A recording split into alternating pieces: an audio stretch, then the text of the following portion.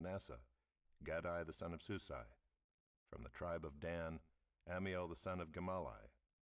From the tribe of Asher, Sether the son of Michael. From the tribe of Naphtali, Nabai the son of Vophsi. From the tribe of Gad, Geuel the son of Machi. These were the names of the men whom Moses sent to spy out the land. And Moses called Hoshea the son of Nun Joshua.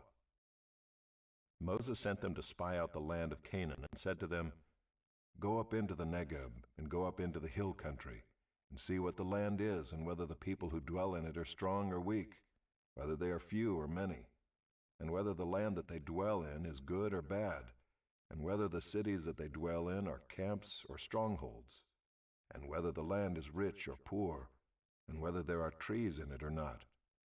Be of good courage and bring some of the fruit of the land." Now the time was the season of the first ripe grapes. So they went up and spied out the land from the wilderness of Zin to Rehob, near Lebo-Hamath. They went up into the Negeb and came to Hebron. Ahiman, Sheshai, and Talmai, the descendants of Anak, were there. Hebron was built 7 years before Zoan in Egypt. And they came to the valley of Eshcol, and cut down from there a branch with a single cluster of grapes, and they carried it on a pole between two of them. They also brought some pomegranates and figs. That place was called the valley of Eshcol because of the cluster that the people of Israel cut down from there. At the end of 40 days they returned from spying out the land, and they came to Moses and Aaron and to all the congregation of the people of Israel in the wilderness of Paran at Kadesh. They brought back word to them and to all the congregation, and showed them the fruit of the land. And they told him, "We came to the land to which you sent us. It flows with milk and honey, and this is its fruit. However, the people who dwell in the land are strong, and the cities are fortified and very large. And besides, we saw the descendants of Anak there. The Amalekites dwell in the land of the Negeb. The Hittites, the Jebusites, and the Amorites dwell in the hill country. And the Canaanites dwell by the sea and along the Jordan."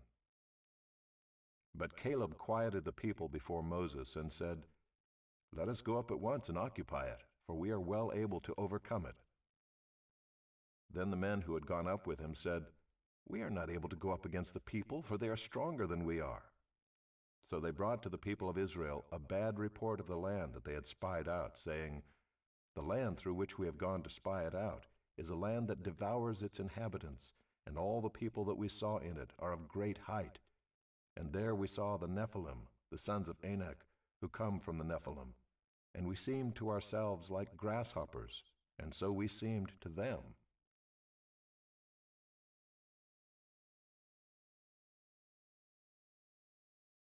Chapter 14.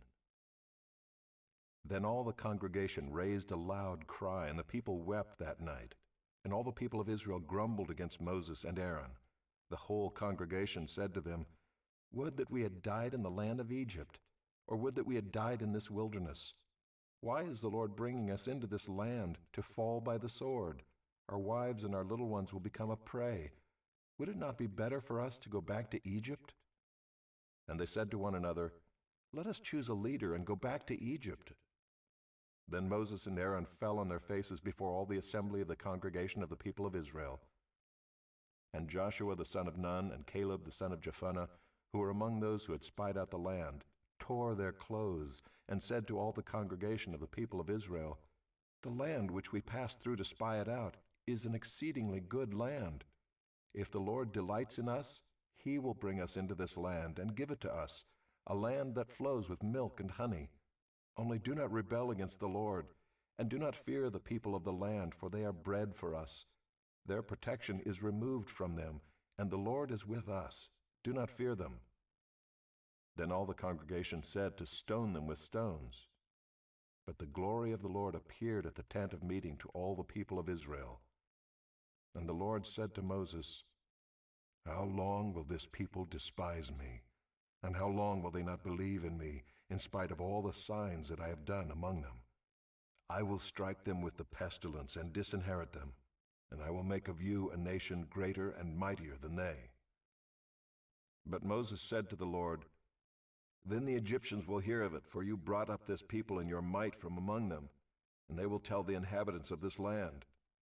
They have heard that you, O Lord, are in the midst of this people. For you, O Lord, are seen face to face, and your cloud stands over them, and you go before them in a pillar of cloud by day, and in a pillar of fire by night. Now if you kill this people as one man, then the nations who have heard your fame will say, it is because the Lord was not able to bring this people into the land that he swore to give to them, that he has killed them in the wilderness. And now please let the power of the Lord be great as you have promised, saying, the Lord is slow to anger and abounding in steadfast love, forgiving iniquity and transgression. But he will by no means clear the guilty, visiting the iniquity of the fathers on the children to the third and the fourth generation. Please pardon the iniquity of this people, according to the greatness of your steadfast love, just as you have forgiven this people from Egypt until now. Then the Lord said, I have pardoned according to your word. But truly as I live, and as all the earth shall be filled with the glory of the Lord, none of the men who have seen my glory and my signs that I did in Egypt and in the wilderness, and yet have put me to the test these 10 times, and have not obeyed my voice, shall see the land that I swore to give to their fathers.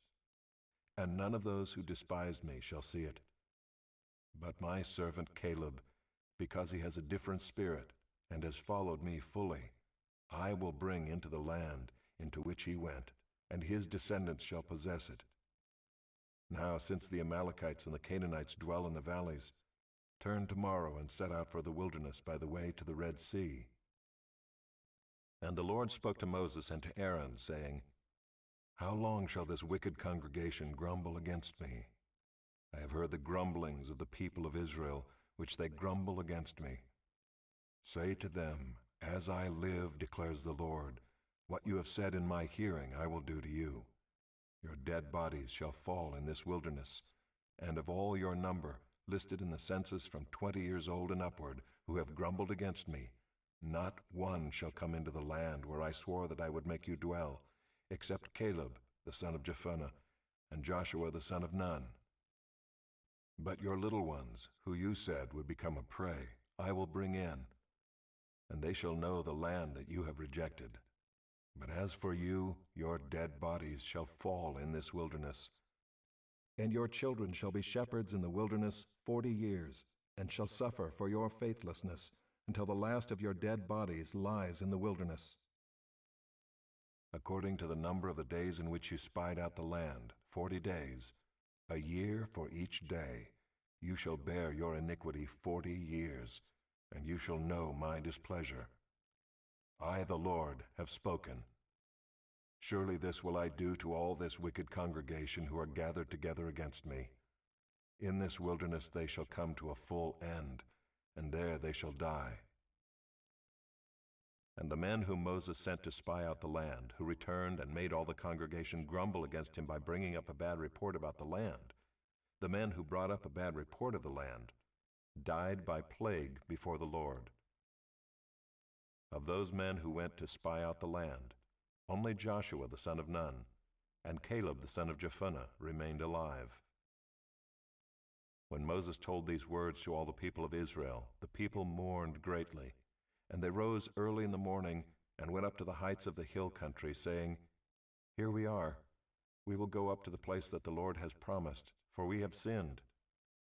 But Moses said, why are you now transgressing the command of the Lord, when that will not succeed? Do not go up, for the Lord is not among you, lest you be struck down before your enemies. For there the Amalekites and the Canaanites are facing you, and you shall fall by the sword. Because you have turned back from following the Lord will not be with you. But they presumed to go up to the heights of the hill country, although neither the ark of the covenant of the Lord nor Moses departed out of the camp. Then the Amalekites and the Canaanites who lived in that hill country came down and defeated them, and pursued them even to Hormah. Chapter 15. The Lord spoke to Moses, saying, speak to the people of Israel and say to them, when you come into the land you are to inhabit, which I am giving you, and you offer to the Lord from the herd or from the flock a food offering, or a burnt offering, or a sacrifice, to fulfill a vow, or as a free will offering, or at your appointed feasts, to make a pleasing aroma to the Lord. Then he who brings his offering shall offer to the Lord a grain offering of 1/10 of an ephah of fine flour, mixed with 1/4 of a hin of oil. And you shall offer with the burnt offering, or for the sacrifice, 1/4 of a hin of wine for the drink offering for each lamb. Or for a ram you shall offer for a grain offering 2/10 of an ephah of fine flour, mixed with 1/3 of a hin of oil. And for the drink offering you shall offer 1/3 of a hin of wine, a pleasing aroma to the Lord. And when you offer a bull as a burnt offering or sacrifice, to fulfill a vow or for peace offerings to the Lord, then one shall offer with the bull a grain offering of 3/10 of an ephah of fine flour, mixed with 1/2 a hin of oil. And you shall offer for the drink offering 1/2 a hin of wine, as a food offering, a pleasing aroma to the Lord. Thus it shall be done for each bull or ram, or for each lamb or young goat. As many as you offer, so shall you do with each one, as many as there are. Every native Israelite shall do these things in this way, in offering a food offering with a pleasing aroma to the Lord. If a stranger is sojourning with you, or if anyone is living permanently among you, and he wishes to offer a food offering with a pleasing aroma to the Lord, he shall do as you do. For the assembly there shall be one statute for you and for the stranger who sojourns with you, a statute forever throughout your generations. You and the sojourner shall be alike before the Lord. One law and one rule shall be for you and for the stranger who sojourns with you. The Lord spoke to Moses, saying, Speak to the people of Israel and say to them, When you come into the land to which I bring you, and when you eat of the bread of the land, you shall present a contribution to the Lord. Of the first of your dough you shall present a loaf as a contribution. Like a contribution from the threshing floor, so shall you present it. Some of the first of your dough you shall give to the Lord as a contribution throughout your generations.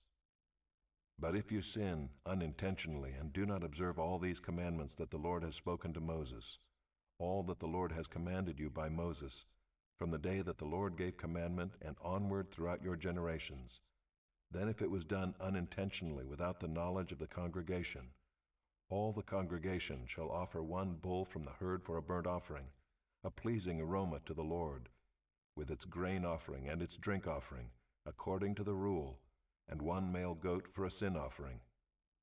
And the priest shall make atonement for all the congregation of the people of Israel, and they shall be forgiven, because it was a mistake, and they have brought their offering, a food offering to the Lord, and their sin offering before the Lord for their mistake. And all the congregation of the people of Israel shall be forgiven, and the stranger who sojourns among them, because the whole population was involved in the mistake. If one person sins unintentionally, he shall offer a female goat a year old for a sin offering, and the priest shall make atonement before the Lord for the person who makes a mistake, when he sins unintentionally, to make atonement for him, and he shall be forgiven.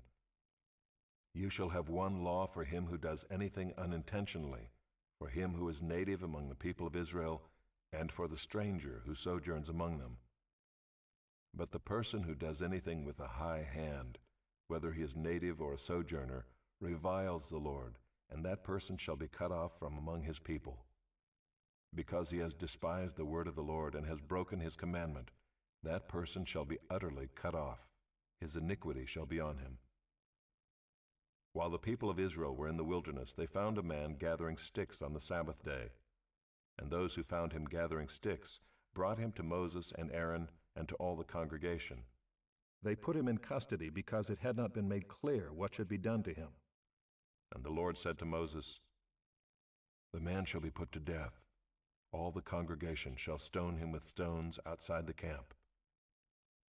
And all the congregation brought him outside the camp and stoned him to death with stones, as the Lord commanded Moses. The Lord said to Moses, Speak to the people of Israel, and tell them to make tassels on the corners of their garments throughout their generations, and to put a cord of blue on the tassel of each corner.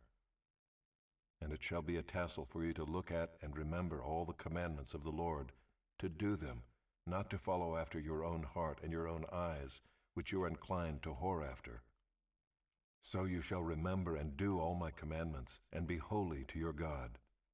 I am the Lord your God, who brought you out of the land of Egypt, to be your God.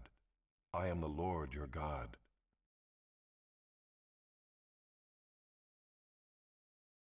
Chapter 16. Now Korah the son of Izhar, son of Kohath, son of Levi, and Dathan and Abiram the sons of Eliab, and On the son of Peleth, sons of Reuben, took men. And they rose up before Moses with a number of the people of Israel, 250 chiefs of the congregation, chosen from the assembly, well-known men. They assembled themselves together against Moses and against Aaron, and said to them, You have gone too far.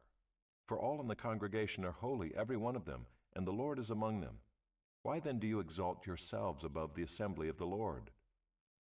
When Moses heard it, he fell on his face, and he said to Korah and all his company, In the morning the Lord will show who is his and who is holy, and will bring him near to him.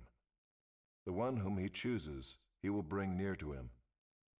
Do this, take censers, Korah and all his company, put fire in them and put incense on them before the Lord tomorrow. The man whom the Lord chooses shall be the Holy One. You have gone too far, sons of Levi. And Moses said to Korah, Hear now, you sons of Levi. Is it too small a thing for you that the God of Israel has separated you from the congregation of Israel, to bring you near to himself, to do service in the tabernacle of the Lord, and to stand before the congregation to minister to them, and that he has brought you near him, and all your brothers the sons of Levi with you? And would you seek the priesthood also? Therefore it is against the Lord that you and all your company have gathered together. What is Aaron that you grumble against him? And Moses sent to call Dathan and Abiram the sons of Eliab, and they said, We will not come up. Is it a small thing that you have brought us up out of a land flowing with milk and honey to kill us in the wilderness, that you must also make yourself a prince over us? Moreover, you have not brought us into a land flowing with milk and honey, nor given us inheritance of fields and vineyards. Will you put out the eyes of these men? We will not come up. And Moses was very angry and said to the Lord, Do not respect their offering. I have not taken one donkey from them, and I have not harmed one of them.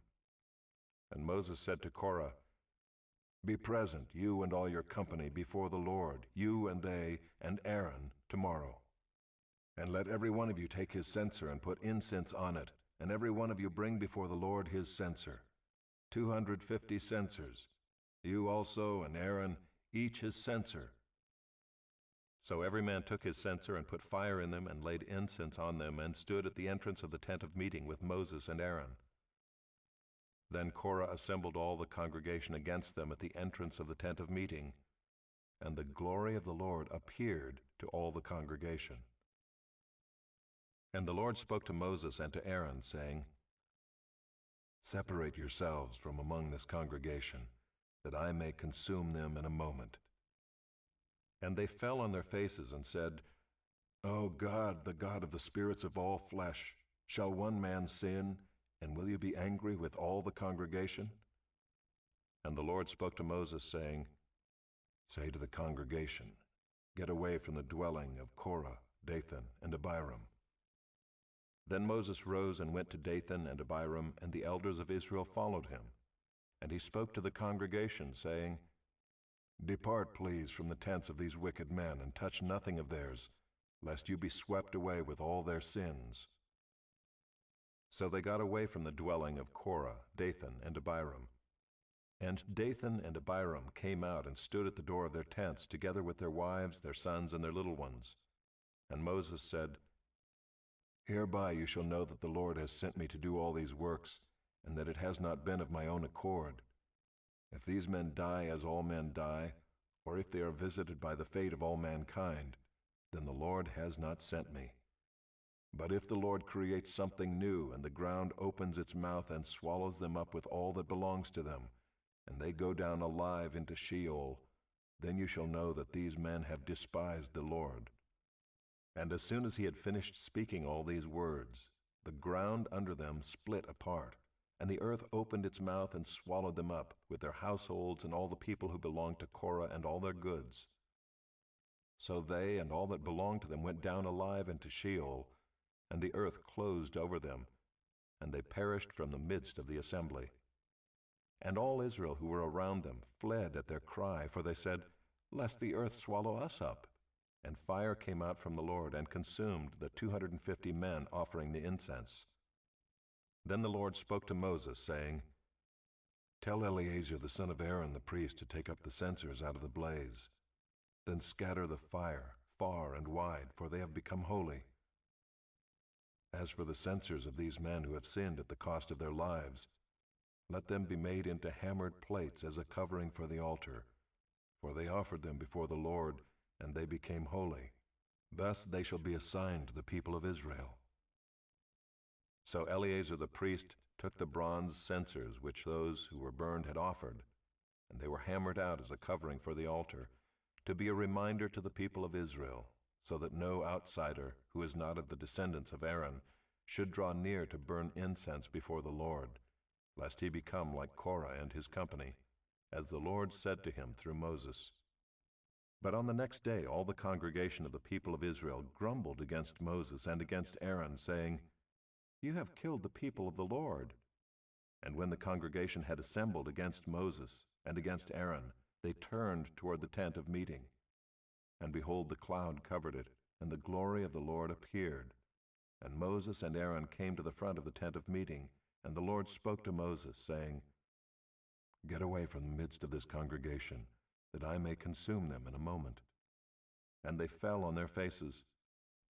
And Moses said to Aaron, "Take your censer and put fire on it from off the altar, and lay incense on it, and carry it quickly to the congregation, and make atonement for them.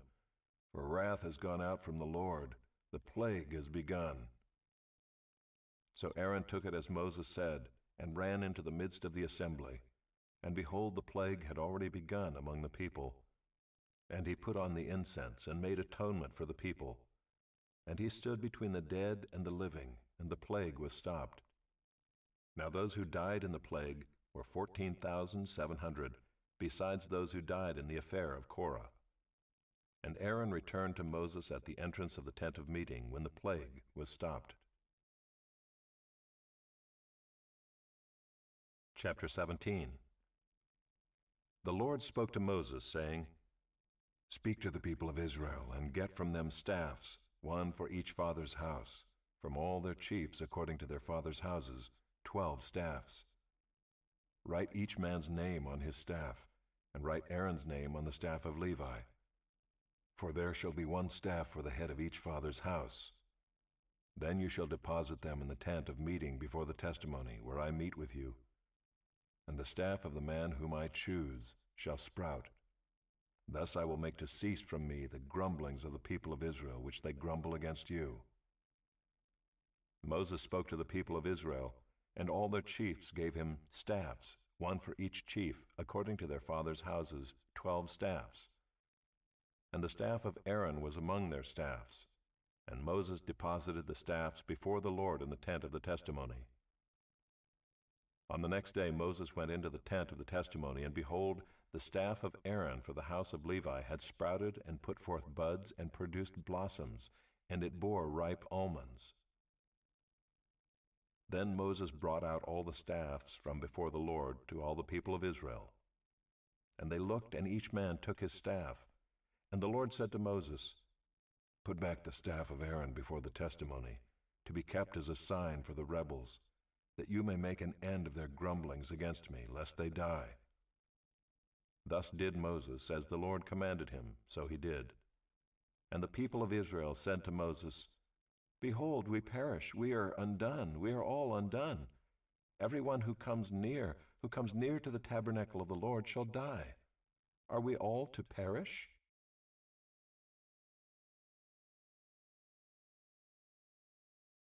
Chapter 18. So the Lord said to Aaron, "You and your sons and your father's house with you shall bear iniquity connected with the sanctuary, and you and your sons with you shall bear iniquity connected with your priesthood. And with you bring your brothers also, the tribe of Levi, the tribe of your father, that they may join you and minister to you while you and your sons with you are before the tent of the testimony. They shall keep guard over you and over the whole tent, but shall not come near to the vessels of the sanctuary or to the altar, lest they and you die. They shall join you and keep guard over the tent of meeting for all the service of the tent, and no outsider shall come near you. And you shall keep guard over the sanctuary and over the altar, that there may never again be wrath on the people of Israel. And behold, I have taken your brothers, the Levites, from among the people of Israel. They are a gift to you, given to the Lord, to do the service of the tent of meeting. And you and your sons with you shall guard your priesthood for all that concerns the altar, and that is within the veil, and you shall serve. I give your priesthood as a gift, and any outsider who comes near shall be put to death. Then the Lord spoke to Aaron, Behold, I have given you charge of the contributions made to me, all the consecrated things of the people of Israel. I have given them to you as a portion, and to your sons as a perpetual due. This shall be yours of the most holy things, reserved from the fire. Every offering of theirs, every grain offering of theirs, and every sin offering of theirs, and every guilt offering of theirs, which they render to me, shall be most holy to you and to your sons. In a most holy place shall you eat it. Every male may eat it.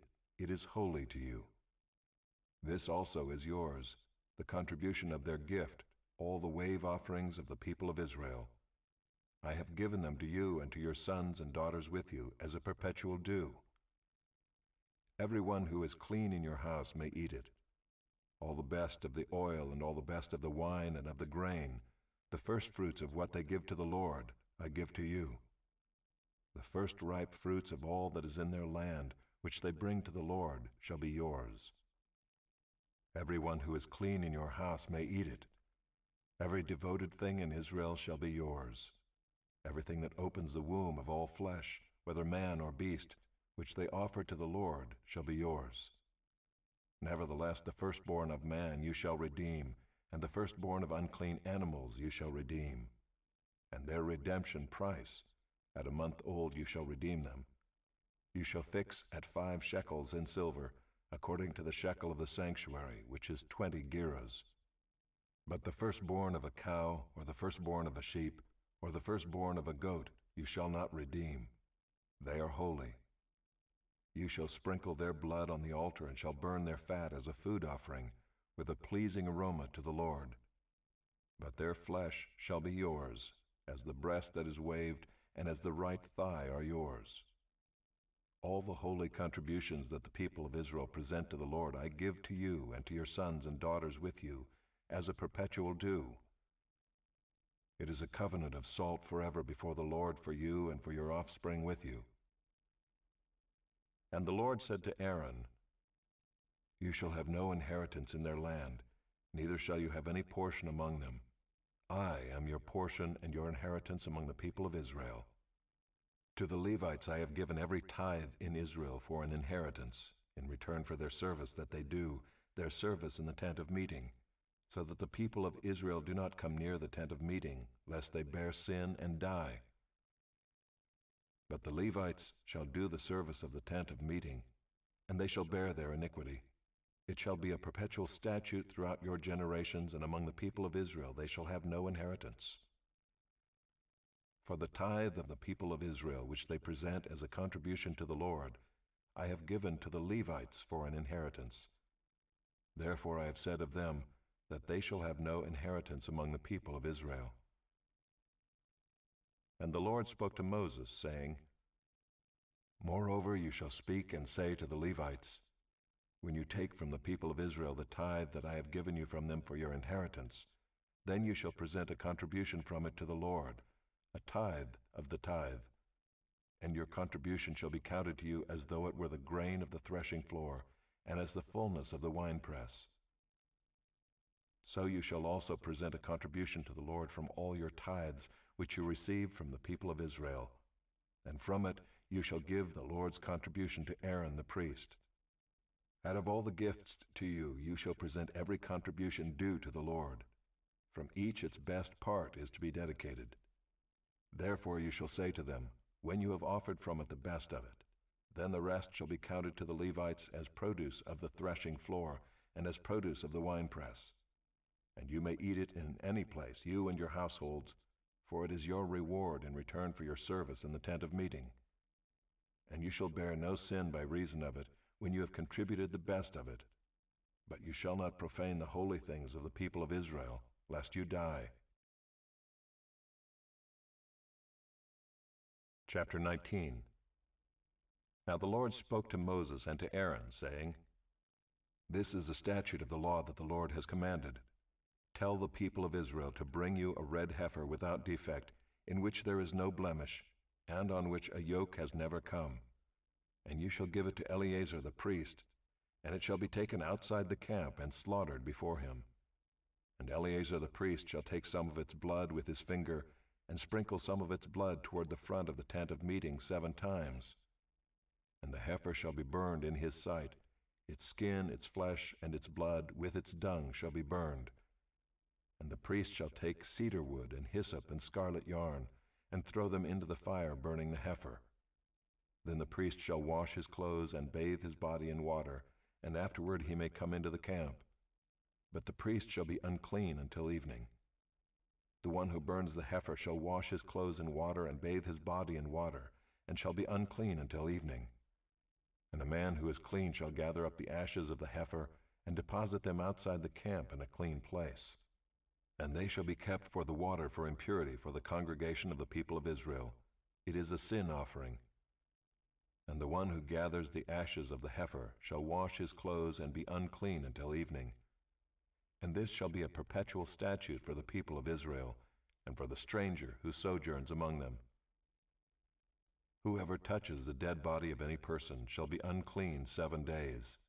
He shall cleanse himself with the water on the 3rd day, and on the 7th day, and so be clean. But if he does not cleanse himself on the 3rd day, and on the 7th day, he will not become clean.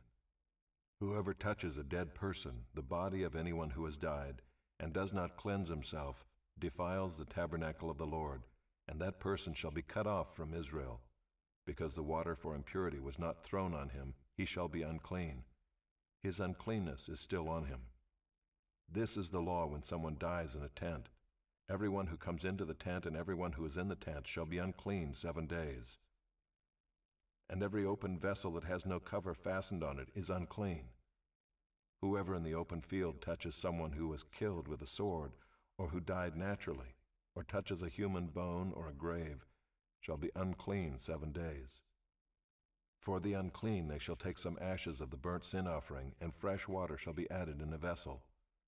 Then a clean person shall take hyssop, and dip it in the water, and sprinkle it on the tent, and on all the furnishings, and on the persons who were there, and on whoever touched the bone, or the slain, or the dead, or the grave. And the clean person shall sprinkle it on the unclean on the 3rd day, and on the 7th day. Thus on the 7th day he shall cleanse him, and he shall wash his clothes and bathe himself in water, and at evening he shall be clean.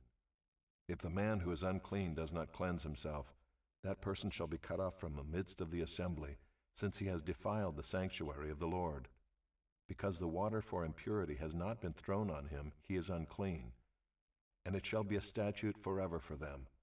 The one who sprinkles the water for impurity shall wash his clothes, and the one who touches the water for impurity shall be unclean until evening. And whatever the unclean person touches shall be unclean, and anyone who touches it shall be unclean until evening.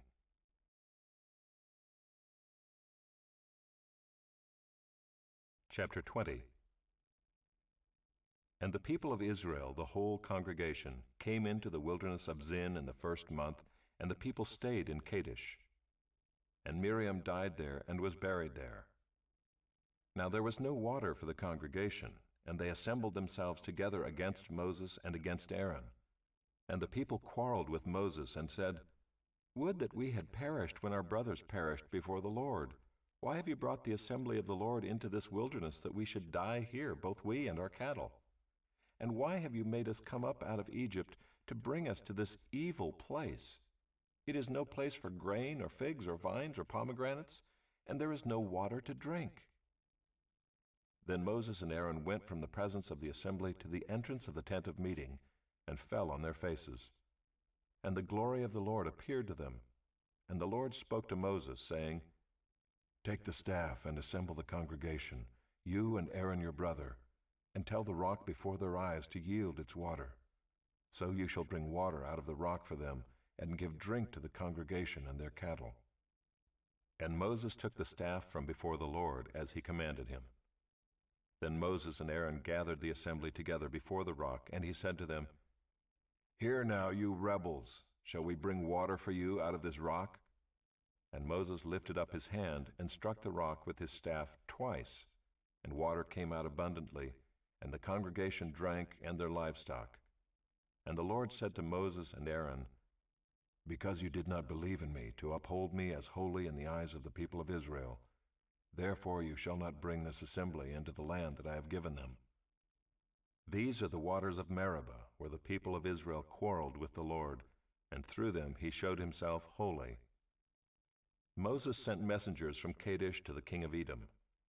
"Thus says your brother Israel, you know all the hardship that we have met, how our fathers went down to Egypt, and we lived in Egypt a long time, and the Egyptians dealt harshly with us and our fathers. And when we cried to the Lord, he heard our voice and sent an angel and brought us out of Egypt. And here we are in Kadesh, a city on the edge of your territory. Please let us pass through your land. We will not pass through field or vineyard or drink water from a well. We will go along the king's highway. We will not turn aside to the right hand or to the left until we have passed through your territory." But Edom said to him, "You shall not pass through, lest I come out with the sword against you." And the people of Israel said to him, "We will go up by the highway, and if we drink of your water, I and my livestock, then I will pay for it. Let me only pass through on foot, nothing more." But he said, "You shall not pass through." And Edom came out against them with a large army and with a strong force. Thus Edom refused to give Israel passage through his territory, so Israel turned away from him. And they journeyed from Kadesh, and the people of Israel, the whole congregation, came to Mount Hor. And the Lord said to Moses and Aaron at Mount Hor, on the border of the land of Edom, "Let Aaron be gathered to his people, for he shall not enter the land that I have given to the people of Israel, because you rebelled against my command at the waters of Meribah. Take Aaron and Eleazar his son, and bring them up to Mount Hor, and strip Aaron of his garments, and put them on Eleazar his son. And Aaron shall be gathered to his people, and shall die there." Moses did as the Lord commanded, and they went up to Mount Hor in the sight of all the congregation. And Moses stripped Aaron of his garments and put them on Eleazar his son. And Aaron died there on the top of the mountain. Then Moses and Eleazar came down from the mountain, and when all the congregation saw that Aaron had perished, all the house of Israel wept for Aaron 30 days. Chapter 21. When the Canaanite, the king of Arad, who lived in the Negeb, heard that Israel was coming by the way of Atharim, he fought against Israel and took some of them captive. And Israel vowed a vow to the Lord and said, "If you will indeed give this people into my hand, then I will devote their cities to destruction." And the Lord heeded the voice of Israel and gave over the Canaanites, and they devoted them and their cities to destruction. So the name of the place was called Hormah. From Mount Hor they set out by the way to the Red Sea to go around the land of Edom. And the people became impatient on the way. And the people spoke against God and against Moses. "Why have you brought us up out of Egypt to die in the wilderness? For there is no food and no water, and we loathe this worthless food." Then the Lord sent fiery serpents among the people, and they bit the people so that many people of Israel died. And the people came to Moses and said, "We have sinned, for we have spoken against the Lord and against you. Pray to the Lord that he take away the serpents from us." So Moses prayed for the people, and the Lord said to Moses, "Make a fiery serpent and set it on a pole, and everyone who is bitten, when he sees it, shall live." So Moses made a bronze serpent and set it on a pole, and if a serpent bit anyone, he would look at the bronze serpent and live. And the people of Israel set out and camped in Oboth. And they set out from Oboth and camped at Iye-abarim, in the wilderness that is opposite Moab, toward the sunrise. From there they set out and camped in the valley of Zered. From there they set out and camped on the other side of the Arnon, which is in the wilderness that extends from the border of the Amorites, for the Arnon is the border of Moab, between Moab and the Amorites. Therefore it is said in the book of the wars of the Lord, Waheb and Suphah, and the valleys of the Arnon, and the slope of the valleys that extends to the seat of Ar, and leans to the border of Moab. And from there they continued to Beer, that is the well of which the Lord said to Moses, Gather the people together, so that I may give them water. Then Israel sang this song, Spring up, O well, sing to it, the well that the princes made, that the nobles of the people dug, with the scepter and with their staffs. And from the wilderness they went on to Mattanah, and from Mattanah to Nahaliel, and from Nahaliel to Bamoth, and from Bamoth to the valley lying in the region of Moab, by the top of Pisgah that looks down on the desert. Then Israel sent messengers to Sihon king of the Amorites, saying, Let me pass through your land. We will not turn aside into field or vineyard. We will not drink the water of a well. We will go by the king's highway until we have passed through your territory. But Sihon would not allow Israel to pass through his territory. He gathered all his people together and went out against Israel to the wilderness, and came to Jahaz and fought against Israel. And Israel defeated him with the edge of the sword, and took possession of his land from the Arnon to the Jabbok, as far as to the Ammonites, for the border of the Ammonites was strong. And Israel took all these cities, and Israel settled in all the cities of the Amorites, in Heshbon, and in all its villages. For Heshbon was the city of Sihon, the king of the Amorites, who had fought against the former king of Moab, and taken all his land out of his hand, as far as the Arnon. Therefore the ballad singers say, Come to Heshbon, let it be built. Let the city of Sihon be established. For fire came out from Heshbon, flame from the city of Sihon. It devoured Ar of Moab, and swallowed the heights of the Arnon. Woe to you, O Moab! You are undone, O people of Chemosh. He has made his sons fugitives, and his daughters captives, to an Amorite king, Sihon. So we overthrew them. Heshbon as far as Dibon perished, and we laid waste as far as Nophah. Fire spread as far as Medeba. Thus Israel lived in the land of the Amorites, and Moses sent to spy out Jazer, and they captured its villages and dispossessed the Amorites who were there. Then they turned and went up by the way to Bashan. And Og the king of Bashan came out against them, he and all his people, to battle at Edrei. But the Lord said to Moses, Do not fear him, for I have given him into your hand, and all his people and his land. And you shall do to him as you did to Sihon king of the Amorites, who lived at Heshbon. So they defeated him and his sons and all his people, until he had no survivor left, and they possessed his land.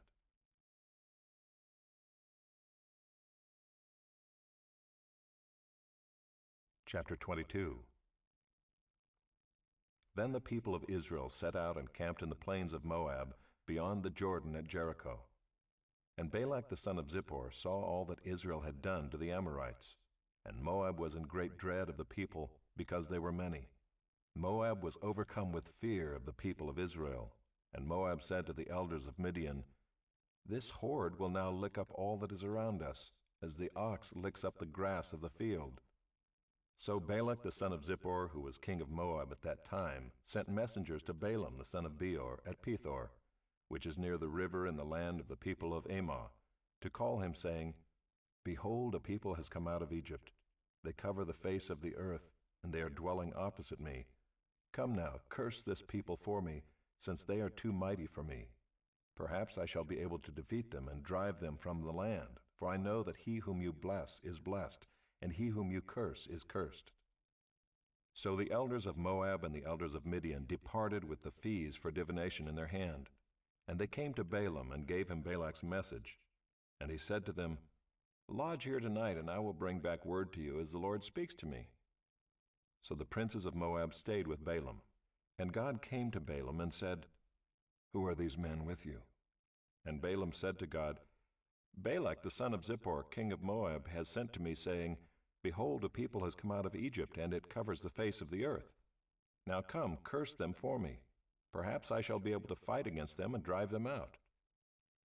God said to Balaam, You shall not go with them. You shall not curse the people, for they are blessed. So Balaam rose in the morning and said to the princes of Balak, Go to your own land, for the Lord has refused to let me go with you.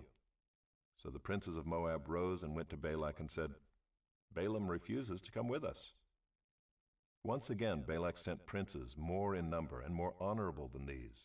And they came to Balaam and said to him, Thus says Balak the son of Zippor, Let nothing hinder you from coming to me, for I will surely do you great honor, and whatever you say to me I will do.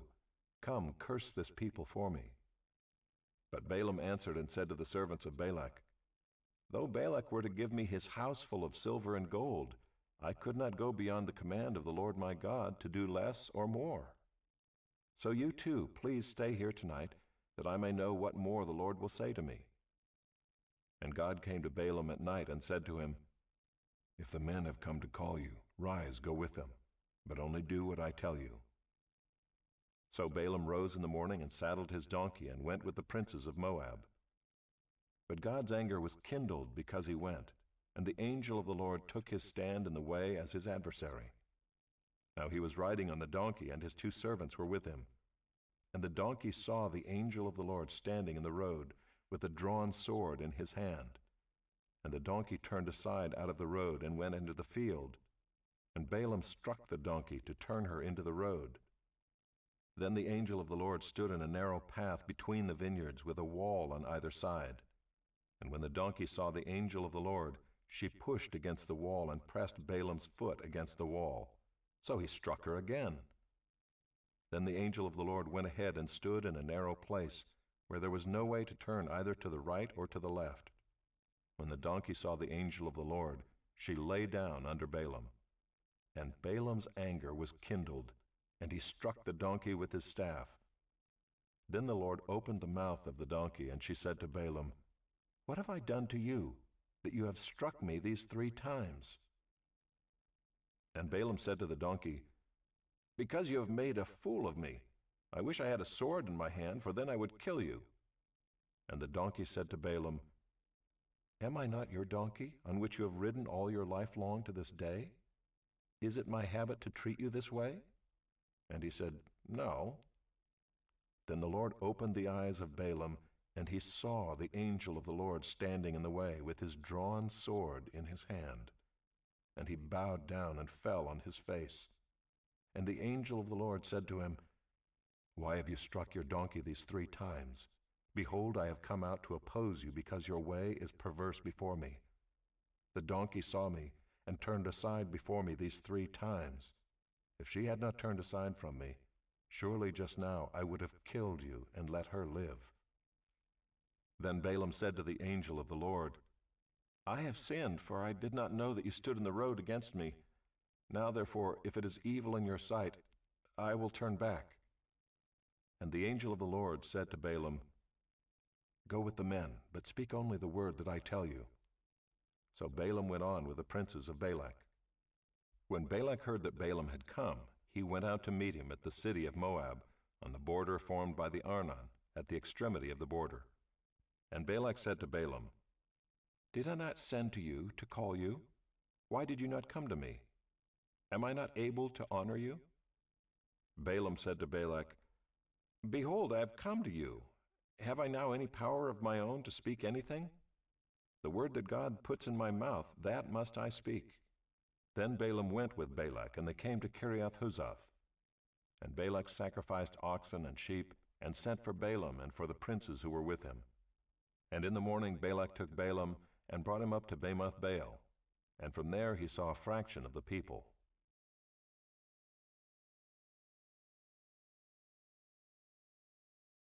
Chapter 23. And Balaam said to Balak, Build for me here 7 altars, and prepare for me here 7 bulls and 7 rams. Balak did as Balaam had said, and Balak and Balaam offered on each altar a bull and a ram. And Balaam said to Balak, Stand beside your burnt offering, and I will go. Perhaps the Lord will come to meet me, and whatever he shows me I will tell you. And he went to a bare height, and God met Balaam. And Balaam said to him, I have arranged the 7 altars, and I have offered on each altar a bull and a ram." And the Lord put a word in Balaam's mouth and said, "Return to Balak, and thus you shall speak." And he returned to him, and behold, he and all the princes of Moab were standing beside his burnt offering. And Balaam took up his discourse and said, "From Aram Balak has brought me, the king of Moab from the eastern mountains. Come, curse Jacob for me, and come, denounce Israel. How can I curse whom God has not cursed? How can I denounce whom the Lord has not denounced? For from the top of the crags I see him, from the hills I behold him. Behold, a people dwelling alone, and not counting itself among the nations. Who can count the dust of Jacob, or number the 4th part of Israel? Let me die the death of the upright, and let my end be like his." And Balak said to Balaam, "What have you done to me? I took you to curse my enemies, and behold, you have done nothing but bless them." And he answered and said, "Must I not take care to speak what the Lord puts in my mouth?" And Balak said to him, "Please come with me to another place from which you may see them. You shall see only a fraction of them, and shall not see them all. Then curse them for me from there." And he took him to the field of Zophim to the top of Pisgah, and built 7 altars, and offered a bull and a ram on each altar. Balaam said to Balak, "Stand here beside your burnt offering while I meet the Lord over there." And the Lord met Balaam and put a word in his mouth and said, "Return to Balak, and thus shall you speak." And he came to him, and behold, he was standing beside his burnt offering, and the princes of Moab with him. And Balak said to him, "What has the Lord spoken?" And Balaam took up his discourse and said, "Rise, Balak, and hear. Give ear to me, O son of Zippor. God is not man that he should lie, or a son of man that he should change his mind. Has he said, and will he not do it? Or has he spoken, and will he not fulfill it? Behold, I received a command to bless. He has blessed, and I cannot revoke it. He has not beheld misfortune in Jacob, nor has he seen trouble in Israel. The Lord their God is with them, and the shout of a king is among them. God brings them out of Egypt, and is for them like the horns of the wild ox. For there is no enchantment against Jacob, no divination against Israel. Now it shall be said of Jacob and Israel, What has God wrought? Behold, a people, as a lioness it rises up, and as a lion it lifts itself. It does not lie down until it has devoured the prey and drunk the blood of the slain." And Balak said to Balaam, "Do not curse them at all, and do not bless them at all." But Balaam answered Balak, "Did I not tell you, all that the Lord says, that I must do?" And Balak said to Balaam, "Come now, I will take you to another place. Perhaps it will please God that you may curse them for me from there." So Balak took Balaam to the top of Peor, which overlooks the desert. And Balaam said to Balak, "Build for me here 7 altars, and prepare for me here 7 bulls and 7 rams." And Balak did as Balaam had said, and offered a bull and a ram on each altar.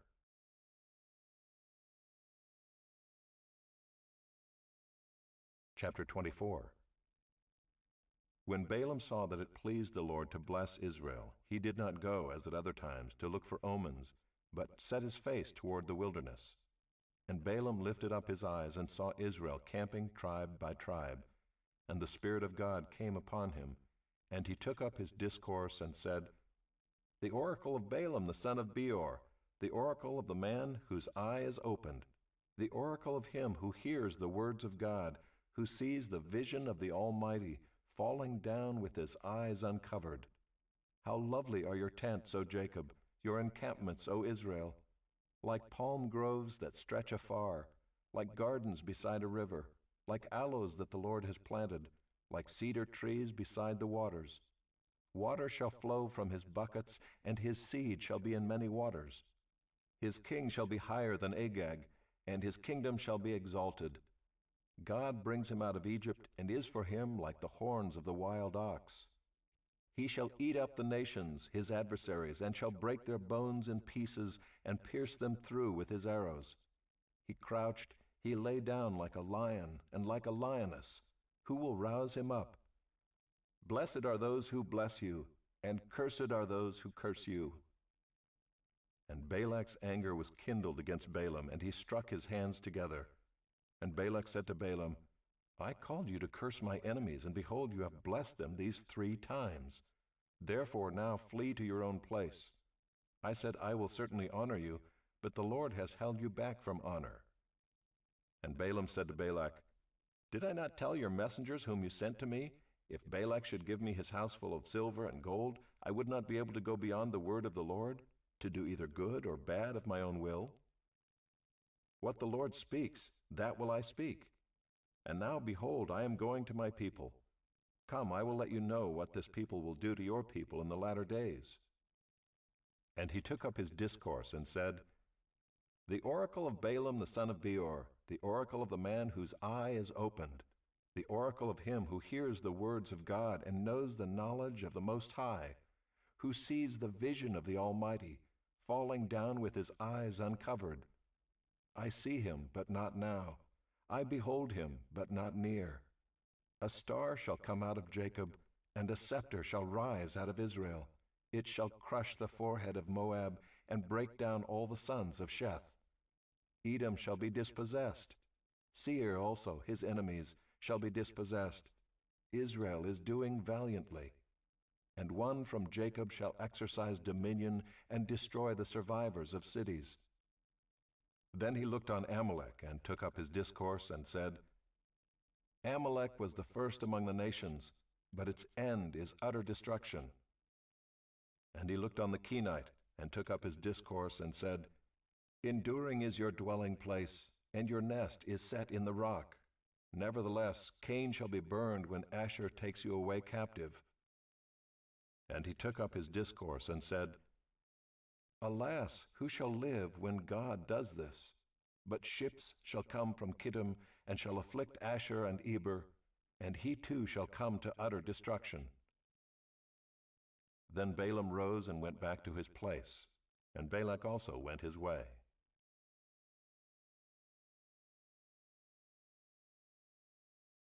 Chapter 25. While Israel lived in Shittim, the people began to whore with the daughters of Moab. These invited the people to the sacrifices of their gods, and the people ate and bowed down to their gods. So Israel yoked himself to Baal of Peor, and the anger of the Lord was kindled against Israel. And the Lord said to Moses, "Take all the chiefs of the people and hang them in the sun before the Lord, that the fierce anger of the Lord may turn away from Israel." And Moses said to the judges of Israel, "Each of you kill those of his men who have yoked themselves to Baal of Peor." And behold, one of the people of Israel came and brought a Midianite woman to his family, in the sight of Moses and in the sight of the whole congregation of the people of Israel, while they were weeping in the entrance of the tent of meeting. When Phinehas the son of Eleazar, son of Aaron the priest, saw it, he rose and left the congregation, and took a spear in his hand, and went after the man of Israel into the chamber, and pierced both of them, the man of Israel and the woman through her belly. Thus the plague on the people of Israel was stopped. Nevertheless, those who died by the plague were 24,000. And the Lord said to Moses, "Phinehas the son of Eleazar, son of Aaron the priest, has turned back my wrath from the people of Israel, in that he was jealous with my jealousy among them, so that I did not consume the people of Israel in my jealousy. Therefore say, Behold, I give to him my covenant of peace, and it shall be to him and to his descendants after him the covenant of a perpetual priesthood, because he was jealous for his God and made atonement for the people of Israel." The name of the slain man of Israel who was killed with the Midianite woman was Zimri the son of Salu, chief of a father's house belonging to the Simeonites. And the name of the Midianite woman who was killed was Cosbi, the daughter of Zur, who was the tribal head of a father's house in Midian. And the Lord spoke to Moses, saying, "Harass the Midianites and strike them down, for they have harassed you with their wiles, with which they beguiled you in the matter of Peor, and in the matter of Cosbi, the daughter of the chief of Midian, their sister, who was killed on the day of the plague on account of Peor."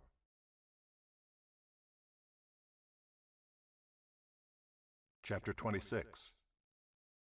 After the plague, the Lord said to Moses and to Eleazar the son of Aaron the priest, "Take a census of all the congregation of the people of Israel, from 20 years old and upward, by their fathers' houses, all in Israel who are able to go to war." And Moses and Eleazar the priest spoke with them in the plains of Moab by the Jordan at Jericho, saying, "Take a census of the people from 20 years old and upward, as the Lord commanded Moses. The people of Israel who came out of the land of Egypt were Reuben, the firstborn of Israel, the sons of Reuben, of Hanok, the clan of the Hanokites, of Palu, the clan of the Paluites, of Hezron, the clan of the Hezronites, of Carmi, the clan of the Carmites. These are the clans of the Reubenites, and those listed were 43,730. And the sons of Palu, Eliab. The sons of Eliab, Nemuel, Dathan, and Abiram. These are the Dathan and Abiram chosen from the congregation, who contended against Moses and Aaron in the company of Korah, when they contended against the Lord, and the earth opened its mouth and swallowed them up together with Korah, when that company died, when the fire devoured 250 men, and they became a warning. But the sons of Korah did not die. The sons of Simeon according to their clans, of Nemuel the clan of the Nemuelites, of Jamin the clan of the Jaminites, of Jachin the clan of the Jachinites, of Zerah the clan of the Zerahites, of Shaul the clan of the Shaulites. These are the clans of the Simeonites, 22,200. The sons of Gad according to their clans, of Zephon the clan of the Zephonites, of Haggai the clan of the Haggites, of Shuni the clan of the Shunites, of Ozni the clan of the Oznites, of Eri the clan of the Erites, of Arod the clan of the Arodites, of Areli the clan of the Arelites. These are the clans of the sons of Gad as they were listed, 40,500. The sons of Judah were and Onan. And and Onan died in the land of Canaan. And the sons of Judah according to their clans were, of Shelah, the clan of the Shelonites, of Perez, the clan of the Perizzites, of Zerah, the clan of the Zerahites. And the sons of Perez were, of Hezron, the clan of the Hezronites, of Hamul, the clan of the Hamulites. These are the clans of Judah as they were listed, 76,500. The sons of Issachar according to their clans, of Tola, the clan of the Tolaites, of Puvah, the clan of the Punites, of Jashub, the clan of the Jashubites, of Shimron, the clan of the Shimronites.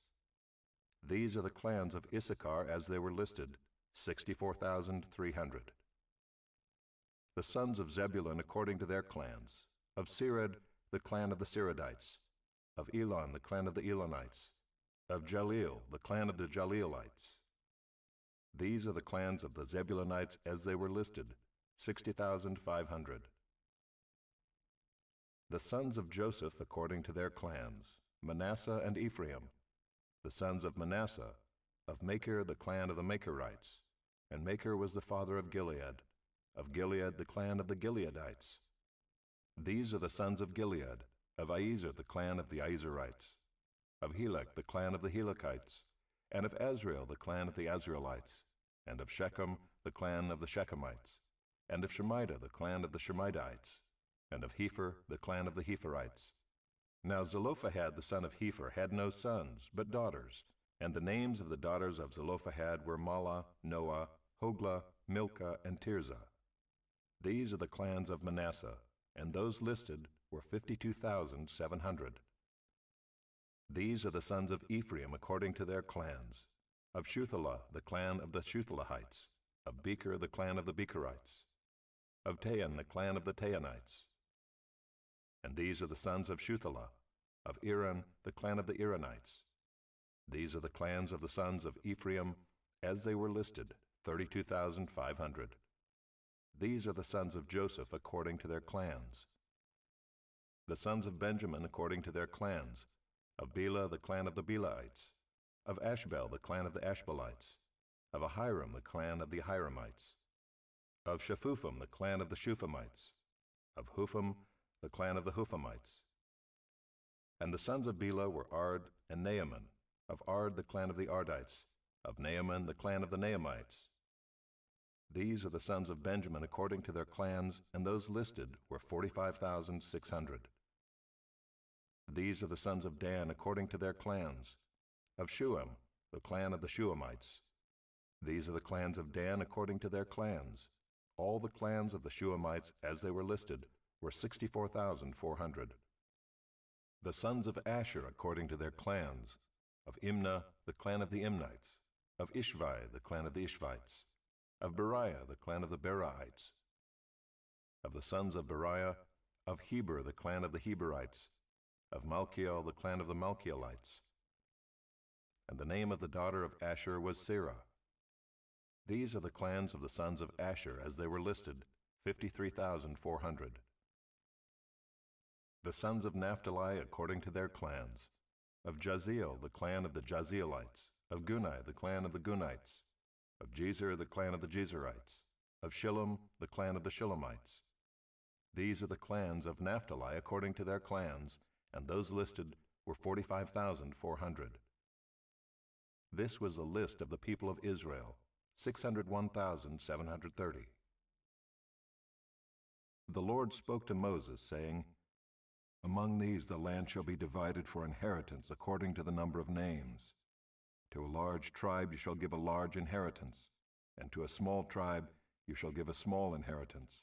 Every tribe shall be given its inheritance in proportion to its list. But the land shall be divided by lot. According to the names of the tribes of their fathers they shall inherit. Their inheritance shall be divided according to lot between the larger and the smaller.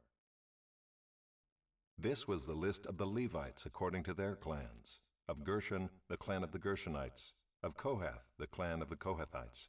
Of Merari, the clan of the Merarites.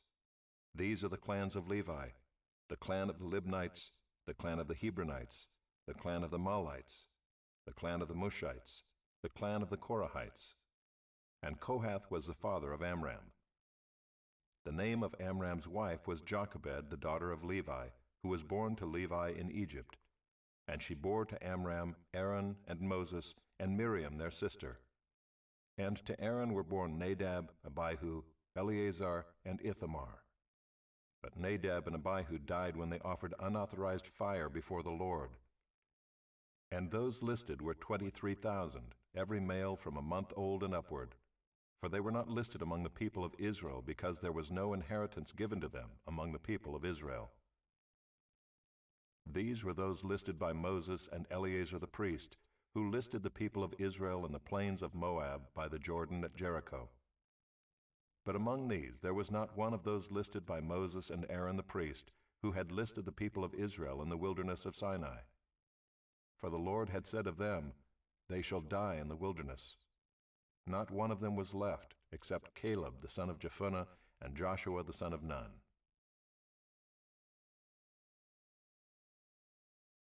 Chapter 27. Then drew near the daughters of Zelophehad the son of Hepher, son of Gilead, son of Machir, son of Manasseh, from the clans of Manasseh the son of Joseph. The names of his daughters were Mahlah, Noah, Hoglah, Milcah, and Tirzah. And they stood before Moses and before Eleazar the priest and before the chiefs and all the congregation at the entrance of the tent of meeting, saying, Our father died in the wilderness. He was not among the company of those who gathered themselves together against the Lord in the company of Korah, but died for his own sin. And he had no sons. Why should the name of our father be taken away from his clan because he had no son? Give to us a possession among our father's brothers. Moses brought their case before the Lord, and the Lord said to Moses, The daughters of Zelophehad are right. You shall give them possession of an inheritance among their father's brothers, and transfer the inheritance of their father to them. And you shall speak to the people of Israel, saying, If a man dies and has no son, then you shall transfer his inheritance to his daughter. And if he has no daughter, then you shall give his inheritance to his brothers. And if he has no brothers, then you shall give his inheritance to his father's brothers. And if his father has no brothers, then you shall give his inheritance to the nearest kinsman of his clan, and he shall possess it. And it shall be for the people of Israel a statute and rule, as the Lord commanded Moses. The Lord said to Moses, Go up into this mountain of Abarim and see the land that I have given to the people of Israel. When you have seen it, you also shall be gathered to your people as your brother Aaron was, because you rebelled against my word in the wilderness of Zin when the congregation quarreled, failing to uphold me as holy at the waters before their eyes. These are the waters of Meribah, of Kadesh in the wilderness of Zin. Moses spoke to the Lord, saying, Let the Lord, the God of the spirits of all flesh, appoint a man over the congregation, who shall go out before them and come in before them, who shall lead them out and bring them in, that the congregation of the Lord may not be as sheep that have no shepherd. So the Lord said to Moses, Take Joshua the son of Nun, a man in whom is the Spirit, and lay your hand on him. Make him stand before Eleazar the priest and all the congregation, and you shall commission him in their sight. You shall invest him with some of your authority, that all the congregation of the people of Israel may obey. And he shall stand before Eleazar the priest, who shall inquire for him by the judgment of the Urim before the Lord. At his word they shall go out, and at his word they shall come in, both he and all the people of Israel with him, the whole congregation. And Moses did as the Lord commanded him. He took Joshua and made him stand before Eleazar the priest and the whole congregation, and he laid his hands on him and commissioned him as the Lord directed through Moses.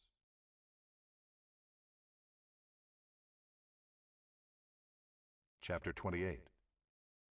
The Lord spoke to Moses, saying, Command the people of Israel and say to them, My offering, my food for my food offerings, my pleasing aroma, you shall be careful to offer to me at its appointed time. And you shall say to them, This is the food offering that you shall offer to the Lord: 2 male lambs a year old without blemish, day by day as a regular offering. The one lamb you shall offer in the morning, and the other lamb you shall offer at twilight. Also 1/10 of an ephah of fine flour for a grain offering, mixed with 1/4 of a hin of beaten oil. It is a regular burnt offering, which was ordained at Mount Sinai for a pleasing aroma, a food offering to the Lord.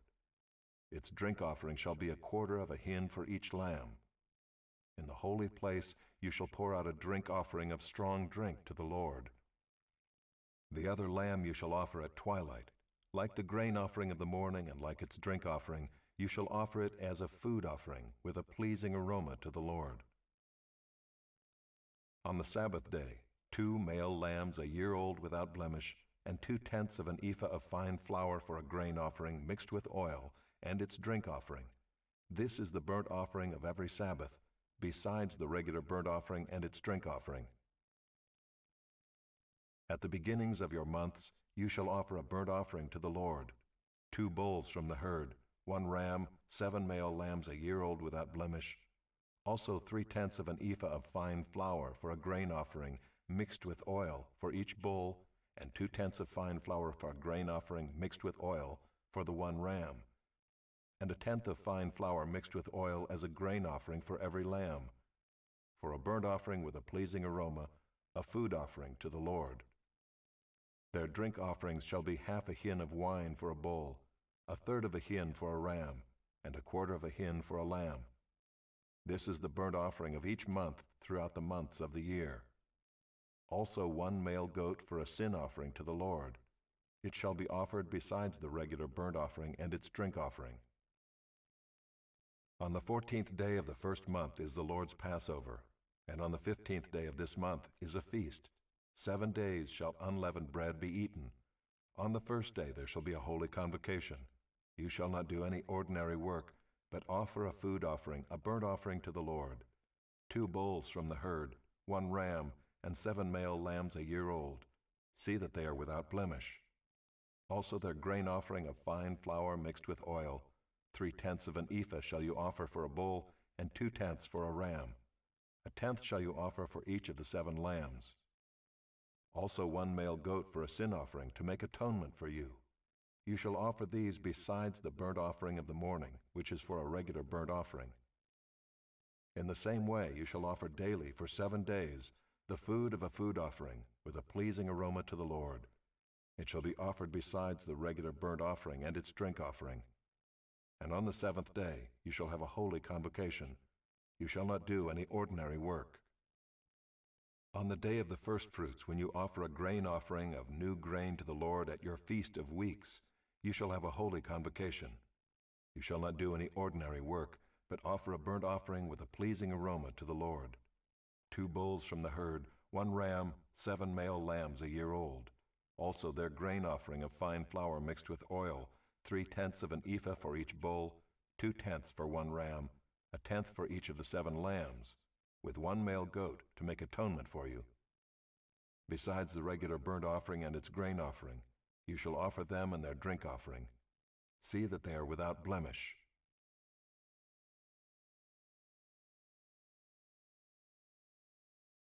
Chapter 29.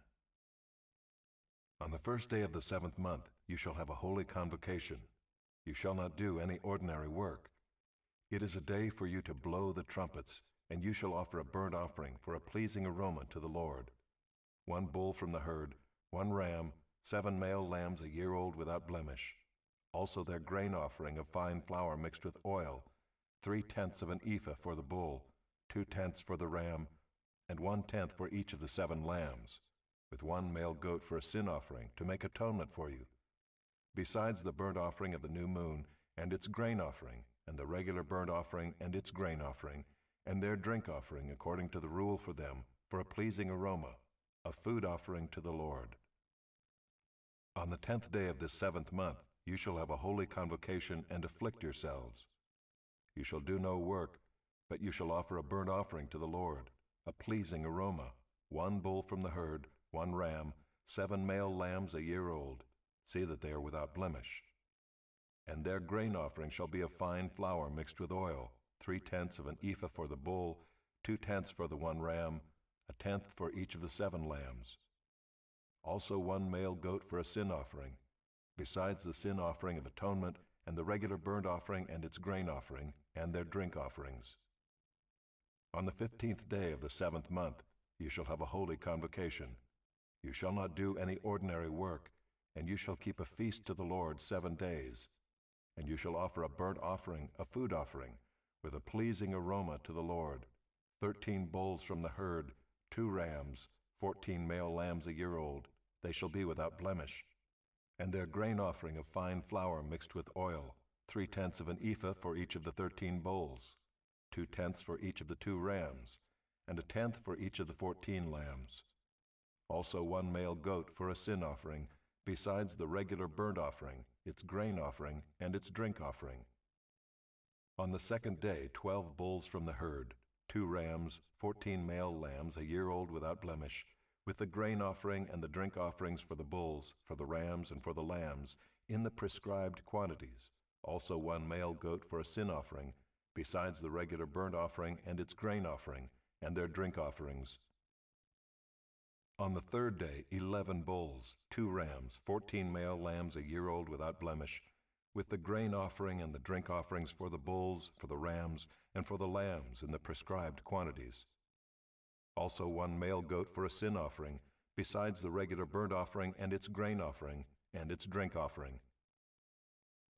On the 4th day 10 bulls, 2 rams, 14 male lambs a year old without blemish, with the grain offering and the drink offerings for the bulls, for the rams, and for the lambs, in the prescribed quantities. Also 1 male goat for a sin offering, besides the regular burnt offering, its grain offering, and its drink offering. On the 5th day 9 bulls, 2 rams, 14 male lambs a year old without blemish, with the grain offering and the drink offerings for the bulls, for the rams, and for the lambs, in the prescribed quantities. Also 1 male goat for a sin offering, besides the regular burnt offering and its grain offering, and its drink offering. On the 6th day 8 bulls, 2 rams, 14 male lambs a year old without blemish, with the grain offering and the drink offerings for the bulls, for the rams, and for the lambs, in the prescribed quantities. Also 1 male goat for a sin offering, besides the regular burnt offering, its grain offering, and its drink offerings. On the 7th day 7 bulls, 2 rams, 14 male lambs a year old without blemish, with the grain offering and the drink offerings for the bulls, for the rams, and for the lambs, in the prescribed quantities. Also 1 male goat for a sin offering, besides the regular burnt offering, its grain offering, and its drink offering. On the 8th day you shall have a solemn assembly. You shall not do any ordinary work, but you shall offer a burnt offering, a food offering, with a pleasing aroma to the Lord. 1 bull, 1 ram, 7 male lambs a year old without blemish, and the grain offering and the drink offerings for the bull, for the ram, and for the lambs, in the prescribed quantities. Also 1 male goat for a sin offering, besides the regular burnt offering and its grain offering and its drink offering. These you shall offer to the Lord at your appointed feasts, in addition to your vow offerings and your free will offerings, for your burnt offerings, and for your grain offerings, and for your drink offerings, and for your peace offerings. So Moses told the people of Israel everything just as the Lord had commanded Moses.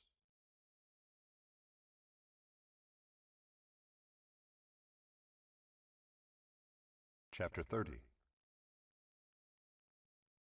Moses spoke to the heads of the tribes of the people of Israel, saying, "This is what the Lord has commanded. If a man vows a vow to the Lord or swears an oath to bind himself by a pledge, he shall not break his word. He shall do according to all that proceeds out of his mouth.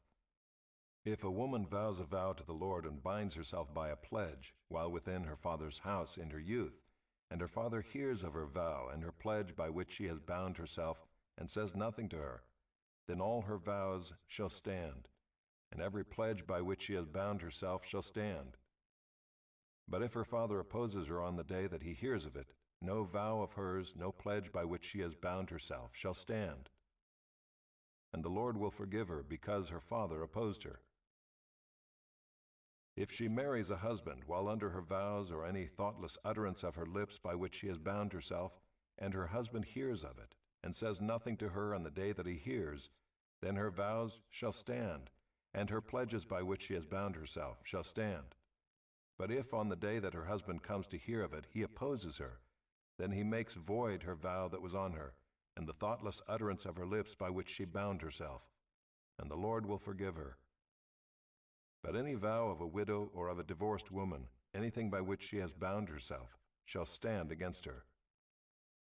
And if she vowed in her husband's house or bound herself by a pledge with an oath, and her husband heard of it and said nothing to her and did not oppose her, then all her vows shall stand, and every pledge by which she bound herself shall stand. But if her husband makes them null and void on the day that he hears them, then whatever proceeds out of her lips concerning her vows or concerning her pledge of herself shall not stand. Her husband has made them void, and the Lord will forgive her. Any vow and any binding oath to afflict herself, her husband may establish, or her husband may make void. But if her husband says nothing to her from day to day, then he establishes all her vows or all her pledges that are upon her. He has established them because he said nothing to her on the day that he heard of them. But if he makes them null and void after he has heard of them, then he shall bear her iniquity. These are the statutes that the Lord commanded Moses about a man and his wife, and about a father and his daughter while she is in her youth within her father's house.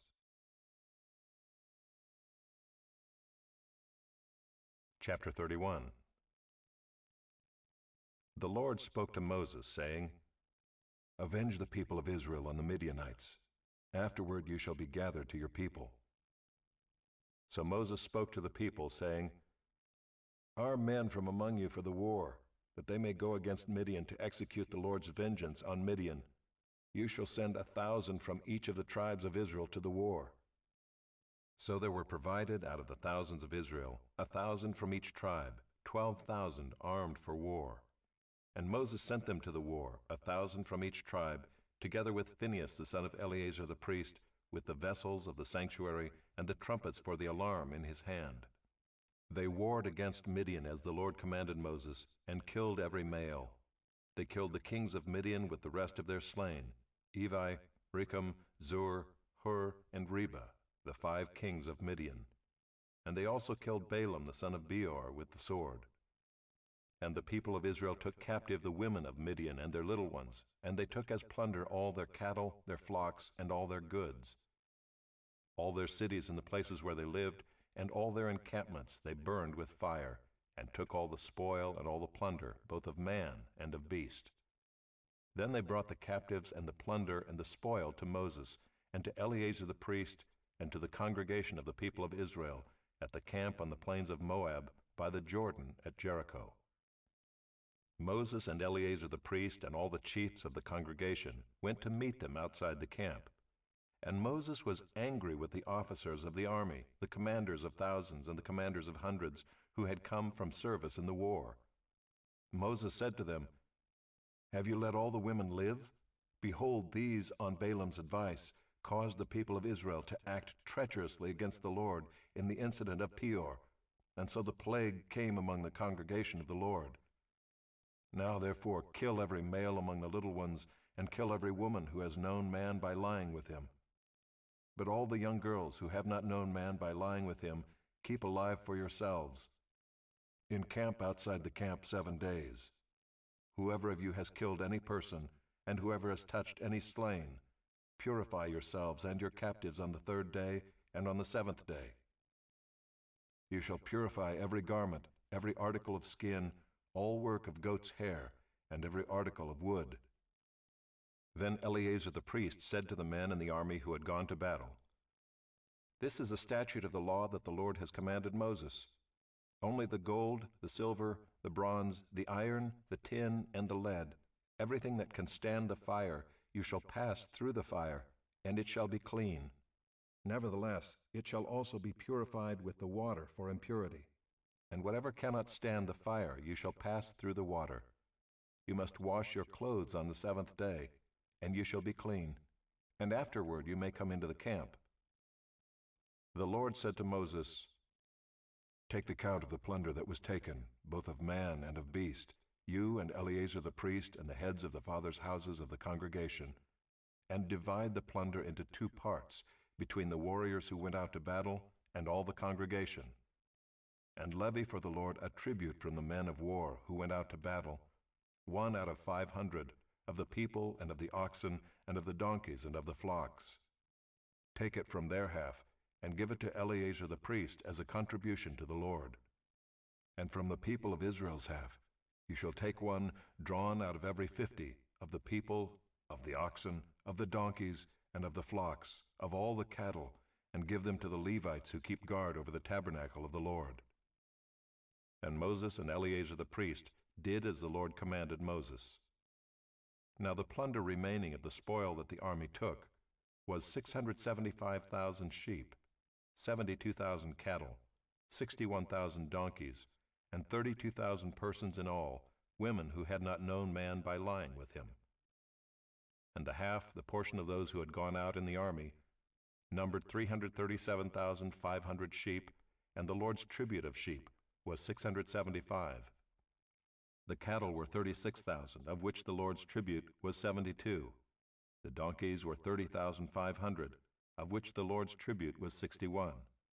The persons were 16,000, of which the Lord's tribute was 32 persons. And Moses gave the tribute, which was the contribution for the Lord, to Eleazar the priest, as the Lord commanded Moses. From the people of Israel's half, which Moses separated from that of the men who had served in the army, now the congregation's half was 337,500 sheep, 36,000 cattle, and 30,500 donkeys, and 16,000 persons.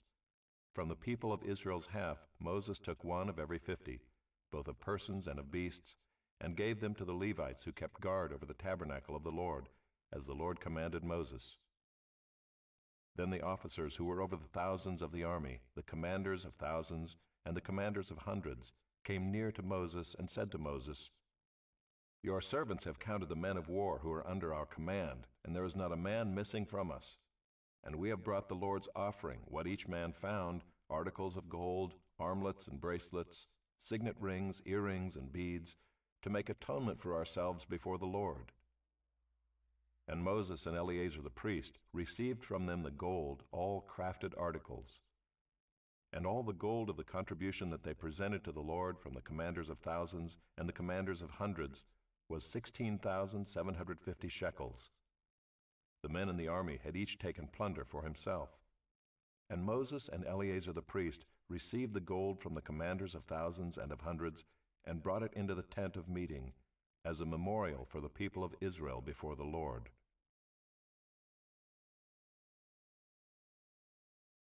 Chapter 32. Now the people of Reuben and the people of Gad had a very great number of livestock. And they saw the land of Jazer and the land of Gilead, and behold, the place was a place for livestock. So the people of Gad and the people of Reuben came and said to Moses and to Eleazar the priest, and to the chiefs of the congregation, Ataroth, Dibon, Jazer, Nimrah, Heshbon, Elealeh, Sebum, Nebo, and Beon, the land that the Lord struck down before the congregation of Israel, is a land for livestock, and your servants have livestock. And they said, If we have found favor in your sight, let this land be given to your servants for a possession. Do not take us across the Jordan. But Moses said to the people of Gad and to the people of Reuben, Shall your brothers go to the war while you sit here? Why will you discourage the heart of the people of Israel from going over into the land that the Lord has given them? Your fathers did this when I sent them from Kadesh Barnea to see the land. For when they went up to the valley of Eshcol and saw the land, they discouraged the heart of the people of Israel from going into the land that the Lord had given them. And the Lord's anger was kindled on that day, and he swore, saying, Surely none of the men who came up out of Egypt, from 20 years old and upward, shall see the land that I swore to give to Abraham, to Isaac, and to Jacob, because they have not wholly followed me. None except Caleb the son of Jephunneh the Kenizzite, and Joshua the son of Nun, for they have wholly followed the Lord. And the Lord's anger was kindled against Israel, and he made them wander in the wilderness 40 years, until all the generation that had done evil in the sight of the Lord was gone. And behold, you have risen in your father's place, a brood of sinful men, to increase still more the fierce anger of the Lord against Israel. For if you turn away from following him, he will again abandon them in the wilderness, and you will destroy all this people. Then they came near to him and said, We will build sheepfolds here for our livestock, and cities for our little ones, but we will take up arms ready to go before the people of Israel until we have brought them to their place. And our little ones shall live in the fortified cities because of the inhabitants of the land. We will not return to our homes until each of the people of Israel has gained his inheritance. For we will not inherit with them on the other side of the Jordan and beyond, because our inheritance has come to us on this side of the Jordan to the east. So Moses said to them, If you will do this, if you will take up arms to go before the Lord for the war, and every armed man of you will pass over the Jordan before the Lord, until he has driven out his enemies from before him, and the land is subdued before the Lord. Then after that you shall return and be free of obligation to the Lord and to Israel, and this land shall be your possession before the Lord. But if you will not do so, behold, you have sinned against the Lord, and be sure your sin will find you out. Build cities for your little ones and folds for your sheep, and do what you have promised. And the people of Gad and the people of Reuben said to Moses, Your servants will do as my Lord commands. Our little ones, our wives, our livestock, and all our cattle shall remain there in the cities of Gilead, but your servants will pass over, every man who is armed for war, before the Lord to battle, as my Lord orders. So Moses gave command concerning them to Eleazar the priest, and to Joshua the son of Nun, and to the heads of the fathers' houses of the tribes of the people of Israel. And Moses said to them, If the people of Gad and the people of Reuben, every man who is armed to battle before the Lord, will pass with you over the Jordan, and the land shall be subdued before you, then you shall give them the land of Gilead for possession. However, if they will not pass over with you armed, they shall have possessions among you in the land of Canaan. And the people of Gad and the people of Reuben answered, What the Lord has said to your servants we will do. We will pass over armed before the Lord into the land of Canaan, and the possession of our inheritance shall remain with us beyond the Jordan. And Moses gave to them, to the people of Gad and to the people of Reuben and to the half-tribe of Manasseh, the son of Joseph, the kingdom of Sihon, king of the Amorites, and the kingdom of Og, king of Bashan, the land and its cities with their territories, the cities of the land throughout the country. And the people of Gad built Dibon, Ataroth, Aroer, Atroth-Shophan, Jazer, Jogbehah, Beth Nimrah, and Beth Haran, fortified cities and folds for sheep. And the people of Reuben built Heshbon, Elealeh, Kiriathaim, Nebo, and Baal-meon. Their names were changed, and Sibmah. And they gave other names to the cities that they built. And the sons of Machir the son of Manasseh went to Gilead and captured it, and dispossessed the Amorites who were in it. And Moses gave Gilead to Machir the son of Manasseh, and he settled in it. And Jair the son of Manasseh went and captured their villages, and called them Havoth-Jair. And Noba went and captured Kenath and its villages, and called it Noba, after his own name.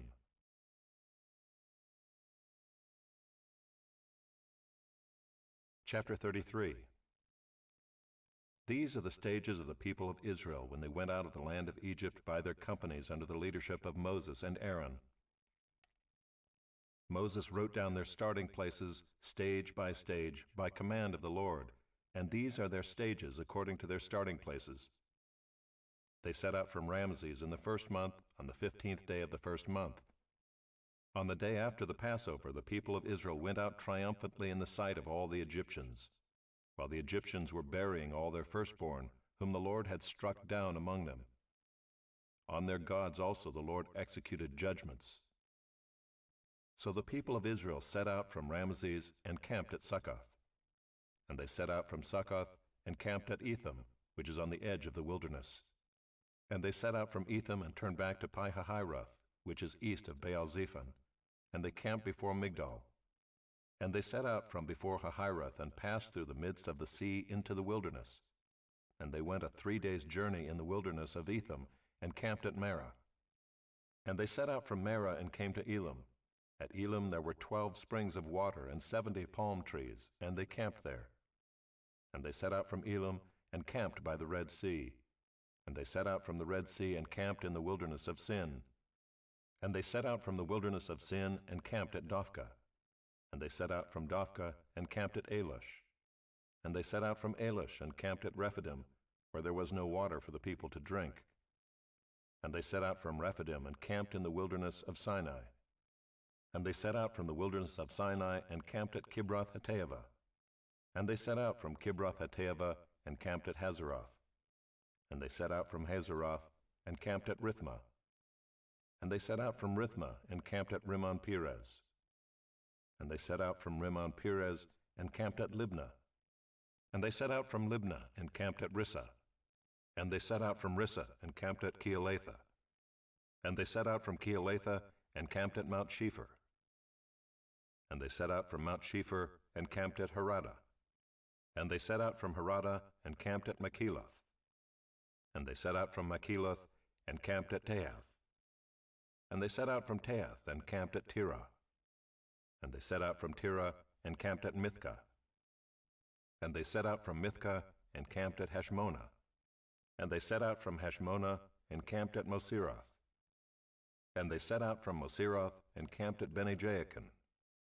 And they set out from Bene-Jaacin and camped at Horhag-Gidgad. And they set out from Horhag-Gidgad and camped at Jotbatha. And they set out from Jotbatha and camped at Abronah. And they set out from Abronah and camped at Ezion-Geber. And they set out from Ezion-Geber and camped in the wilderness of Zin, that is, Kadesh. And they set out from Kadesh and camped at Mount Hor on the edge of the land of Edom. And Aaron the priest went up Mount Hor at the command of the Lord and died there in the 40th year after the people of Israel had come out of the land of Egypt, on the first day of the 5th month. And Aaron was 123 years old when he died on Mount Hor. And the Canaanite, the king of Arad, who lived in the Negeb in the land of Canaan, heard of the coming of the people of Israel. And they set out from Mount Hor and camped at Zalmonah. And they set out from Zalmonah and camped at Punon. And they set out from Punon and camped at Oboth. And they set out from Oboth and camped at Iye-Abarim in the territory of Moab. And they set out from Ayim and camped at Dibon-Gad. And they set out from Dibon-Gad and camped at Almon-Diblathaim. And they set out from Almon-Diblathaim and camped in the mountains of Abarim before Nebo. And they set out from the mountains of Abarim and camped in the plains of Moab by the Jordan at Jericho. They camped by the Jordan from Beth-Jeshimoth as far as Abel-Shittim in the plains of Moab. And the Lord spoke to Moses in the plains of Moab by the Jordan at Jericho, saying, Speak to the people of Israel and say to them, When you pass over the Jordan into the land of Canaan, then you shall drive out all the inhabitants of the land from before you, and destroy all their figured stones, and destroy all their metal images, and demolish all their high places. And you shall take possession of the land and settle in it, for I have given the land to you to possess it. You shall inherit the land by lot according to your clans. To a large tribe you shall give a large inheritance, and to a small tribe you shall give a small inheritance. Wherever the lot falls for anyone, that shall be his. According to the tribes of your fathers you shall inherit. But if you do not drive out the inhabitants of the land from before you, then those of them whom you let remain shall be as barbs in your eyes and thorns in your sides, and they shall trouble you in the land where you dwell. And I will do to you as I thought to do to them.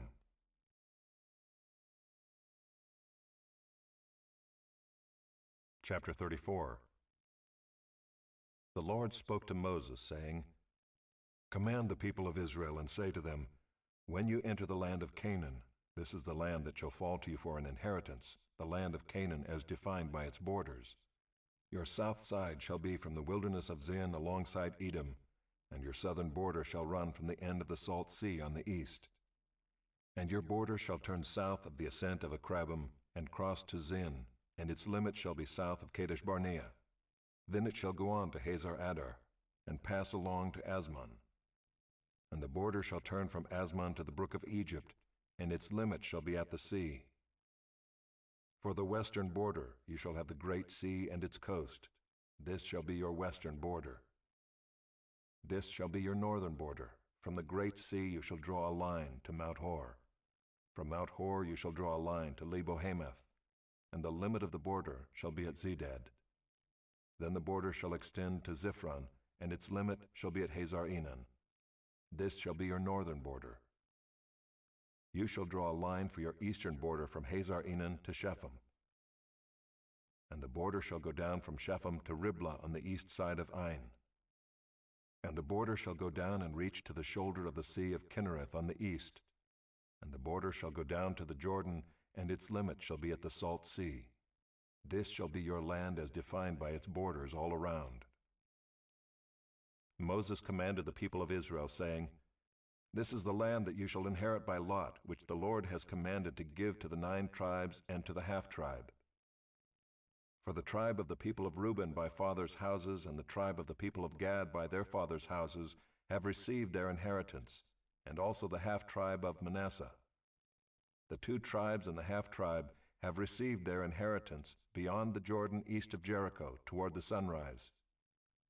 The Lord spoke to Moses, saying, These are the names of the men who shall divide the land to you for inheritance: Eleazar the priest and Joshua the son of Nun. You shall take 1 chief from every tribe to divide the land for inheritance. These are the names of the men: of the tribe of Judah, Caleb the son of Jephunneh; of the tribe of the people of Simeon, Shemuel the son of Ammihud; of the tribe of Benjamin, Elidad the son of Kislon; of the tribe of the people of Dan, a chief, Bukai the son of Joglai; of the people of Joseph, of the tribe of the people of Manasseh, a chief, Haniel the son of Ephod; and of the tribe of the people of Ephraim, a chief, Kemuel the son of Shiftan; of the tribe of the people of Zebulun, a chief, Elizaphan the son of Parnak; of the tribe of the people of Issachar, a chief, Paltiel the son of Azan; and of the tribe of the people of Asher, a chief, Ahihud the son of Shilomi; of the tribe of the people of Naphtali, a chief, Pedahel the son of Ammihud. These are the men whom the Lord commanded to divide the inheritance for the people of Israel in the land of Canaan.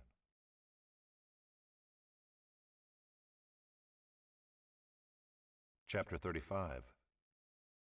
The Lord spoke to Moses in the plains of Moab by the Jordan at Jericho, saying, Command the people of Israel to give to the Levites some of the inheritance of their possession as cities for them to dwell in.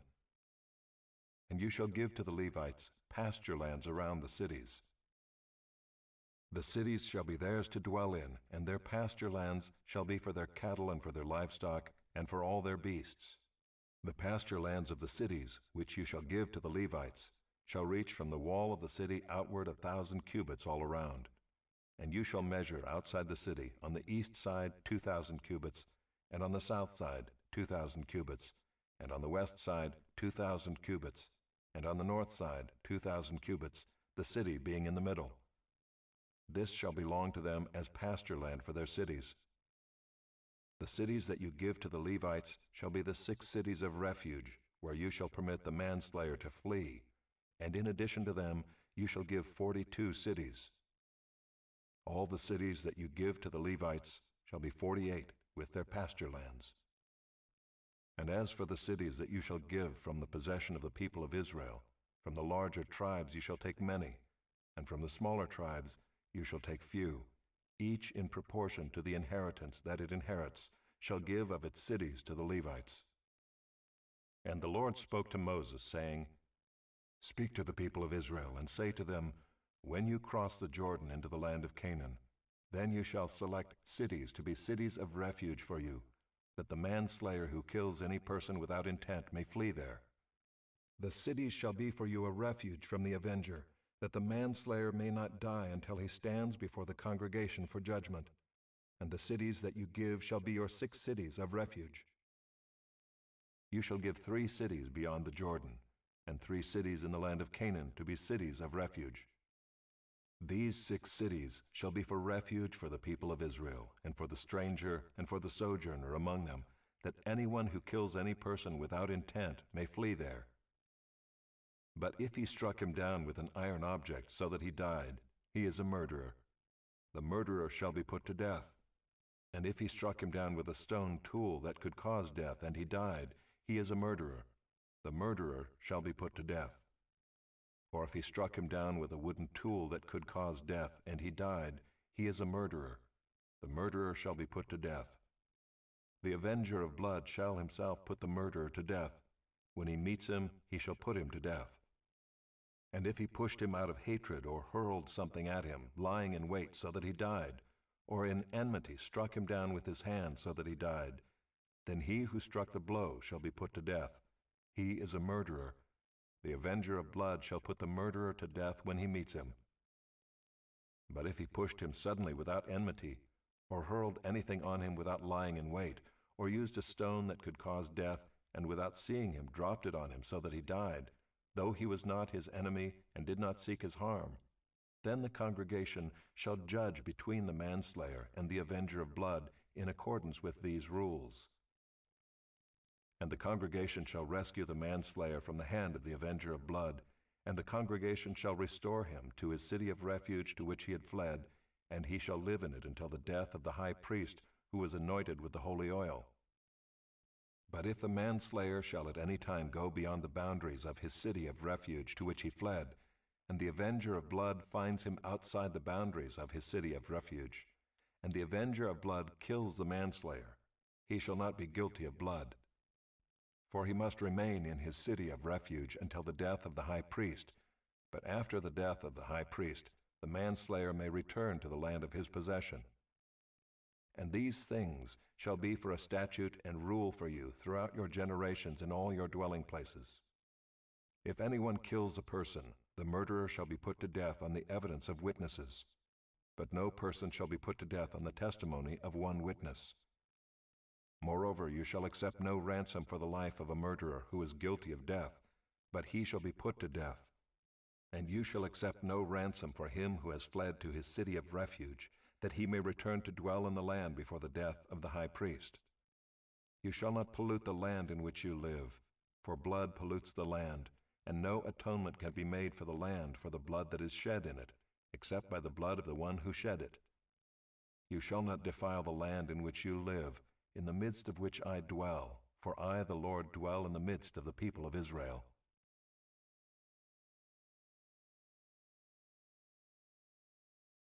Chapter 36.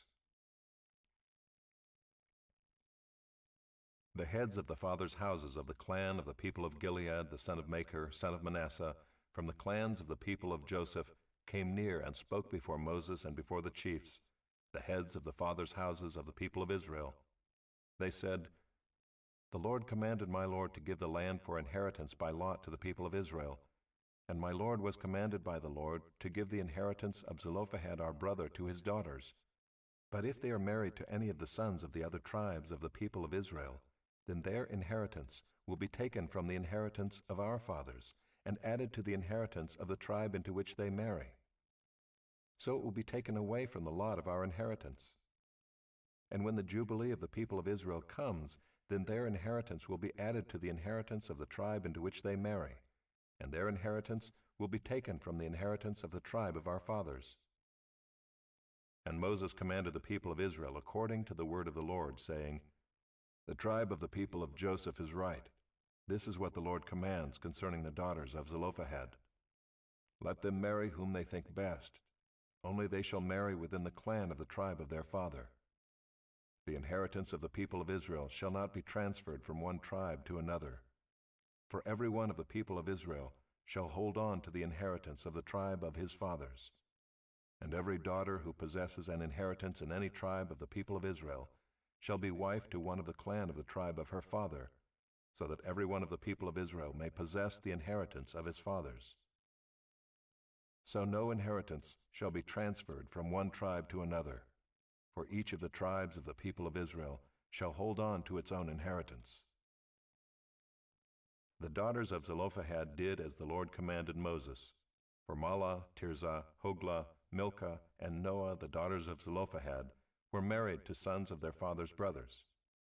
They were married into the clans of the people of Manasseh the son of Joseph, and their inheritance remained in the tribe of their father's clan. These are the commandments and the rules that the Lord commanded through Moses to the people of Israel in the plains of Moab by the Jordan at Jericho.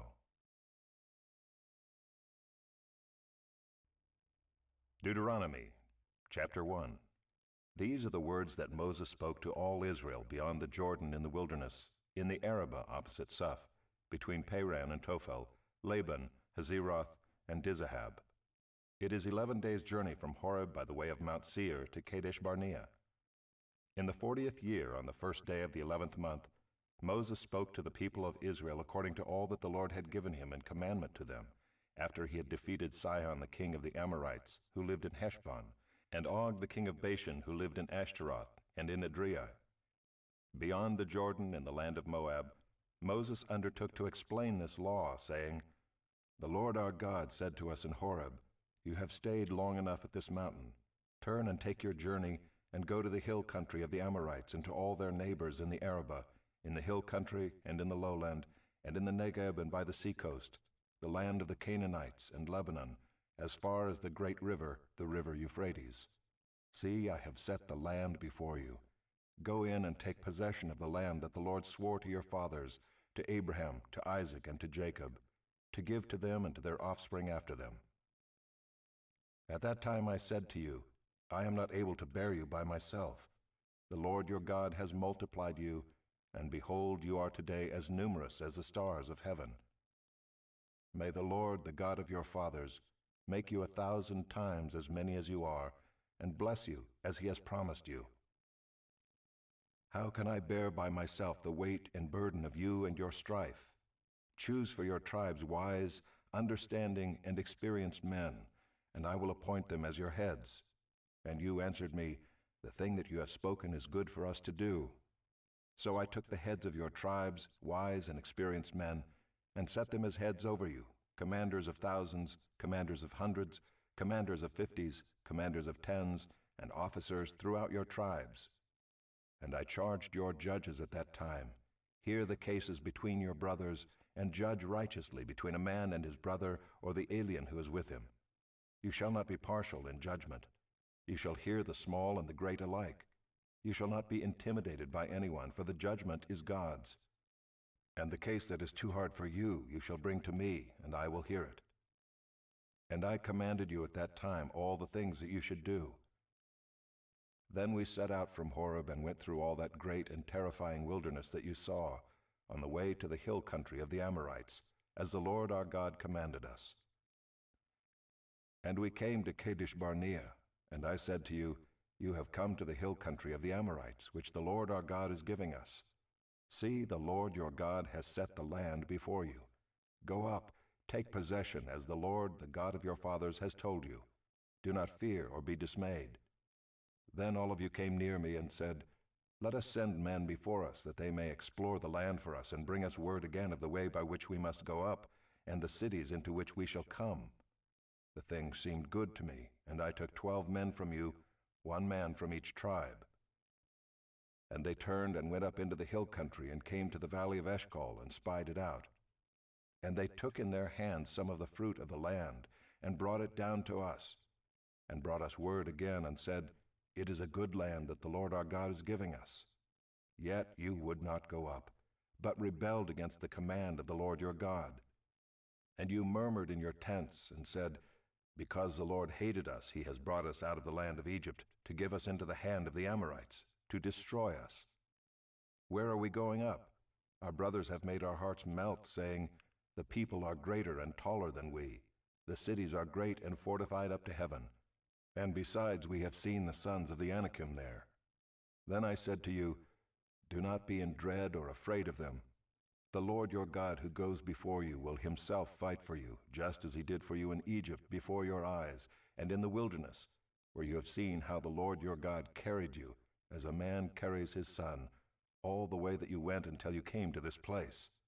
Yet in spite of this word, you did not believe the Lord your God, who went before you in the way to seek you out a place to pitch your tents, in fire by night, and in the cloud by day, to show you by what way you should go.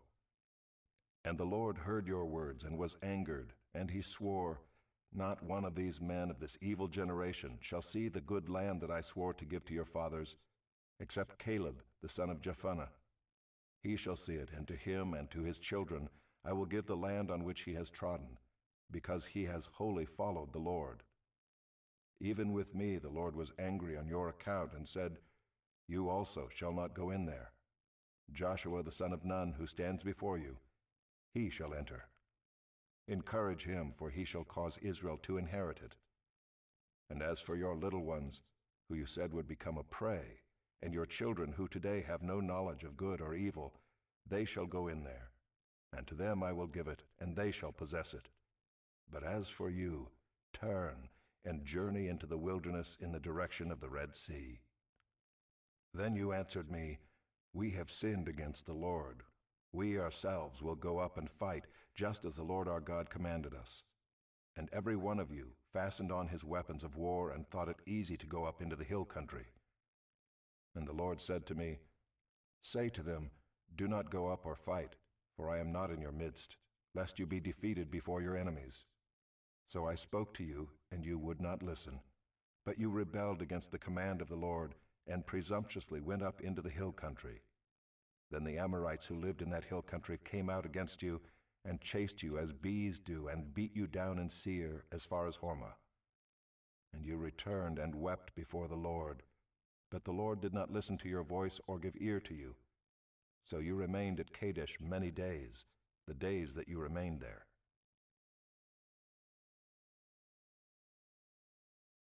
Chapter 2. Then we turned and journeyed into the wilderness in the direction of the Red Sea, as the Lord told me. And for many days we traveled around Mount Seir. Then the Lord said to me, "You have been traveling around this mountain country long enough.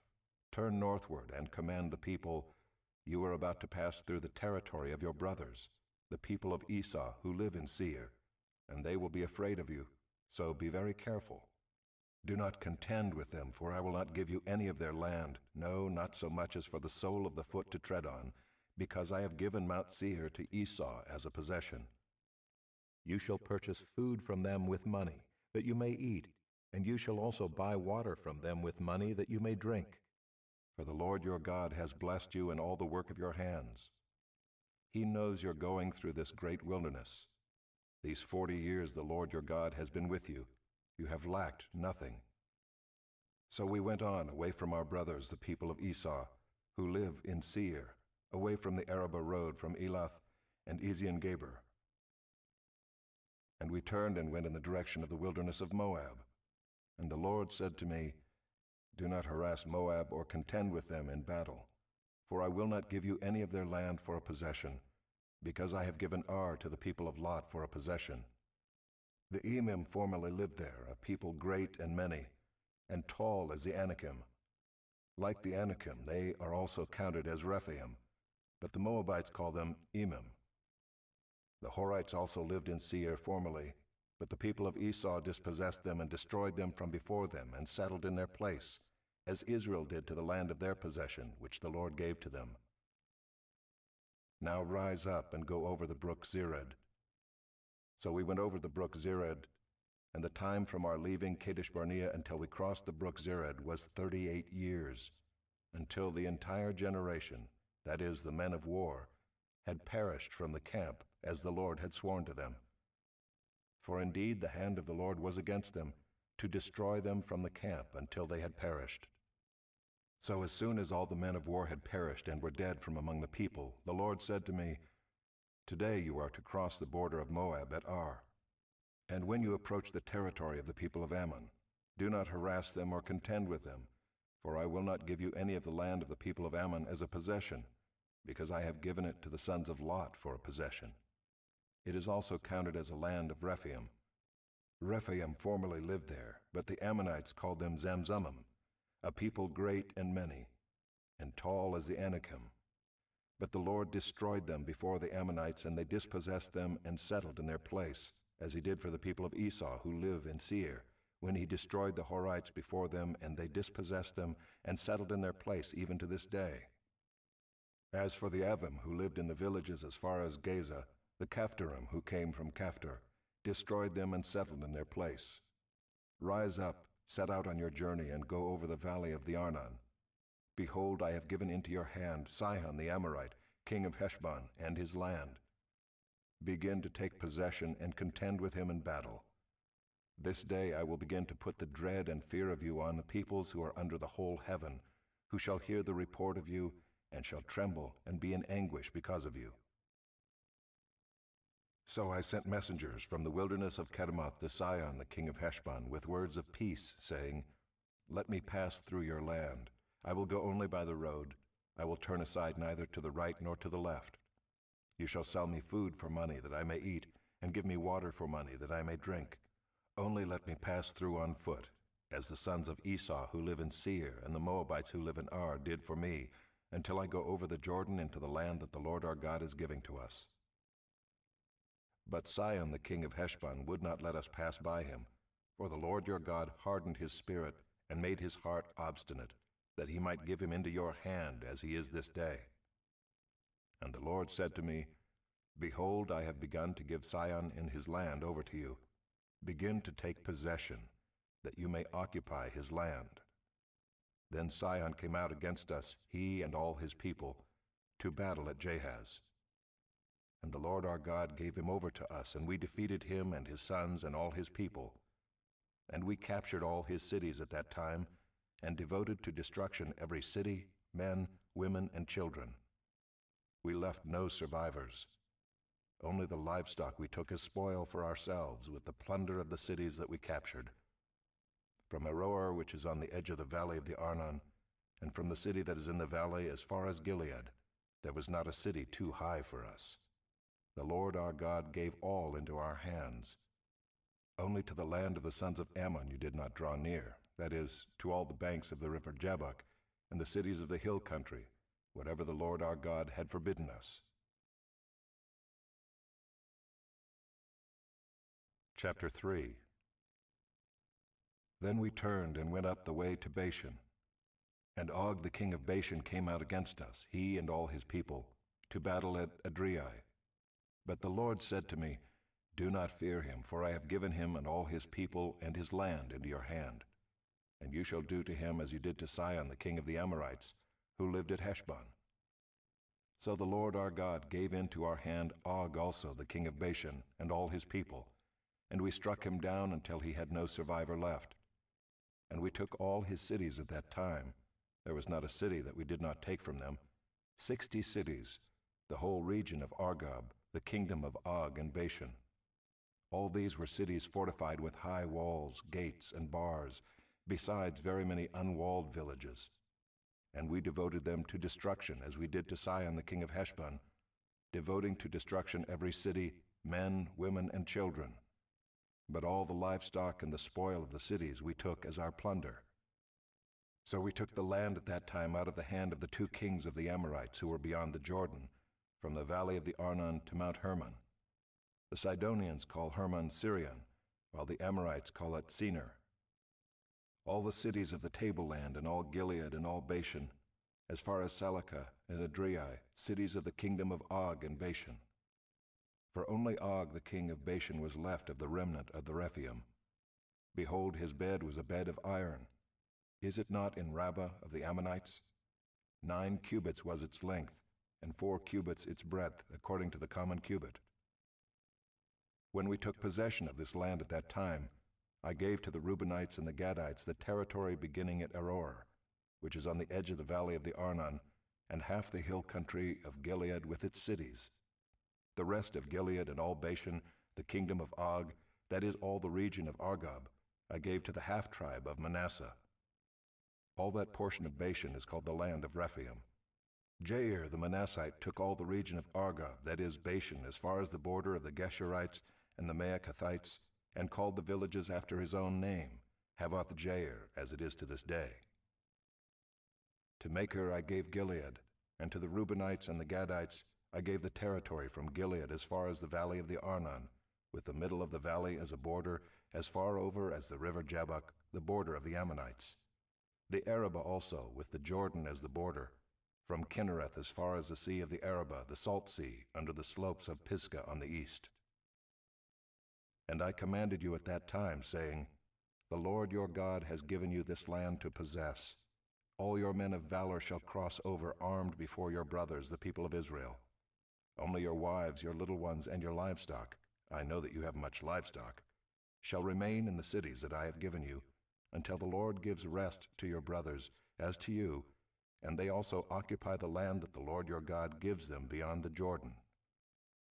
Then each of you may return to his possession which I have given you. And I commanded Joshua at that time, Your eyes have seen all that the Lord your God has done to these 2 kings. So will the Lord do to all the kingdoms into which you are crossing. You shall not fear them, for it is the Lord your God who fights for you. And I pleaded with the Lord at that time, saying, O Lord God, you have only begun to show your servant your greatness and your mighty hand. For what God is there in heaven or on earth who can do such works and mighty acts as yours? Please let me go over and see the good land beyond the Jordan, that good hill country and Lebanon. But the Lord was angry with me because of you and would not listen to me. And the Lord said to me, Enough from you. Do not speak to me of this matter again. Go up to the top of Pisgah and lift up your eyes westward and northward and southward and eastward, and look at it with your eyes, for you shall not go over this Jordan. But charge Joshua and encourage and strengthen him, for he shall go over at the head of this people, and he shall put them in possession of the land that you shall see. So we remained in the valley opposite Beth Peor.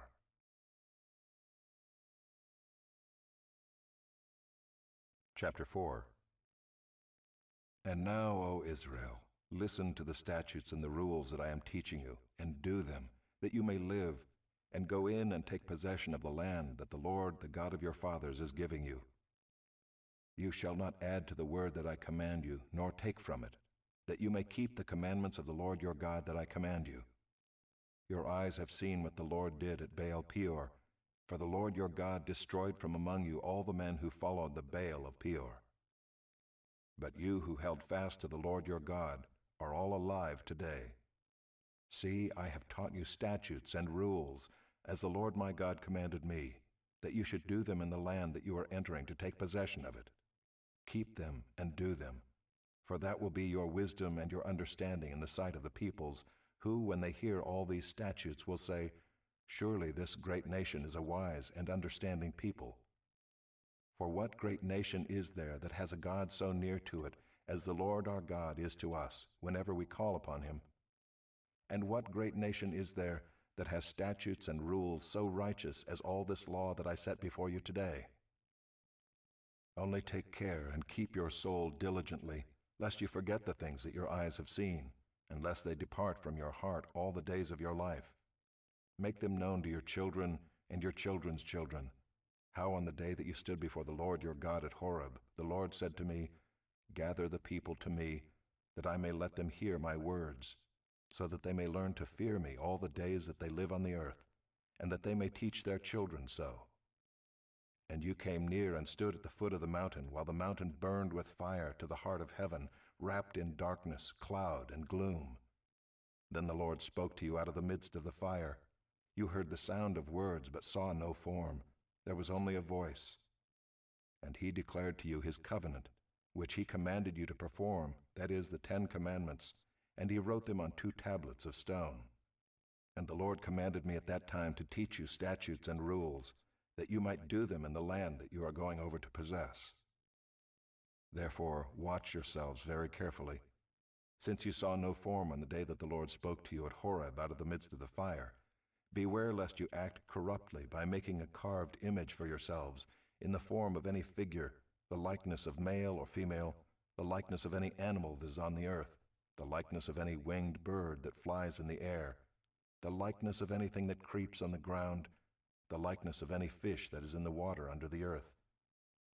And beware lest you raise your eyes to heaven, and when you see the sun and the moon and the stars, all the host of heaven, you be drawn away and bow down to them and serve them, things that the Lord your God has allotted to all the peoples under the whole heaven. But the Lord has taken you and brought you out of the iron furnace, out of Egypt, to be a people of his own inheritance, as you are this day. Furthermore, the Lord was angry with me because of you, and he swore that I should not cross the Jordan, and that I should not enter the good land that the Lord your God is giving you for an inheritance. For I must die in this land. I must not go over the Jordan.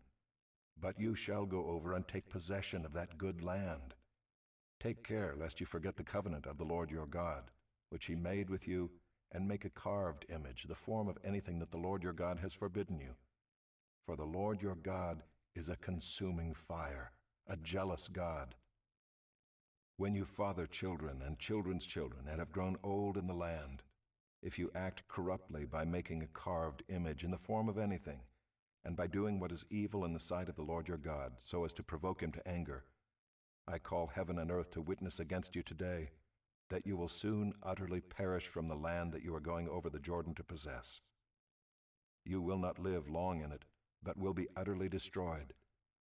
And the Lord will scatter you among the peoples, and you will be left few in number among the nations where the Lord will drive you. And there you will serve gods of wood and stone, the work of human hands, that neither see, nor hear, nor eat, nor smell. But from there you will seek the Lord your God, and you will find him if you search after him with all your heart and with all your soul. When you are in tribulation and all these things come upon you in the latter days, you will return to the Lord your God and obey his voice. For the Lord your God is a merciful God. He will not leave you or destroy you or forget the covenant with your fathers that he swore to them. For ask now of the days that are past, which were before you, since the day that God created man on the earth, and ask from one end of heaven to the other, whether such a great thing as this has ever happened or was ever heard of. Did any people ever hear the voice of a God speaking out of the midst of the fire, as you have heard, and still live? Or has any God ever attempted to go and take a nation for himself from the midst of another nation, by trials, by signs, by wonders, and by war, by a mighty hand and an outstretched arm, and by great deeds of terror, all of which the Lord your God did for you in Egypt before your eyes? To you it was shown that you might know that the Lord is God. There is no other besides him. Out of heaven he let you hear his voice, that he might discipline you. And on earth he let you see his great fire, and you heard his words out of the midst of the fire. And because he loved your fathers and chose their offspring after them, and brought you out of Egypt with his own presence, by his great power, driving out before you nations greater and mightier than you, to bring you in, to give you their land for an inheritance, as it is this day. Know therefore today, and lay it to your heart, that the Lord is God in heaven above and on the earth beneath.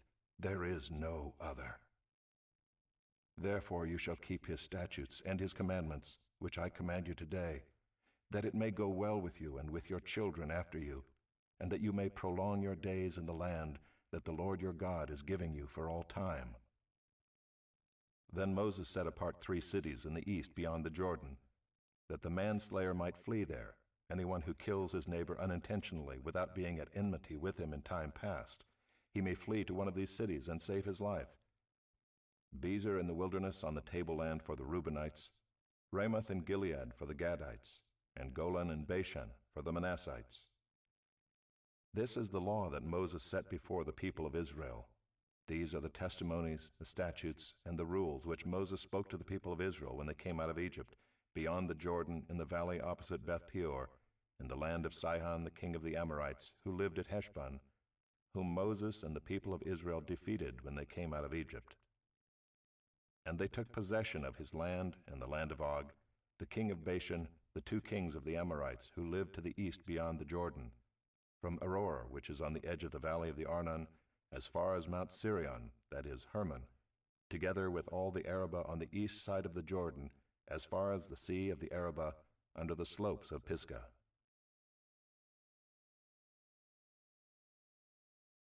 Chapter 5. And Moses summoned all Israel and said to them, "Hear, O Israel, the statutes and the rules that I speak in your hearing today, and you shall learn them and be careful to do them. The Lord our God made a covenant with us in Horeb. Not with our fathers did the Lord make this covenant, but with us, who are all of us here alive today. The Lord spoke with you face to face at the mountain, out of the midst of the fire, while I stood between the Lord and you at that time, to declare to you the word of the Lord. For you were afraid because of the fire, and you did not go up into the mountain. He said, I am the Lord your God, who brought you out of the land of Egypt, out of the house of slavery. You shall have no other gods before me. You shall not make for yourself a carved image, or any likeness of anything that is in heaven above, or that is on the earth beneath, or that is in the water under the earth. You shall not bow down to them or serve them, for I, the Lord your God, am a jealous God, visiting the iniquity of the fathers on the children to the 3rd and 4th generation of those who hate me, but showing steadfast love to thousands of those who love me and keep my commandments. You shall not take the name of the Lord your God in vain, for the Lord will not hold him guiltless who takes his name in vain. Observe the Sabbath day to keep it holy, as the Lord your God commanded you. 6 days you shall labor and do all your work, but the 7th day is a Sabbath to the Lord your God. On it you shall not do any work, you or your son or your daughter, or your male servant or your female servant, or your ox or your donkey or any of your livestock, or the sojourner who is within your gates, that your male servant and your female servant may rest as well as you. You shall remember that you were a slave in the land of Egypt, and the Lord your God brought you out from there with a mighty hand and an outstretched arm. Therefore the Lord your God commanded you to keep the Sabbath day. Honor your father and your mother, as the Lord your God commanded you, that your days may be long, and that it may go well with you in the land that the Lord your God is giving you. You shall not murder, and you shall not commit adultery, and you shall not steal, and you shall not bear false witness against your neighbor, and you shall not covet your neighbor's wife, and you shall not desire your neighbor's house, his field, or his male servant or his female servant, his ox or his donkey, or anything that is your neighbor's. These words the Lord spoke to all your assembly at the mountain out of the midst of the fire, the cloud, and the thick darkness, with a loud voice, and he added no more. And he wrote them on 2 tablets of stone and gave them to me. And as soon as you heard the voice out of the midst of the darkness, while the mountain was burning with fire, you came near to me, all the heads of your tribes and your elders. And you said, Behold, the Lord our God has shown us his glory and greatness, and we have heard his voice out of the midst of the fire. This day we have seen God speak with man, and man still live. Now therefore, why should we die? For this great fire will consume us. If we hear the voice of the Lord our God any more, we shall die. For who is there of all flesh that has heard the voice of the living God speaking out of the midst of fire as we have, and has still lived? Go near and hear all that the Lord our God will say, and speak to us all that the Lord our God will speak to you, and we will hear and do it. And the Lord heard your words when you spoke to me, and the Lord said to me, I have heard the words of this people which they have spoken to you. They are right in all that they have spoken. Oh, that they had such a heart as this always, to fear me and to keep all my commandments, that it might go well with them and with their descendants forever. Go and say to them, return to your tents. But you stand here by me, and I will tell you the whole commandment and the statutes and the rules that you shall teach them, that they may do them in the land that I am giving them to possess. You shall be careful, therefore, to do as the Lord your God has commanded you. You shall not turn aside to the right hand or to the left. You shall walk in all the way that the Lord your God has commanded you, that you may live, and that it may go well with you, and that you may live long in the land that you shall possess. Chapter 6. Now this is the commandment, the statutes, and the rules that the Lord your God commanded me to teach you, that you may do them in the land to which you are going over to possess it, that you may fear the Lord your God, you and your son and your son's son, by keeping all his statutes and his commandments, which I command you, all the days of your life, and that your days may be long. Hear therefore, O Israel, and be careful to do them, that it may go well with you, and that you may multiply greatly, as the Lord, the God of your fathers, has promised you, in a land flowing with milk and honey. Hear, O Israel, the Lord our God, the Lord is one. You shall love the Lord your God with all your heart, and with all your soul, and with all your might. And these words that I command you today shall be on your heart. You shall teach them diligently to your children, and shall talk of them when you sit in your house, and when you walk by the way, and when you lie down, and when you rise. You shall bind them as a sign on your hand, and they shall be as frontlets between your eyes. You shall write them on the doorposts of your house and on your gates. And when the Lord your God brings you into the land that he swore to your fathers, to Abraham, to Isaac, and to Jacob, to give you, with great and good cities that you did not build, and houses full of all good things that you did not fill, and cisterns that you did not dig, and vineyards and olive trees that you did not plant. And when you eat and are full, then take care lest you forget the Lord who brought you out of the land of Egypt, out of the house of slavery. It is the Lord your God you shall fear. Him you shall serve, and by his name you shall swear. You shall not go after other gods, the gods of the peoples who are around you. For the Lord your God in your midst is a jealous God, lest the anger of the Lord your God be kindled against you, and he destroy you from off the face of the earth. You shall not put the Lord your God to the test, as you tested him at Massah. You shall diligently keep the commandments of the Lord your God, and his testimonies and his statutes which he has commanded you. And you shall do what is right and good in the sight of the Lord, that it may go well with you, and that you may go in and take possession of the good land that the Lord swore to give to your fathers, by thrusting out all your enemies from before you, as the Lord has promised. When your son asks you in time to come, what is the meaning of the testimonies and the statutes and the rules that the Lord our God has commanded you? Then you shall say to your son, we were Pharaoh's slaves in Egypt, and the Lord brought us out of Egypt with a mighty hand. And the Lord showed signs and wonders, great and grievous, against Egypt and against Pharaoh and all his household, before our eyes. And he brought us out from there, that he might bring us in and give us the land that he swore to give to our fathers. And the Lord commanded us to do all these statutes, to fear the Lord our God, for our good always, that he might preserve us alive as we are this day. And it will be righteousness for us if we are careful to do all this commandment before the Lord our God, as he has commanded us. Chapter 7. When the Lord your God brings you into the land that you are entering to take possession of it, and clears away many nations before you, the Hittites, the Girgashites, the Amorites, the Canaanites, the Perizzites, the Hivites, and the Jebusites, 7 nations more numerous and mightier than you. And when the Lord your God gives them over to you, and you defeat them, then you must devote them to complete destruction. You shall make no covenant with them, and show no mercy to them. You shall not intermarry with them, giving your daughters to their sons, or taking their daughters for your sons, for they would turn away your sons from following me, to serve other gods. Then the anger of the Lord would be kindled against you, and he would destroy you quickly. But thus shall you deal with them. You shall break down their altars, and dash in pieces their pillars, and chop down their Asherim, and burn their carved images with fire. For you are a people holy to the Lord your God.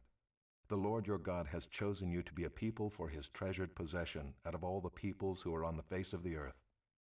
It was not because you were more in number than any other people that the Lord set his love on you and chose you, for you were the fewest of all peoples. But it is because the Lord loves you and is keeping the oath that he swore to your fathers, that the Lord has brought you out with a mighty hand and redeemed you from the house of slavery, from the hand of Pharaoh king of Egypt. Know therefore that the Lord your God is God, the faithful God who keeps covenant and steadfast love with those who love him and keep his commandments to 1,000 generations, and repays to their face those who hate him by destroying them. He will not be slack with one who hates him, he will repay him to his face. You shall therefore be careful to do the commandment and the statutes and the rules that I command you today. And because you listen to these rules and keep and do them, the Lord your God will keep with you the covenant and the steadfast love that he swore to your fathers. He will love you, bless you, and multiply you. He will also bless the fruit of your womb and the fruit of your ground, your grain and your wine and your oil, the increase of your herds and the young of your flock, in the land that he swore to your fathers to give you. You shall be blessed above all peoples. There shall not be male or female barren among you or among your livestock. And the Lord will take away from you all sickness, and none of the evil diseases of Egypt which you knew will he inflict on you, but he will lay them on all who hate you. And you shall consume all the peoples that the Lord your God will give over to you. Your eyes shall not pity them, neither shall you serve their gods, for that would be a snare to you. If you say in your heart, these nations are greater than I, how can I dispossess them? You shall not be afraid of them, but you shall remember what the Lord your God did to Pharaoh and to all Egypt, the great trials that your eyes saw, the signs, the wonders, the mighty hand, and the outstretched arm by which the Lord your God brought you out. So will the Lord your God do to all the peoples of whom you were afraid. Moreover, the Lord your God will send hornets among them, until those who are left and hide themselves from you are destroyed. You shall not be in dread of them, for the Lord your God is in your midst, a great and awesome God. The Lord your God will clear away these nations before you little by little. You may not make an end of them at once, lest the wild beasts grow too numerous for you. But the Lord your God will give them over to you, and throw them into great confusion until they are destroyed. And he will give their kings into your hand, and you shall make their name perish from under heaven. No one shall be able to stand against you until you have destroyed them. The carved images of their gods you shall burn with fire. You shall not covet the silver or the gold that is on them, or take it for yourselves, lest you be ensnared by it, for it is an abomination to the Lord your God. And you shall not bring an abominable thing into your house and become devoted to destruction like it. You shall utterly detest and abhor it, for it is devoted to destruction. Chapter 8. The whole commandment that I command you today you shall be careful to do, that you may live and multiply, and go in and possess the land that the Lord swore to give to your fathers.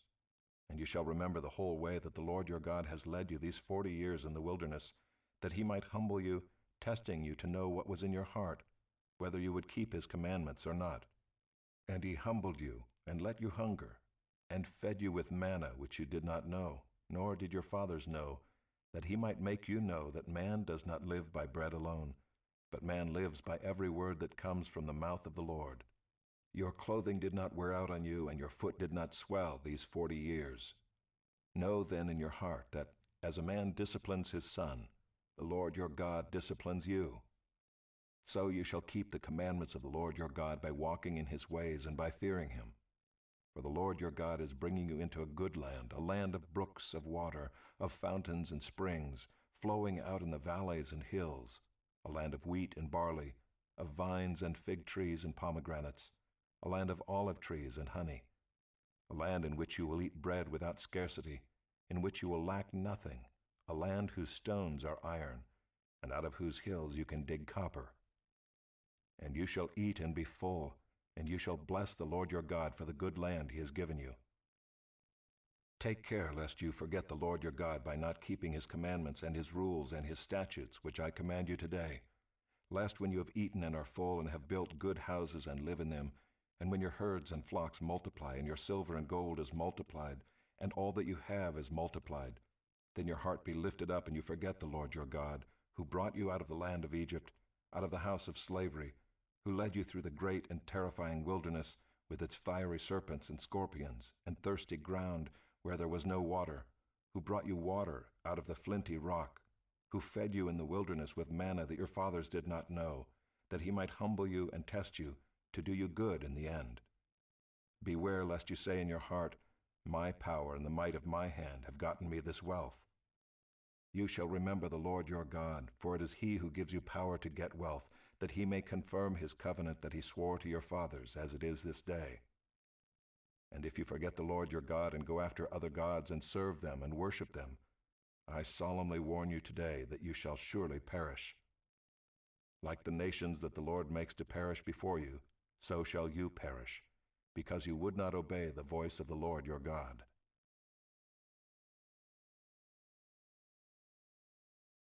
Chapter 9.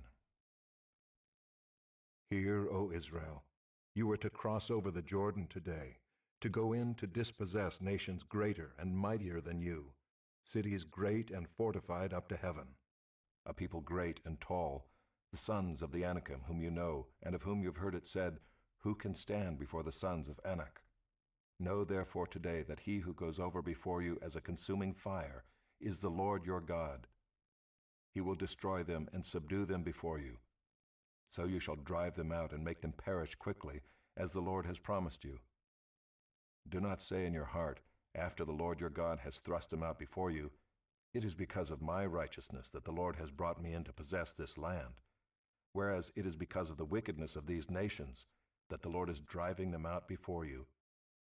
Not because of your righteousness or the uprightness of your heart are you going in to possess their land, but because of the wickedness of these nations the Lord your God is driving them out from before you, and that he may confirm the word that the Lord swore to your fathers, to Abraham, to Isaac, and to Jacob.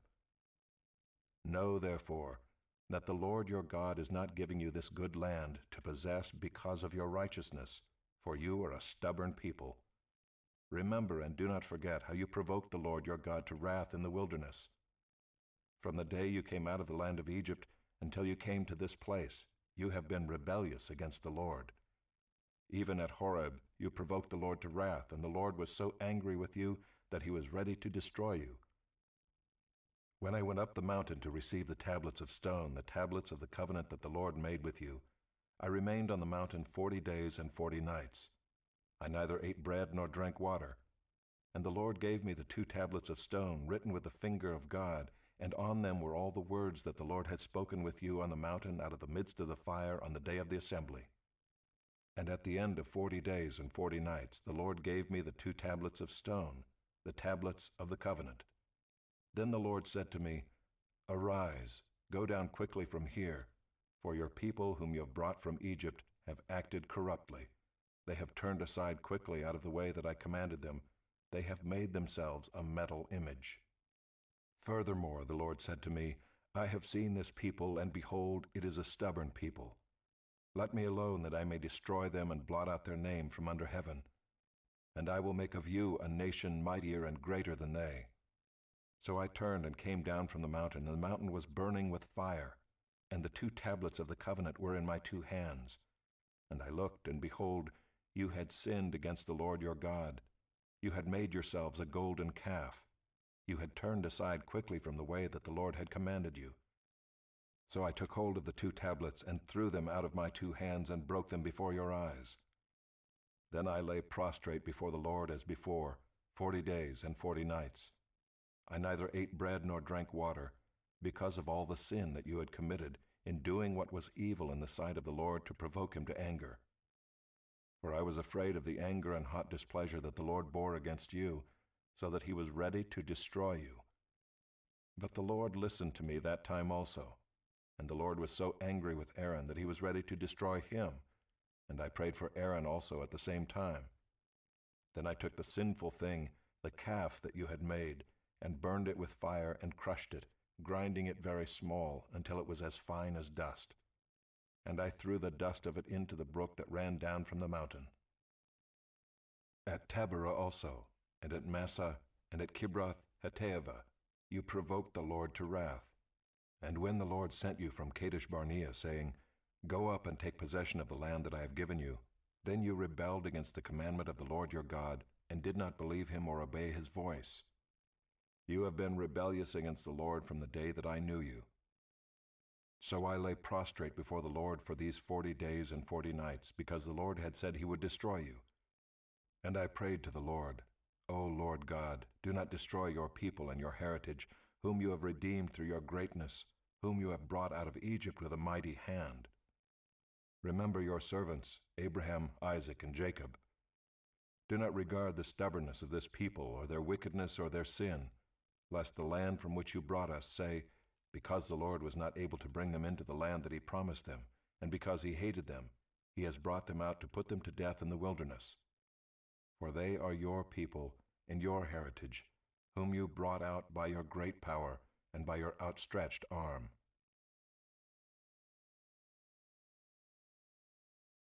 Chapter 10. At that time the Lord said to me, Cut for yourself 2 tablets of stone like the first, and come up to me on the mountain and make an ark of wood. And I will write on the tablets the words that were on the first tablets that you broke, and you shall put them in the ark. So I made an ark of acacia wood and cut 2 tablets of stone like the first, and went up the mountain with the 2 tablets in my hand. And he wrote on the tablets in the same writing as before, the 10 commandments that the Lord had spoken to you on the mountain out of the midst of the fire on the day of the assembly. And the Lord gave them to me. Then I turned and came down from the mountain, and put the tablets in the ark that I had made, and there they are, as the Lord commanded me. The people of Israel journeyed from Beeroth Bene-Jaakan to Mosera. There Aaron died, and there he was buried, and his son Eleazar ministered as priest in his place. From there they journeyed to Gudgoda, and from Gudgoda to Jotbatha, a land with brooks of water. At that time the Lord set apart the tribe of Levi to carry the ark of the covenant of the Lord, to stand before the Lord to minister to him, and to bless in his name to this day. Therefore Levi has no portion or inheritance with his brothers. The Lord is his inheritance, as the Lord your God said to him. I myself stayed on the mountain as at the first time, 40 days and 40 nights. And the Lord listened to me that time also. The Lord was unwilling to destroy you. And the Lord said to me, Arise, go on your journey at the head of the people, so that they may go in and possess the land which I swore to their fathers to give them. And now, Israel, what does the Lord your God require of you, but to fear the Lord your God, to walk in all his ways, to love him, to serve the Lord your God with all your heart and with all your soul, and to keep the commandments and statutes of the Lord, which I am commanding you today for your good? Behold, to the Lord your God belong heaven and the heaven of heavens, the earth with all that is in it. Yet the Lord set his heart in love on your fathers, and chose their offspring after them, you above all peoples, as you are this day. Circumcise therefore the foreskin of your heart, and be no longer stubborn. For the Lord your God is God of gods and Lord of lords, the great, the mighty, and the awesome God, who is not partial and takes no bribe. He executes justice for the fatherless and the widow, and loves the sojourner, giving him food and clothing. Love the sojourner, therefore, for you were sojourners in the land of Egypt. You shall fear the Lord your God. You shall serve him and hold fast to him, and by his name you shall swear. He is your praise. He is your God, who has done for you these great and terrifying things that your eyes have seen. Your fathers went down to Egypt, 70 persons, and now the Lord your God has made you as numerous as the stars of heaven. Chapter 11.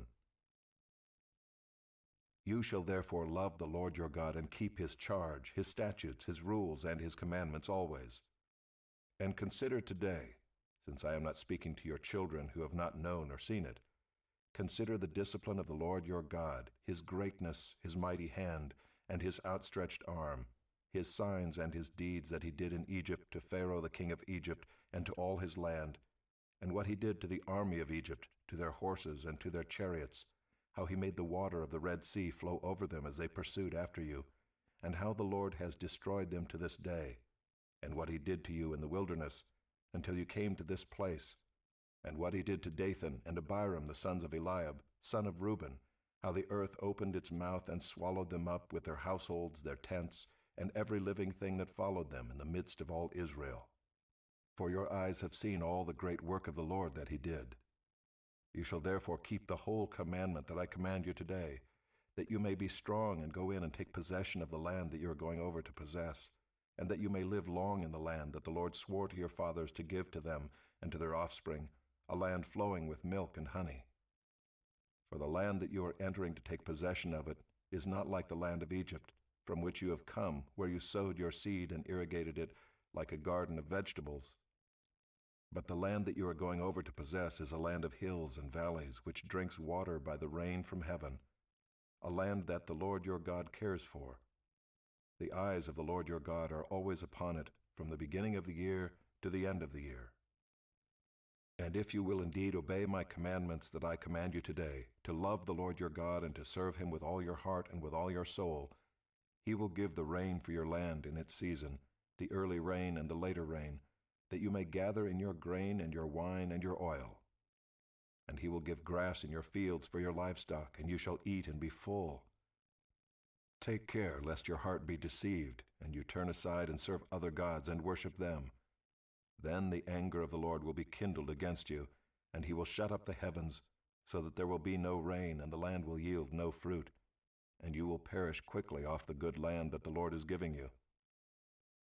You shall therefore lay up these words of mine in your heart and in your soul, and you shall bind them as a sign on your hand, and they shall be as frontlets between your eyes. You shall teach them to your children, talking of them when you are sitting in your house, and when you are walking by the way, and when you lie down, and when you rise.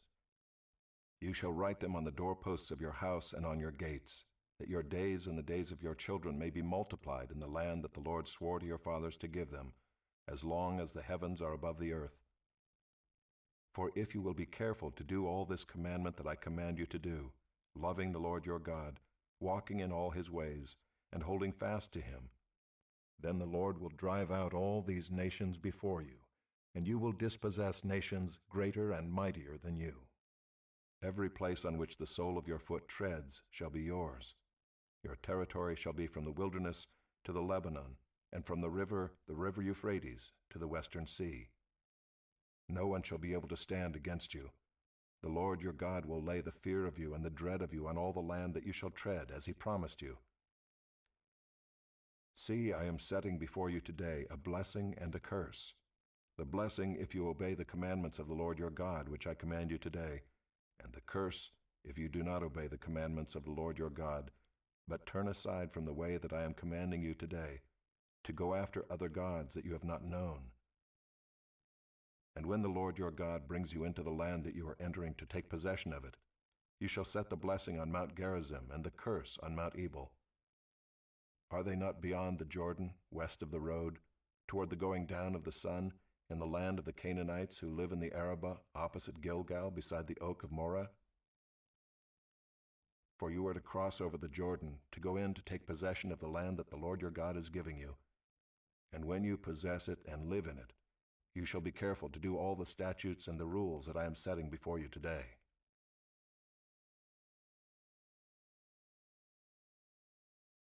Chapter 12. These are the statutes and rules that you shall be careful to do in the land that the Lord, the God of your fathers, has given you to possess all the days that you live on the earth. You shall surely destroy all the places where the nations whom you shall dispossess serve their gods, on the high mountains, and on the hills, and under every green tree. You shall tear down their altars and dash in pieces their pillars and burn their Asherim with fire. You shall chop down the carved images of their gods and destroy their name out of that place. You shall not worship the Lord your God in that way. But you shall seek the place that the Lord your God will choose out of all your tribes to put his name and make his habitation there. There you shall go, and there you shall bring your burnt offerings and your sacrifices, your tithes, and the contribution that you present, your vow offerings, your free will offerings, and the firstborn of your herd and of your flock. And there you shall eat before the Lord your God, and you shall rejoice, you and your households, in all that you undertake, in which the Lord your God has blessed you, You shall not do according to all that we are doing here today, everyone doing whatever is right in his own eyes. For you have not as yet come to the rest and to the inheritance that the Lord your God is giving you. But when you go over the Jordan and live in the land that the Lord your God is giving you to inherit, and when he gives you rest from all your enemies around, so that you live in safety, then to the place that the Lord your God will choose to make his name dwell there, there you shall bring all that I command you, your burnt offerings and your sacrifices, your tithes and the contribution that you present, and all your finest vow offerings that you vow to the Lord. And you shall rejoice before the Lord your God, you and your sons and your daughters, your male servants and your female servants, and the Levite that is within your towns, since he has no portion or inheritance with you.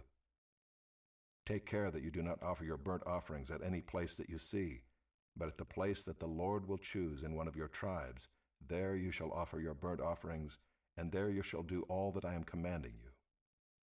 However, you may slaughter and eat meat within any of your towns as much as you desire, according to the blessing of the Lord your God that he has given you.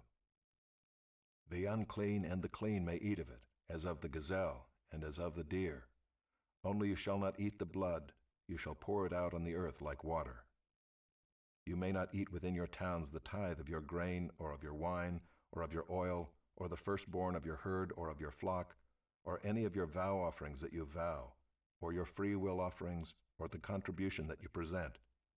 But you shall eat them before the Lord your God in the place that the Lord your God will choose, you and your son and your daughter, your male servant and your female servant, and the Levite who is within your towns. And you shall rejoice before the Lord your God in all that you undertake. Take care that you do not neglect the Levite as long as you live in your land.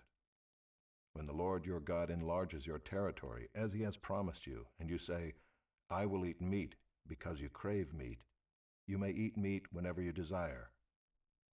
If the place that the Lord your God will choose to put his name there is too far from you, then you may kill any of your herd or your flock which the Lord has given you, as I have commanded you, and you may eat within your towns whenever you desire. Just as the gazelle or the deer is eaten, so you may eat of it. The unclean and the clean alike may eat of it. Only be sure that you do not eat the blood, for the blood is the life, and you shall not eat the life with the flesh. You shall not eat it, you shall pour it out on the earth like water. You shall not eat it, that all may go well with you and with your children after you, when you do what is right in the sight of the Lord. But the holy things that are due from you, and your vow offerings, you shall take, and you shall go to the place that the Lord will choose, and offer your burnt offerings, the flesh and the blood, on the altar of the Lord your God. The blood of your sacrifices shall be poured out on the altar of the Lord your God, but the flesh you may eat. Be careful to obey all these words that I command you, that it may go well with you and with your children after you forever, when you do what is good and right in the sight of the Lord your God. When the Lord your God cuts off before you the nations whom you go in to dispossess, and you dispossess them and dwell in their land, take care that you be not ensnared to follow them, after they have been destroyed before you, and that you do not inquire about their gods, saying, How did these nations serve their gods, that I also may do the same? You shall not worship the Lord your God in that way, for every abominable thing that the Lord hates they have done for their gods. For they even burn their sons and their daughters in the fire to their gods. Everything that I command you, you shall be careful to do. You shall not add to it or take from it.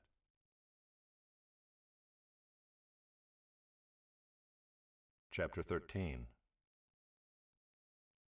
If a prophet or a dreamer of dreams arises among you and gives you a sign or a wonder, and the sign or wonder that he tells you comes to pass, and if he says, Let us go after other gods, which you have not known, and let us serve them, you shall not listen to the words of that prophet or that dreamer of dreams.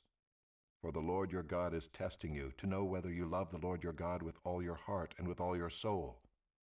You shall walk after the Lord your God and fear him and keep his commandments and obey his voice, and you shall serve him and hold fast to him.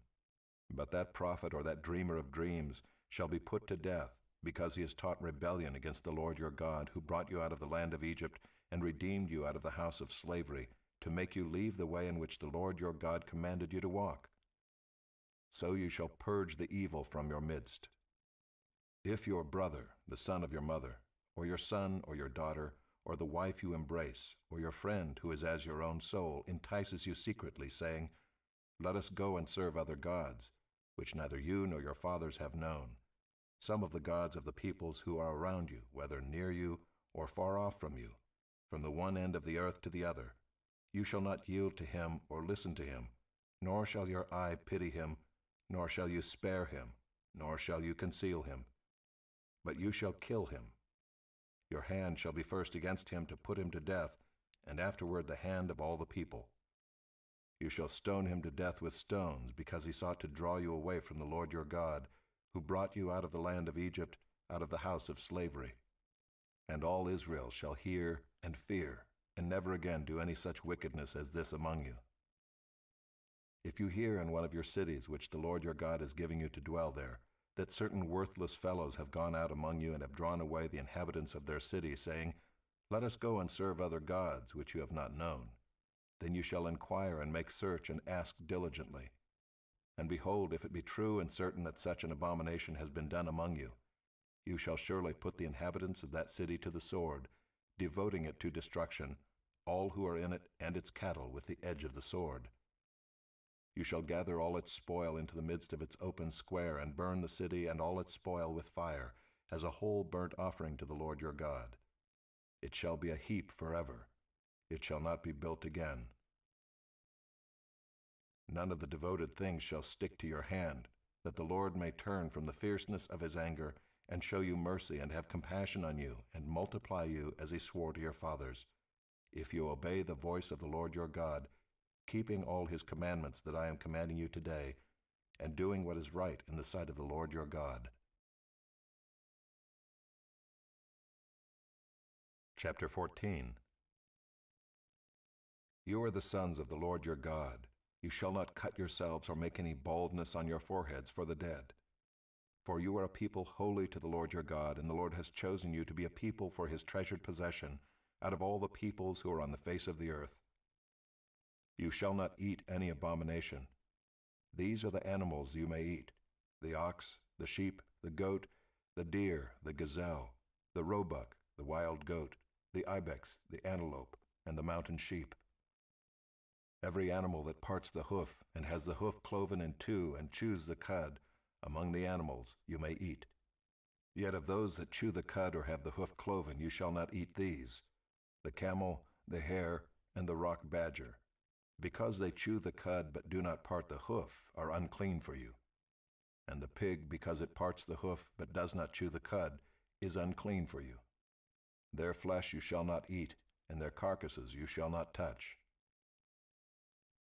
Of all that are in the waters you may eat these: whatever has fins and scales you may eat, and whatever does not have fins and scales you shall not eat.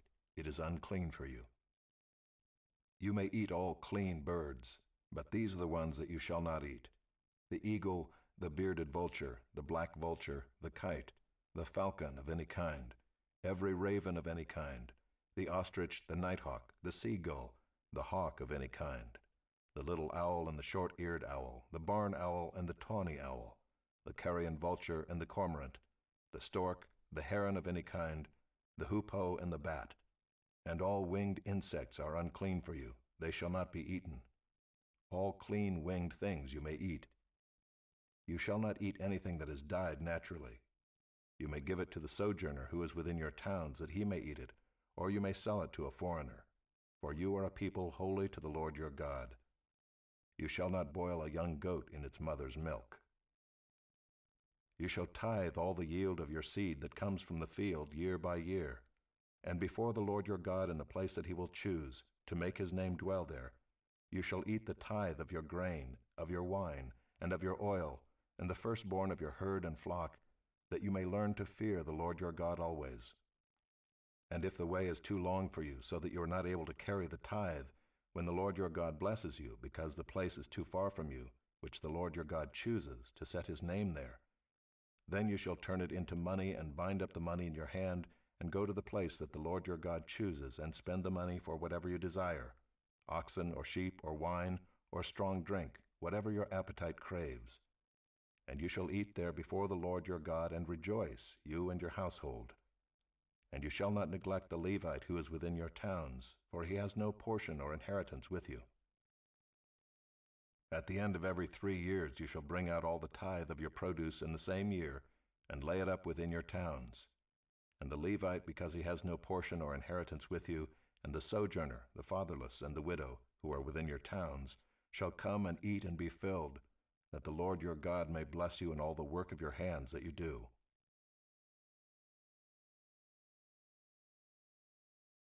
Chapter 15.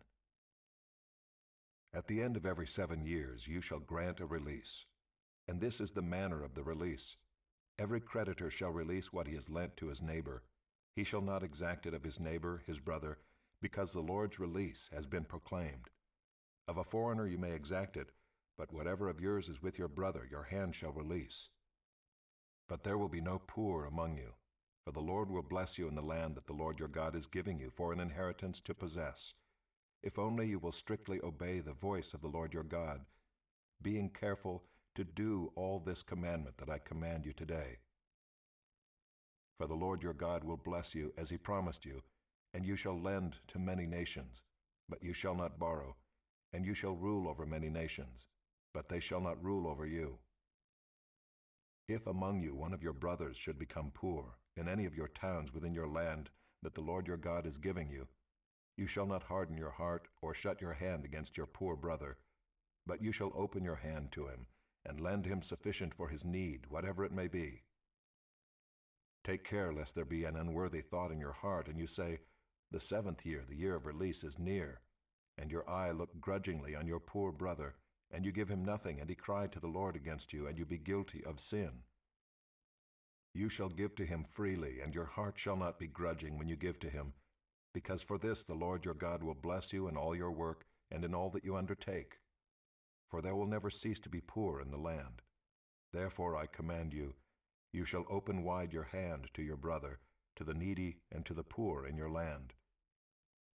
If your brother, a Hebrew man or a Hebrew woman, is sold to you, he shall serve you 6 years, and in the 7th year you shall let him go free from you. And when you let him go free from you, you shall not let him go empty-handed. You shall furnish him liberally out of your flock, out of your threshing floor, and out of your winepress. As the Lord your God has blessed you, you shall give to him. You shall remember that you were a slave in the land of Egypt, and the Lord your God redeemed you. Therefore I command you this today. But if he says to you, I will not go out from you, because he loves you and your household, since he is well off with you, then you shall take an awl, and put it through his ear into the door, and he shall be your slave forever. And to your female slave you shall do the same. It shall not seem hard to you when you let him go free from you, for at half the cost of a hired worker he has served you 6 years. So the Lord your God will bless you in all that you do. All the firstborn males that are born of your herd and flock you shall dedicate to the Lord your God. You shall do no work with the firstborn of your herd, nor shear the firstborn of your flock. You shall eat it, you and your household, before the Lord your God, year by year, at the place that the Lord will choose. But if it has any blemish, if it is lame or blind, or has any serious blemish whatever, you shall not sacrifice it to the Lord your God. You shall eat it within your towns. The unclean and the clean alike may eat it, as though it were a gazelle or a deer. Only you shall not eat its blood, you shall pour it out on the ground like water.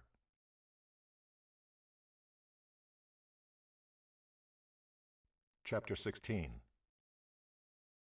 Observe the month of Abib, and keep the Passover to the Lord your God. For in the month of Abib the Lord your God brought you out of Egypt by night. And you shall offer the Passover sacrifice to the Lord your God, from the flock or the herd, at the place that the Lord will choose, to make his name dwell there. You shall eat no leavened bread with it. 7 days you shall eat it with unleavened bread, the bread of affliction.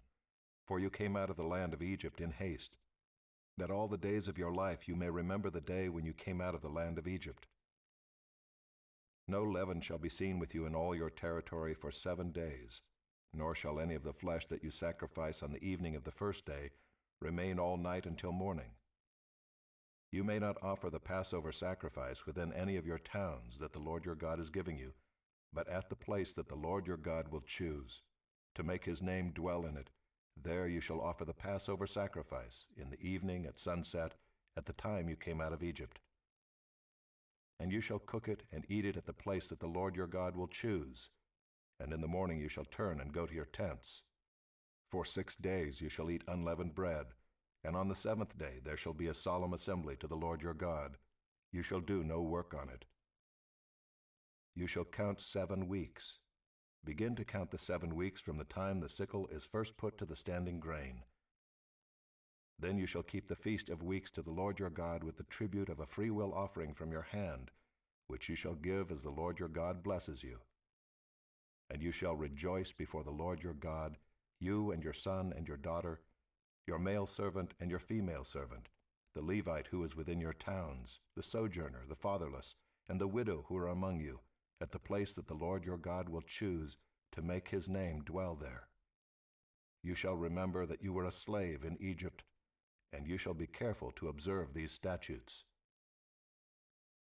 You shall keep the Feast of Booths 7 days, when you have gathered in the produce from your threshing floor and your winepress. You shall rejoice in your feast, you and your son and your daughter, your male servant and your female servant, the Levite, the sojourner, the fatherless, and the widow who are within your towns. For 7 days you shall keep the feast to the Lord your God at the place that the Lord will choose, because the Lord your God will bless you in all your produce and in all the work of your hands, so that you will be altogether joyful. 3 times a year all your males shall appear before the Lord your God at the place that he will choose, at the feast of unleavened bread, at the feast of weeks, and at the feast of booths. They shall not appear before the Lord empty-handed. Every man shall give as he is able, according to the blessing of the Lord your God that he has given you. You shall appoint judges and officers in all your towns that the Lord your God is giving you, according to your tribes, and they shall judge the people with righteous judgment. You shall not pervert justice. You shall not show partiality, and you shall not accept a bribe, for a bribe blinds the eyes of the wise and subverts the cause of the righteous. Justice, and only justice, you shall follow, that you may live and inherit the land that the Lord your God is giving you. You shall not plant any tree as an Asherah beside the altar of the Lord your God that you shall make. And you shall not set up a pillar which the Lord your God hates. Chapter 17. You shall not sacrifice to the Lord your God an ox or a sheep in which is a blemish, any defect whatever, for that is an abomination to the Lord your God.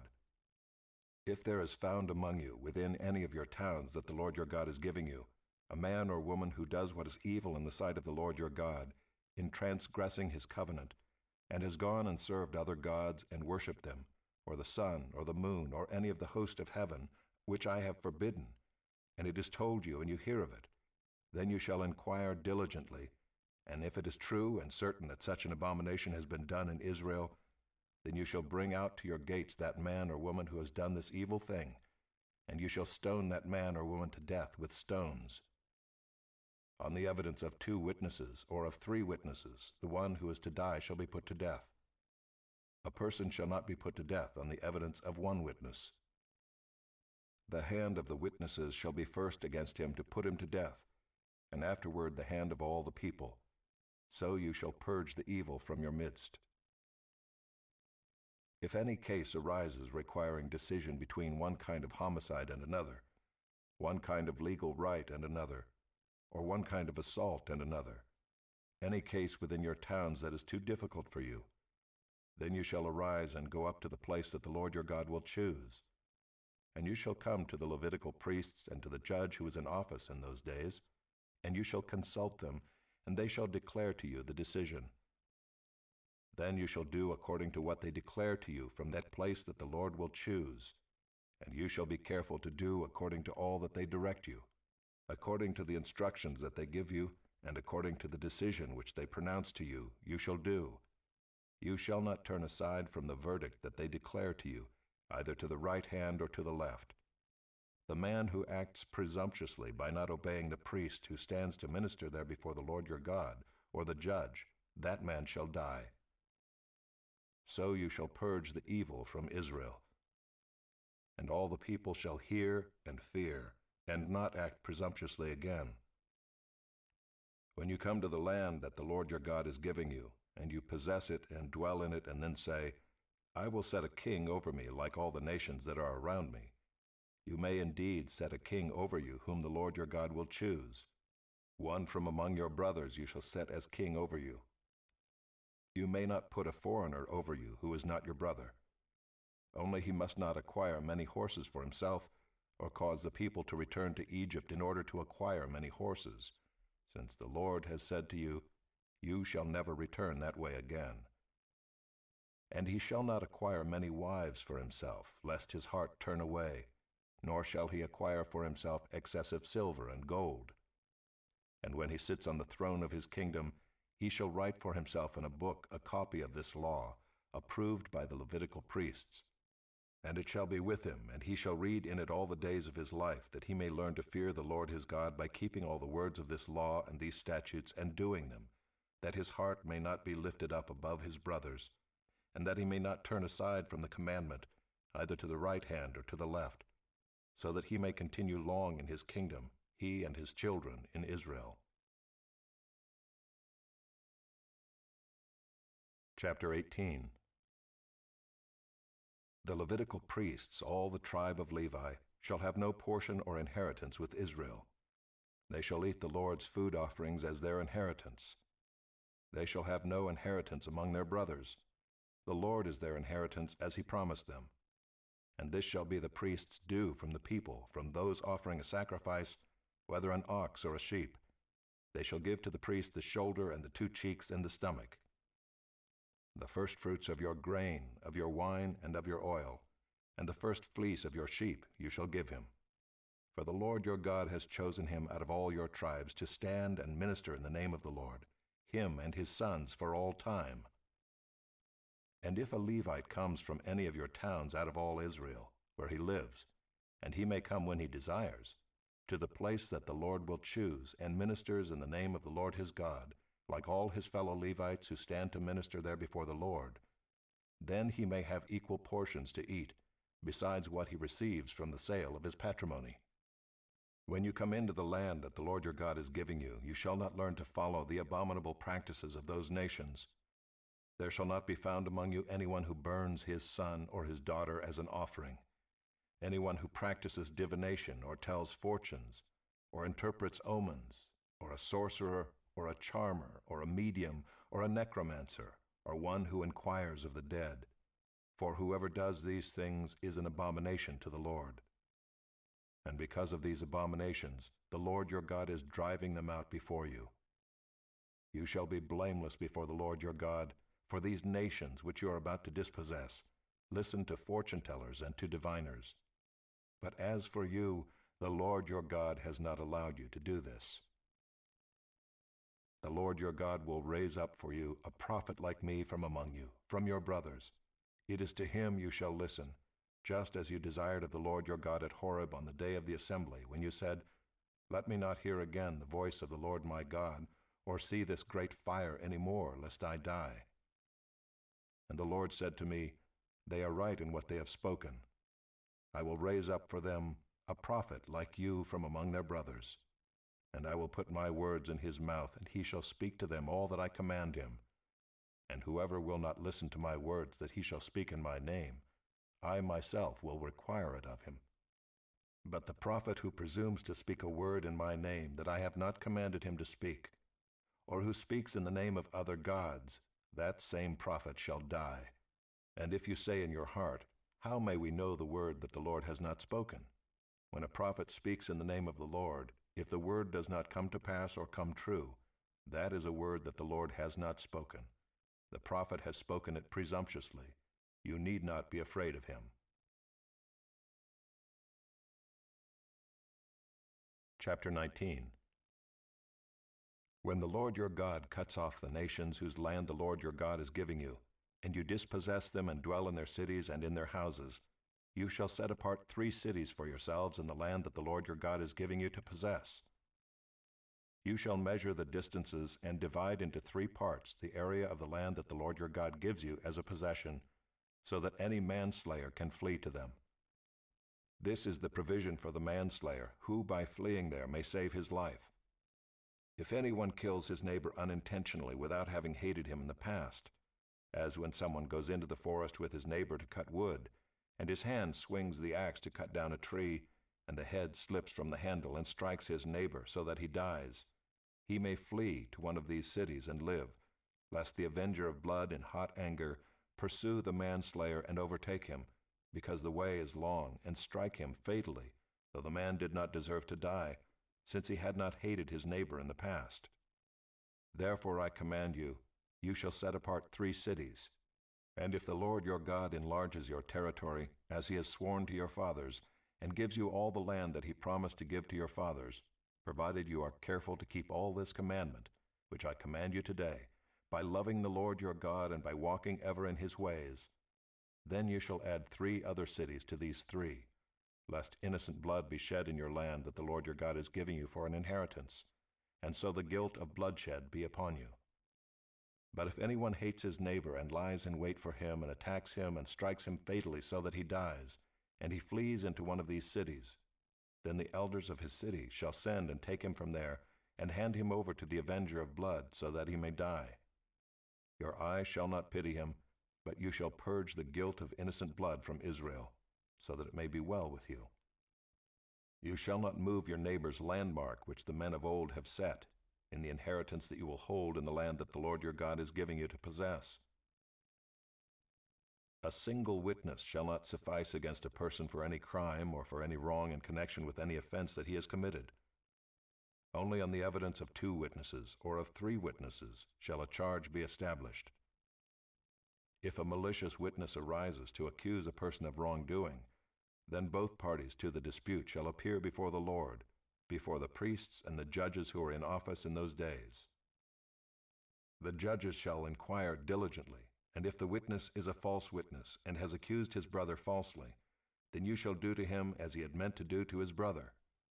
So you shall purge the evil from your midst, and the rest shall hear and fear, and shall never again commit any such evil among you.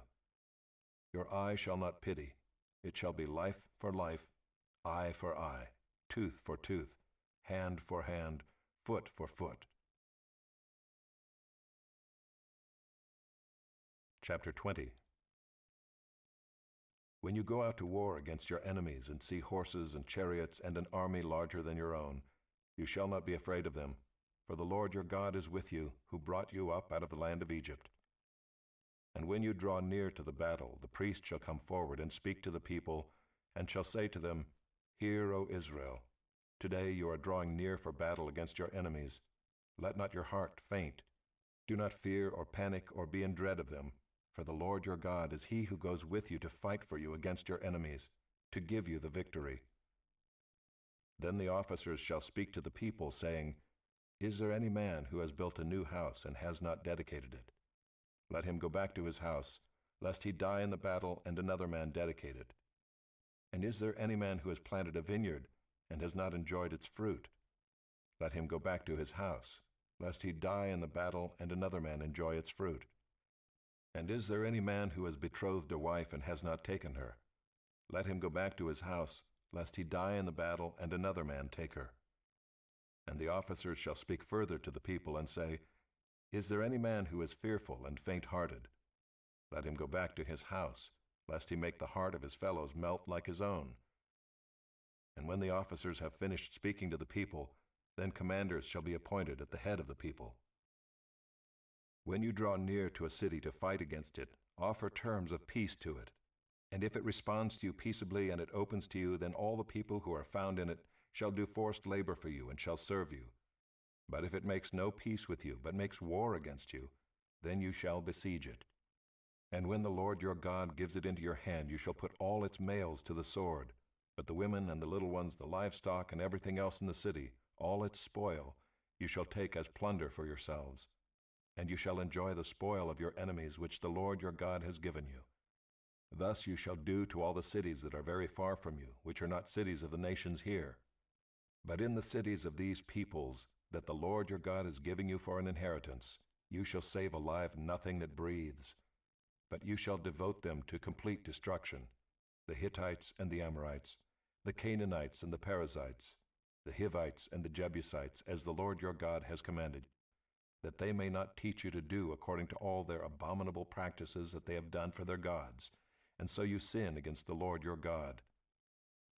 When you besiege a city for a long time, making war against it in order to take it, you shall not destroy its trees by wielding an axe against them. You may eat from them, but you shall not cut them down. Are the trees in the field human, that they should be besieged by you? Only the trees that you know are not trees for food you may destroy and cut down, that you may build siege works against the city that makes war with you until it falls. Chapter 21.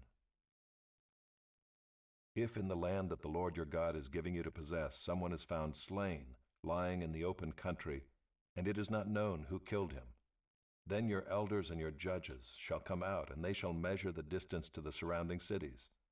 And the elders of the city that is nearest to the slain man shall take a heifer that has never been worked and that is not pulled in a yoke. And the elders of that city shall bring the heifer down to a valley with running water, which is neither plowed nor sown, and shall break the heifer's neck there in the valley. Then the priests, the sons of Levi, shall come forward, for the Lord your God has chosen them to minister to him, and to bless in the name of the Lord, and by their word every dispute and every assault shall be settled. And all the elders of that city nearest to the slain man shall wash their hands over the heifer whose neck was broken in the valley, and they shall testify, Our hands did not shed this blood, nor did our eyes see it shed. Accept atonement, O Lord, for your people Israel, whom you have redeemed, and do not set the guilt of innocent blood in the midst of your people Israel, so that their blood guilt be atoned for. So you shall purge the guilt of innocent blood from your midst, when you do what is right in the sight of the Lord.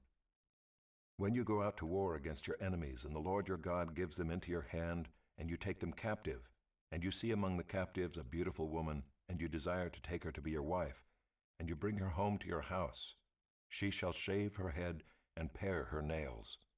And she shall take off the clothes in which she was captured, and shall remain in your house, and lament her father and her mother a full month. After that you may go into her, and be her husband, and she shall be your wife. But if you no longer delight in her, you shall let her go where she wants. But you shall not sell her for money, nor shall you treat her as a slave, since you have humiliated her. If a man has two wives, the one loved and the other unloved, and both the loved and the unloved have borne him children, and if the firstborn son belongs to the unloved, then on the day when he assigns his possessions as an inheritance to his sons, he may not treat the son of the loved as the firstborn in preference to the son of the unloved, who is the firstborn, but he shall acknowledge the firstborn, the son of the unloved, by giving him a double portion of all that he has, for he is the firstfruits of his strength. The right of the firstborn is his. If a man has a stubborn and rebellious son who will not obey the voice of his father or the voice of his mother, and though they discipline him, will not listen to them, then his father and his mother shall take hold of him and bring him out to the elders of his city at the gate of the place where he lives. And they shall say to the elders of his city, This our son is stubborn and rebellious. He will not obey our voice. He is a glutton and a drunkard. Then all the men of the city shall stone him to death with stones. So you shall purge the evil from your midst, and all Israel shall hear and fear.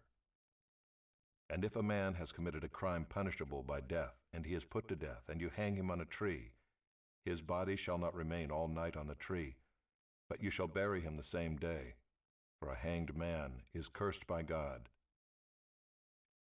You shall not defile the land that the Lord your God is giving you for an inheritance.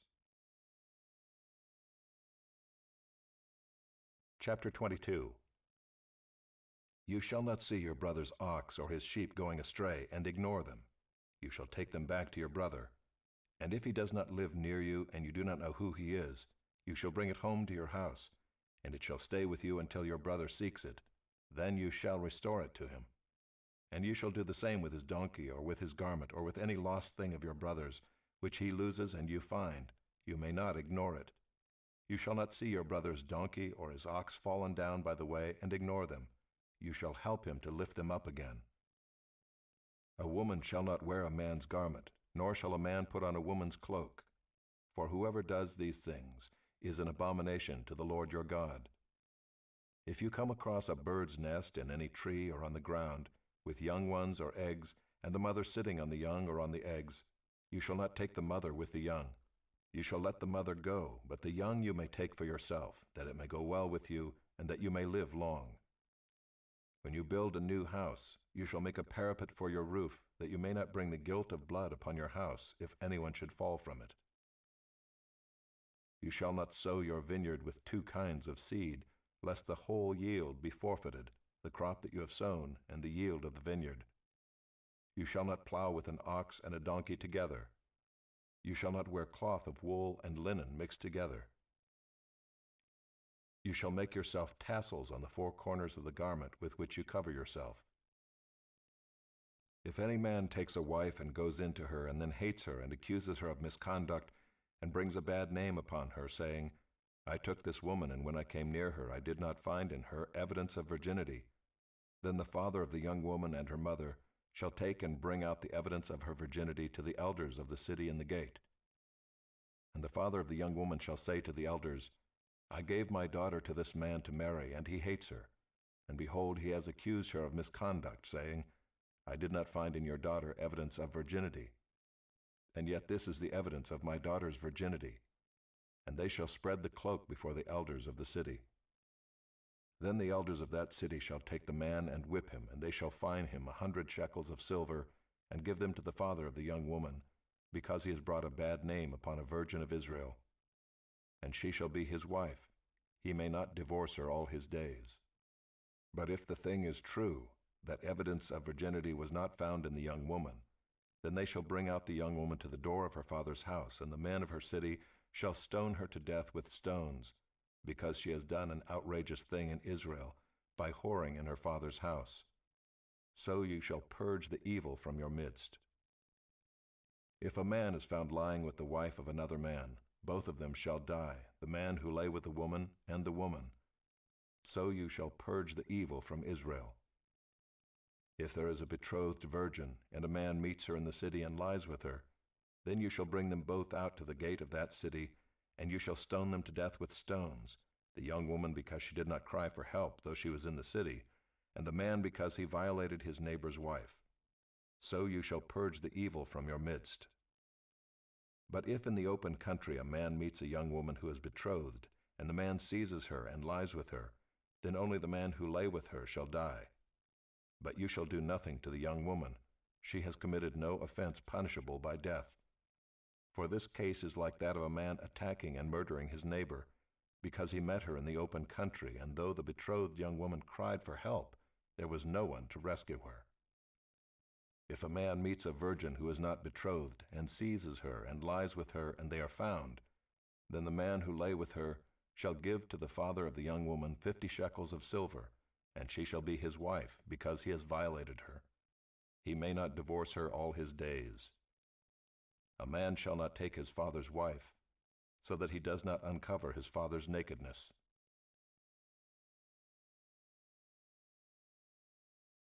Chapter 23. No one whose testicles are crushed or whose male organ is cut off shall enter the assembly of the Lord. No one born of a forbidden union may enter the assembly of the Lord. Even to the 10th generation, none of his descendants may enter the assembly of the Lord. No Ammonite or Moabite may enter the assembly of the Lord. Even to the 10th generation, none of them may enter the assembly of the Lord forever, because they did not meet you with bread and with water on the way when you came out of Egypt, and because they hired against you Balaam the son of Beor from Pethor of Mesopotamia to curse you. But the Lord your God would not listen to Balaam. Instead, the Lord your God turned the curse into a blessing for you, because the Lord your God loved you. You shall not seek their peace or their prosperity all your days forever.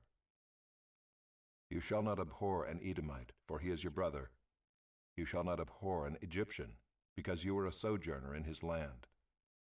Children born to them in the 3rd generation may enter the assembly of the Lord. When you are encamped against your enemies, then you shall keep yourself from every evil thing. If any man among you becomes unclean because of a nocturnal emission, then he shall go outside the camp. He shall not come inside the camp, But when evening comes, he shall bathe himself in water, and as the sun sets, he may come inside the camp. You shall have a place outside the camp, and you shall go out to it. And you shall have a trowel with your tools, and when you sit down outside, you shall dig a hole with it, and turn back and cover up your excrement. Because the Lord your God walks in the midst of your camp, to deliver you and to give up your enemies before you. Therefore your camp must be holy, so that he may not see anything indecent among you and turn away from you. You shall not give up to his master a slave who has escaped from his master to you. He shall dwell with you in your midst, in the place that he shall choose within one of your towns, wherever it suits him. You shall not wrong him. None of the daughters of Israel shall be a cult prostitute, and none of the sons of Israel shall be a cult prostitute. You shall not bring the fee of a prostitute or the wages of a dog into the house of the Lord your God in payment for any vow, for both of these are an abomination to the Lord your God. You shall not charge interest on loans to your brother, interest on money, interest on food, interest on anything that is lent for interest. You may charge a foreigner interest, but you may not charge your brother interest, that the Lord your God may bless you in all that you undertake in the land that you are entering to take possession of it. If you make a vow to the Lord your God, you shall not delay fulfilling it, for the Lord your God will surely require it of you, and you will be guilty of sin. But if you refrain from vowing, you will not be guilty of sin. You shall be careful to do what has passed your lips, for you have voluntarily vowed to the Lord your God what you have promised with your mouth. If you go into your neighbor's vineyard, you may eat your fill of grapes, as many as you wish, but you shall not put any in your bag. If you go into your neighbor's standing grain, you may pluck the ears with your hand, but you shall not put a sickle to your neighbor's standing grain.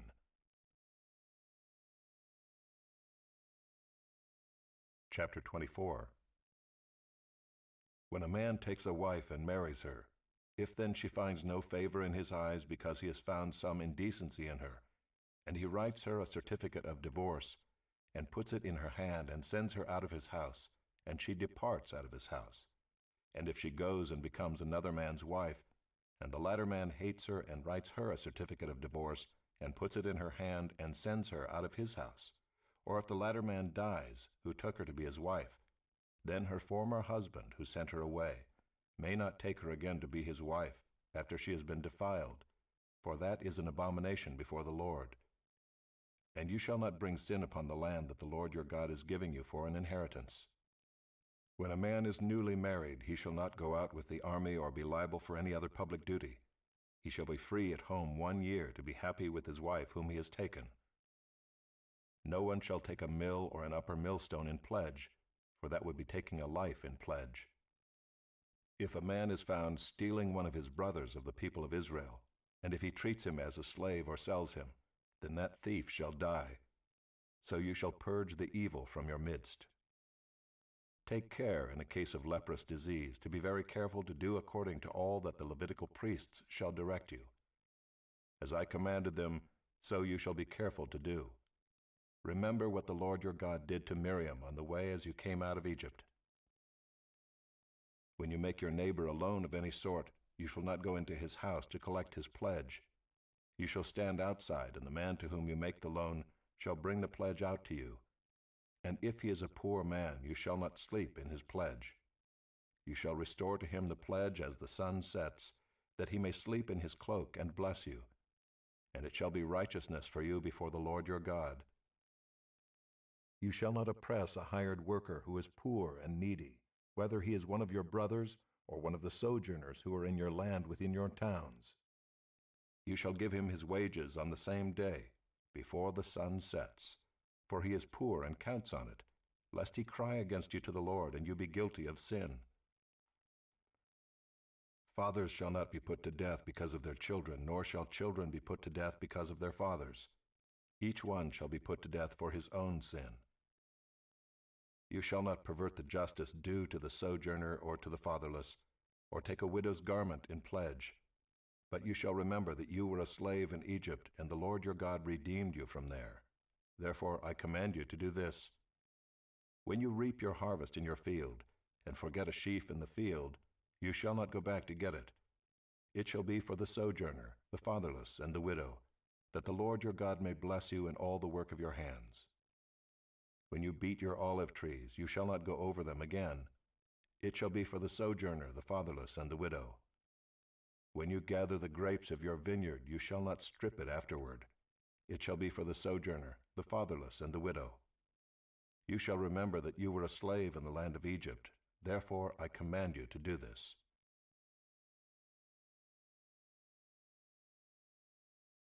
Chapter 25. If there is a dispute between men, and they come into court, and the judges decide between them, acquitting the innocent and condemning the guilty, then if the guilty man deserves to be beaten, the judge shall cause him to lie down and be beaten in his presence with a number of stripes in proportion to his offense. 40 stripes may be given him, but not more, lest if one should go on to beat him with more stripes than these, your brother be degraded in your sight.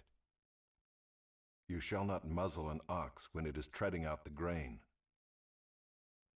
If brothers dwell together, and one of them dies and has no son, the wife of the dead man shall not be married outside the family to a stranger. Her husband's brother shall go into her and take her as his wife, and perform the duty of a husband's brother to her. And the first son whom she bears shall succeed to the name of his dead brother, that his name may not be blotted out of Israel. And if the man does not wish to take his brother's wife, then his brother's wife shall go up to the gate to the elders and say, My husband's brother refuses to perpetuate his brother's name in Israel. He will not perform the duty of a husband's brother to me. Then the elders of his city shall call him and speak to him, and if he persists, saying, I do not wish to take her, then his brother's wife shall go up to him in the presence of the elders and pull his sandal off his foot and spit in his face. And she shall answer and say, So shall it be done to the man who does not build up his brother's house. And the name of his house shall be called in Israel, the house of him who had his sandal pulled off. When men fight with one another, and the wife of the one draws near to rescue her husband from the hand of him who is beating him, and puts out her hand and seizes him by the private parts, then you shall cut off her hand. Your eye shall have no pity. You shall not have in your bag 2 kinds of weights, a large and a small. You shall not have in your house 2 kinds of measures, a large and a small. A full and fair weight you shall have, a full and fair measure you shall have, that your days may be long in the land that the Lord your God is giving you. For all who do such things, all who act dishonestly, are an abomination to the Lord your God. Remember what Amalek did to you on the way as you came out of Egypt, how he attacked you on the way when you were faint and weary, and cut off your tail, those who were lagging behind you, and he did not fear God. Therefore, when the Lord your God has given you rest from all your enemies around you, in the land that the Lord your God is giving you for an inheritance to possess, you shall blot out the memory of Amalek from under heaven. You shall not forget. Chapter 26. When you come into the land that the Lord your God is giving you for an inheritance, and have taken possession of it and live in it, you shall take some of the first of all the fruit of the ground which you harvest from your land that the Lord your God is giving you, and you shall put it in a basket, and you shall go to the place that the Lord your God will choose to make his name to dwell there. And you shall go to the priest who is in office at that time, and say to him, I declare today to the Lord your God that I have come into the land that the Lord swore to our fathers to give us. Then the priest shall take the basket from your hand, and set it down before the altar of the Lord your God. And you shall make response before the Lord your God. A wandering Aramean was my father, and he went down into Egypt and sojourned there, few in number, and there he became a nation, great, mighty, and populous. And the Egyptians treated us harshly and humiliated us, and laid on us hard labor. Then we cried to the Lord, the God of our fathers, and the Lord heard our voice, and saw our affliction, our toil, and our oppression. And the Lord brought us out of Egypt with a mighty hand, and an outstretched arm, with great deeds of terror, with signs and wonders. And he brought us into this place, and gave us this land, a land flowing with milk and honey. And behold, now I bring the first of the fruit of the ground, which you, O Lord, have given me. And you shall set it down before the Lord your God, and worship before the Lord your God. And you shall rejoice in all the good that the Lord your God has given to you and to your house, you and the Levite, and the sojourner who is among you. When you have finished paying all the tithe of your produce in the 3rd year, which is the year of tithing, giving it to the Levite, the sojourner, the fatherless, and the widow, so that they may eat within your towns and be filled, then you shall say before the Lord your God, I have removed the sacred portion out of my house, and moreover I have given it to the Levite, the sojourner, the fatherless, and the widow, according to all your commandment that you have commanded me. I have not transgressed any of your commandments, nor have I forgotten them. I have not eaten of the tithe while I was mourning, or removed any of it while I was unclean, or offered any of it to the dead. I have obeyed the voice of the Lord my God. I have done according to all that you have commanded me. Look down from your holy habitation, from heaven, and bless your people Israel on the ground that you have given us, as you swore to our fathers, a land flowing with milk and honey. This day the Lord your God commands you to do these statutes and rules. You shall therefore be careful to do them with all your heart and with all your soul. You have declared today that the Lord is your God, and that you will walk in his ways and keep his statutes and his commandments and his rules, and will obey his voice.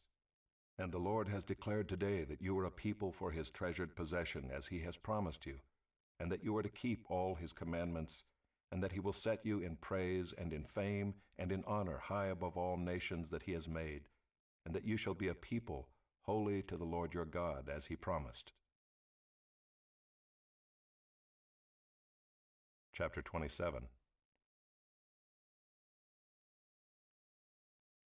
Now Moses and the elders of Israel commanded the people, saying, Keep the whole commandment that I command you today. And on the day you cross over the Jordan to the land that the Lord your God is giving you, you shall set up large stones and plaster them with plaster.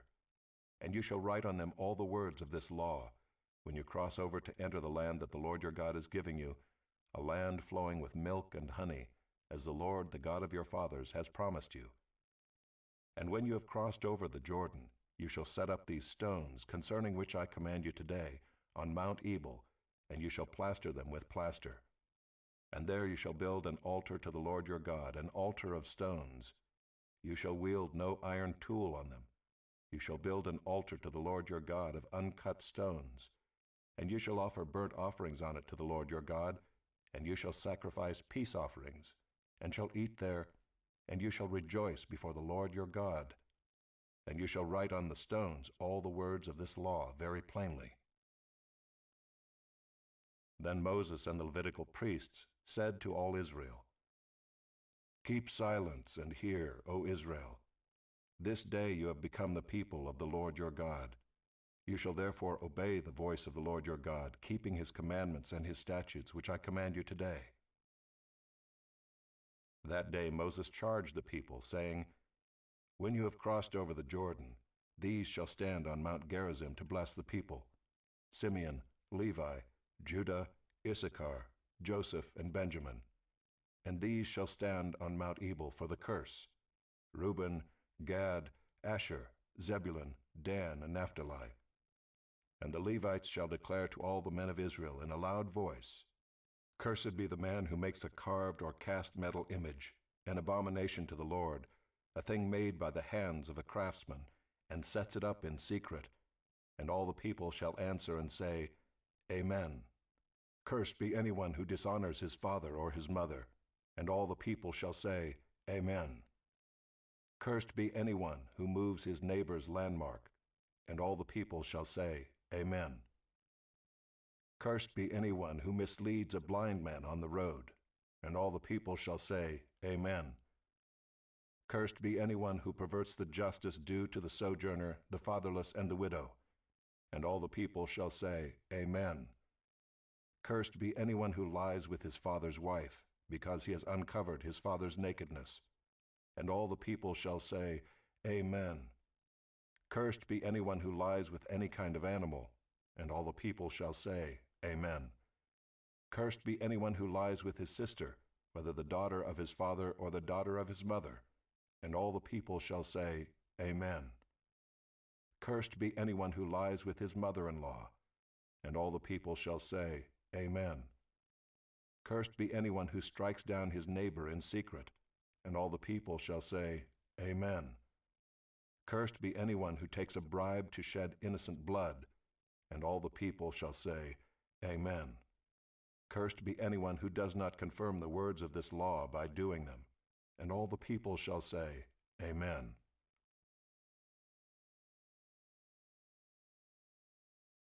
Chapter 28. And if you faithfully obey the voice of the Lord your God, being careful to do all his commandments that I command you today, the Lord your God will set you high above all the nations of the earth.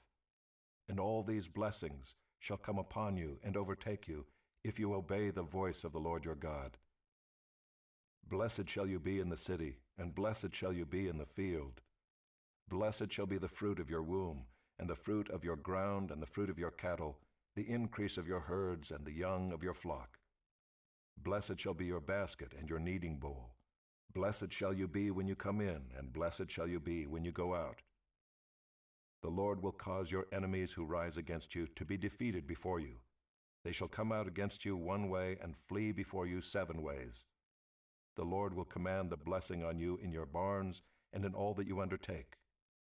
And he will bless you in the land that the Lord your God is giving you. The Lord will establish you as a people holy to himself, as he has sworn to you, if you keep the commandments of the Lord your God and walk in his ways. And all the peoples of the earth shall see that you are called by the name of the Lord, and they shall be afraid of you. And the Lord will make you abound in prosperity, in the fruit of your womb, and in the fruit of your livestock, and in the fruit of your ground, within the land that the Lord swore to your fathers to give you. The Lord will open to you his good treasury, the heavens, to give the rain to your land in its season, and to bless all the work of your hands. And you shall lend to many nations, but you shall not borrow. And the Lord will make you the head and not the tail, and you shall only go up and not down, if you obey the commandments of the Lord your God, which I command you today, being careful to do them, and if you do not turn aside from any of the words that I command you today, to the right hand or to the left, to go after other gods to serve them. But if you will not obey the voice of the Lord your God, or be careful to do all his commandments and his statutes that I command you today, then all these curses shall come upon you and overtake you. Cursed shall you be in the city, and cursed shall you be in the field. Cursed shall be your basket and your kneading bowl. Cursed shall be the fruit of your womb and the fruit of your ground, the increase of your herds and the young of your flock. Cursed shall you be when you come in, and cursed shall you be when you go out. The Lord will send on you curses, confusion, and frustration in all that you undertake to do, until you are destroyed and perish quickly on account of the evil of your deeds, because you have forsaken me. The Lord will make the pestilence stick to you until he has consumed you off the land that you are entering to take possession of it. The Lord will strike you with wasting disease and with fever, inflammation and fiery heat, and with drought, and with blight, and with mildew. They shall pursue you until you perish, and the heavens over your head shall be bronze, and the earth under you shall be iron. The Lord will make the rain of your land powder. From heaven dust shall come down on you until you are destroyed.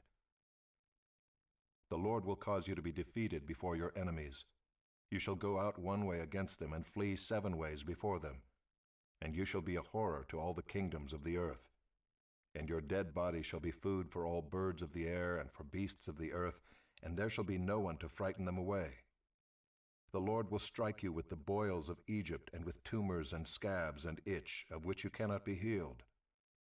The Lord will strike you with madness and blindness and confusion of mind, and you shall grope at noonday, as the blind grope in darkness, and you shall not prosper in your ways. And you shall be only oppressed and robbed continually, and there shall be no one to help you.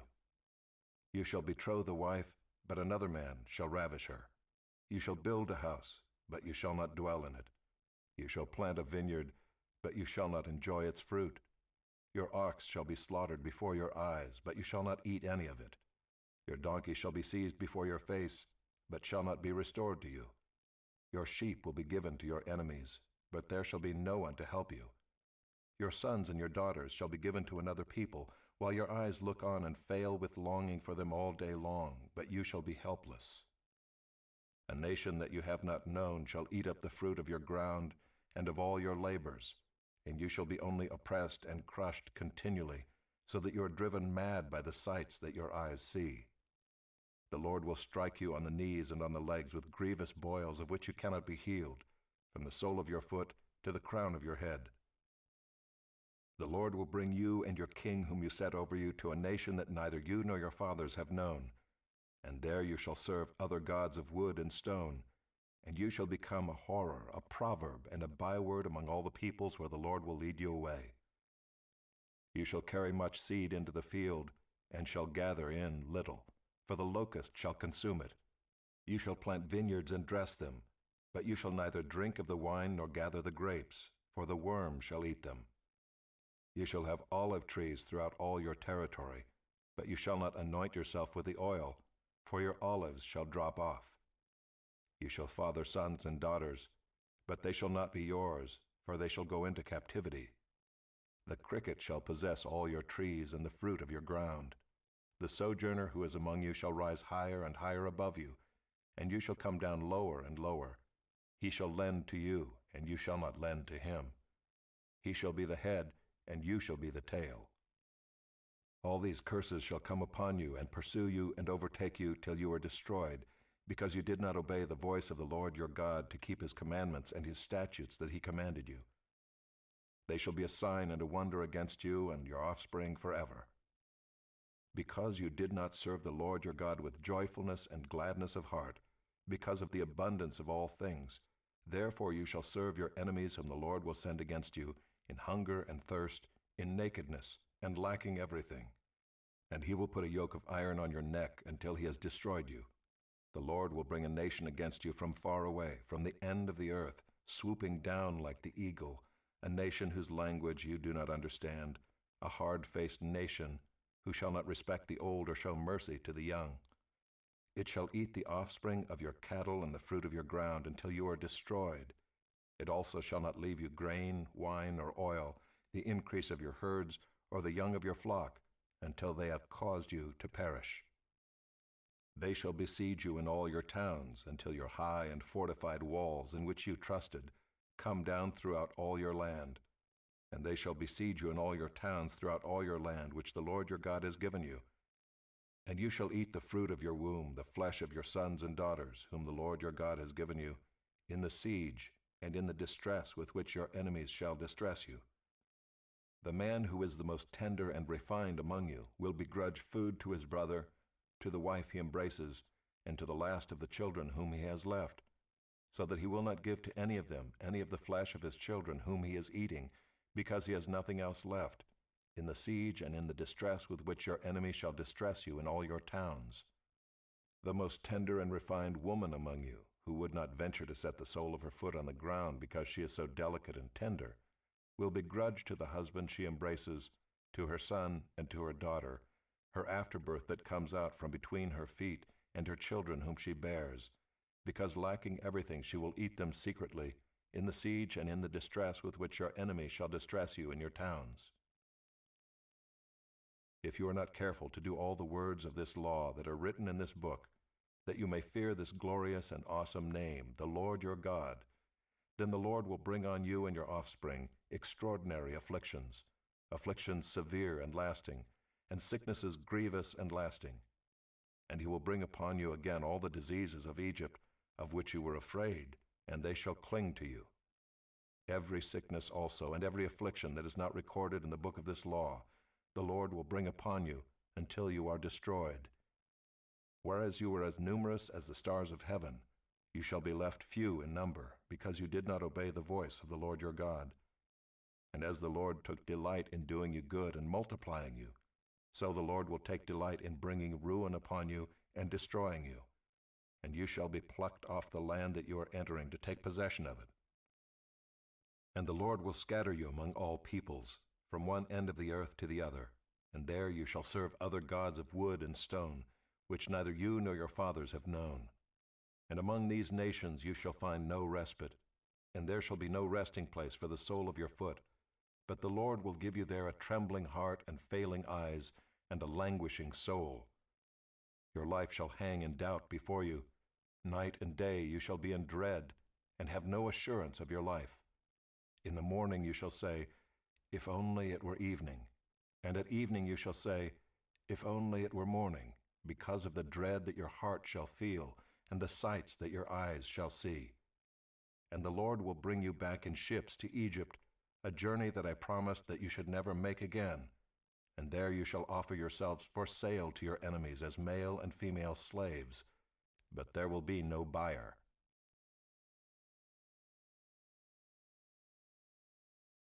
Chapter 29. These are the words of the covenant that the Lord commanded Moses to make with the people of Israel in the land of Moab, besides the covenant that he had made with them at Horeb. And Moses summoned all Israel and said to them, You have seen all that the Lord did before your eyes in the land of Egypt, to Pharaoh and to all his servants and to all his land, the great trials that your eyes saw, the signs and those great wonders. But to this day the Lord has not given you a heart to understand, or eyes to see, or ears to hear.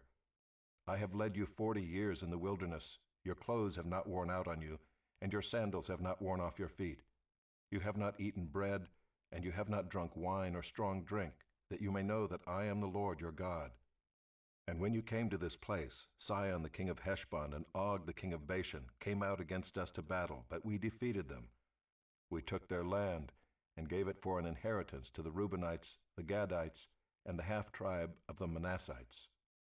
Therefore keep the words of this covenant and do them, that you may prosper in all that you do. You are standing today, all of you, before the Lord your God, the heads of your tribes, your elders and your officers, all the men of Israel, your little ones, your wives, and the sojourner who is in your camp, from the one who chops your wood to the one who draws your water, so that you may enter into the sworn covenant of the Lord your God, which the Lord your God is making with you today, that he may establish you today as his people, and that he may be your God as he promised you, and as he swore to your fathers, to Abraham, to Isaac, and to Jacob. It is not with you alone that I am making this sworn covenant, but with whoever is standing here with us today before the Lord our God, and with whoever is not here with us today. You know how we lived in the land of Egypt, and how we came through the midst of the nations through which you passed. And you have seen their detestable things, their idols of wood and stone, of silver and gold, which were among them. Beware lest there be among you a man or woman or clan or tribe whose heart is turning away today from the Lord our God to go and serve the gods of those nations.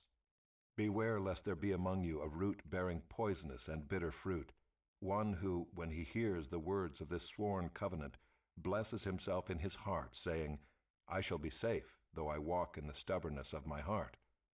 This will lead to the sweeping away of moist and dry alike. The Lord will not be willing to forgive him, but rather the anger of the Lord and his jealousy will smoke against that man, and the curses written in this book will settle upon him, and the Lord will blot out his name from under heaven. And the Lord will single him out from all the tribes of Israel for calamity, in accordance with all the curses of the covenant written in this book of the law. And the next generation, your children who rise up after you, and the foreigner who comes from a far land, will say, when they see the afflictions of that land, and the sicknesses with which the Lord has made it sick, the whole land burned out with brimstone and salt, nothing sown and nothing growing, where no plant can sprout, an overthrow like that of Sodom and Gomorrah, Admah and Zeboim, which the Lord overthrew in his anger and wrath. All the nations will say, Why has the Lord done thus to this land? What caused the heat of this great anger? Then people will say, It is because they abandoned the covenant of the Lord, the God of their fathers, which he made with them when he brought them out of the land of Egypt, and went and served other gods and worshipped them, gods whom they had not known and whom he had not allotted to them. Therefore the anger of the Lord was kindled against this land, bringing upon it all the curses written in this book. And the Lord uprooted them from their land in anger and fury and great wrath, and cast them into another land, as they are this day. The secret things belong to the Lord our God, but the things that are revealed belong to us and to our children forever, that we may do all the words of this law.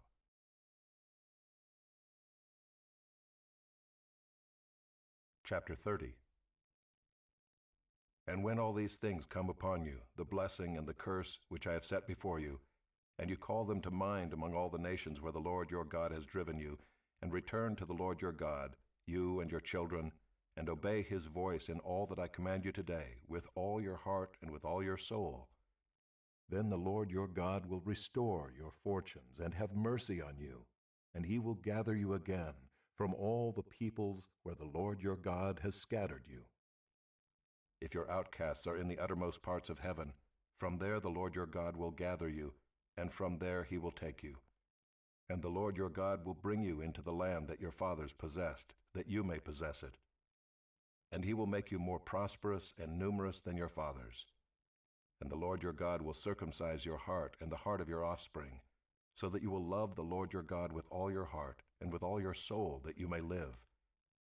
And the Lord your God will put all these curses on your foes and enemies who persecuted you. And you shall again obey the voice of the Lord and keep all his commandments that I command you today. The Lord your God will make you abundantly prosperous in all the work of your hand, in the fruit of your womb, and in the fruit of your cattle, and in the fruit of your ground. For the Lord will again take delight in prospering you, as he took delight in your fathers, when you obey the voice of the Lord your God, to keep his commandments and his statutes that are written in this book of the law, when you turn to the Lord your God with all your heart and with all your soul. For this commandment that I command you today is not too hard for you, neither is it far off. It is not in heaven that you should say, who will ascend to heaven for us and bring it to us, that we may hear it and do it? Neither is it beyond the sea that you should say, who will go over the sea for us and bring it to us, that we may hear it and do it? But the word is very near you. It is in your mouth and in your heart, so that you can do it. See, I have set before you today life and good, death and evil. If you obey the commandments of the Lord your God that I command you today, by loving the Lord your God, by walking in his ways, and by keeping his commandments and his statutes and his rules, then you shall live and multiply, and the Lord your God will bless you in the land that you are entering to take possession of it. But if your heart turns away, and you will not hear, but are drawn away to worship other gods and serve them, I declare to you today that you shall surely perish. You shall not live long in the land that you're going over the Jordan to enter and possess. I call heaven and earth to witness against you today, that I have set before you life and death, blessing and curse. Therefore choose life, that you and your offspring may live, loving the Lord your God, obeying his voice and holding fast to him. For he is your life and length of days, that you may dwell in the land that the Lord swore to your fathers, to Abraham, to Isaac, and to Jacob, to give them.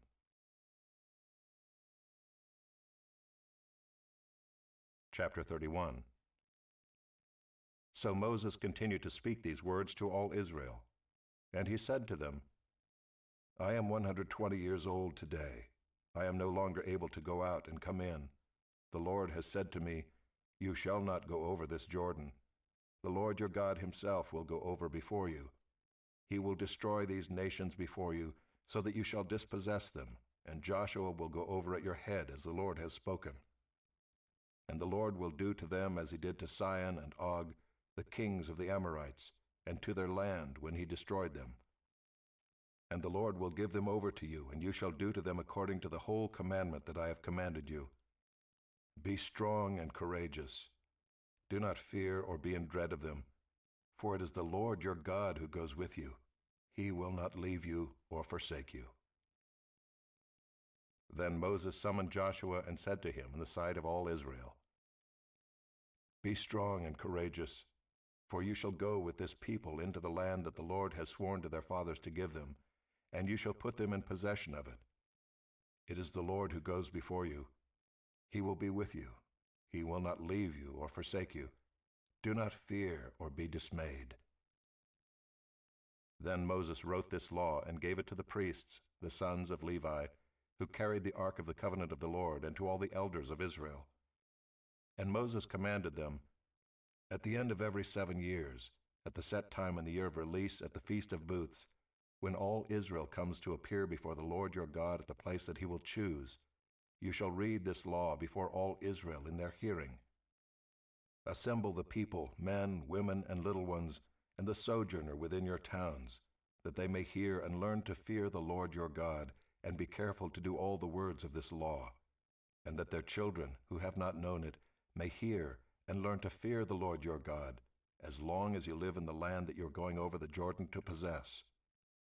And the Lord said to Moses, Behold, the days approach when you must die.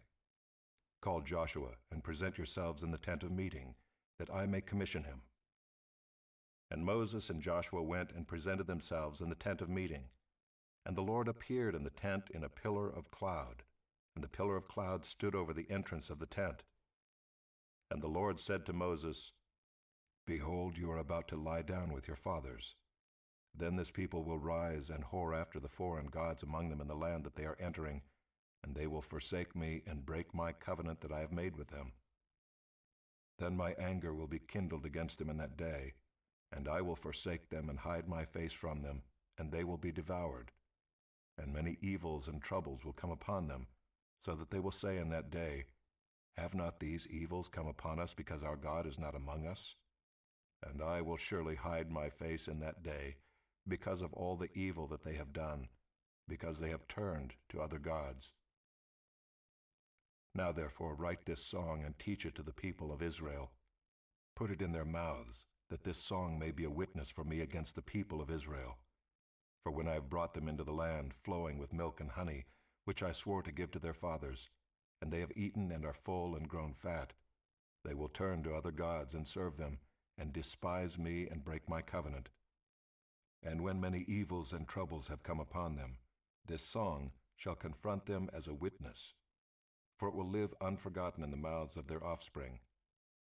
For I know what they are inclined to do even today, before I have brought them into the land that I swore to give. So Moses wrote this song the same day and taught it to the people of Israel. And the Lord commissioned Joshua the son of Nun and said, Be strong and courageous, for you shall bring the people of Israel into the land that I swore to give them. I will be with you. When Moses had finished writing the words of this law in a book to the very end, Moses commanded the Levites who carried the ark of the covenant of the Lord, Take this book of the law and put it by the side of the ark of the covenant of the Lord your God, that it may be there for a witness against you. For I know how rebellious and stubborn you are. Behold, even today, while I am yet alive with you, you have been rebellious against the Lord. How much more after my death? Assemble to me all the elders of your tribes and your officers, that I may speak these words in their ears, and call heaven and earth to witness against them. For I know that after my death you will surely act corruptly and turn aside from the way that I have commanded you. And in the days to come evil will befall you, because you will do what is evil in the sight of the Lord, provoking him to anger through the work of your hands. Then Moses spoke the words of this song until they were finished in the ears of all the assembly of Israel. Chapter 32. Give ear, O heavens, and I will speak, and let the earth hear the words of my mouth. May my teaching drop as the rain, my speech distill as the dew, like gentle rain upon the tender grass and like showers upon the herb. For I will proclaim the name of the Lord, ascribe greatness to our God. The rock, his work, is perfect, for all his ways are justice. A God of faithfulness and without iniquity, just and upright is he. They have dealt corruptly with him, they are no longer his children, because they are blemished. They are a crooked and twisted generation. Do you thus repay the Lord, you foolish and senseless people? Is not he your Father who created you, who made you and established you? Remember the days of old, consider the years of many generations. Ask your father, and he will show you, your elders, and they will tell you. When the Most High gave to the nations their inheritance, when he divided mankind, he fixed the borders of the peoples according to the number of the sons of God. But the Lord's portion is his people, Jacob his allotted heritage. He found him in a desert land, and in the howling waste of the wilderness. He encircled him, he cared for him, he kept him as the apple of his eye. Like an eagle that stirs up its nest, that flutters over its young, spreading out its wings, catching them, bearing them on its pinions, the Lord alone guided him, no foreign god was with him. He made him ride on the high places of the land, and he ate the produce of the field. and he suckled him with honey out of the rock, and oil out of the flinty rock. Curds from the herd, and milk from the flock, with fat of lambs, rams of Bashan, and goats, with the very finest of the wheat, and you drank foaming wine made from the blood of the grape. But Jeshurun grew fat and kicked. You grew fat, stout, and sleek. Then he forsook God who made him, and scoffed at the rock of his salvation. They stirred him to jealousy with strange gods. With abominations they provoked him to anger.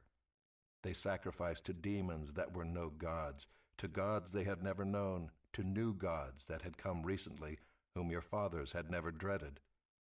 You were unmindful of the rock that bore you, and you forgot the God who gave you birth. The Lord saw it and spurned them because of the provocation of his sons and his daughters. And he said, I will hide my face from them. I will see what their end will be, for they are a perverse generation, children in whom is no faithfulness. They have made me jealous with what is no God. They have provoked me to anger with their idols. So I will make them jealous with those who are no people. I will provoke them to anger with a foolish nation. For a fire is kindled by my anger, and it burns to the depths of Sheol, devours the earth and its increase, and sets on fire the foundations of the mountains. And I will heap disasters upon them. I will spend my arrows on them. They shall be wasted with hunger, and devoured by plague, and poisonous pestilence. I will send the teeth of beasts against them, with the venom of things that crawl in the dust. Outdoors the sword shall bereave, and indoors terror, for young man and woman alike, the nursing child with the man of gray hairs. I would have said, I will cut them to pieces. I will wipe them from human memory, had I not feared provocation by the enemy, lest their adversaries should misunderstand, lest they should say, Our hand is triumphant. It was not the Lord who did all this.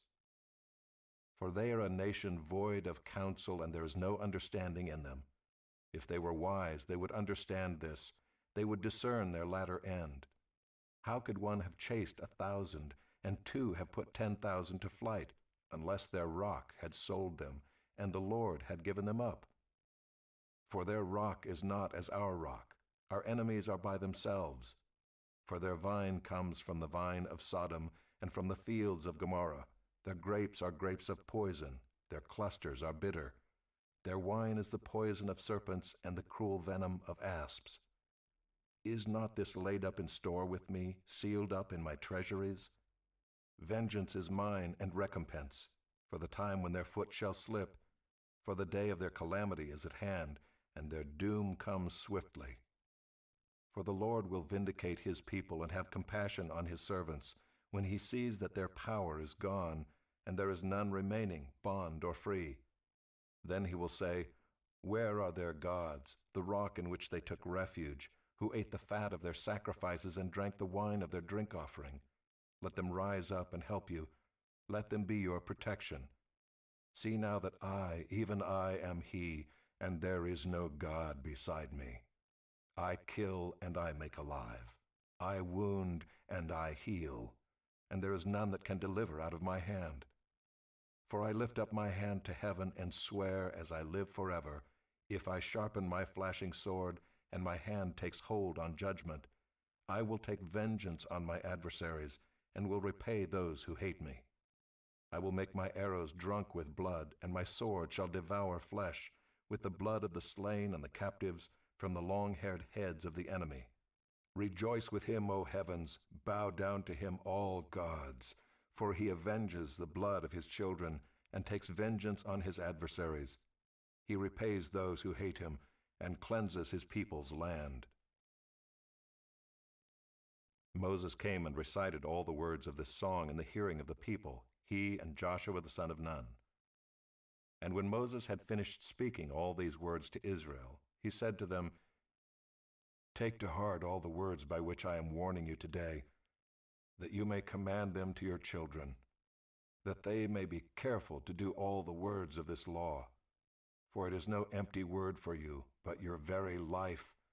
And by this word you shall live long in the land that you are going over the Jordan to possess. That very day the Lord spoke to Moses, "Go up this mountain of the Abarim, Mount Nebo, which is in the land of Moab, opposite Jericho, and view the land of Canaan, which I am giving to the people of Israel for a possession. And die on the mountain which you go up, and be gathered to your people, as Aaron your brother died in Mount Hor and was gathered to his people, because you broke faith with me in the midst of the people of Israel at the waters of Meribah Kadesh, in the wilderness of Zin, and because you did not treat me as holy in the midst of the people of Israel. For you shall see the land before you, but you shall not go there, into the land that I am giving to the people of Israel." Chapter 33. This is the blessing with which Moses the man of God blessed the people of Israel before his death. He said, "The Lord came from Sinai and dawned from Seir upon us. He shone forth from Mount Paran. He came from the 10,000s of holy ones with flaming fire at his right hand. Yes, he loved his people. All his holy ones were in his hand. So they followed in your steps, receiving direction from you, when Moses commanded us a law as a possession for the assembly of Jacob. Thus the Lord became king in Jeshurun, when the heads of the people were gathered, all the tribes of Israel together.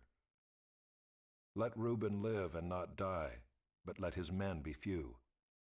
And this he said of Judah, "Hear, O Lord, the voice of Judah, and bring him into his people. With your hands contend for him, and be a help against his adversaries." And of Levi he said, "Give to Levi your Thummim, and your Urim to your godly one, whom you tested at Massah, with whom you quarreled at the waters of Meribah, who said of his father and mother, 'I regard them not.' He disowned his brothers and ignored his children, for they observed your word and kept your covenant. They shall teach Jacob your rules and Israel your law.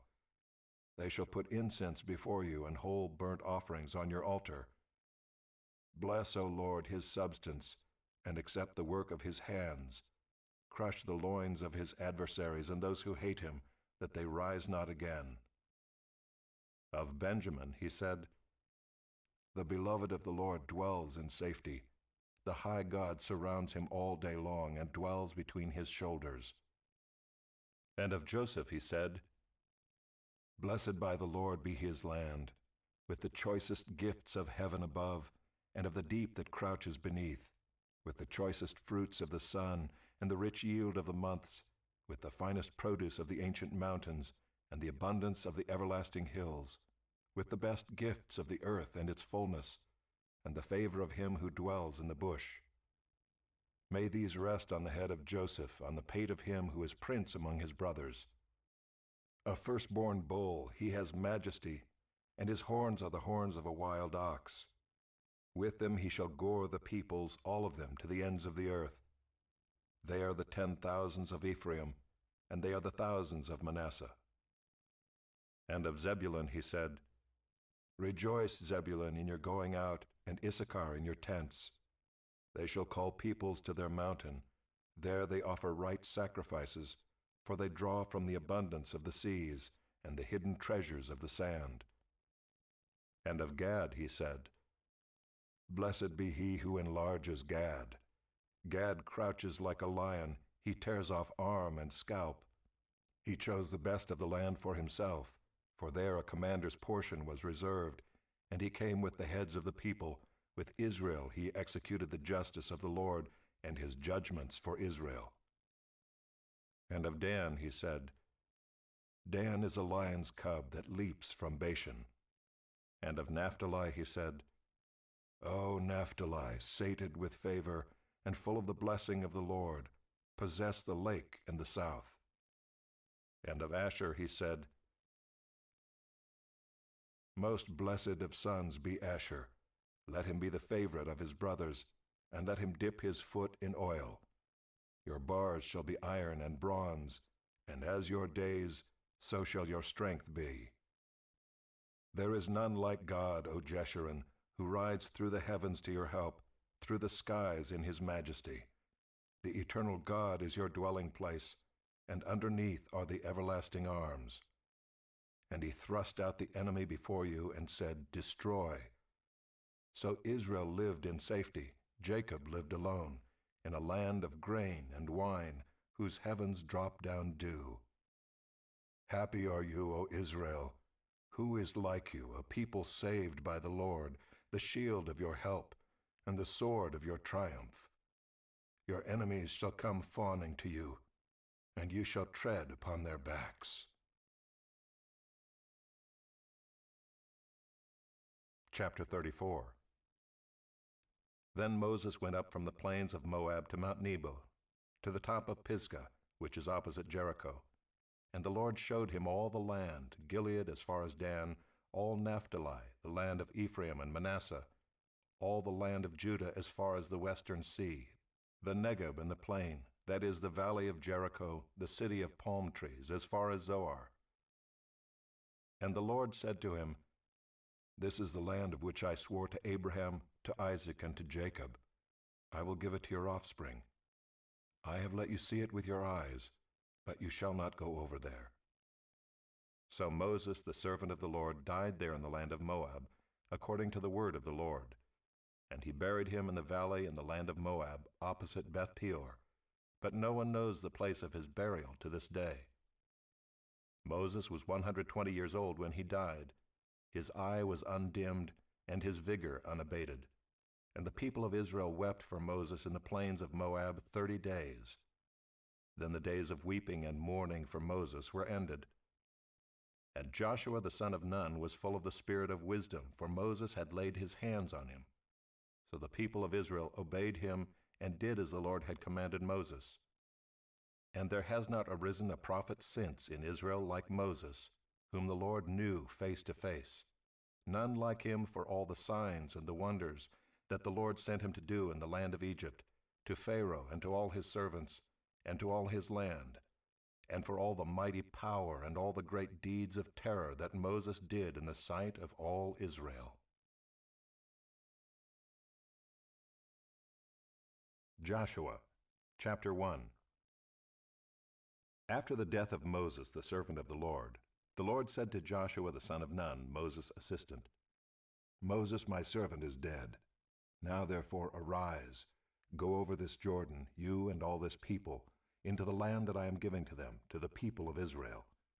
Every place that the sole of your foot will tread upon I have given to you, just as I promised to Moses. From the wilderness and this Lebanon, as far as the great river, the river Euphrates, all the land of the Hittites to the great sea, toward the going down of the sun, shall be your territory.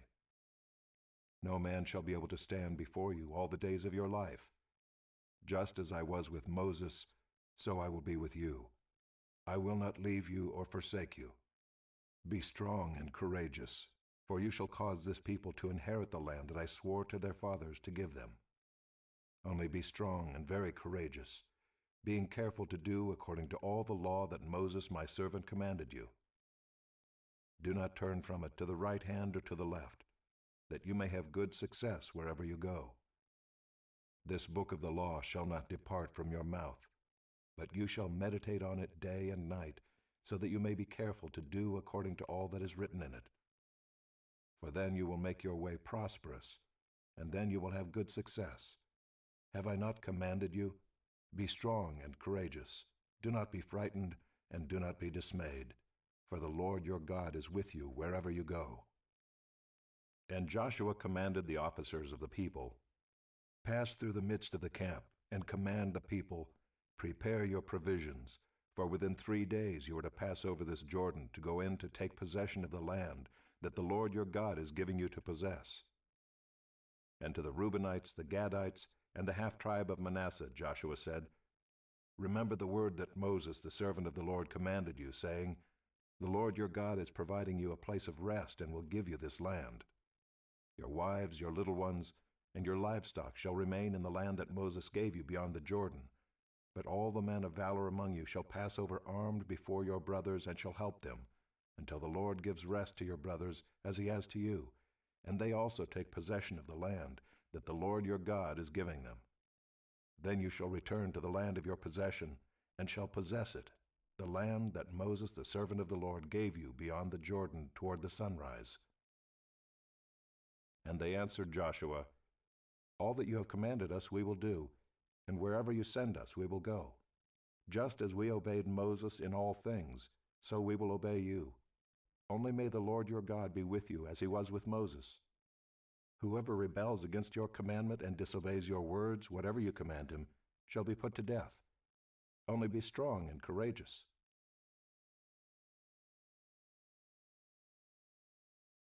Chapter 2.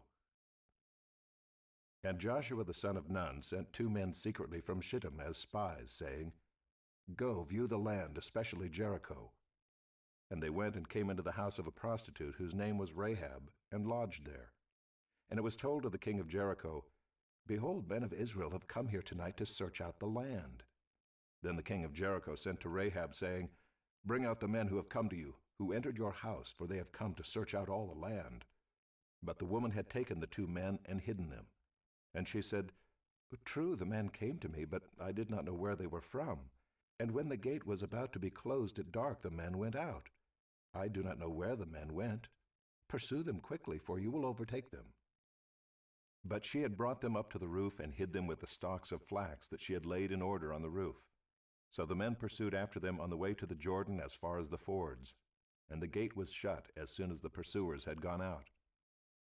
Before the men lay down, she came up to them on the roof and said to the men, "I know that the Lord has given you the land, and that the fear of you has fallen upon us, and that all the inhabitants of the land melt away before you.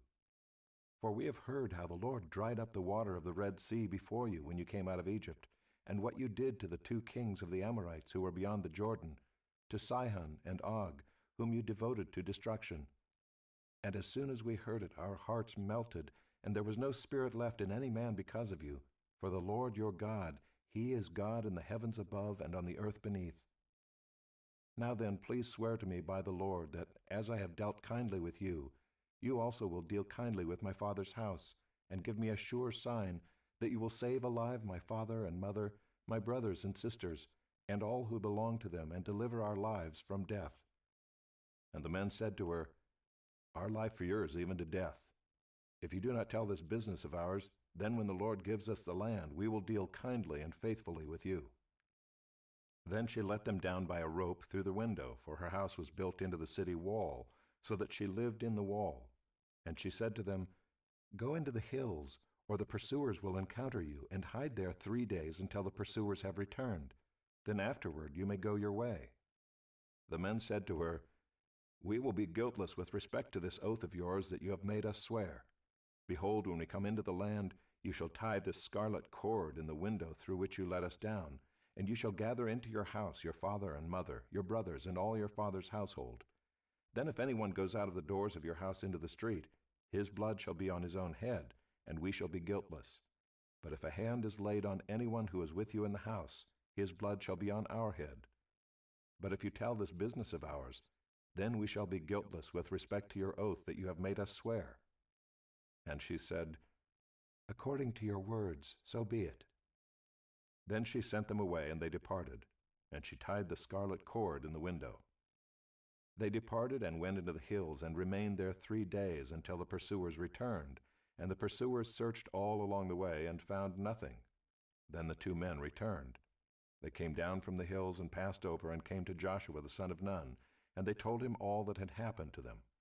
And they said to Joshua, "Truly the Lord has given all the land into our hands, and also all the inhabitants of the land melt away because of us."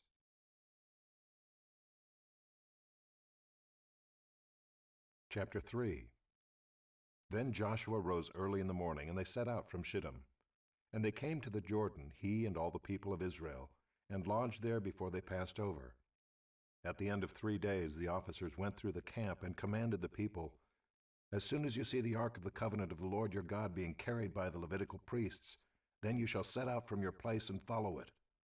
Yet there shall be a distance between you and it, about 2,000 cubits in length. Do not come near it, in order that you may know the way you shall go, for you have not passed this way before." Then Joshua said to the people, "Consecrate yourselves, for tomorrow the Lord will do wonders among you." And Joshua said to the priests, "Take up the ark of the covenant and pass on before the people." So they took up the ark of the covenant and went before the people. The Lord said to Joshua, "Today I will begin to exalt you in the sight of all Israel, that they may know that as I was with Moses, so I will be with you.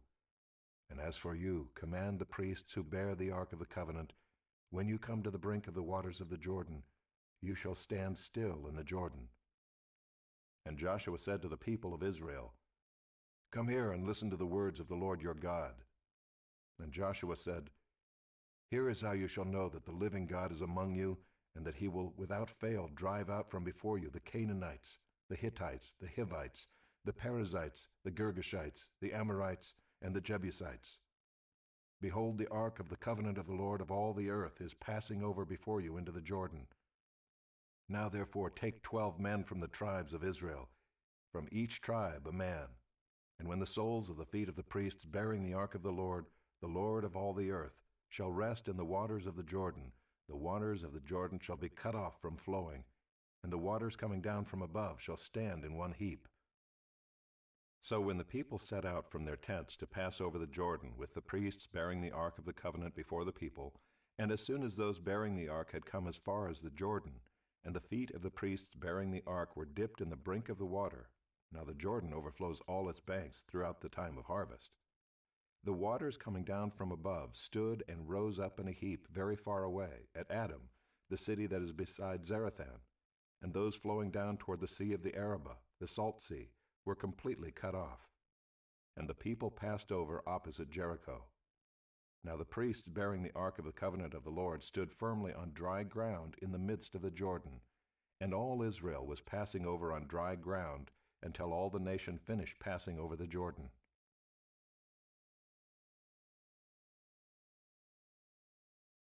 Chapter 4. When all the nation had finished passing over the Jordan, the Lord said to Joshua, "Take 12 men from the people, from each tribe a man, and command them, saying, Take 12 stones from here out of the midst of the Jordan, from the very place where the priests' feet stood firmly, and bring them over with you, and lay them down in the place where you lodge tonight."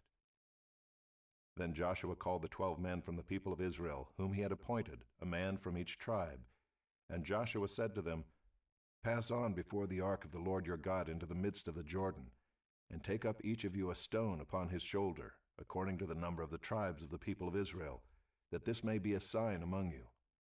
When your children ask in time to come, 'What do those stones mean to you?' then you shall tell them that the waters of the Jordan were cut off before the ark of the covenant of the Lord. When it passed over the Jordan, the waters of the Jordan were cut off. So these stones shall be to the people of Israel a memorial forever." And the people of Israel did just as Joshua commanded, and took up 12 stones out of the midst of the Jordan, according to the number of the tribes of the people of Israel, just as the Lord told Joshua. And they carried them over with them to the place where they lodged, and laid them down there. And Joshua set up 12 stones in the midst of the Jordan, in the place where the feet of the priests bearing the ark of the covenant had stood, and there they are to this day. For the priests bearing the ark stood in the midst of the Jordan until everything was finished that the Lord commanded Joshua to tell the people, according to all that Moses had commanded Joshua. The people passed over in haste, and when all the people had finished passing over, the ark of the Lord and the priests passed over before the people.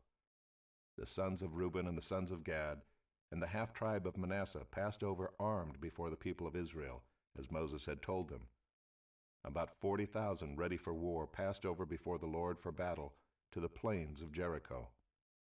On that day the Lord exalted Joshua in the sight of all Israel, and they stood in awe of him just as they had stood in awe of Moses all the days of his life. And the Lord said to Joshua, "Command the priests bearing the ark of the testimony to come up out of the Jordan." So Joshua commanded the priests, "Come up out of the Jordan." And when the priests bearing the ark of the covenant of the Lord came up from the midst of the Jordan, and the soles of the priests' feet were lifted up on dry ground, the waters of the Jordan returned to their place and overflowed all its banks as before. The people came up out of the Jordan on the 10th day of the first month, and they encamped at Gilgal on the east border of Jericho. And those 12 stones which they took out of the Jordan, Joshua set up at Gilgal. And he said to the people of Israel, "When your children ask their fathers in times to come, 'What do these stones mean?' then you shall let your children know, Israel passed over this Jordan on dry ground. For the Lord your God dried up the waters of the Jordan for you until you passed over, as the Lord your God did to the Red Sea, which he dried up for us until we passed over, so that all the peoples of the earth may know that the hand of the Lord is mighty, that you may fear the Lord your God forever.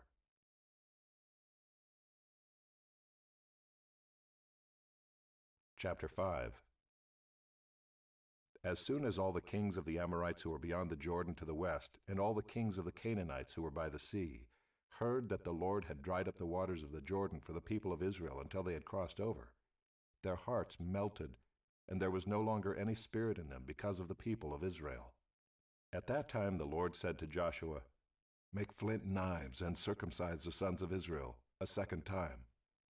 So Joshua made flint knives and circumcised the sons of Israel at Gibeath-haaraloth. And this is the reason why Joshua circumcised them. All the males of the people who came out of Egypt, all the men of war, had died in the wilderness on the way after they had come out of Egypt.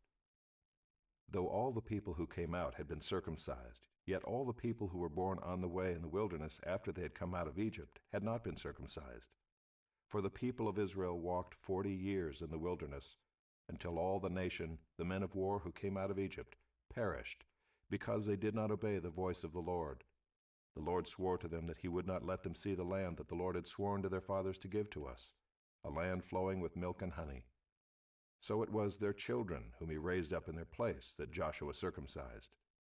For they were uncircumcised because they had not been circumcised on the way. When the circumcising of the whole nation was finished, they remained in their places in the camp until they were healed.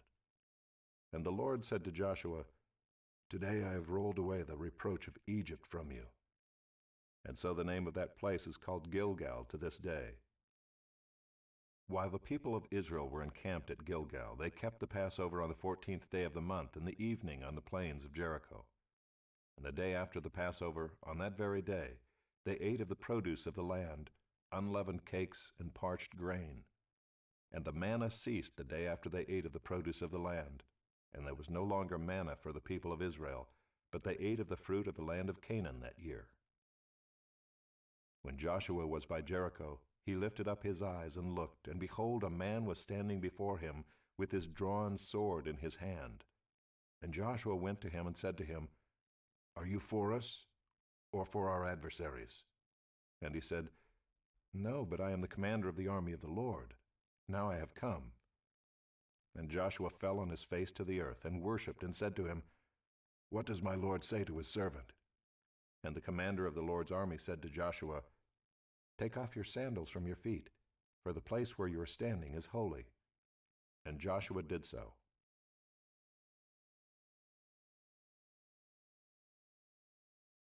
Chapter 6. Now Jericho was shut up inside and outside because of the people of Israel.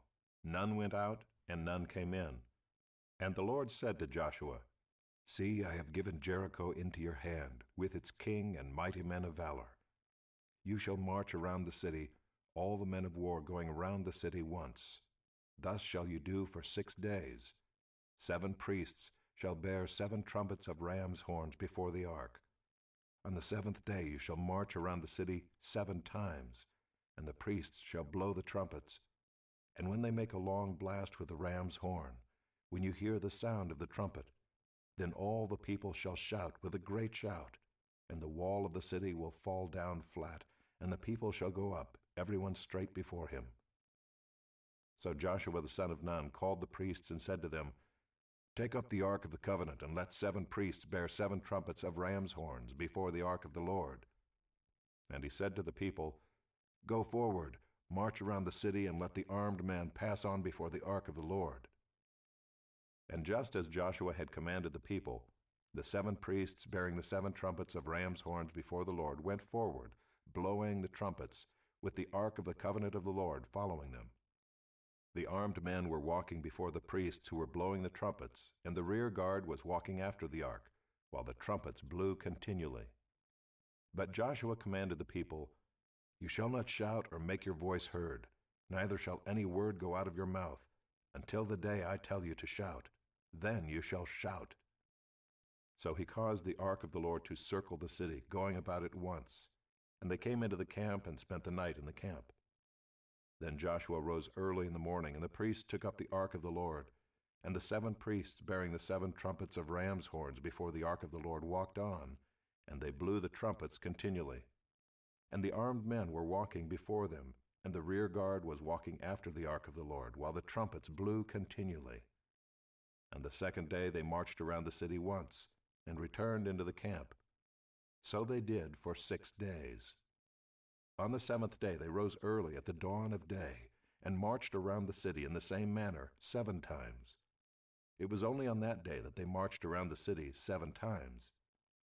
And at the 7th time, when the priests had blown the trumpets, Joshua said to the people, "Shout, for the Lord has given you the city, and the city and all that is within it shall be devoted to the Lord for destruction.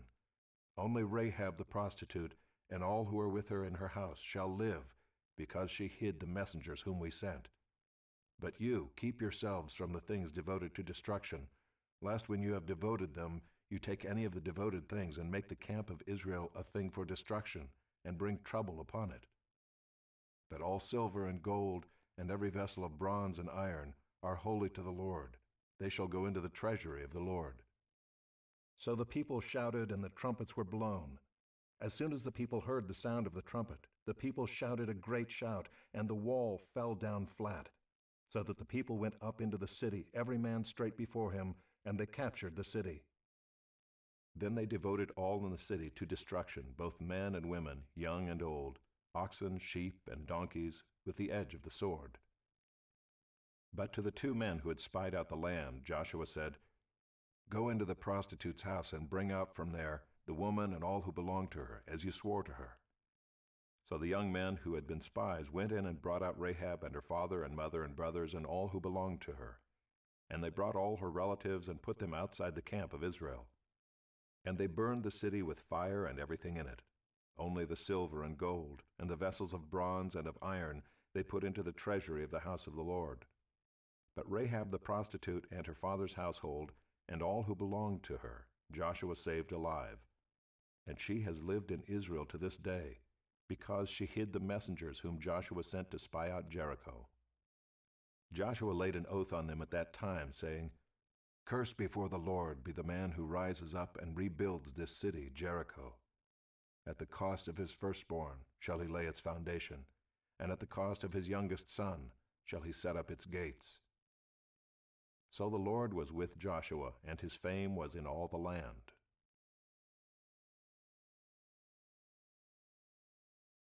Chapter 7. But the people of Israel broke faith in regard to the devoted things. For Achan the son of Carmi, son of Zabdi, son of Zerah, of the tribe of Judah, took some of the devoted things, and the anger of the Lord burned against the people of Israel.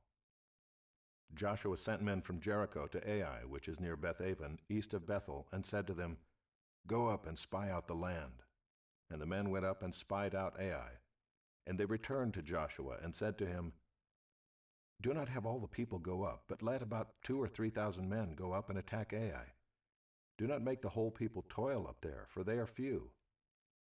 So about 3,000 men went up there from the people, and they fled before the men of Ai, and the men of Ai killed about 36 of their men, and chased them before the gate as far as Sheparim, and struck them at the descent. And the hearts of the people melted and became as water. Then Joshua tore his clothes and fell to the earth on his face before the ark of the Lord until the evening, he and the elders of Israel. And they put dust on their heads. And Joshua said, "Alas, O Lord God, why have you brought this people over the Jordan at all? To give us into the hands of the Amorites, to destroy us? Would that we had been content to dwell beyond the Jordan. O Lord, what can I say, when Israel has turned their backs before their enemies? For the Canaanites and all the inhabitants of the land will hear of it, and will surround us and cut off our name from the earth. And what will you do for your great name?" The Lord said to Joshua, "Get up. Why have you fallen on your face? Israel has sinned. They have transgressed my covenant that I commanded them. They have taken some of the devoted things. They have stolen and lied and put them among their own belongings. Therefore the people of Israel cannot stand before their enemies. They turn their backs before their enemies, because they have become devoted for destruction.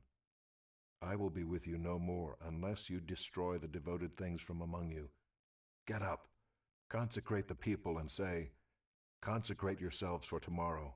For thus says the Lord, God of Israel, there are devoted things in your midst, O Israel. You cannot stand before your enemies until you take away the devoted things from among you. In the morning, therefore, you shall be brought near by your tribes, and the tribe that the Lord takes by lot shall come near by clans, and the clan that the Lord takes shall come near by households, and the household that the Lord takes shall come near man by man. And he who is taken with the devoted things shall be burned with fire, he and all that he has, because he has transgressed the covenant of the Lord, and because he has done an outrageous thing in Israel. So Joshua rose early in the morning and brought Israel near, tribe by tribe, and the tribe of Judah was taken.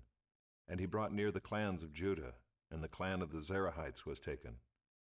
And he brought near the clan of the Zerahites man by man, and Zabdi was taken. And he brought near his household man by man, and Achan the son of Carmi, son of Zabdi, son of Zerah, of the tribe of Judah, was taken. Then Joshua said to Achan, My son, give glory to the Lord God of Israel, and give praise to him. And tell me now what you have done. Do not hide it from me. And Achan answered Joshua, Truly I have sinned against the Lord God of Israel. And this is what I did.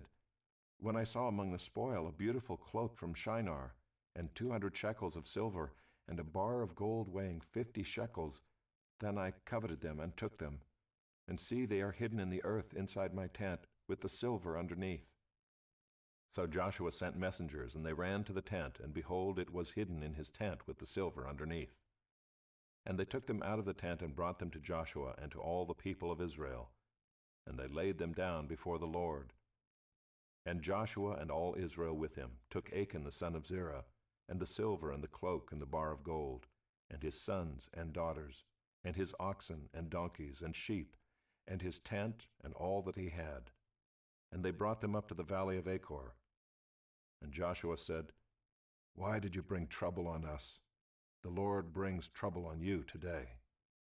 And all Israel stoned him with stones. They burned them with fire and stoned them with stones. And they raised over him a great heap of stones that remains to this day. Then the Lord turned from his burning anger. Therefore to this day the name of that place is called the Valley of Achor.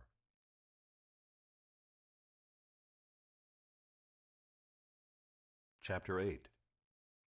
And the Lord said to Joshua, Do not fear and do not be dismayed. Take all the fighting men with you, and arise, go up to Ai. See, I have given into your hand the king of Ai, and his people, his city, and his land. And you shall do to Ai and its king as you did to Jericho and its king. Only its spoil and its livestock you shall take as plunder for yourselves. Lay an ambush against the city behind it. So Joshua and all the fighting men arose to go up to Ai. And Joshua chose 30,000 mighty men of valor, and sent them out by night. And he commanded them, Behold, you shall lie in ambush against the city behind it. Do not go very far from the city, but all of you remain ready. And I and all the people who are with me will approach the city. And when they come out against us just as before, we shall flee before them. And they will come out after us until we have drawn them away from the city. For they will say, They are fleeing from us just as before. So we will flee before them. Then you shall rise up from the ambush and seize the city, for the Lord your God will give it into your hand. And as soon as you have taken the city, you shall set the city on fire. You shall do according to the word of the Lord. See, I have commanded you. So Joshua sent them out. And they went to the place of ambush and lay between Bethel and Ai, to the west of Ai. But Joshua spent that night among the people. Joshua arose early in the morning and mustered the people and went up, he and the elders of Israel, before the people to Ai. And all the fighting men who were with him went up and drew near before the city and encamped on the north side of Ai, with a ravine between them and Ai. He took about 5,000 men and set them in ambush between Bethel and Ai, to the west of the city. So they stationed the forces, the main encampment that was north of the city, and its rear guard west of the city. But Joshua spent that night in the valley. And as soon as the king of Ai saw this, he and all his people, the men of the city, hurried and went out early to the appointed place toward the Arabah to meet Israel in battle. But he did not know that there was an ambush against him behind the city. And Joshua and all Israel pretended to be beaten before them and fled in the direction of the wilderness. So all the people who were in the city were called together to pursue them, and as they pursued Joshua, they were drawn away from the city. Not a man was left in Ai or Bethel who did not go out after Israel. They left the city open and pursued Israel. Then the Lord said to Joshua, "Stretch out the javelin that is in your hand toward Ai, for I will give it into your hand." And Joshua stretched out the javelin that was in his hand toward the city, and the men in the ambush rose quickly out of their place, and as soon as he had stretched out his hand, they ran and entered the city and captured it. And they hurried to set the city on fire. So when the men of Ai looked back, behold, the smoke of the city went up to heaven, and they had no power to flee this way or that, for the people who fled to the wilderness turned back against the pursuers. And when Joshua and all Israel saw that the ambush had captured the city, and that the smoke of the city went up, then they turned back and struck down the men of Ai. And the others came out from the city against them, so they were in the midst of Israel, some on this side and some on that side. And Israel struck them down until there was left none that survived or escaped. But the king of Ai they took alive and brought him near to Joshua. When Israel had finished killing all the inhabitants of Ai in the open wilderness where they pursued them, and all of them to the very last had fallen by the edge of the sword, all Israel returned to Ai and struck it down with the edge of the sword. And all who fell that day, both men and women, were 12,000, all the people of Ai. But Joshua did not draw back his hand with which he stretched out the javelin until he had devoted all the inhabitants of Ai to destruction. Only the livestock and the spoil of that city Israel took as their plunder, according to the word of the Lord that he commanded Joshua. So Joshua burned Ai and made it forever a heap of ruins, as it is to this day. And he hanged the king of Ai on a tree until evening. And at sunset Joshua commanded, and they took his body down from the tree and threw it at the entrance of the gate of the city, and raised over it a great heap of stones, which stands there to this day. At that time Joshua built an altar to the Lord, the God of Israel, on Mount Ebal, just as Moses, the servant of the Lord, had commanded the people of Israel, as it is written in the book of the law of Moses, an altar of uncut stones, upon which no man has wielded an iron tool. And they offered on it burnt offerings to the Lord, and sacrificed peace offerings. And there, in the presence of the people of Israel, he wrote on the stones a copy of the law of Moses, which he had written. And all Israel, sojourner as well as native-born, with their elders and officers and their judges, stood on opposite sides of the ark before the Levitical priests who carried the ark of the covenant of the Lord, half of them in front of Mount Gerizim, and half of them in front of Mount Ebal, just as Moses, the servant of the Lord, had commanded at the first, to bless the people of Israel. And afterward he read all the words of the law, the blessing and the curse, according to all that is written in the book of the law. There was not a word of all that Moses commanded that Joshua did not read before all the assembly of Israel, and the women, and the little ones, and the sojourners who lived among them. Chapter 9. As soon as all the kings who were beyond the Jordan in the hill country and in the lowland all along the coast of the great sea toward Lebanon, the Hittites, the Amorites, the Canaanites, the Perizzites, the Hivites, and the Jebusites, heard of this, they gathered together as one to fight against Joshua and Israel. But when the inhabitants of Gibeon heard what Joshua had done to Jericho and to Ai, they on their part acted with cunning, and went and made ready provisions, and took worn-out sacks for their donkeys, and wineskins, worn out and torn and mended, with worn-out patched sandals on their feet, and worn-out clothes. And all their provisions were dry and crumbly. And they went to Joshua in the camp at Gilgal, and said to him and to the men of Israel, "We have come from a distant country, so now make a covenant with us." But the men of Israel said to the Hivites, "Perhaps you live among us, then how can we make a covenant with you?" They said to Joshua, "We are your servants." And Joshua said to them, "Who are you, and where do you come from?" They said to him, "From a very distant country your servants have come, because of the name of the Lord your God. For we have heard a report of him and all that he did in Egypt, and all that he did to the 2 kings of the Amorites who were beyond the Jordan, to Sihon the king of Heshbon, and to Og king of Bashan, who lived in Ashtaroth. So our elders and all the inhabitants of our country said to us, Take provisions in your hand for the journey, and go to meet them, and say to them, We are your servants. Come now, make a covenant with us. Here is our bread. It was still warm when we took it from our houses, as our food for the journey on the day we set out to come to you. But now, behold, it is dry and crumbly. These wineskins were new when we filled them, and behold, they have burst. And these garments and sandals of ours are worn out from the very long journey. So the men took some of their provisions, but did not ask counsel from the Lord. And Joshua made peace with them and made a covenant with them to let them live, and the leaders of the congregation swore to them. At the end of 3 days after they had made a covenant with them, they heard that they were their neighbors and that they lived among them. And the people of Israel set out and reached their cities on the 3rd day. Now their cities were Gibeon, Kephirah, Beeroth, and Kiriath-jearim. But the people of Israel did not attack them, because the leaders of the congregation had sworn to them by the Lord, the God of Israel. Then all the congregation murmured against the leaders. But all the leaders said to all the congregation, We have sworn to them by the Lord, the God of Israel, and now we may not touch them. This we will do to them. Let them live, lest wrath be upon us, because of the oath that we swore to them. And the leaders said to them, Let them live. So they became cutters of wood and drawers of water for all the congregation, just as the leaders had said of them. Joshua summoned them, and he said to them, Why did you deceive us, saying, We are very far from you, when you dwell among us? Now therefore you are cursed, and some of you shall never be anything but servants, cutters of wood and drawers of water for the house of my God. They answered Joshua, Because it was told to your servants for a certainty that the Lord your God had commanded his servant Moses to give you all the land and to destroy all the inhabitants of the land from before you. So we feared greatly for our lives because of you and did this thing. And now behold, we are in your hand. Whatever seems good and right in your sight to do to us, do it. So he did this to them and delivered them out of the hand of the people of Israel, and they did not kill them.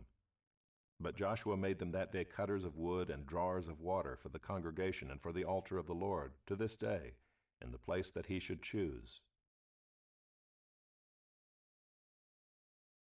Chapter 10. As soon as Adoni-Zedek, king of Jerusalem, heard how Joshua had captured Ai and had devoted it to destruction, doing to Ai and its king as he had done to Jericho and its king, and how the inhabitants of Gibeon had made peace with Israel and were among them, he feared greatly, because Gibeon was a great city, like one of the royal cities, and because it was greater than Ai, and all its men were warriors. So Adoni-Zedek, king of Jerusalem, sent to Hoham, king of Hebron, to Piram, king of Jarmuth, to Japhiah, king of Lachish, and to Deber, king of Eglon, saying, Come up to me and help me, and let us strike Gibeon, for it has made peace with Joshua and with the people of Israel. Then the 5 kings of the Amorites, the king of Jerusalem, the king of Hebron, the king of Jarmuth, the king of Lachish, and the king of Eglon, gathered their forces and went up with all their armies and encamped against Gibeon, and made war against it. And the men of Gibeon sent to Joshua at the camp in Gilgal, saying, Do not relax your hand from your servants. Come up to us quickly and save us and help us, for all the kings of the Amorites who dwell in the hill country are gathered against us. So Joshua went up from Gilgal, he and all the people of war with him, and all the mighty men of valor. And the Lord said to Joshua, Do not fear them, for I have given them into your hands. Not a man of them shall stand before you. So Joshua came upon them suddenly, having marched up all night from Gilgal. And the Lord threw them into a panic before Israel, who struck them with a great blow at Gibeon, and chased them by the way of the ascent of Beth-horon, and struck them as far as Azekah and Makkedah. And as they fled before Israel, while they were going down the ascent of Beth-horon, the Lord threw down large stones from heaven on them as far as Azekah, and they died. There were more who died because of the hailstones than the sons of Israel killed with the sword. At that time Joshua spoke to the Lord in the day when the Lord gave the Amorites over to the sons of Israel. And he said in the sight of Israel, Sun, stand still at Gibeon, and moon in the valley of Aijalon. And the sun stood still, and the moon stopped, until the nation took vengeance on their enemies. Is this not written in the book of Jasher? The sun stopped in the midst of heaven and did not hurry to set for about a whole day. There has been no day like it before or since, when the Lord heeded the voice of a man, for the Lord fought for Israel. So Joshua returned, and all Israel with him, to the camp at Gilgal. These 5 kings fled and hid themselves in the cave at Makkedah. And it was told to Joshua, "The 5 kings have been found hidden in the cave at Makkedah." And Joshua said, "Roll large stones against the mouth of the cave and set men by it to guard them. But do not stay there yourselves. Pursue your enemies, attack their rear guard. Do not let them enter their cities, for the Lord your God has given them into your hand." When Joshua and the sons of Israel had finished striking them with a great blow until they were wiped out, and when the remnant that remained of them had entered into the fortified cities, then all the people returned safe to Joshua in the camp at Makkedah. Not a man moved his tongue against any of the people of Israel. Then Joshua said, "Open the mouth of the cave and bring those 5 kings out to me from the cave." And they did so and brought those 5 kings out to him from the cave, the king of Jerusalem, the king of Hebron, the king of Jarmuth, the king of Lachish, and the king of Eglon.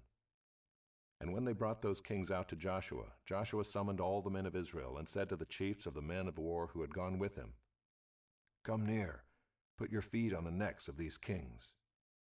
Then they came near and put their feet on their necks.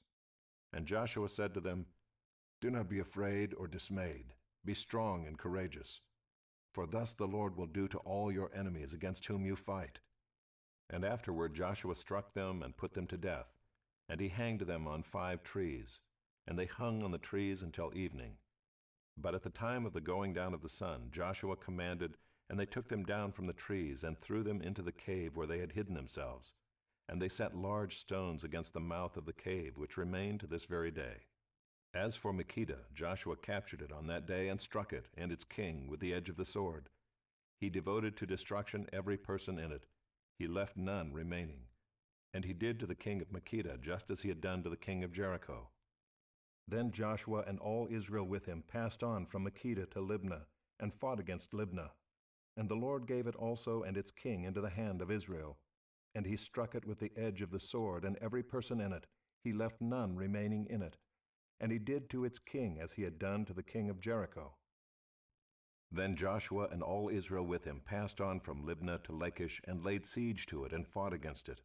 And the Lord gave Lachish into the hand of Israel, and he captured it on the 2nd day, and struck it with the edge of the sword, and every person in it, as he had done to Libnah. Then Horam king of Gezer came up to help Lachish, and Joshua struck him and his people until he left none remaining.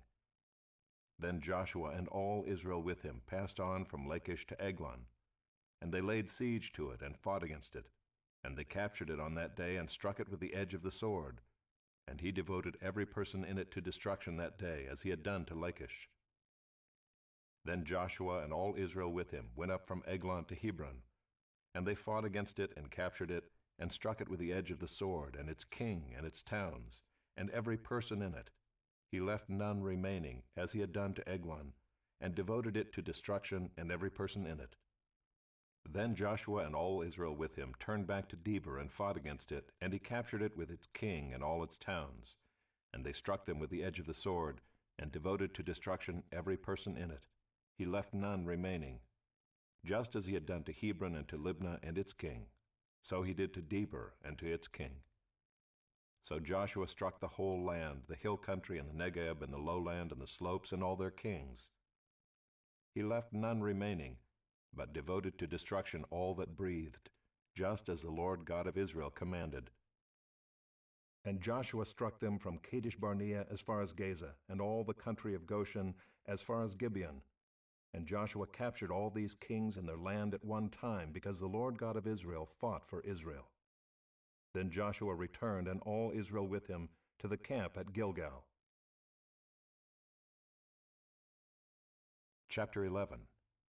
When Jabin king of Hazor heard of this, he sent to Jobab king of Madon, and to the king of Shimron, and to the king of Akshaph, and to the kings who were in the northern hill country, and in the Arabah south of Kinneroth, and in the lowland, and in Naphoth Dor on the west, to the Canaanites in the east and the west, the Amorites, the Hittites, the Perizzites, and the Jebusites in the hill country, and the Hivites under Hermon in the land of Mizpah. And they came out with all their troops, a great horde, in number like the sand that is on the seashore, with very many horses and chariots. And all these kings joined their forces and came and encamped together at the waters of Merom to fight against Israel. And the Lord said to Joshua, "Do not be afraid of them, for tomorrow at this time I will give over all of them, slain, to Israel. You shall hamstring their horses and burn their chariots with fire." So Joshua and all his warriors came suddenly against them by the waters of Merom and fell upon them. And the Lord gave them into the hand of Israel, who struck them and chased them as far as Great Sidon and Mizrephoth-Maim, and eastwards as far as the valley of Mizpah. And they struck them until he left none remaining. And Joshua did to them just as the Lord said to him. He hamstrung their horses and burned their chariots with fire. And Joshua turned back at that time and captured Hazor and struck its king with the sword. For Hazor formerly was the head of all those kingdoms. And they struck with the sword all who were in it, devoting them to destruction.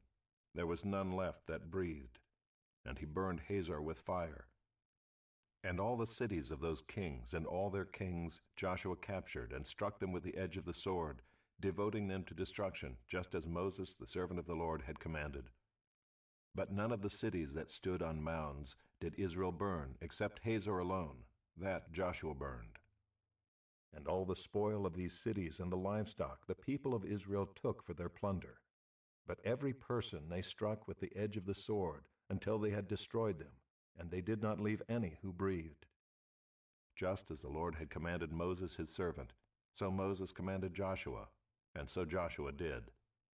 He left nothing undone of all that the Lord had commanded Moses.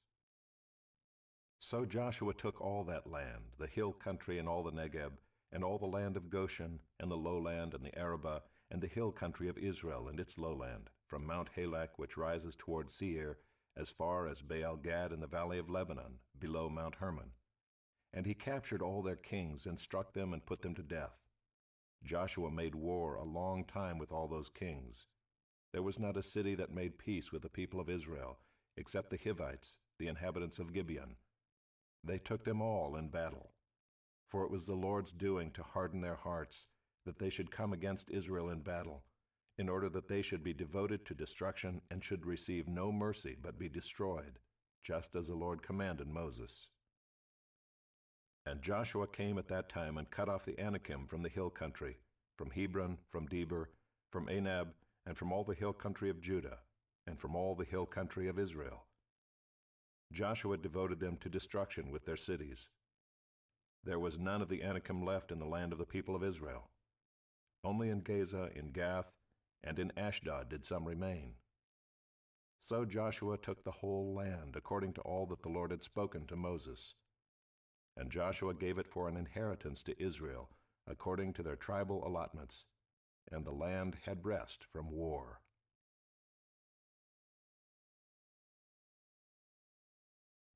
Chapter 12. Now these are the kings of the land whom the people of Israel defeated and took possession of their land beyond the Jordan toward the sunrise, from the valley of the Arnon to Mount Hermon, with all the Arabah eastward.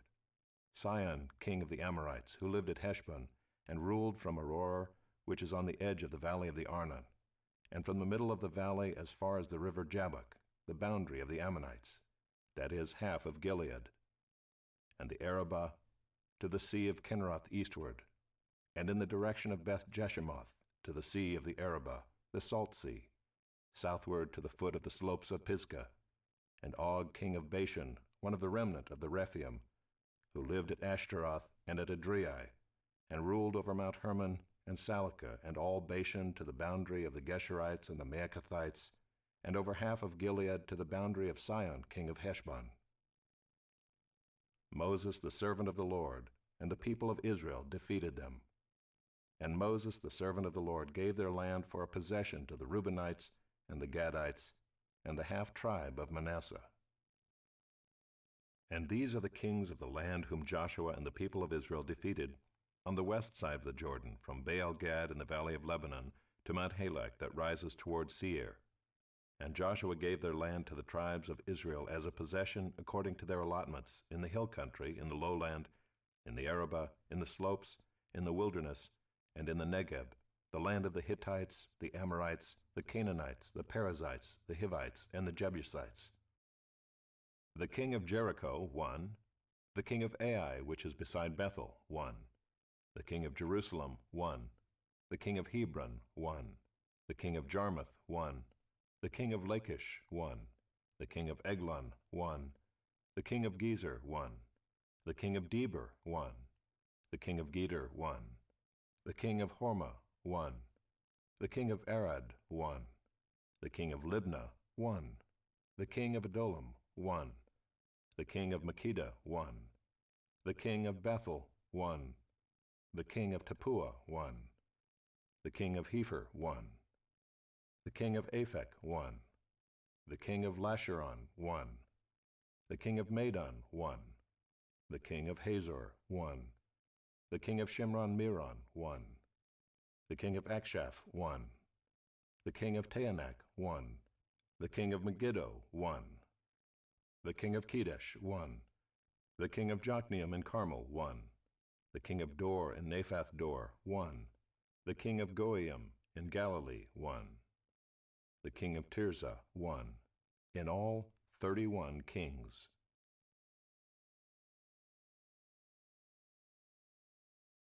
Chapter 13. Now Joshua was old and advanced in years, and the Lord said to him, You are old and advanced in years, and there remains yet very much land to possess. This is the land that yet remains, all the regions of the Philistines, and all those of the Geshurites, from the Shihor which is east of Egypt, northward to the boundary of Ekron. It is counted as Canaanite. There are 5 rulers of the Philistines, those of Gaza, Ashdod, Ashkelon, Gath, and Ekron, and those of the Avim in the south, all the land of the Canaanites, and Mearah that belongs to the Sidonians, to Aphek, to the boundary of the Amorites, and the land of the Gebalites, and all Lebanon toward the sunrise, from Baal-Gad below Mount Hermon to Lebo-Hamath, all the inhabitants of the hill country from Lebanon to Misrephoth-Maim, even all the Sidonians. I myself will drive them out from before the people of Israel. Only allot the land to Israel for an inheritance, as I have commanded you. Now therefore divide this land for an inheritance to the 9 tribes, and half the tribe of Manasseh. With the other half of the tribe of Manasseh, the Reubenites and the Gadites received their inheritance, which Moses gave them, beyond the Jordan eastward, as Moses, the servant of the Lord, gave them, from Aroer, which is on the edge of the valley of the Arnon, and the city that is in the middle of the valley, and all the tableland of Medeba as far as Dibon, and all the cities of Sihon, king of the Amorites, who reigned in Heshbon, as far as the boundary of the Ammonites, and Gilead and the region of the Geshurites and Maacathites, and all Mount Hermon, and all Bashan to Salekah, all the kingdom of Og and Bashan, who reigned in Ashtaroth and in Edrei. He alone was left of the remnant of the Rephaim. These Moses had struck and driven out. Yet the people of Israel did not drive out the Geshurites or the Maacathites, but Gesher and Maacath dwell in the midst of Israel to this day. To the tribe of Levi alone Moses gave no inheritance. The offerings by fire to the Lord God of Israel are their inheritance, as he said to him. And Moses gave an inheritance to the tribe of the people of Reuben according to their clans. So their territory was from Aroer, which is on the edge of the valley of the Arnon, and the city that is in the middle of the valley, and all the tableland by Medeba, with Heshbon, and all its cities that are in the tableland, Dibon, and Bamoth Baal, and Beth Baal Meon, and Jahaz, and Kedemoth, and Mephaath, and Kiriathaim, and Sibmah, and Zerath Shahar on the hill of the valley, and Beth Peor, and the slopes of Pisgah, and Beth Jeshimoth, that is, all the cities of the tableland, and all the kingdom of Sihon king of the Amorites, who reigned in Heshbon, whom Moses defeated with the leaders of Midian, Evi and Rechem, and Zur, and Hur, and Reba, the princes of Sihon who lived in the land. Balaam also the son of Beor, the one who practiced divination, was killed with the sword by the people of Israel among the rest of their slain. And the border of the people of Reuben was the Jordan as a boundary. This was the inheritance of the people of Reuben, according to their clans with their cities and villages. Moses gave an inheritance also to the tribe of Gad, to the people of Gad, according to their clans. Their territory was Jazer and all the cities of Gilead, and half the land of the Ammonites to Aroer, which is east of Rabbah, and from Heshbon to Ramoth Mizpah and Betonim, and from Mahanaim to the territory of Debir, and in the valley Beth-haram, Beth-nimrah, Succoth, and Zaphon, the rest of the kingdom of Sihon king of Heshbon, having the Jordan as a boundary, to the lower end of the sea of Kinnereth, eastward beyond the Jordan. This is the inheritance of the people of Gad according to their clans, with their cities and villages. And Moses gave an inheritance to the half-tribe of Manasseh. It was allotted to the half-tribe of the people of Manasseh according to their clans. Their region extended from Mahanaim through all Bashan, the whole kingdom of Og king of Bashan, and all the towns of Jair, which are in Bashan, 60 cities, and half Gilead, and Ashtaroth, and Adriai, the cities of the kingdom of Og in Bashan. These were allotted to the people of Machir the son of Manasseh, for the half of the people of Machir according to their clans. These are the inheritances that Moses distributed in the plains of Moab, beyond the Jordan east of Jericho.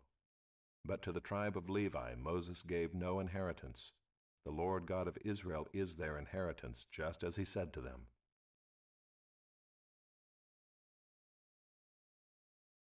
Chapter 14. These are the inheritances that the people of Israel received in the land of Canaan, which Eleazar the priest and Joshua the son of Nun and the heads of the fathers' houses of the tribes of the people of Israel gave them to inherit. Their inheritance was by lot, just as the Lord had commanded by the hand of Moses for the 9 1/2 tribes. For Moses had given an inheritance to the 2 1/2 tribes beyond the Jordan, but to the Levites he gave no inheritance among them. For the people of Joseph were 2 tribes, Manasseh and Ephraim, and no portion was given to the Levites in the land, but only cities to dwell in, with their pasture lands for their livestock and their substance. The people of Israel did as the Lord commanded Moses. They allotted the land. Then the people of Judah came to Joshua at Gilgal, and Caleb the son of Jephunneh the Kenizzite said to him, "You know what the Lord said to Moses the man of God in Kadesh Barnea concerning you and me. I was 40 years old when Moses the servant of the Lord sent me from Kadesh Barnea to spy out the land. And I brought him word again, as it was in my heart. But my brothers who went up with me made the heart of the people melt. Yet I wholly followed the Lord my God. And Moses swore on that day, saying, Surely the land on which your foot has trodden shall be an inheritance for you and your children forever, because you have wholly followed the Lord my God. And now, behold, the Lord has kept me alive, just as he said, these 45 years, since the time that the Lord spoke this word to Moses, while Israel walked in the wilderness. And now, behold, I am this day 85 years old. I am still as strong today as I was in the day that Moses sent me. My strength now is as my strength was then, for war and for going and coming. So now give me this hill country of which the Lord spoke on that day. For you heard on that day how the Anakim were there, with great fortified cities. It may be that the Lord will be with me, and I shall drive them out just as the Lord said." Then Joshua blessed him, and he gave Hebron to Caleb the son of Jephunneh for an inheritance.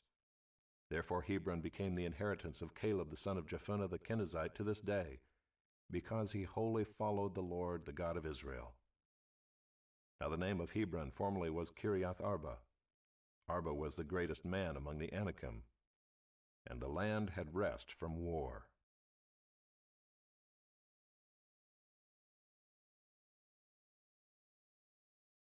Chapter 15.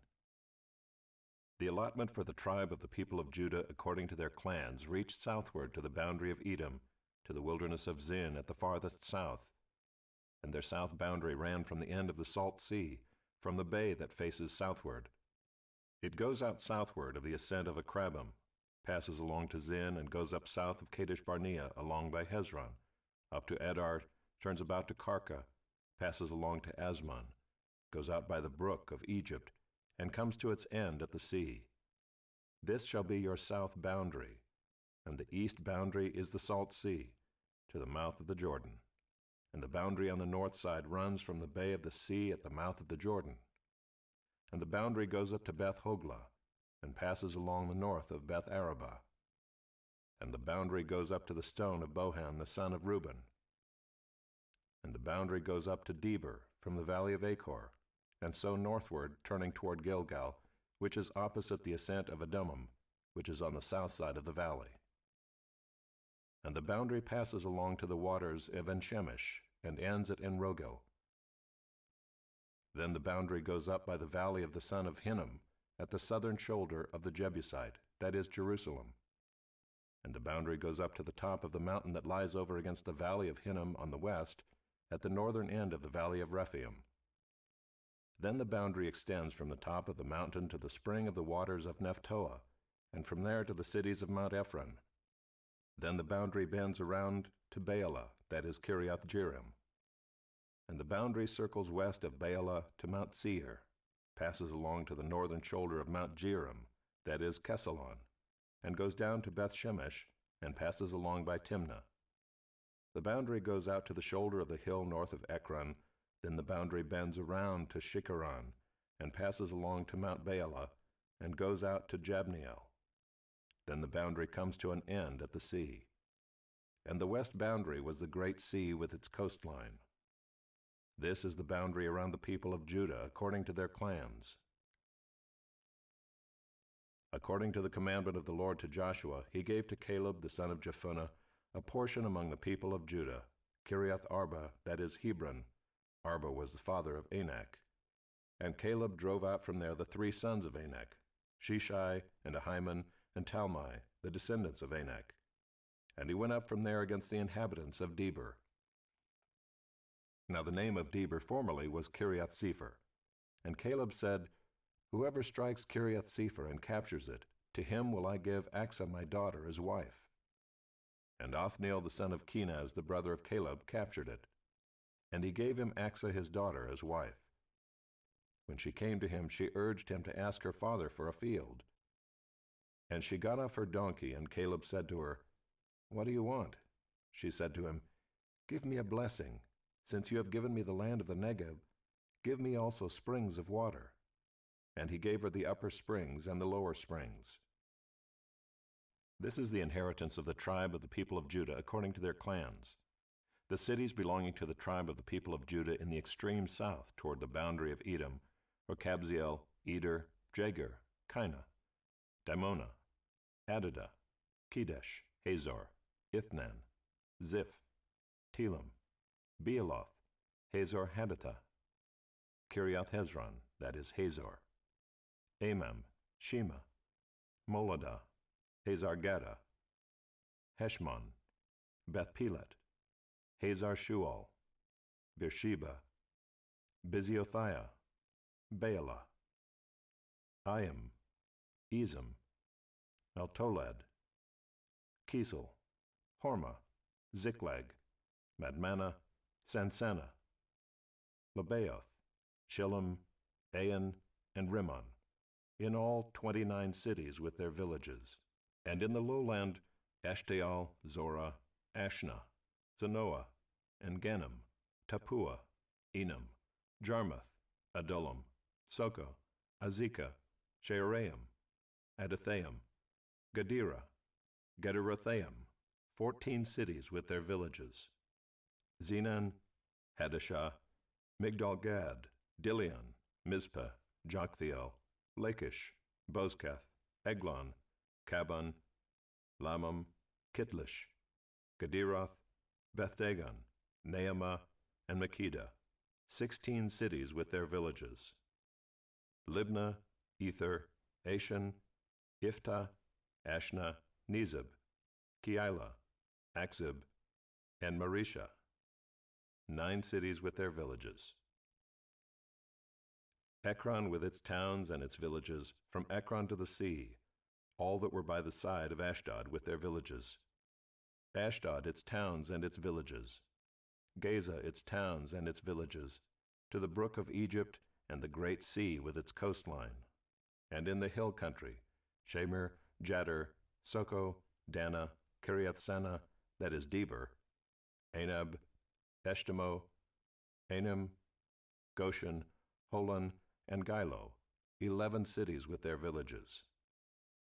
Arab, Duma, Eshan, Janim, Beth Tappuah, Aphekah, Humta, Kiriath Arba, that is Hebron, and Zihor. 9 cities with their villages. Maon, Carmel, Ziph, Juttah, Jezreel, Jokdeam, Zanoah, Cain, Gibeah, and Timnah, 10 cities with their villages. Halhul, Beth Zur, Gedor, Maarath, Beth Anoth, and Eltekon, 6 cities with their villages. Kiriath Baal, that is Kiriath Jearim, and Rabbah, 2 cities with their villages. In the wilderness, Beth Arabah, Middin, Sekekah, Nibshan, the city of salt, and En Gedi, 6 cities with their villages. But the Jebusites, the inhabitants of Jerusalem, the people of Judah could not drive out. So the Jebusites dwell with the people of Judah at Jerusalem to this day. Chapter 16. The allotment of the people of Joseph went from the Jordan by Jericho, east of the waters of Jericho, into the wilderness, going up from Jericho into the hill country to Bethel. Then going from Bethel to Luz, it passes along to Adaroth, the territory of the Archites. Then it goes down westward to the territory of the Japhletites, as far as the territory of Lower Beth-horon, then to Gezer, and it ends at the sea. The people of Joseph, Manasseh, and Ephraim received their inheritance. The territory of the people of Ephraim by their clans was as follows. The boundary of their inheritance on the east was Adaroth-Adar, as far as Upper Beth-horon, and the boundary goes from there to the sea. On the north is Mikmethath. Then on the east the boundary turns around toward Taanath-Shiloh, and passes along beyond it on the east to Genoa. Then it goes down from Genoa to Adaroth and to Naarah, and touches Jericho, ending at the Jordan. From Tappuah the boundary goes westward to the brook Cana, and ends at the sea. Such is the inheritance of the tribe of the people of Ephraim by their clans, together with the towns that were set apart for the people of Ephraim within the inheritance of the Manassites, all those towns with their villages. However, they did not drive out the Canaanites who lived in Gezer. So the Canaanites have lived in the midst of Ephraim to this day, but have been made to do forced labor. Chapter 17. Then allotment was made to the people of Manasseh, for he was the firstborn of Joseph. To Machir, the firstborn of Manasseh, the father of Gilead, were allotted Gilead and Bashan, because he was a man of war. And allotments were made to the rest of the people of Manasseh by their clans, Abiezer, Helek, Azriel, Shechem, Hepher, and Shemida. These were the male descendants of Manasseh the son of Joseph by their clans. Now Zelophehad the son of Hepher, son of Gilead, son of Machir, son of Manasseh, had no sons but only daughters. And these are the names of his daughters: Mahlah, Noah, Hoglah, Milcah, and Tirzah. They approached Eleazar the priest and Joshua the son of Nun and the leaders and said, "The Lord commanded Moses to give us an inheritance along with our brothers." So according to the mouth of the Lord he gave them an inheritance among the brothers of their father. Thus there fell to Manasseh 10 portions, besides the land of Gilead and Bashan, which is on the other side of the Jordan, because the daughters of Manasseh received an inheritance along with his sons. The land of Gilead was allotted to the rest of the people of Manasseh. The territory of Manasseh reached from Asher to Mikmethath, which is east of Shechem. Then the boundary goes along southward to the inhabitants of En-Tappuah. The land of Tappuah belonged to Manasseh, but the town of Tappuah on the boundary of Manasseh belonged to the people of Ephraim. Then the boundary went down to the brook Cana. These cities to the south of the brook, among the cities of Manasseh, belonged to Ephraim. Then the boundary of Manasseh goes on the north side of the brook and ends at the sea, the land to the south being Ephraim's, and that to the north being Manasseh's, with the sea forming its boundary. On the north Asher is reached, and on the east Issachar. Also in Issachar and in Asher Manasseh had Beth-shean and its villages, and Ibleam and its villages, and the inhabitants of Dor and its villages, and the inhabitants of Endor and its villages, and the inhabitants of Taanach and its villages, and the inhabitants of Megiddo and its villages. The third is Naphath. Yet the people of Manasseh could not take possession of those cities, but the Canaanites persisted in dwelling in that land. Now when the people of Israel grew strong, they put the Canaanites to forced labor, but did not utterly drive them out. Then the people of Joseph spoke to Joshua, saying, "Why have you given me but one lot and one portion as an inheritance, although I am a numerous people, since all along the Lord has blessed me?" And Joshua said to them, "If you are a numerous people, go up by yourselves to the forest, and there clear ground for yourselves in the land of the Perizzites and the Rephaim, since the hill country of Ephraim is too narrow for you."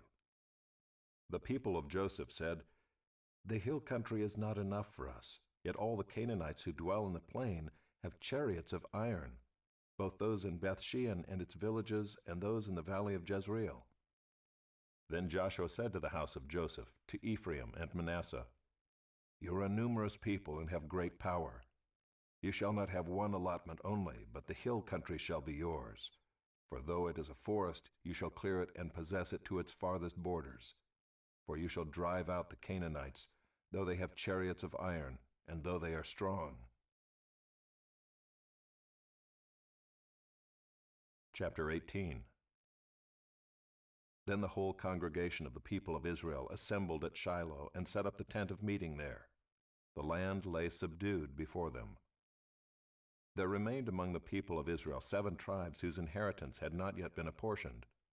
So Joshua said to the people of Israel, "How long will you put off going in to take possession of the land which the Lord, the God of your fathers, has given you? Provide 3 men from each tribe, and I will send them out, that they may set out and go up and down the land. They shall write a description of it with a view to their inheritances, and then come to me. They shall divide it into 7 portions. Judah shall continue in his territory on the south, and the house of Joseph shall continue in their territory on the north. And you shall describe the land in 7 divisions, and bring the description here to me. And I will cast lots for you here before the Lord our God.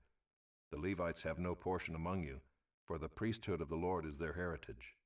And Gad and Reuben and half the tribe of Manasseh have received their inheritance beyond the Jordan eastward, which Moses the servant of the Lord gave them." So the men arose and went, and Joshua charged those who went to write the description of the land, saying, "Go up and down in the land and write a description and return to me, and I will cast lots for you here before the Lord in Shiloh." So the men went and passed up and down in the land and wrote in a book a description of it by towns in 7 divisions. Then they came to Joshua to the camp at Shiloh, and Joshua cast lots for them in Shiloh before the Lord. And there Joshua apportioned the land to the people of Israel, to each his portion. The lot of the tribe of the people of Benjamin according to its clans came up, and the territory allotted to it fell between the people of Judah and the people of Joseph.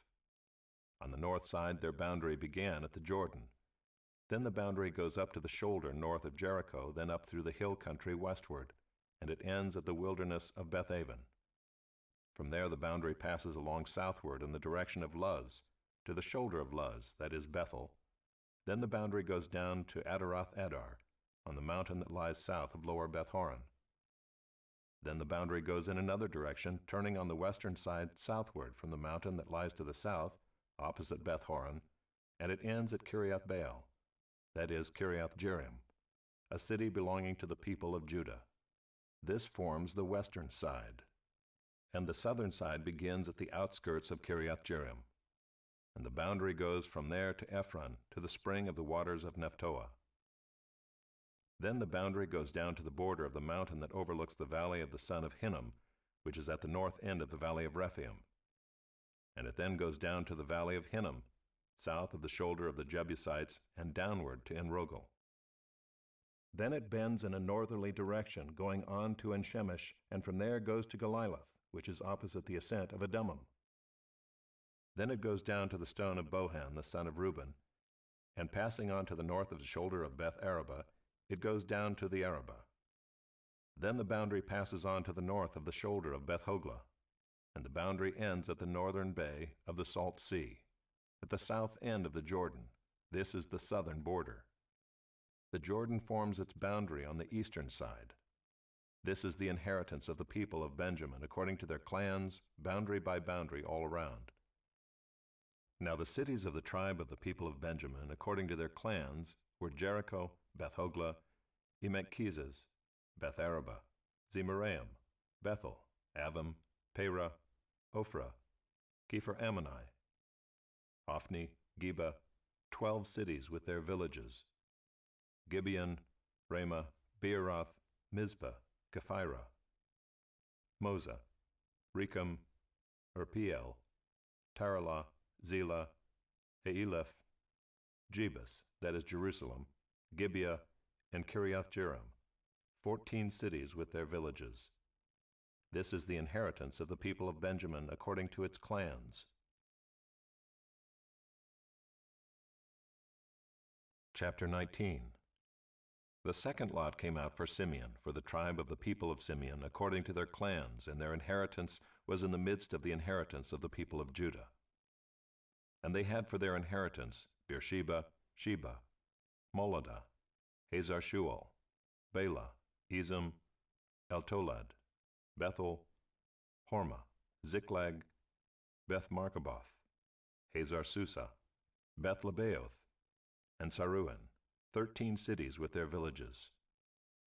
Ain, Rimmon, Ether, and Ashan, 4 cities with their villages, together with all the villages around these cities, as far as Baalath-beer, Ramah of the Negeb. This was the inheritance of the tribe of the people of Simeon according to their clans. The inheritance of the people of Simeon formed part of the territory of the people of Judah. Because the portion of the people of Judah was too large for them, the people of Simeon obtained an inheritance in the midst of their inheritance. The third lot came up for the people of Zebulun according to their clans, and the territory of their inheritance reached as far as Sarid. Then their boundary goes up westward and on to Mariel and touches Dabbesheth. Then the brook that is east of Jokneam. From Sarid it goes in the other direction eastward toward the sunrise to the boundary of Kisloth-tabor. From there it goes to Daberath, then up to Japhiah. From there it passes along the east toward the sunrise to Gath-hepher, to Ethkazin, and going on to Rimmon it bends toward Neah. Then in the north the boundary turns about to Hanathan, and it ends at the valley of Iftahel, and Kadath, Nahalal, Shimron, Idalah, and Bethlehem, 12 cities with their villages. This is the inheritance of the people of Zebulun according to their clans, these cities with their villages. The fourth lot came out for Issachar, for the people of Issachar according to their clans. Their territory included Jezreel, Kesaloth, Shunem, Hapharaim, Shion, Anaharath, Rabbith, Kishion, Ebez, Remeth, En-gannim, En-haddah, Beth-pazzez. The boundary also touches Tabor, Shehazumah, and Beth-shemesh, and its boundary ends at the Jordan, 16 cities with their villages. This is the inheritance of the tribe of the people of Issachar, according to their clans, the cities with their villages. The fifth lot came out for the tribe of the people of Asher, according to their clans. Their territory included Helkath, Helai, Beaton, Akshaph, Elimelech, Amad, and Mishal. On the west it touches Carmel and Shihar-libnath. Then it turns eastward, it goes to Beth-dagon, and touches Zebulun and the valley of Iftahel, northward to Beth-emek and Neiel. Then it continues in the north to Cabul, Ebron, Rehob, Hammon, Cana, as far as Sidon the Great. Then the boundary turns to Ramah, reaching to the fortified city of Tyre. Then the boundary turns to Hosah, and it ends at the sea. Maalab, Akzib, Ummah, Aphek, and Rehob, 22 cities with their villages. This is the inheritance of the tribe of the people of Asher according to their clans, these cities with their villages. The sixth lot came out for the people of Naphtali, for the people of Naphtali according to their clans. And their boundary ran from Heleph, from the oak and Zaanannim, and Adami, Nekeb, and Jabneel, as far as Lacham, and it ended at the Jordan. Then the boundary turns westward to Aznoth-tabor, and goes from there to Hukkok, touching Zebulun at the south, and Asher on the west, and Judah on the east at the Jordan. The fortified cities are Ziddim, Zer, Hamath, Rakath, Kinnereth, Adamah, Ramah, Hazor, Kedesh, Edrei, En-hazor, Yiron, Migdal-el, Horem, Beth-anath, and Beth-shemesh, 19 cities with their villages. This is the inheritance of the tribe of the people of Naphtali according to their clans, the cities with their villages. The seventh lot came out for the tribe of the people of Dan according to their clans, and the territory of its inheritance included Zorah, Eshtaol, Irshemesh, Shaalabim, Aijalon, Ithla, Elon, Timnah, Ekron, Haltikah, Gibbethon, Baalath, Jehud, Bene Barak, Gath-rimmon, and Mejarkon, and Rakkon with the territory over against Joppa. When the territory of the people of Dan was lost to them, the people of Dan went up and fought against Leshem, and after capturing it and striking it with the sword, they took possession of it and settled in it, calling Leshem Dan, after the name of Dan their ancestor. This is the inheritance of the tribe of the people of Dan according to their clans, these cities with their villages. When they had finished distributing the several territories of the land as inheritances, the people of Israel gave an inheritance among them to Joshua the son of Nun. By command of the Lord they gave him the city that he asked, Timnath-serah, in the hill country of Ephraim, and he rebuilt the city and settled in it. These are the inheritances that Eleazar the priest and Joshua the son of Nun and the heads of the fathers' houses of the tribes of the people of Israel distributed by lot at Shiloh before the Lord, at the entrance of the tent of meeting. So they finished dividing the land. Chapter 20. Then the Lord said to Joshua, Say to the people of Israel, appoint the cities of refuge, of which I spoke to you through Moses, that the manslayer who strikes any person without intent or unknowingly may flee there. They shall be for you a refuge from the avenger of blood. He shall flee to one of these cities, and shall stand at the entrance of the gate of the city, and explain his case to the elders of that city. Then they shall take him into the city, and give him a place, and he shall remain with them. And if the avenger of blood pursues him, they shall not give up the manslayer into his hand, because he struck his neighbor unknowingly, and did not hate him in the past. And he shall remain in that city until he has stood before the congregation for judgment, until the death of him who is high priest at the time. Then the manslayer may return to his own town and his own home, to the town from which he fled. So they set apart Kadesh in Galilee in the hill country of Naphtali, and Shechem in the hill country of Ephraim, and Kiriath Arba, that is Hebron, in the hill country of Judah. And beyond the Jordan east of Jericho they appointed Bezer in the wilderness on the tableland, from the tribe of Reuben, and Ramoth in Gilead, from the tribe of Gad, and Golan and Bashan, from the tribe of Manasseh. These were the cities designated for all the people of Israel, and for the stranger sojourning among them, that anyone who killed a person without intent could flee there, so that he might not die by the hand of the avenger of blood, till he stood before the congregation. Chapter 21. Then the heads of the fathers' houses of the Levites came to Eleazar the priest and to Joshua the son of Nun, and to the heads of the fathers' houses of the tribes of the people of Israel. And they said to them at Shiloh in the land of Canaan, The Lord commanded through Moses that we be given cities to dwell in, along with their pasture lands for our livestock. So by command of the Lord the people of Israel gave to the Levites the following cities and pasture lands out of their inheritance.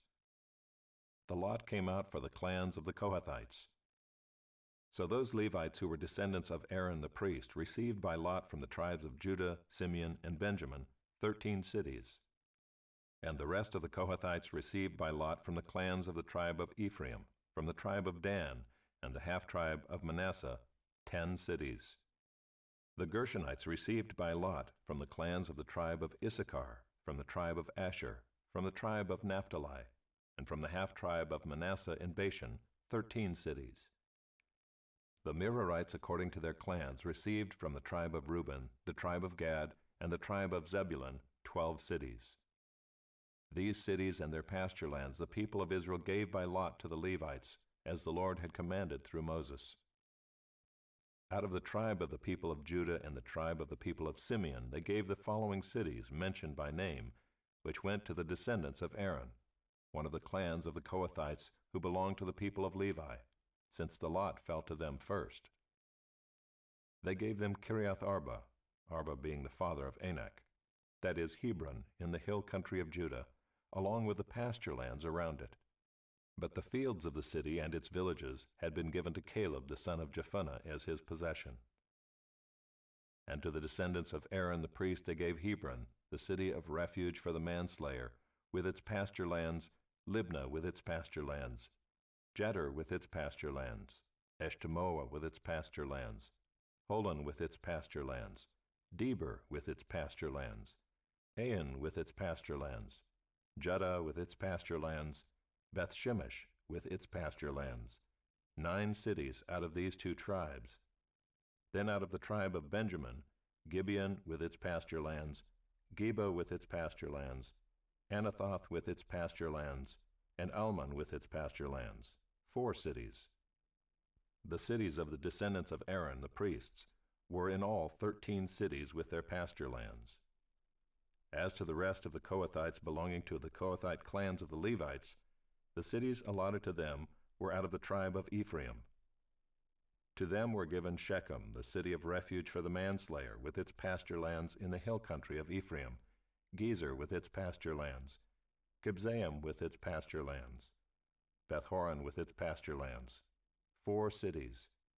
And out of the tribe of Dan, Eltekeh with its pasture lands, Gibbethon with its pasture lands, Aijalon with its pasture lands, Gath-rimmon with its pasture lands, 4 cities. And out of the half-tribe of Manasseh, Taanach with its pasture lands, and Gath-rimmon with its pasture lands, 2 cities. The cities of the clans of the rest of the Kohathites were 10 in all with their pasture lands. And to the Gershonites, one of the clans of the Levites, were given out of the half-tribe of Manasseh, Golan and Bashan with its pasture lands, the city of refuge for the manslayer, and Beeshterah with its pasture lands, 2 cities. And out of the tribe of Issachar, Kishion with its pasture lands, Dabereth with its pasture lands, Jarmuth with its pasture lands, En-gannim with its pasture lands, 4 cities.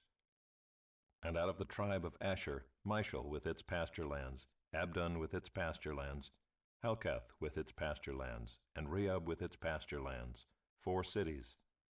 And out of the tribe of Naphtali, Kedesh in Galilee with its pasture lands, the city of refuge for the manslayer, Hamath-dor with its pasture lands, and Kartan with its pasture lands, 3 cities. The cities of the several clans of the Gershonites were in all 13 cities with their pasture lands. And to the rest of the Levites, the Merarite clans, were given out of the tribe of Zebulun, Jokneam with its pasture lands, Karta with its pasture lands, Dimnah with its pasture lands, Nahalal with its pasture lands, 4 cities. And out of the tribe of Reuben, Bezer with its pasture lands, Jahaz with its pasture lands, Kedemoth with its pasture lands, and Mephaath with its pasture lands, 4 cities. And out of the tribe of Gad, Ramoth in Gilead with its pasture lands, the city of refuge for the manslayer, Mahanaim with its pasture lands, Heshbon with its pasture lands, Jazer with its pasture lands, 4 cities in all. As for the cities of the several Merarite clans, that is, the remainder of the clans of the Levites, those allotted to them were in all 12 cities. The cities of the Levites in the midst of the possession of the people of Israel were in all 48 cities with their pasture lands. These cities each had its pasture lands around it. So it was with all these cities. Thus the Lord gave to Israel all the land that he swore to give to their fathers, and they took possession of it, and they settled there. And the Lord gave them rest on every side, just as he had sworn to their fathers. Not one of all their enemies had withstood them, for the Lord had given all their enemies into their hands. Not one word of all the good promises that the Lord had made to the house of Israel had failed. All came to pass.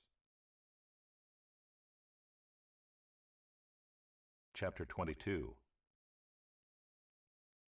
At that time Joshua summoned the Reubenites and the Gadites and the half-tribe of Manasseh and said to them, "You have kept all that Moses, the servant of the Lord, commanded you, and have obeyed my voice in all that I have commanded you.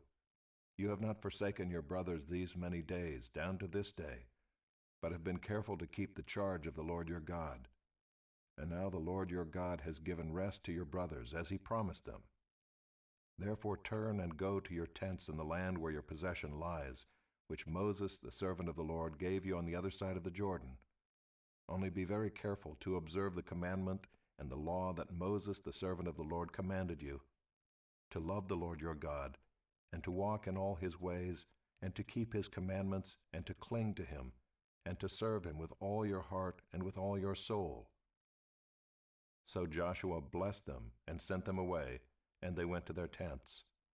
Now to the one half of the tribe of Manasseh Moses had given a possession in Bashan, but to the other half Joshua had given a possession beside their brothers in the land west of the Jordan. And when Joshua sent them away to their homes and blessed them, he said to them, "Go back to your tents with much wealth and with very much livestock, with silver, gold, bronze, and iron, and with much clothing. Divide the spoil of your enemies with your brothers." So the people of Reuben and the people of Gad and the half-tribe of Manasseh returned home, parting from the people of Israel at Shiloh, which is in the land of Canaan, to go to the land of Gilead, their own land, of which they had possessed themselves by command of the Lord through Moses. And when they came to the region of the Jordan that is in the land of Canaan, the people of Reuben and the people of Gad and the half-tribe of Manasseh built there an altar by the Jordan, an altar of imposing size. And the people of Israel heard it said, "Behold, the people of Reuben and the people of Gad and the half-tribe of Manasseh have built the altar at the frontier of the land of Canaan, in the region about the Jordan, on the side that belongs to the people of Israel." And when the people of Israel heard of it, the whole assembly of the people of Israel gathered at Shiloh to make war against them. Then the people of Israel sent to the people of Reuben and the people of Gad and the half-tribe of Manasseh in the land of Gilead Phinehas the son of Eleazar the priest, and with him 10 chiefs, one from each of the tribal families of Israel, every one of them the head of a family among the clans of Israel. And they came to the people of Reuben, the people of Gad, and the half-tribe of Manasseh in the land of Gilead, and they said to them, "Thus says the whole congregation of the Lord, what is this breach of faith that you have committed against the God of Israel in turning away this day from following the Lord, by building yourselves an altar this day in rebellion against the Lord? Have we not had enough of the sin at Peor, from which even yet we have not cleansed ourselves, and for which there came a plague upon the congregation of the Lord, that you too must turn away this day from following the Lord? And if you too rebel against the Lord today, then tomorrow he will be angry with the whole congregation of Israel. But now if the land of your possession is unclean, pass over into the Lord's land where the Lord's tabernacle stands, and take for yourselves a possession among us. Only do not rebel against the Lord, or make us as rebels by building for yourselves an altar other than the altar of the Lord our God. Did not Achan the son of Zerah break faith in the matter of the devoted things, and wrath fell upon all the congregation of Israel? And he did not perish alone for his iniquity." Then the people of Reuben, the people of Gad, and the half-tribe of Manasseh said in answer to the heads of the families of Israel, "The mighty one, God the Lord, the mighty one, God the Lord, he knows, and let Israel itself know.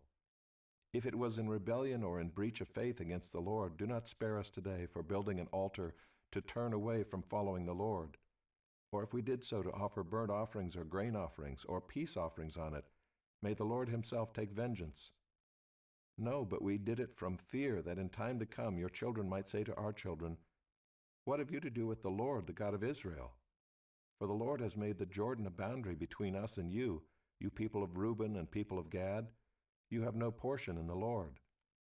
So your children might make our children cease to worship the Lord. Therefore we said, 'Let us now build an altar not for burnt offering, nor for sacrifice, but to be a witness between us and you, and between our generations after us, that we do perform the service of the Lord in his presence with our burnt offerings and sacrifices and peace offerings. So your children will not say to our children in time to come, "You have no portion in the Lord." And we thought, if this should be said to us or to our descendants in time to come, we should say, "Behold, the copy of the altar of the Lord, which our fathers made, not for burnt offerings, nor for sacrifice, but to be a witness between us and you." Far be it from us that we should rebel against the Lord and turn away this day from following the Lord by building an altar for burnt offering, grain offering, or sacrifice, other than the altar of the Lord our God that stands before his tabernacle. When Phinehas the priest and the chiefs of the congregation, the heads of the families of Israel who were with him, heard the words that the people of Reuben and the people of Gad and the people of Manasseh spoke, it was good in their eyes. And Phinehas the son of Eleazar the priest said to the people of Reuben and the people of Gad and the people of Manasseh, "Today we know that the Lord is in our midst, because you have not committed this breach of faith against the Lord. Now you have delivered the people of Israel from the hand of the Lord." Then Phinehas the son of Eleazar the priest and the chiefs returned from the people of Reuben and the people of Gad in the land of Gilead to the land of Canaan, to the people of Israel, and brought back word to them. And the report was good in the eyes of the people of Israel. And the people of Israel blessed God, and spoke no more of making war against them to destroy the land where the people of Reuben and the people of Gad were settled. The people of Reuben and the people of Gad called the altar Witness. "For," they said, "it is a witness between us that the Lord is God."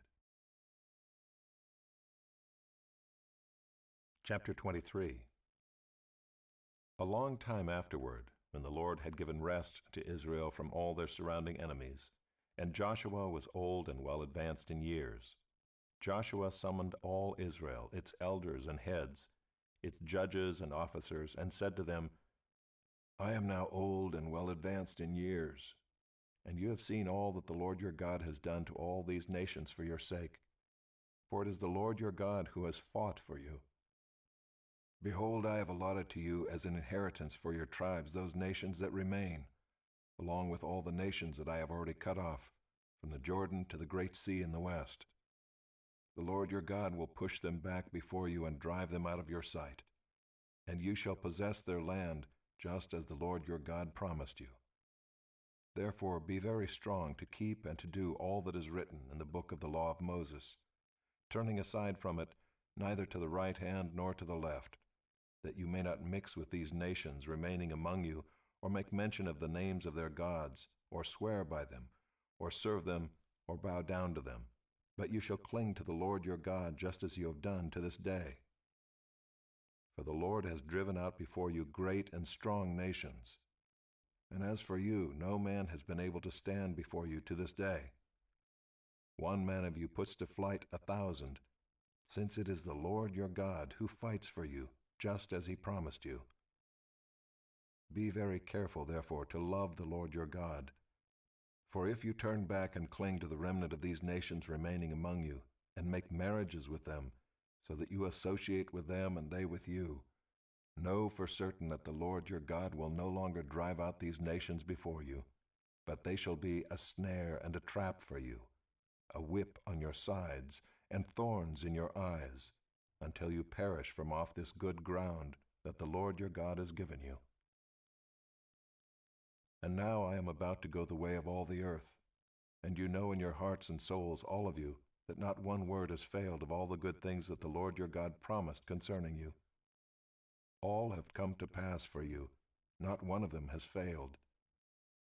But just as all the good things that the Lord your God promised concerning you have been fulfilled for you, so the Lord will bring upon you all the evil things until he has destroyed you from off this good land that the Lord your God has given you, if you transgress the covenant of the Lord your God, which he commanded you, and go and serve other gods and bow down to them. Then the anger of the Lord will be kindled against you, and you shall perish quickly from off the good land that he has given to you.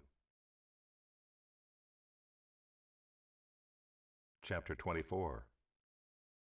Joshua gathered all the tribes of Israel to Shechem, and summoned the elders, the heads, the judges, and the officers of Israel. And they presented themselves before God. And Joshua said to all the people, "Thus says the Lord, the God of Israel, long ago your fathers lived beyond the Euphrates, Terah the father of Abraham and of Nahor, and they served other gods. Then I took your father Abraham from beyond the river and led him through all the land of Canaan, and made his offspring many. I gave him Isaac, and to Isaac I gave Jacob and Esau. And I gave Esau the hill country of Seir to possess. But Jacob and his children went down to Egypt. And I sent Moses and Aaron, and I plagued Egypt with what I did in the midst of it, and afterward I brought you out. Then I brought your fathers out of Egypt, and you came to the sea. And the Egyptians pursued your fathers with chariots and horsemen to the Red Sea.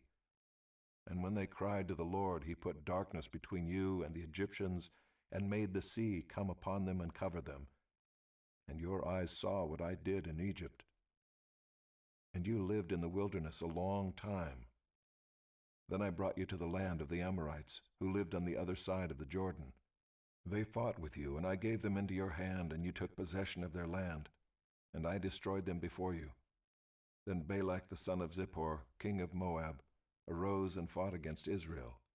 And he sent and invited Balaam the son of Beor to curse you. But I would not listen to Balaam. Indeed, he blessed you. So I delivered you out of his hand.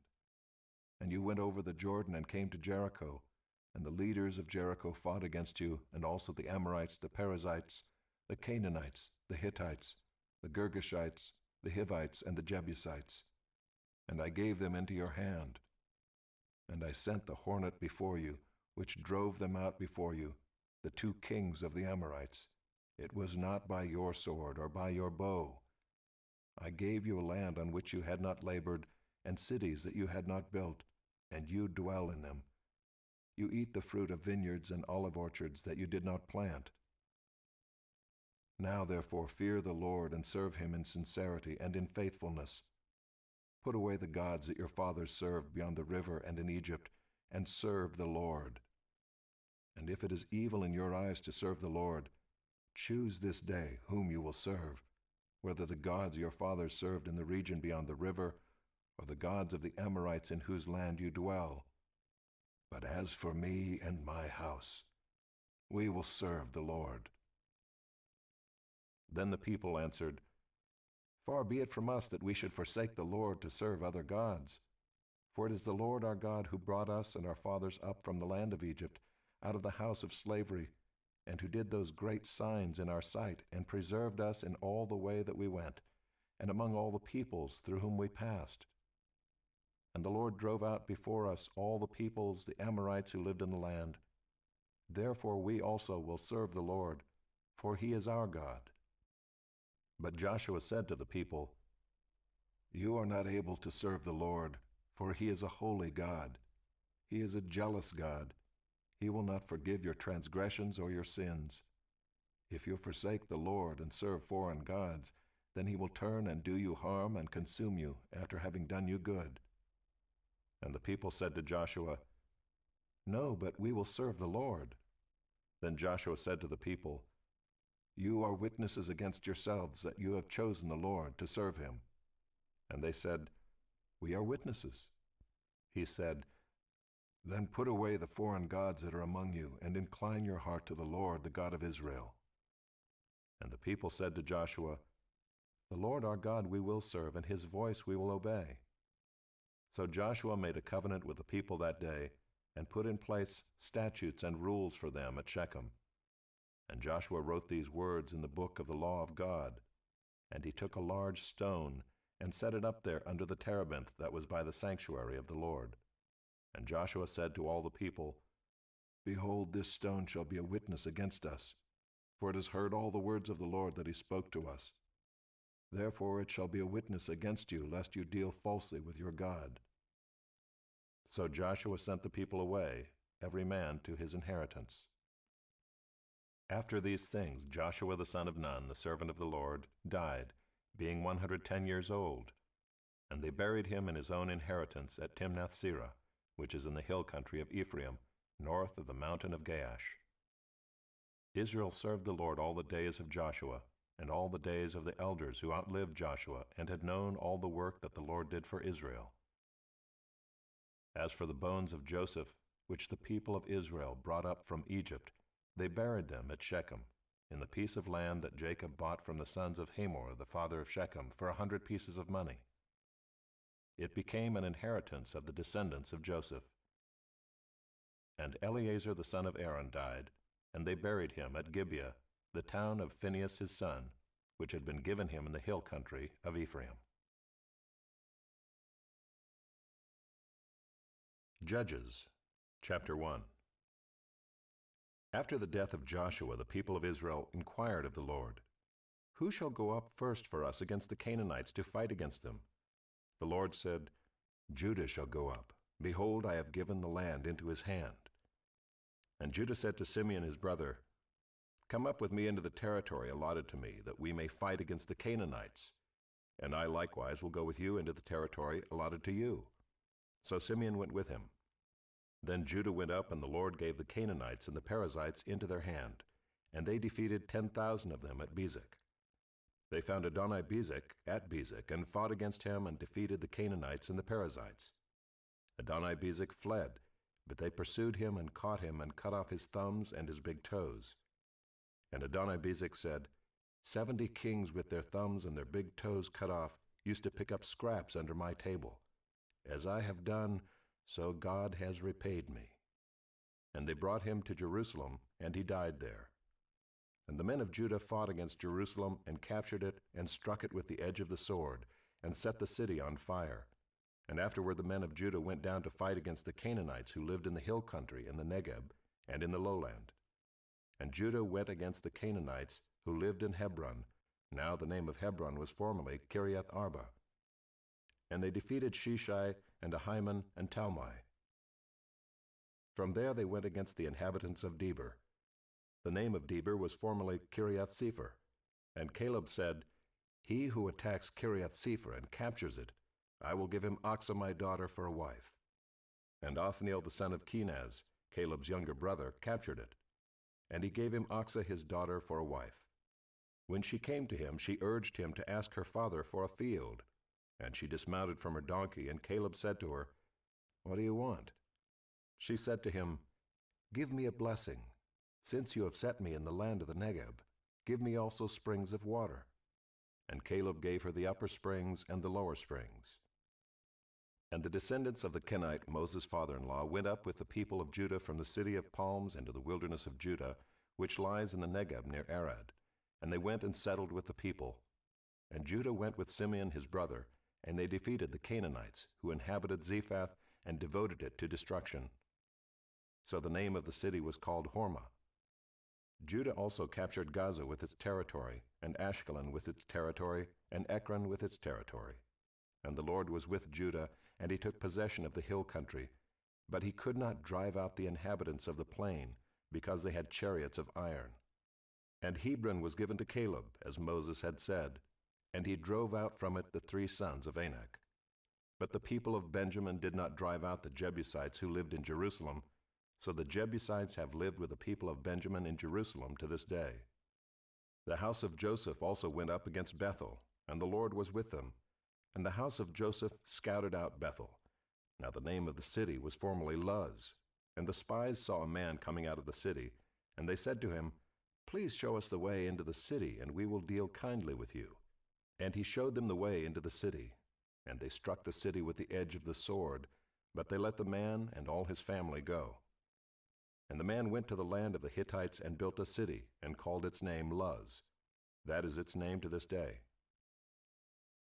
Manasseh did not drive out the inhabitants of Bethshean and its villages, or Taanach and its villages, or the inhabitants of Dor and its villages, or the inhabitants of Ibleam and its villages, or the inhabitants of Megiddo and its villages, for the Canaanites persisted in dwelling in that land. When Israel grew strong, they put the Canaanites to forced labor, but did not drive them out completely. And Ephraim did not drive out the Canaanites who lived in Gezer, so the Canaanites lived in Gezer among them.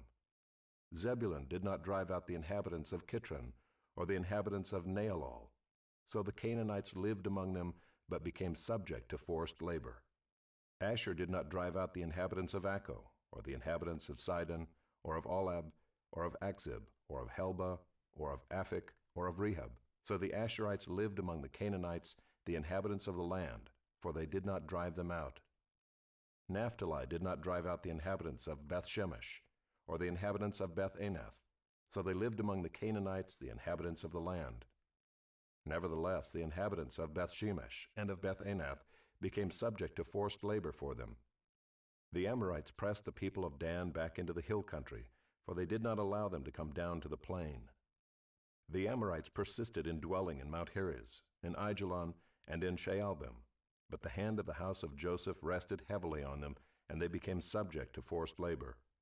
And the border of the Amorites ran from the ascent of Akrabim, from Selah and upward. Chapter 2. Now the angel of the Lord went up from Gilgal to Bochim, and he said, I brought you up from Egypt, and brought you into the land that I swore to give to your fathers. I said, I will never break my covenant with you, and you shall make no covenant with the inhabitants of this land. You shall break down their altars. But you have not obeyed my voice. What is this you have done? So now I say, I will not drive them out before you, but they shall become thorns in your sides, and their gods shall be a snare to you. As soon as the angel of the Lord spoke these words to all the people of Israel, the people lifted up their voices and wept. And they called the name of that place Bochim, and they sacrificed there to the Lord. When Joshua dismissed the people of Israel went each to his inheritance to take possession of the land. And the people served the Lord all the days of Joshua, and all the days of the elders who outlived Joshua, who had seen all the great work that the Lord had done for Israel. And Joshua the son of Nun, the servant of the Lord, died at the age of 110 years. And they buried him within the boundaries of his inheritance, in Timnath-Heres, in the hill country of Ephraim, north of the mountain of Gaash. And all that generation also were gathered to their fathers. And there arose another generation after them, who did not know the Lord or the work that he had done for Israel. And the people of Israel did what was evil in the sight of the Lord, and served the Baals. And they abandoned the Lord, the God of their fathers, who had brought them out of the land of Egypt. They went after other gods from among the gods of the peoples who were around them, and bowed down to them. And they provoked the Lord to anger. They abandoned the Lord, and served the Baals and the Ashtaroth. So the anger of the Lord was kindled against Israel, and he gave them over to plunderers, who plundered them. And he sold them into the hand of their surrounding enemies, so that they could no longer withstand their enemies. Whenever they marched out, the hand of the Lord was against them for harm, as the Lord had warned, and as the Lord had sworn to them, and they were in terrible distress. Then the Lord raised up judges, who saved them out of the hand of those who plundered them. Yet they did not listen to their judges, for they whored after other gods and bowed down to them. They soon turned aside from the way in which their fathers had walked, who had obeyed the commandments of the Lord, and they did not do so. Whenever the Lord raised up judges for them, the Lord was with the judge, and he saved them from the hand of their enemies all the days of the judge. For the Lord was moved to pity by their groaning because of those who afflicted and oppressed them. But whenever the judge died, they turned back and were more corrupt than their fathers, going after other gods, serving them and bowing down to them. They did not drop any of their practices or their stubborn ways. So the anger of the Lord was kindled against Israel, and he said, Because this people have transgressed my covenant that I commanded their fathers, and have not obeyed my voice, I will no longer drive out before them any of the nations that Joshua left when he died, in order to test Israel by them, whether they will take care to walk in the way of the Lord as their fathers did, or not. So the Lord left those nations, not driving them out quickly, and he did not give them into the hand of Joshua. Chapter 3. Now these are the nations that the Lord left, to test Israel by them. That is, all in Israel who had not experienced all the wars in Canaan. It was only in order that the generations of the people of Israel might know war, to teach war to those who had not known it before. These are the nations, the 5 lords of the Philistines, and all the Canaanites, and the Sidonians, and the Hivites who lived on Mount Lebanon, from Mount Baal Hermon as far as Lebo-Hamath. They were for the testing of Israel, to know whether Israel would obey the commandments of the Lord, which he commanded their fathers by the hand of Moses. So the people of Israel lived among the Canaanites, the Hittites, the Amorites, the Perizzites, the Hivites, and the Jebusites. And their daughters they took to themselves for wives, and their own daughters they gave to their sons, and they served their gods. And the people of Israel did what was evil in the sight of the Lord. They forgot the Lord their God, and served the Baals and the Ashereth. Therefore the anger of the Lord was kindled against Israel, and he sold them into the hand of Cushan-Rishathaim, king of Mesopotamia. And the people of Israel served Cushan-Rishathaim 8 years. But when the people of Israel cried out to the Lord raised up a deliverer for the people of Israel, who saved them, Othniel the son of Kenaz, Caleb's younger brother. The Spirit of the Lord was upon him, and he judged Israel. He went out to war, and the Lord gave Cushan-Rishathaim, king of Mesopotamia, into his hand. And his hand prevailed over Cushan-Rishathaim. So the land had rest 40 years. Then Othniel the son of Kenaz died. And the people of Israel again did what was evil in the sight of the Lord, and the Lord strengthened Eglon the king of Moab against Israel, because they had done what was evil in the sight of the Lord. He gathered to himself the Ammonites and the Amalekites, and went and defeated Israel, and they took possession of the city of palms. And the people of Israel served Eglon the king of Moab 18 years. Then the people of Israel cried out to the Lord, and the Lord raised up for them a deliverer, Ehud the son of Gera, the Benjamite, a left-handed man. The people of Israel sent tribute by him to Eglon the king of Moab. And Ehud made for himself a sword with 2 edges, a cubit in length, and he bound it on his right thigh under his clothes. And he presented the tribute to Eglon king of Moab. Now Eglon was a very fat man. And when Ehud had finished presenting the tribute, he sent away the people who carried the tribute. But he himself turned back at the idols near Gilgal and said, I have a secret message for you, O king.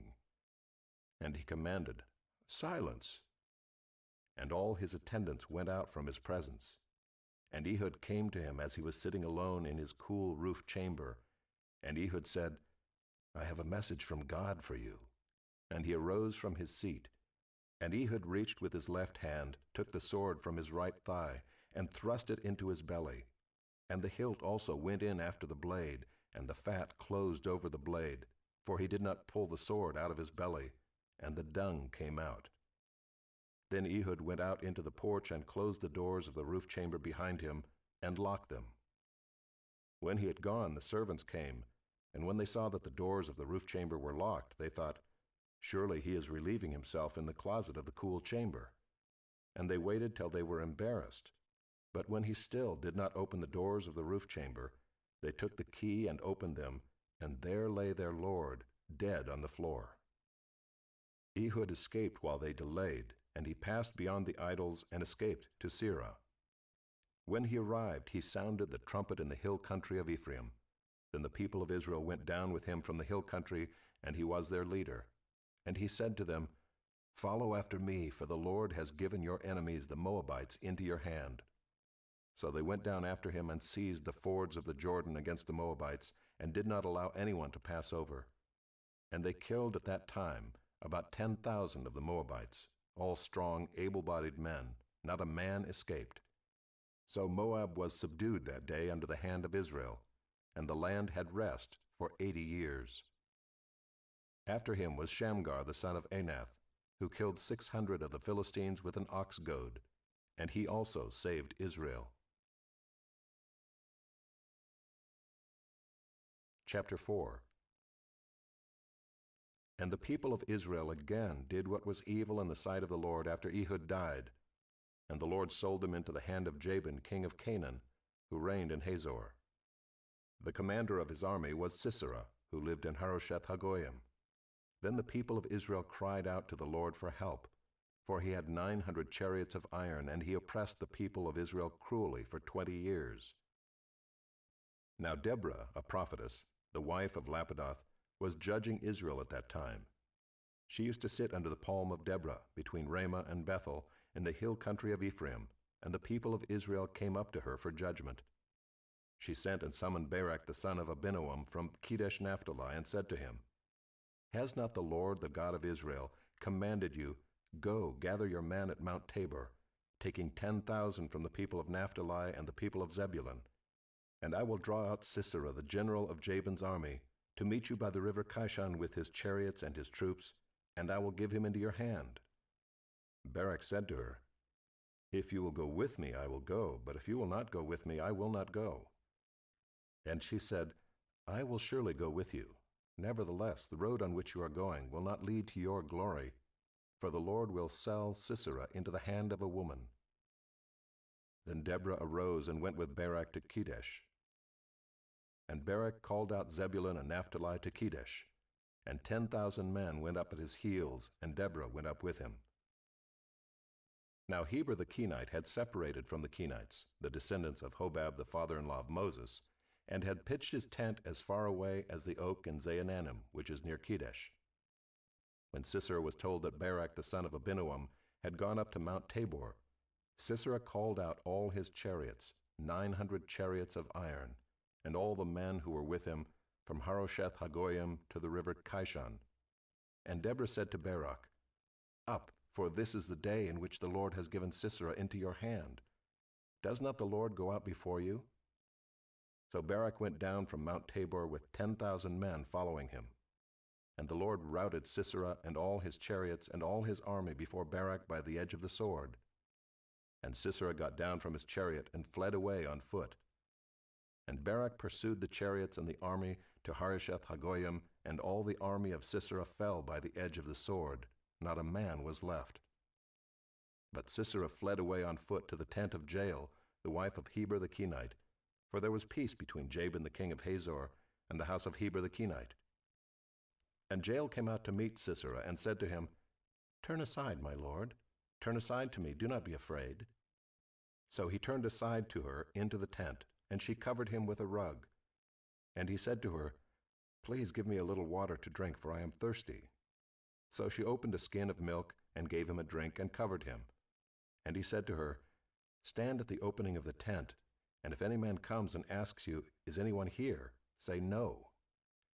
But Jael, the wife of Heber, took a tent peg and took a hammer in her hand. Then she went softly to him and drove the peg into his temple until it went down into the ground while he was lying fast asleep from weariness. So he died. And behold, as Barak was pursuing Sisera, Jael went out to meet him and said to him, Come, and I will show you the man whom you are seeking. So he went into her tent, and there lay Sisera dead with the tent peg in his temple. So on that day God subdued Jabin the king of Canaan before the people of Israel. And the hand of the people of Israel pressed harder and harder against Jabin the king of Canaan, until they destroyed Jabin king of Canaan. Chapter 5. Then sang Deborah and Barak the son of Abinoam on that day, that the leaders took the lead in Israel, that the people offered themselves willingly. Bless the Lord. Hear, O kings, give ear, O princes. To the Lord I will sing. I will make melody to the Lord, the God of Israel. Lord, when you went out from Seir, when you marched from the region of Edom, the earth trembled and the heavens dropped. Yes, the clouds dropped water. The mountains quaked before the Lord, even Sinai before the Lord, the God of Israel. In the days of Shamgar son of Anath, in the days of Jael, the highways were abandoned, and travelers kept to the byways. The villagers ceased in Israel, they ceased to be until I arose. I, Deborah, arose as a mother in Israel. When new gods were chosen, then war was in the gates. Was shield or spear to be seen among 40,000 in Israel? My heart goes out to the commanders of Israel who offered themselves willingly among the people. Bless the Lord. Tell of it, you who ride on white donkeys, you who sit on rich carpets, and you who walk by the way. To the sound of musicians at the watering places, there they repeat the righteous triumphs of the Lord, the righteous triumphs of his villagers in Israel. Then down to the gates march the people of the Lord. Awake, awake, Deborah, awake, awake, break out in a song. Arise, Barak, lead away your captives, O son of Abinoam. Then down marched the remnant of the noble, the people of the Lord marched down for me against the mighty. From Ephraim their route they marched down into the valley, following you, Benjamin, with your kinsmen. From Machir marched down the commanders, and from Zebulun those who bear the lieutenant's staff. The princes of Issachar came with Deborah, and Issachar faithful to Barak. Into the valley they rushed at his heels. Among the clans of Reuben there were great searchings of heart. Why did you sit still among the sheepfolds to hear the whistling for the flocks? Among the clans of Reuben there were great searchings of heart. Gilead stayed beyond the Jordan, and Dan, why did he stay with the ships? Asher sat still at the coast of the sea, staying by his landings. Zebulun is a people who risk their lives to the death. Naphtali too, on the heights of the field. The kings came, they fought. Then fought the kings of Canaan. At Taanach by the waters of Megiddo, they got no spoils of silver. From heaven the stars fought. From their courses they fought against Sisera. The torrent Kishon swept them away. The ancient torrent, the torrent Kishon. March on, my soul, with might. Then loud beat the horse's hooves with the galloping of his steeds. Curse Meroz, says the angel of the Lord. Curse its inhabitants thoroughly, because they did not come to the help of the Lord against the mighty. Most blessed of women be Jael, the wife of Heber the Kenite, of tent-dwelling women most blessed. He asked for water, and she gave him milk. She brought him curds in a noble's bowl. She sent her hand to the tent peg, and her right hand to the workman's mallet. She struck Sisera, she crushed his head. She shattered and pierced his temple. Between her feet he sank, he fell, he lay still. Between her feet he sank, he fell. Where he sank, there he fell, dead. Out of the window she peered. The mother of Sisera wailed through the lattice. Why is his chariot so long in coming? Why tarry the hoofbeats of his chariots? Her wisest princesses answer. Indeed, she answers herself. Have they not found and divided the spoil? A womb or two for every man, spoil of dyed materials for Sisera, spoil of dyed materials embroidered, 2 pieces of dyed work embroidered for the neck as spoil. So may all your enemies perish, O Lord, but your friends be like the sun as he rises in his might. And the land had rest for 40 years. Chapter 6. The people of Israel did what was evil in the sight of the Lord, and the Lord gave them into the hand of Midian 7 years. And the hand of Midian overpowered Israel, and because of Midian the people of Israel made for themselves the dens that are in the mountains and the caves and the strongholds. For whenever the Israelites planted crops, the Midianites and the Amalekites and the people of the east would come up against them. They would encamp against them and devour the produce of the land, as far as Gaza, and leave no sustenance in Israel, and no sheep or ox or donkey. For they would come up with their livestock and their tents. They would come like locusts in number. Both they and their camels could not be counted, so that they laid waste the land as they came in. And Israel was brought very low because of Midian, and the people of Israel cried out for help to the Lord. When the people of Israel cried out to the Lord on account of the Midianites, the Lord sent a prophet to the people of Israel. And he said to them, Thus says the Lord, the God of Israel, I led you up from Egypt, and brought you out of the house of slavery. And I delivered you from the hand of the Egyptians, and from the hand of all who oppressed you, and drove them out before you, and gave you their land. And I said to you, I am the Lord your God. You shall not fear the gods of the Amorites in whose land you dwell. But you have not obeyed my voice. Now the angel of the Lord came and sat under the terebinth at Ophrah, which belonged to Joash the Abiezrite, while his son Gideon was beating out wheat in the winepress to hide it from the Midianites. And the angel of the Lord appeared to him and said to him, The Lord is with you, O mighty man of valor. And Gideon said to him, Please, sir, if the Lord is with us, why then has all this happened to us? And where are all his wonderful deeds that our fathers recounted to us, saying, Did not the Lord bring us up from Egypt? But now the Lord has forsaken us and given us into the hand of Midian. And the Lord turned to him and said, Go in this might of yours and save Israel from the hand of Midian. Do not I send you? And he said to him, Please, Lord, how can I save Israel? Behold, my clan is the weakest in Manasseh, and I am the least in my father's house. And the Lord said to him, But I will be with you, and you shall strike the Midianites as one man. And he said to him, If now I have found favor in your eyes, then show me a sign that it is you who speak with me. Please do not depart from here until I come to you and bring out my present and set it before you. And he said, I will stay till you return. So Gideon went into his house and prepared a young goat and unleavened cakes from an ephah of flour. The meat he put in a basket, and the broth he put in a pot, and brought them to him under the terebinth, and presented them. And the angel of God said to him, Take the meat and the unleavened cakes, and put them on this rock, and pour the broth over them. And he did so. Then the angel of the Lord reached out the tip of the staff that was in his hand, and touched the meat and the unleavened cakes. And fire sprang up from the rock, and consumed the meat and the unleavened cakes. And the angel of the Lord vanished from his sight. Then Gideon perceived that he was the angel of the Lord. And Gideon said, Alas, O Lord God, for now I have seen the angel of the Lord face to face. But the Lord said to him, Peace be to you. Do not fear, you shall not die. Then Gideon built an altar there to the Lord, and called it, The Lord is Peace. To this day it still stands at Ophrah, which belongs to the Abiezrites.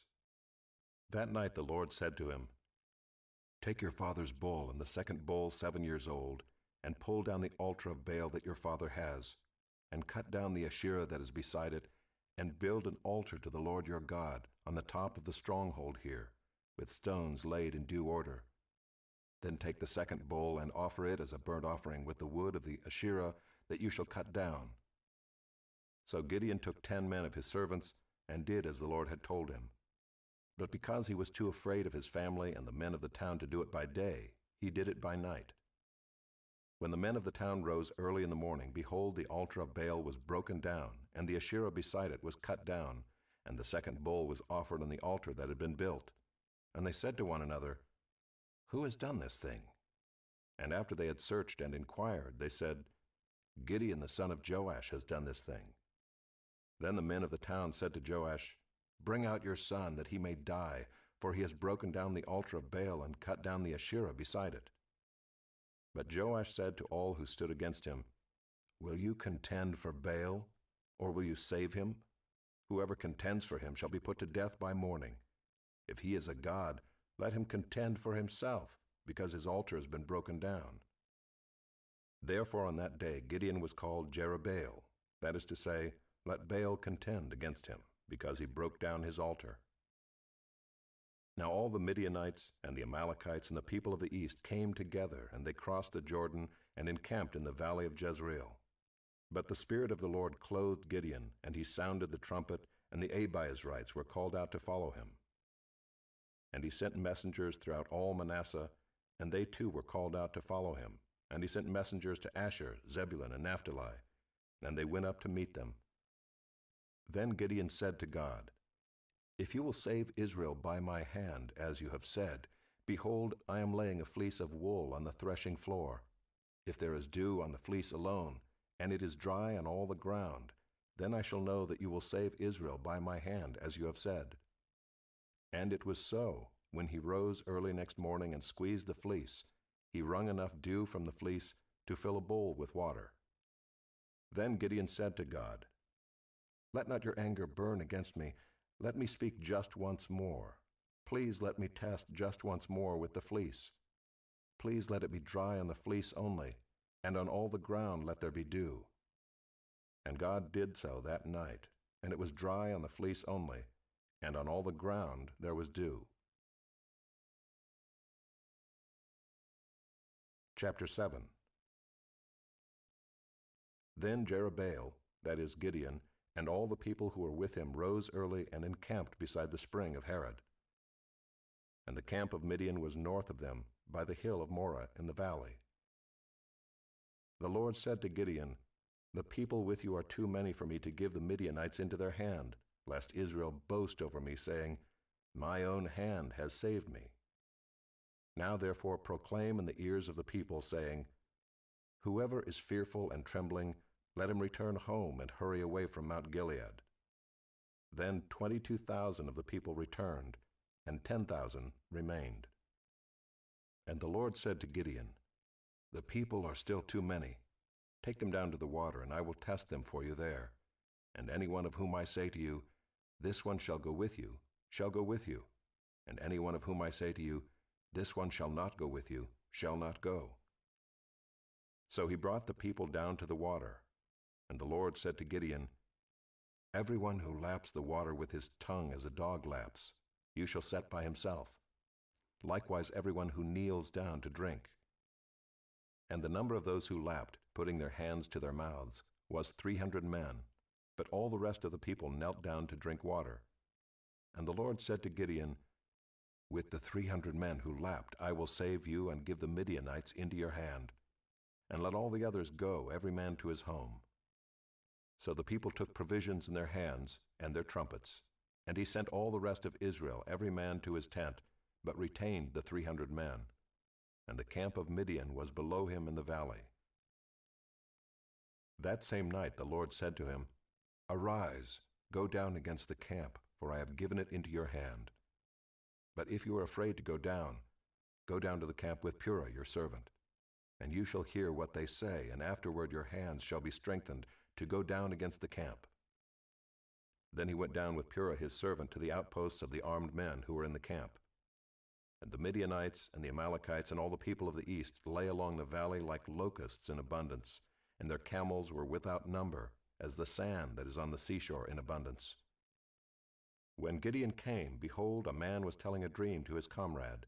And he said, "Behold, I dreamed a dream, and behold, a cake of barley bread tumbled into the camp of Midian, and came to the tent, and struck it, so that it fell, and turned it upside down, so that the tent lay flat." And his comrade answered, "This is no other than the sword of Gideon, the son of Joash, a man of Israel. God has given into his hand Midian and all the camp." As soon as Gideon heard the telling of the dream and its interpretation, he worshipped. And he returned to the camp of Israel and said, "Arise, for the Lord has given the host of Midian into your hand." And he divided the 300 men into 3 companies, and put trumpets into the hands of all of them, and empty jars, with torches inside the jars. And he said to them, "Look at me, and do likewise. When I come to the outskirts of the camp, do as I do. When I blow the trumpet, I and all who are with me, then blow the trumpets also on every side of all the camp, and shout, 'For the Lord, and for Gideon.'" So Gideon and the 100 men who were with him came to the outskirts of the camp at the beginning of the middle watch, when they had just set the watch. And they blew the trumpets and smashed the jars that were in their hands. Then the 3 companies blew the trumpets and broke the jars. They held in their left hands the torches, and in their right hands the trumpets to blow. And they cried out, "A sword for the Lord and for Gideon." Every man stood in his place around the camp, and all the army ran. They cried out and fled. When they blew the 300 trumpets, the Lord set every man's sword against his comrade and against all the army. And the army fled as far as Bethshittah toward Zererah, as far as the border of Abel-Maholah by Tabbath. And the men of Israel were called out from Naphtali and from Asher and from all Manasseh, and they pursued after Midian. Gideon sent messengers throughout all the hill country of Ephraim, saying, "Come down against the Midianites and capture the waters against them as far as Beth-barah and also the Jordan." So all the men of Ephraim were called out, and they captured the waters as far as Beth-barah and also the Jordan. And they captured the 2 princes of Midian, Oreb and Zeeb. They killed Oreb at the rock of Oreb, and Zeeb they killed at the winepress of Zeeb. Then they pursued Midian, and they brought the heads of Oreb and Zeeb to Gideon across the Jordan. Chapter 8.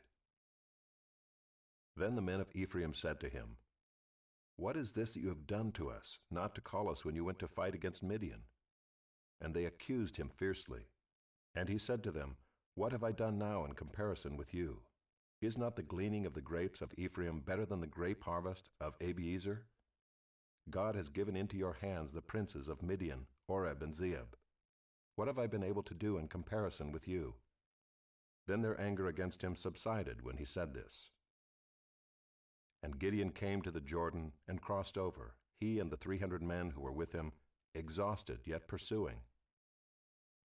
So he said to the men of Succoth, "Please give loaves of bread to the people who follow me, for they are exhausted, and I am pursuing after Zebah and Zalmunna, the kings of Midian." And the officials of Succoth said, Are the hands of Zebah and Zalmunna already in your hand, that we should give bread to your army?"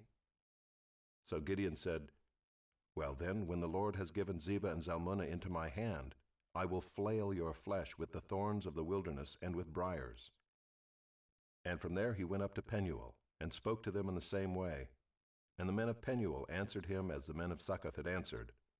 And he said to the men of Penuel, "When I come again in peace, I will break down this tower." Now Zebah and Zalmunna were in Karkor with their army, about 15,000 men, all who were left of all the army of the people of the east, for there had fallen 120,000 men who drew the sword. And Gideon went up by the way of the tent dwellers east of Nobah and Jogbehah, and attacked the army, for the army felt secure. And Zebah and Zalmunna fled, and he pursued them and captured the 2 kings of Midian, Zebah and Zalmunna, and he threw all the army into a panic.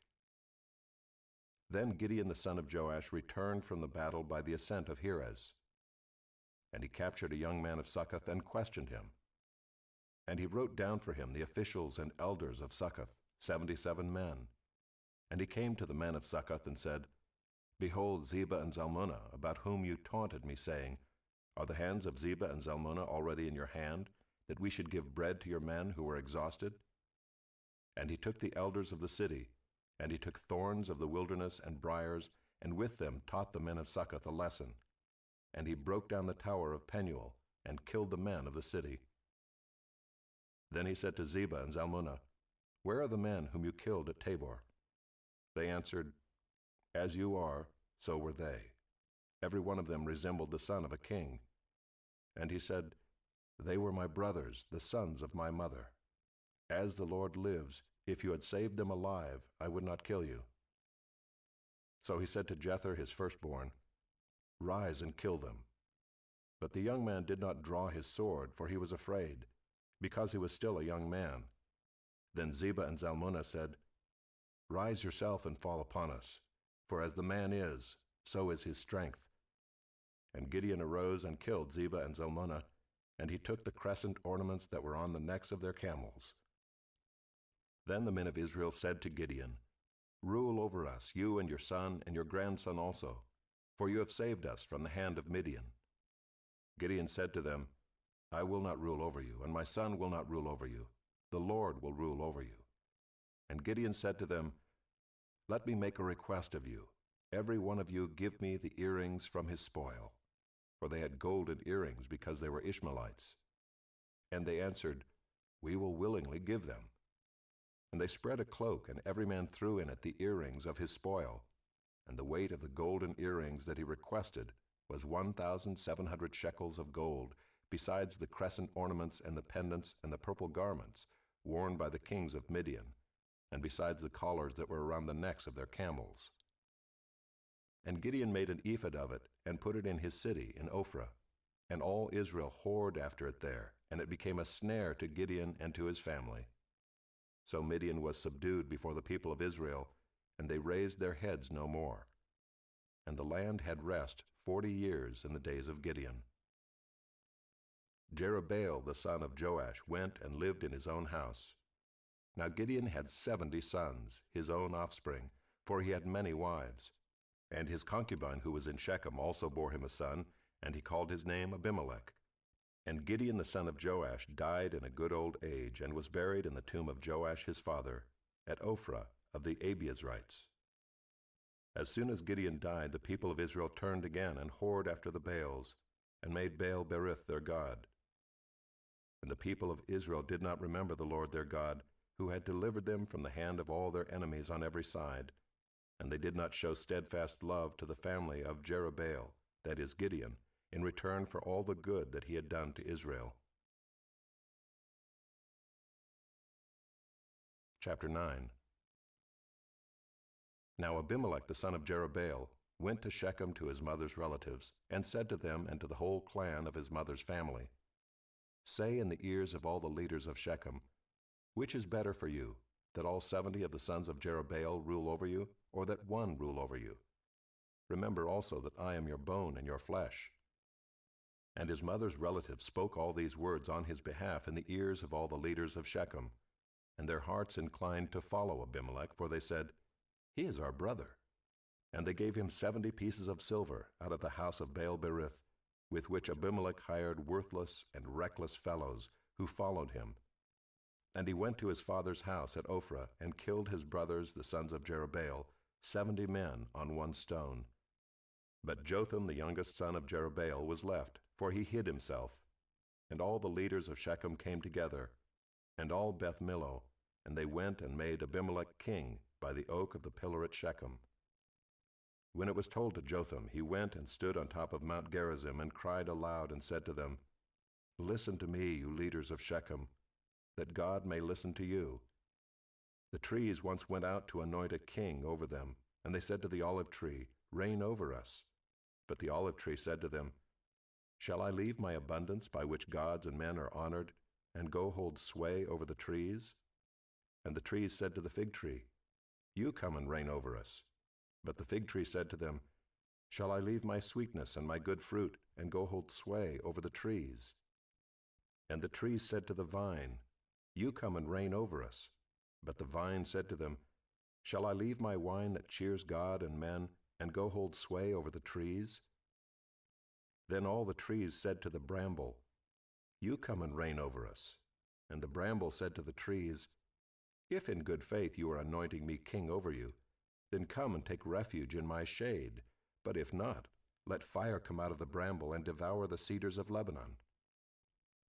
Now therefore, if you acted in good faith and integrity when you made Abimelech king, and if you have dealt well with Jerubbaal and his house, and have done to him as his deeds deserved, for my father fought for you and risked his life, and delivered you from the hand of Midian, and you have risen up against my father's house this day, and have killed his sons, 70 men on one stone, and have made Abimelech, the son of his female servant, king over the leaders of Shechem, because he is your relative. If you then have acted in good faith and integrity with Jerubbaal and with his house this day, then rejoice in Abimelech, and let him also rejoice in you. But if not, let fire come out from Abimelech and devour the leaders of Shechem and Beth Millo, and let fire come out from the leaders of Shechem and from Beth Millo and devour Abimelech." And Jotham ran away and fled and went to Beer and lived there, because of Abimelech his brother. Abimelech ruled over Israel 3 years. And God sent an evil spirit between Abimelech and the leaders of Shechem, and the leaders of Shechem dealt treacherously with Abimelech, that the violence done to the 70 sons of Jerubbaal might come, and their blood be laid on Abimelech their brother, who killed them, and on the men of Shechem, who strengthened his hands to kill his brothers. And the leaders of Shechem put men in ambush against him on the mountaintops, and they robbed all who passed by them along that way. And it was told to Abimelech. And Gaal the son of Ebed moved into Shechem with his relatives, and the leaders of Shechem put confidence in him. And they went out into the field and gathered the grapes from their vineyards, and trod them, and held a festival. And they went into the house of their God, and ate and drank, and reviled Abimelech.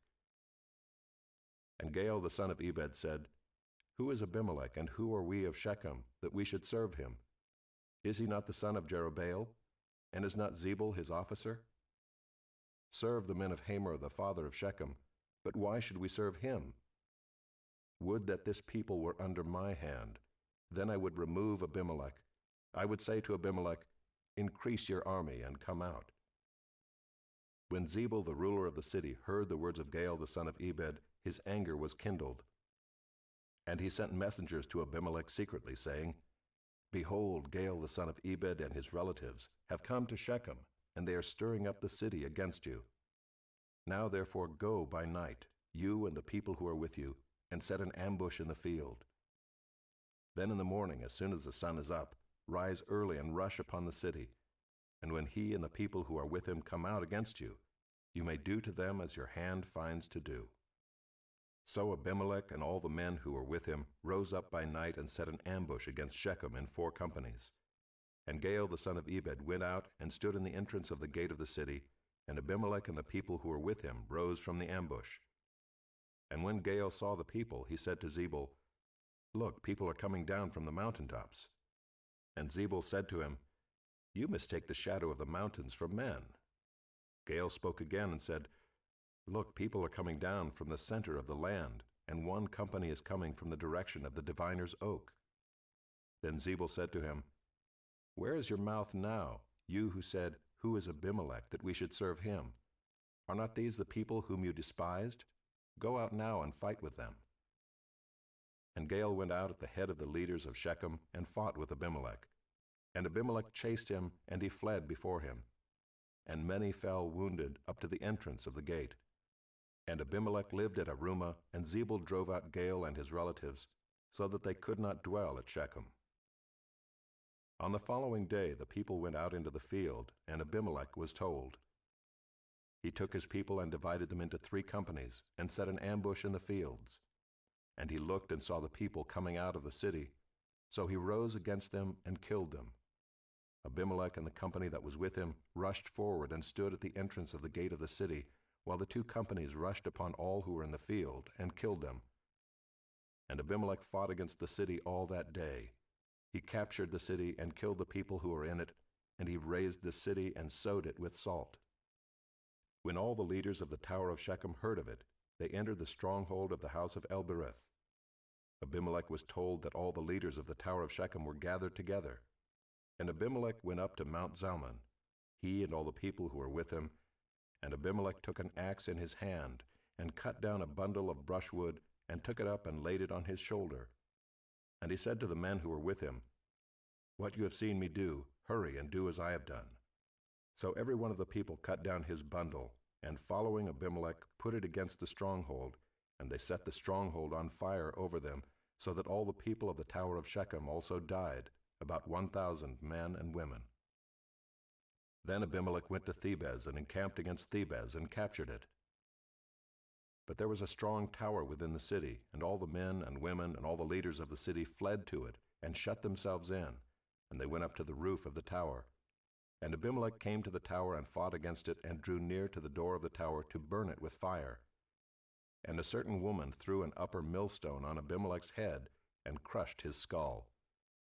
Then he called quickly to the young man, his armor-bearer, and said to him, "Draw your sword and kill me, lest they say of me, 'A woman killed him.'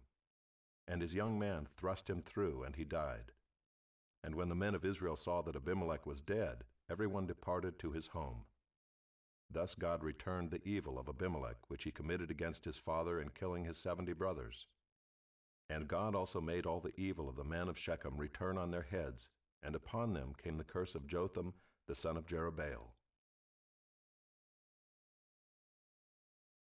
Chapter 10.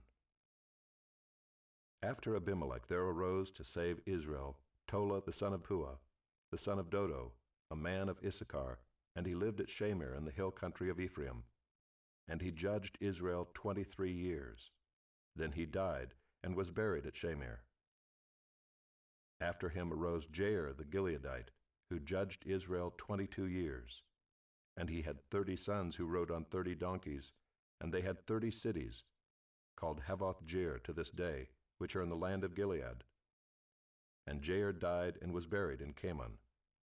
The people of Israel again did what was evil in the sight of the Lord, and served the Baals and the Ashtaroth, the gods of Syria, the gods of Sidon, the gods of Moab, the gods of the Ammonites, and the gods of the Philistines.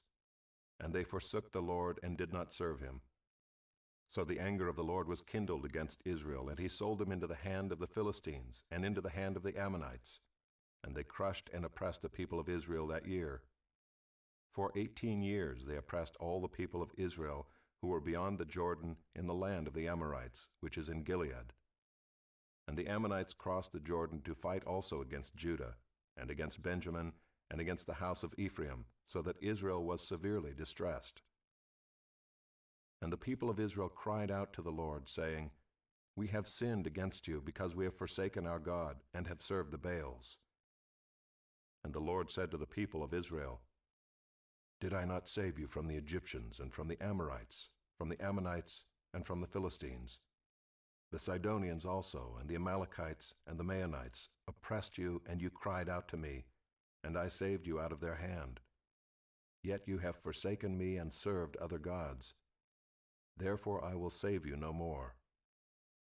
Go and cry out to the gods whom you have chosen. Let them save you in the time of your distress." And the people of Israel said to the Lord, "We have sinned. Do to us whatever seems good to you. Only please deliver us this day." So they put away the foreign gods from among them and served the Lord, and he became impatient over the misery of Israel. Then the Ammonites were called to arms, and they encamped in Gilead. And the people of Israel came together, and they encamped at Mizpah. And the people, the leaders of Gilead, said one to another, "Who is the man who will begin to fight against the Ammonites? He shall be head over all the inhabitants of Gilead."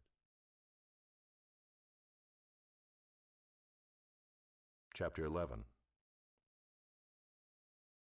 Now Jephthah the Gileadite was a mighty warrior, but he was the son of a prostitute. Gilead was the father of Jephthah.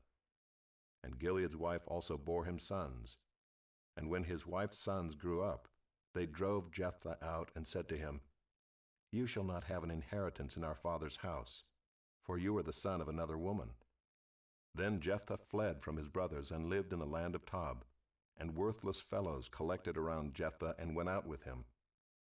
After a time the Ammonites made war against Israel, and when the Ammonites made war against Israel, the elders of Gilead went to bring Jephthah from the land of Tob. And they said to Jephthah, "Come and be our leader, that we may fight against the Ammonites." But Jephthah said to the elders of Gilead, "Did you not hate me and drive me out of my father's house? Why have you come to me now when you are in distress?" And the elders of Gilead said to Jephthah, "That is why we have turned to you now, that you may go with us and fight against the Ammonites and be our head over all the inhabitants of Gilead." Jephthah said to the elders of Gilead, "If you bring me home again to fight against the Ammonites, and the Lord gives them over to me, I will be your head." And the elders of Gilead said to Jephthah, "The Lord will be witness between us if we do not do as you say." So Jephthah went with the elders of Gilead, and the people made him head and leader over them. And Jephthah spoke all his words before the Lord at Mizpah. Then Jephthah sent messengers to the king of the Ammonites and said, "What do you have against me, that you have come to me to fight against my land?" And the king of the Ammonites answered the messengers of Jephthah, "Because Israel, on coming up from Egypt, took away my land, from the Arnon to the Jabbok and to the Jordan. Now therefore restore it peaceably." Jephthah again sent messengers to the king of the Ammonites and said to him, "Thus says Jephthah, Israel did not take away the land of Moab or the land of the Ammonites, but when they came up from Egypt, Israel went through the wilderness to the Red Sea and came to Kadesh." Israel then sent messengers to the king of Edom, saying, "Please let us pass through your land." But the king of Edom would not listen. And they sent also to the king of Moab, but he would not consent. So Israel remained at Kadesh. Then they journeyed through the wilderness and went around the land of Edom and the land of Moab, and arrived on the east side of the land of Moab, and camped on the other side of the Arnon. But they did not enter the territory of Moab, for the Arnon was the boundary of Moab. Israel then sent messengers to Sihon, king of the Amorites, king of Heshbon. And Israel said to him, "Please let us pass through your land to our country." But Sihon did not trust Israel to pass through his territory. So Sihon gathered all his people together and encamped at Jahaz and fought with Israel. And the Lord, the God of Israel, gave Sihon and all his people into the hand of Israel, and they defeated them. So Israel took possession of all the land of the Amorites who inhabited that country, and they took possession of all the territory of the Amorites from the Arnon to the Jabbok, and from the wilderness to the Jordan. So then the Lord, the God of Israel, dispossessed the Amorites from before his people Israel. And are you to take possession of them? Will you not possess what Chemosh your God gives you to possess? And all that the Lord our God has dispossessed before us, we will possess. Now are you any better than Balak the son of Zippor, king of Moab? Did he ever contend against Israel, or did he ever go to war with them? While Israel lived in Heshbon and its villages, and in Aroer and its villages, and in all the cities that are on the banks of the Arnon 300 years, why did you not deliver them within that time? I therefore have not sinned against you, and you do me wrong by making war on me. The Lord, the judge, decide this day between the people of Israel and the people of Ammon." But the king of the Ammonites did not listen to the words of Jephthah that he sent to him. Then the Spirit of the Lord was upon Jephthah, and he passed through Gilead and Manasseh, and passed on to Mizpah of Gilead, and from Mizpah of Gilead he passed on to the Ammonites. And Jephthah made a vow to the Lord and said, If you will give the Ammonites into my hand, then whatever comes out from the doors of my house to meet me when I return in peace from the Ammonites shall be the Lord's, and I will offer it up for a burnt offering. So Jephthah crossed over to the Ammonites to fight against them, and the Lord gave them into his hand. And he struck them from Aroer to the neighborhood of Minnith 20 cities, and as far as Abel-keramim, with a great blow. So the Ammonites were subdued before the people of Israel. Then Jephthah came to his home at Mizpah, and behold, his daughter came out to meet him with tambourines and with dances. She was his only child. Besides her he had neither son nor daughter. And as soon as he saw her, he tore his clothes and said, Alas, my daughter, you have brought me very low, and you have become the cause of great trouble to me. For I have opened my mouth to the Lord, and I cannot take back my vow. And she said to him, My father, you have opened your mouth to the Lord. Do to me according to what has gone out of your mouth, now that the Lord has avenged you on your enemies, on the Ammonites. So she said to her father, Let this thing be done for me. Leave me alone 2 months, that I may go up and down on the mountains and weep for my virginity, I and my companions. So he said, Go. Then he sent her away for 2 months, and she departed, she and her companions, and wept for her virginity on the mountains. And at the end of 2 months she returned to her father, who did with her according to his vow that he had made. She had never known a man, and it became a custom in Israel that the daughters of Israel went year by year to lament the daughter of Jephthah the Gileadite 4 days in the year. Chapter 12. The men of Ephraim were called to arms, and they crossed to Zaphon and said to Jephthah, Why did you cross over to fight against the Ammonites, and did not call us to go with you? We will burn your house over you with fire. And Jephthah said to them, I and my people had a great dispute with the Ammonites, and when I called you, you did not save me from their hand. And when I saw that you would not save me, I took my life in my hand and crossed over against the Ammonites. And the Lord gave them into my hand. Why then have you come up to me this day to fight against me? Then Jephthah gathered all the men of Gilead and fought with Ephraim. And the men of Gilead struck Ephraim, because they said, You are fugitives of Ephraim, you Gileadites, in the midst of Ephraim and Manasseh. And the Gileadites captured the fords of the Jordan against the Ephraimites. And when any of the fugitives of Ephraim said, Let me go over, the men of Gilead said to him, Are you an Ephraimite? When he said, No, they said to him, Then say Shibboleth. And he said, Sibboleth, for he could not pronounce it right. Then they seized him and slaughtered him at the fords of the Jordan. At that time 42,000 of the Ephraimites fell. Jephthah judged Israel 6 years. Then Jephthah the Gileadite died and was buried in his city in Gilead. After him Ibzan of Bethlehem judged Israel. He had 30 sons and 30 daughters he gave in marriage outside his clan, and 30 daughters he brought in from outside for his sons. And he judged Israel 7 years. Then Ibzan died and was buried at Bethlehem.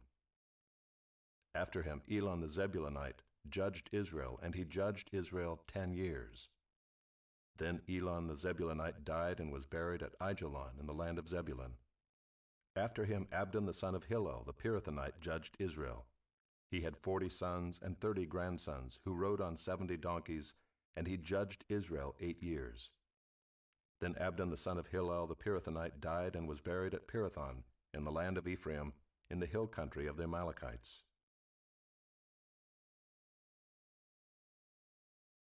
Chapter 13. And the people of Israel again did what was evil in the sight of the Lord. So the Lord gave them into the hand of the Philistines for 40 years. There was a certain man of Zorah, of the tribe of the Danites, whose name was Manoah. And his wife was barren and had no children. And the angel of the Lord appeared to the woman and said to her, Behold, you are barren and have not borne children, but you shall conceive and bear a son. Therefore be careful and drink no wine or strong drink, and eat nothing unclean. For behold, you shall conceive and bear a son, No razor shall come upon his head, for the child shall be a Nazirite to God from the womb, and he shall begin to save Israel from the hand of the Philistines." Then the woman came and told her husband, "A man of God came to me, and his appearance was like the appearance of the angel of God, very awesome. I did not ask him where he was from, and he did not tell me his name. But he said to me, 'Behold, you shall conceive and bear a son. So then drink no wine or strong drink, and eat nothing unclean, for the child shall be a Nazirite to God from the womb to the day of his death.'" Then Manoah prayed to the Lord and said, "O Lord, please let the man of God whom you sent come again to us and teach us what we are to do with the child who will be born." And God listened to the voice of Manoah, and the angel of God came again to the woman as she sat in the field. But Manoah her husband was not with her. So the woman ran quickly and told her husband, "Behold, the man who came to me the other day has appeared to me." And Manoah arose and went after his wife, and came to the man and said to him, "Are you the man who spoke to this woman?" And he said, "I am." And Manoah said, "Now when your words come true, what is to be the child's manner of life, and what is his mission?" And the angel of the Lord said to Manoah, "Of all that I said to the woman, let her be careful. She may not eat of anything that comes from the vine, neither let her drink wine or strong drink, or eat any unclean thing. All that I commanded her, let her observe." Manoah said to the angel of the Lord, "Please let us detain you and prepare a young goat for you." And the angel of the Lord said to Manoah, "If you detain me, I will not eat of your food. But if you prepare a burnt offering, then offer it to the Lord." For Manoah did not know that he was the angel of the Lord. And Manoah said to the angel of the Lord, "What is your name, so that when your words come true, we may honor you?" And the angel of the Lord said to him, "Why do you ask my name, seeing it is wonderful?" So Manoah took the young goat with the grain offering, and offered it on the rock to the Lord, to the one who works wonders, and Manoah and his wife were watching. And when the flame went up toward heaven from the altar, the angel of the Lord went up in the flame of the altar. Now Manoah and his wife were watching, and they fell on their faces to the ground. The angel of the Lord appeared no more to Manoah and to his wife. Then Manoah knew that he was the angel of the Lord. And Manoah said to his wife, "We shall surely die, for we have seen God." But his wife said to him, "If the Lord had meant to kill us, he would not have accepted a burnt offering and a grain offering at our hands, or shown us all these things, or now announced to us such things as these." And the woman bore a son, and called his name Samson. And the young man grew, and the Lord blessed him. And the Spirit of the Lord began to stir him in Mahaneh-dan, between Zorah and Eshtaol. Chapter 14. Samson went down to Timnah, and at Timnah he saw one of the daughters of the Philistines. Then he came up and told his father and mother, "I saw one of the daughters of the Philistines at Timnah. Now get her for me as my wife." But his father and mother said to him, "Is there not a woman among the daughters of your relatives, or among all our people, that you must go to take a wife from the uncircumcised Philistines?" But Samson said to his father, "Get her for me, for she is right in my eyes." His father and mother did not know that it was from the Lord, for he was seeking an opportunity against the Philistines. At that time the Philistines ruled over Israel. Then Samson went down with his father and mother to Timnah, and they came to the vineyards of Timnah. And behold, a young lion came toward him, roaring. Then the Spirit of the Lord rushed upon him, and although he had nothing in his hand, he tore the lion in pieces as one tears a young goat. But he did not tell his father or his mother what he had done. Then he went down and talked with the woman, and she was right in Samson's eyes. After some days he returned to take her. And he turned aside to see the carcass of the lion, and behold, there was a swarm of bees in the body of the lion, and honey. He scraped it out into his hands and went on, eating as he went. And he came to his father and mother and gave some to them, and they ate. But he did not tell them that he had scraped the honey from the carcass of the lion.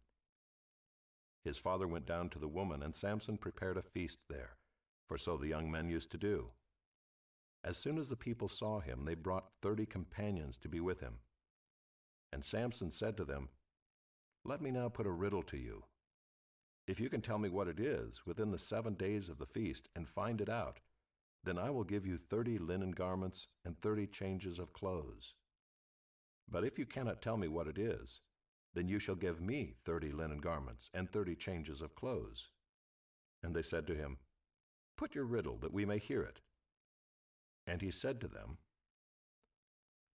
"Out of the eater came something to eat. Out of the strong came something sweet." And in 3 days they could not solve the riddle.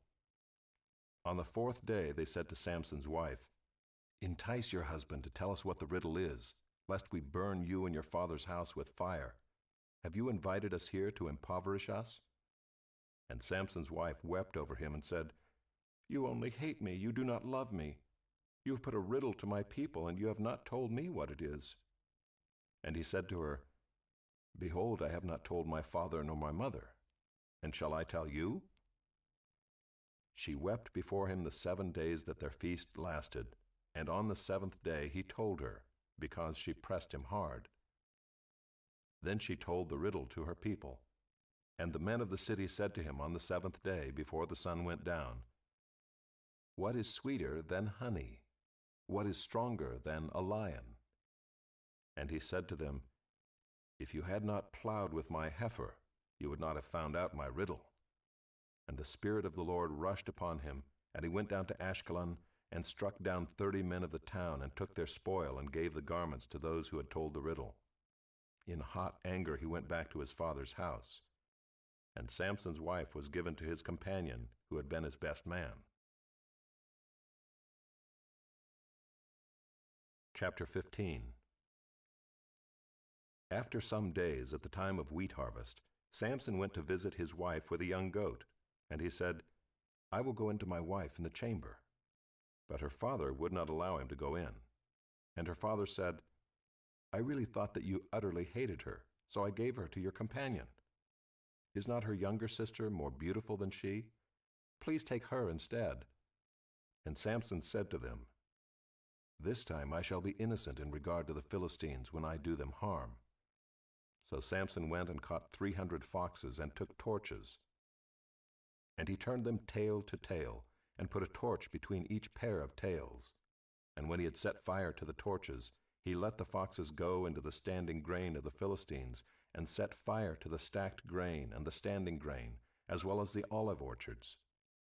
Then the Philistines said, "Who has done this?"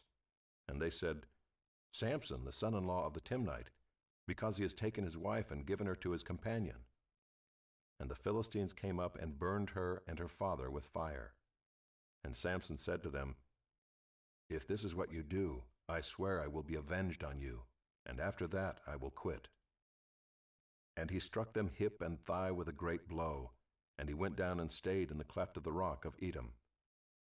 Then the Philistines came up and encamped in Judah, and made a raid on Lehi. And the men of Judah said, "Why have you come up against us?" They said, "We have come up to bind Samson, to do to him as he did to us." Then 3,000 men of Judah went down to the cleft of the rock of Edom, and said to Samson, "Do you not know that the Philistines are rulers over us? What then is this that you have done to us?" And he said to them, "As they did to me, so have I done to them." And they said to him, "We have come down to bind you, that we may give you into the hands of the Philistines." And Samson said to them, "Swear to me that you will not attack me yourselves." They said to him, "No, we will only bind you and give you into their hands. We will surely not kill you." So they bound him with 2 new ropes, and brought him up from the rock. When he came to Lehi, the Philistines came shouting to meet him. Then the Spirit of the Lord rushed upon him, and the ropes that were on his arms became as flax that has caught fire, and his bonds melted off his hands.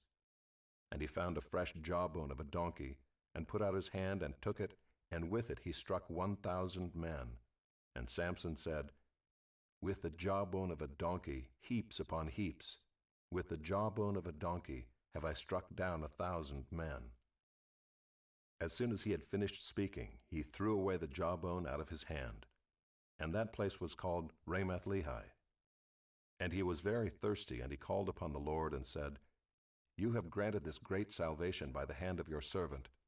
And shall I now die of thirst and fall into the hands of the uncircumcised? And God split open the hollow place that is at Lehi, and water came out from it. And when he drank, his spirit returned, and he revived. Therefore the name of it was called En-Hakkore. It is at Lehi to this day. And he judged Israel in the days of the Philistines 20 years. Chapter 16. Samson went to Gaza, and there he saw a prostitute, and he went into her. The Gazites were told, Samson has come here. And they surrounded the place and set an ambush for him all night at the gate of the city. They kept quiet all night, saying, Let us wait till the light of the morning, then we will kill him. But Samson lay till midnight, and at midnight he arose and took hold of the doors of the gate of the city and the 2 posts, and pulled them up, bar and all, and put them on his shoulders and carried them to the top of the hill that is in front of Hebron. After this he loved a woman in the valley of Sorek, whose name was Delilah. And the lords of the Philistines came up to her and said to her, Seduce him and see where his great strength lies, and by what means we may overpower him, that we may bind him to humble him. And we will each give you 1,100 pieces of silver. So Delilah said to Samson, Please tell me where your great strength lies, and how you might be bound, that one could subdue you. Samson said to her, If they bind me with 7 fresh bowstrings that have not been dried, then I shall become weak and be like any other man. Then the lords of the Philistines brought up to her 7 fresh bowstrings that had not been dried, and she bound him with them.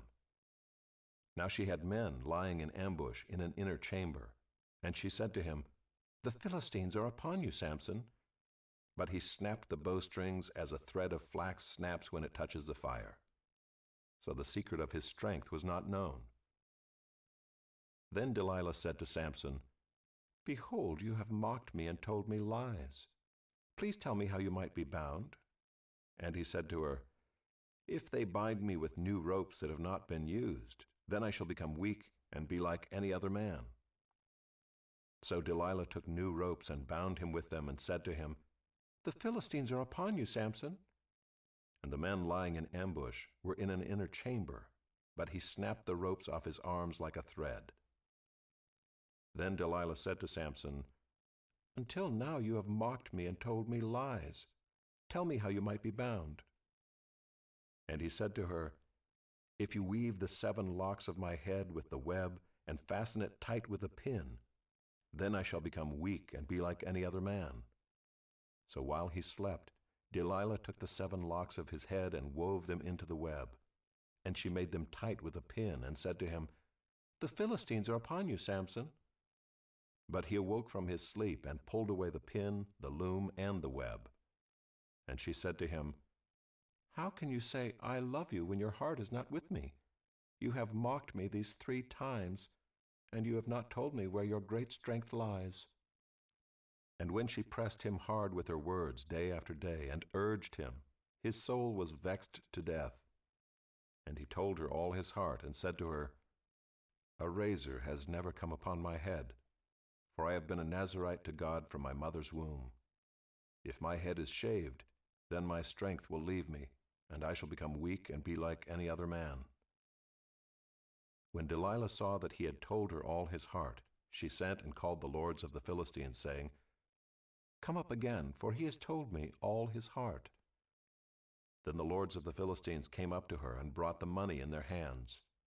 She made him sleep on her knees, and she called a man and had him shave off the 7 locks of his head. Then she began to torment him, and his strength left him. And she said, The Philistines are upon you, Samson. And he awoke from his sleep and said, I will go out as at other times and shake myself free. But he did not know that the Lord had left him. And the Philistines seized him and gouged out his eyes, and brought him down to Gaza and bound him with bronze shackles. And he ground at the mill in the prison. But the hair of his head began to grow again after it had been shaved. Now the lords of the Philistines gathered to offer a great sacrifice to Dagon their god, and to rejoice. And they said, Our God has given Samson our enemy into our hand. And when the people saw him, they praised their God. For they said, Our God has given our enemy into our hand, the ravager of our country, who has killed many of us. And when their hearts were merry, they said, Call Samson that he may entertain us.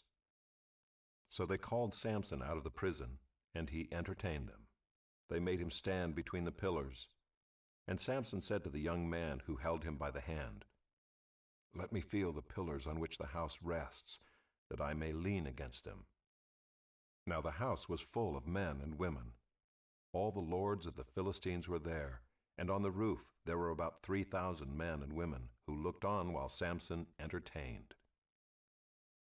Then Samson called to the Lord and said, O Lord God, please remember me and please strengthen me only this once, O God, that I may be avenged on the Philistines for my 2 eyes. And Samson grasped the 2 middle pillars on which the house rested, and he leaned his weight against them, his right hand on the one and his left hand on the other. And Samson said, Let me die with the Philistines. Then he bowed with all his strength, and the house fell upon the lords and upon all the people who were in it. So the dead whom he killed at his death were more than those whom he had killed during his life.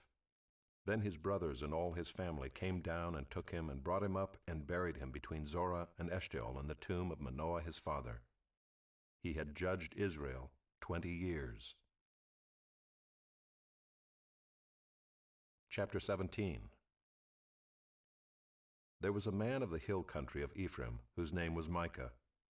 And he said to his mother, The 1,100 pieces of silver that were taken from you, about which you uttered a curse and also spoke it in my ears, behold, the silver is with me, I took it. And his mother said, Blessed be my son by the Lord. And he restored the 1,100 pieces of silver to his mother. And his mother said, I dedicate the silver to the Lord from my hand for my son, to make a carved image and a metal image. Now, therefore, I will restore it to you. So when he restored the money to his mother took 200 pieces of silver and gave it to the silversmith, who made it into a carved image and a metal image. And it was in the house of Micah. And the man Micah had a shrine, and he made an ephod and household gods, and ordained one of his sons who became his priest. In those days there was no king in Israel. Everyone did what was right in his own eyes. Now there was a young man of Bethlehem in Judah, of the family of Judah, who was a Levite, and he sojourned there. And the man departed from the town of Bethlehem in Judah to sojourn where he could find a place. And as he journeyed, he came to the hill country of Ephraim, to the house of Micah. And Micah said to him, Where do you come from? And he said to him, I am a Levite of Bethlehem in Judah, and I am going to sojourn where I may find a place. And Micah said to him, Stay with me and be to me a father and a priest, and I will give you 10 pieces of silver a year, and a suit of clothes and your living. And the Levite went in, and the Levite was content to dwell with the man, and the young man became to him like one of his sons. And Micah ordained the Levite, and the young man became his priest and was in the house of Micah. Then Micah said, Now I know that the Lord will prosper me, because I have a Levite as priest. Chapter 18. In those days there was no king in Israel, and in those days the tribe of the people of Dan was seeking for itself an inheritance to dwell in, for until then no inheritance among the tribes of Israel had fallen to them. So the people of Dan sent 5 able men from the whole number of their tribe, from Zorah and from Eshtaol, to spy out the land and to explore it. And they said to them, Go and explore the land. And they came to the hill country of Ephraim, to the house of Micah, and lodged there. When they were by the house of Micah, they recognized the voice of the young Levite. And they turned aside and said to him, Who brought you here? What are you doing in this place? What is your business here? And he said to them, This is how Micah dealt with me. He has hired me, and I have become his priest." And they said to him, "Inquire of God, please, that we may know whether the journey on which we are setting out will succeed." And the priest said to them, "Go in peace. The journey on which you go is under the eye of the Lord." Then the 5 men departed and came to Laish, and saw the people who were there, how they lived in security, after the manner of the Sidonians, quiet and unsuspecting, lacking nothing that is in the earth, and possessing wealth, and how they were far from the Sidonians, and had no dealings with anyone. And when they came to their brothers at Zorah and Eshtaol, their brothers said to them, "What do you report?" They said, "Arise and let us go up against them, for we have seen the land, and behold, it is very good. And will you do nothing? Do not be slow to go, to enter in and possess the land. As soon as you go, you will come to an unsuspecting people. The land is spacious, for God has given it into your hands, a place where there is no lack of anything that is in the earth." So 600 men of the tribe of Dan, armed with weapons of war, set out from Zorah and Eshtaol, and went up and encamped at Kiriath-Jearim in Judah. On this account that place is called Mahaneh-dan to this day. Behold, it is west of Kiriath-Jearim. And they passed on from there to the hill country of Ephraim, and came to the house of Micah. Then the 5 men who had gone to scout out the country of Laish said to their brothers, "Do you know that in these houses there are an ephod, household gods, a carved image, and a metal image? Now therefore consider what you will do." And they turned aside there and came to the house of the young Levite, at the home of Micah, and asked him about his welfare. Now the 600 men of the Danites, armed with their weapons of war, stood by the entrance of the gate. And the 5 men who had gone to scout out the land went up and entered and took the carved image, the ephod, the household gods, and the metal image, while the priest stood by the entrance of the gate with the 600 men armed with weapons of war. And when these went into Micah's house and took the carved image, the ephod, the household gods, and the metal image, the priest said to them, "What are you doing?" And they said to him, "Keep quiet, put your hand on your mouth, and come with us, and be to us a father and a priest. Is it better for you to be priest to the house of one man, or to be priest to a tribe and clan in Israel?" And the priest's heart was glad. He took the ephod and the household gods and the carved image, and went along with the people. So they turned and departed, putting the little ones and the livestock and the goods in front of them. When they had gone a distance from the home of Micah, the men who were in the houses near Micah's house were called out, and they overtook the people of Dan. And they shouted to the people of Dan, who turned around and said to Micah, "What is the matter with you, that you come with such a company?" And he said, "You take my gods that I made and the priest, and go away, and what have I left? How then do you ask me, what is the matter with you?" And the people of Dan said to him, "Do not let your voice be heard among us, lest angry fellows fall upon you, and you lose your life with the lives of your household." Then the people of Dan went their way, and when Micah saw that they were too strong for him, he turned and went back to his home. But the people of Dan took what Micah had made, and the priest who belonged to him, and they came to Laish, to a people quiet and unsuspecting, and struck them with the edge of the sword, and burned the city with fire. And there was no deliverer, because it was far from Sidon, and they had no dealings with anyone. It was in the valley that belongs to Beth-rehob. Then they rebuilt the city and lived in it, and they named the city Dan, after the name of Dan their ancestor, who was born to Israel. But the name of the city was Laish at the first.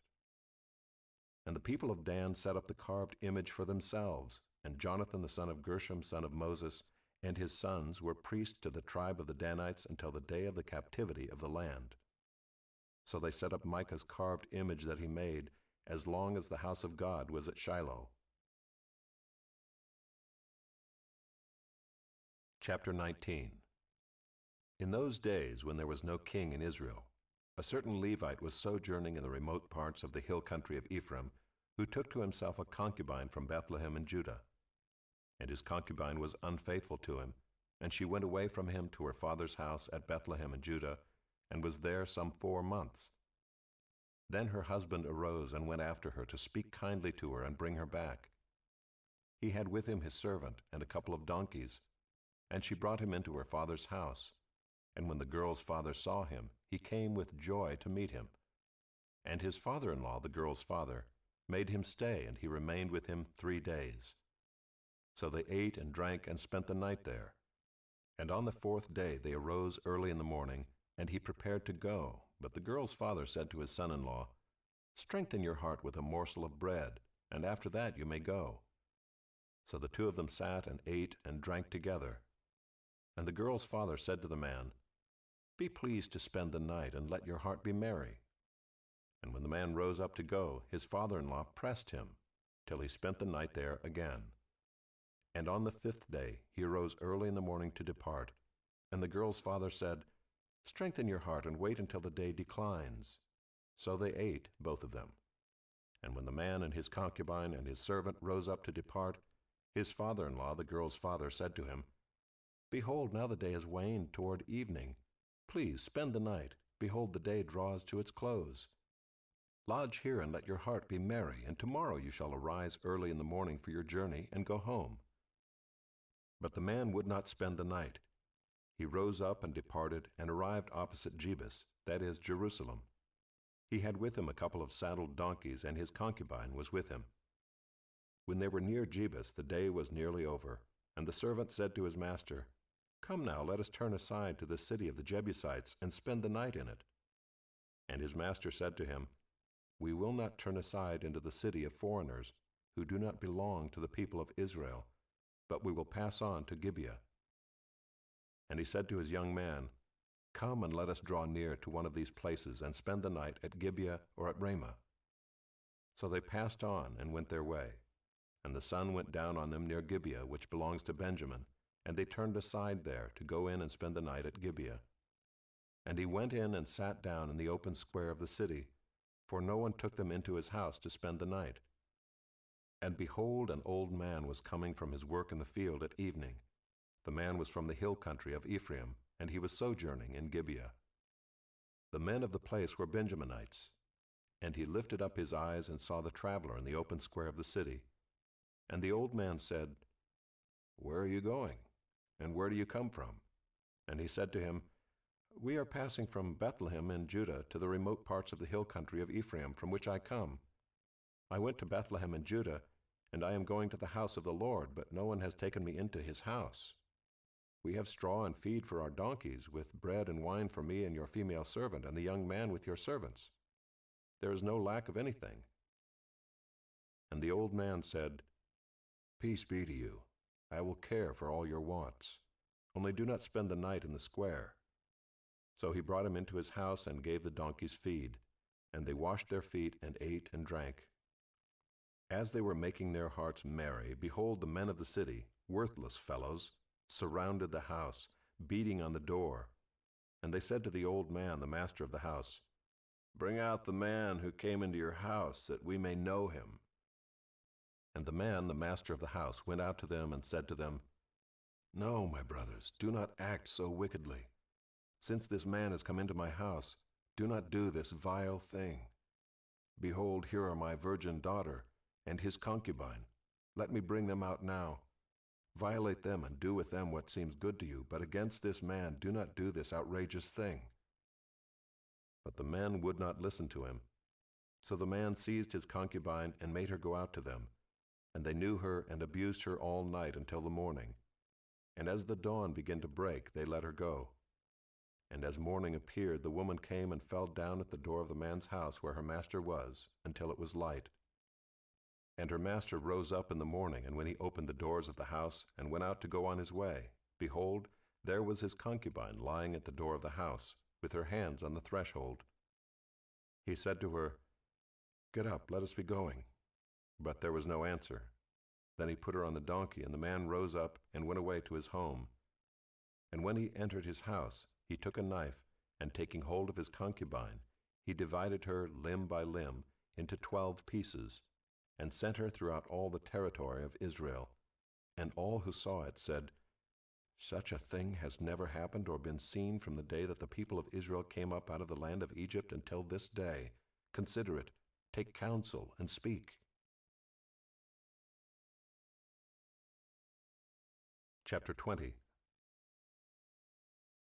Then all the people of Israel came out from Dan to Beersheba, including the land of Gilead, and the congregation assembled as one man to the Lord at Mizpah.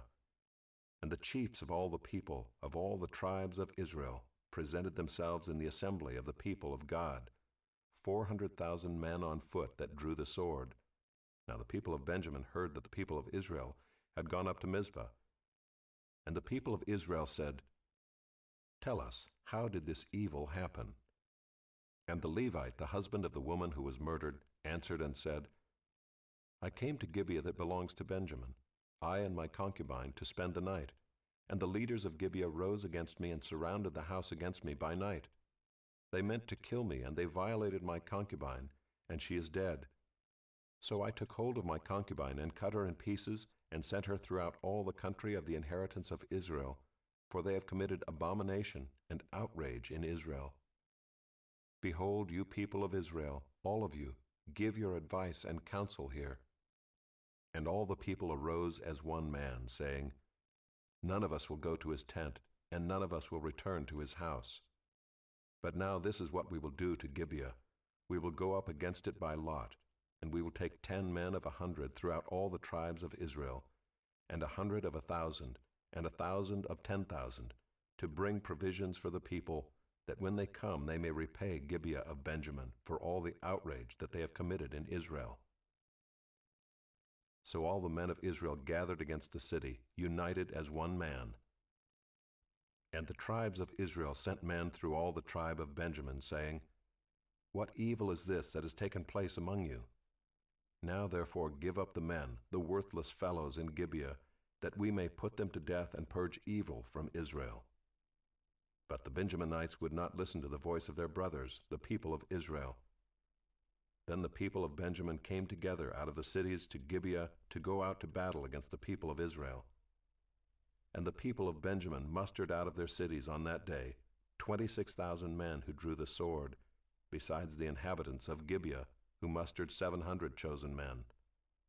Among all these were 700 chosen men who were left-handed. Everyone could sling a stone at a hair and not miss. And the men of Israel, apart from Benjamin, mustered 400,000 men who drew the sword. All these were men of war. The people of Israel arose and went up to Bethel and inquired of God, "Who shall go up first for us to fight against the people of Benjamin?" And the Lord said, "Judah shall go up first." Then the people of Israel rose in the morning and encamped against Gibeah. And the men of Israel went out to fight against Benjamin, and the men of Israel drew up the battle line against them at Gibeah. The people of Benjamin came out of Gibeah and destroyed on that day 22,000 men of the Israelites. But the people, the men of Israel, took courage and again formed the battle line in the same place where they had formed it on the first day. And the people of Israel went up and wept before the Lord until the evening.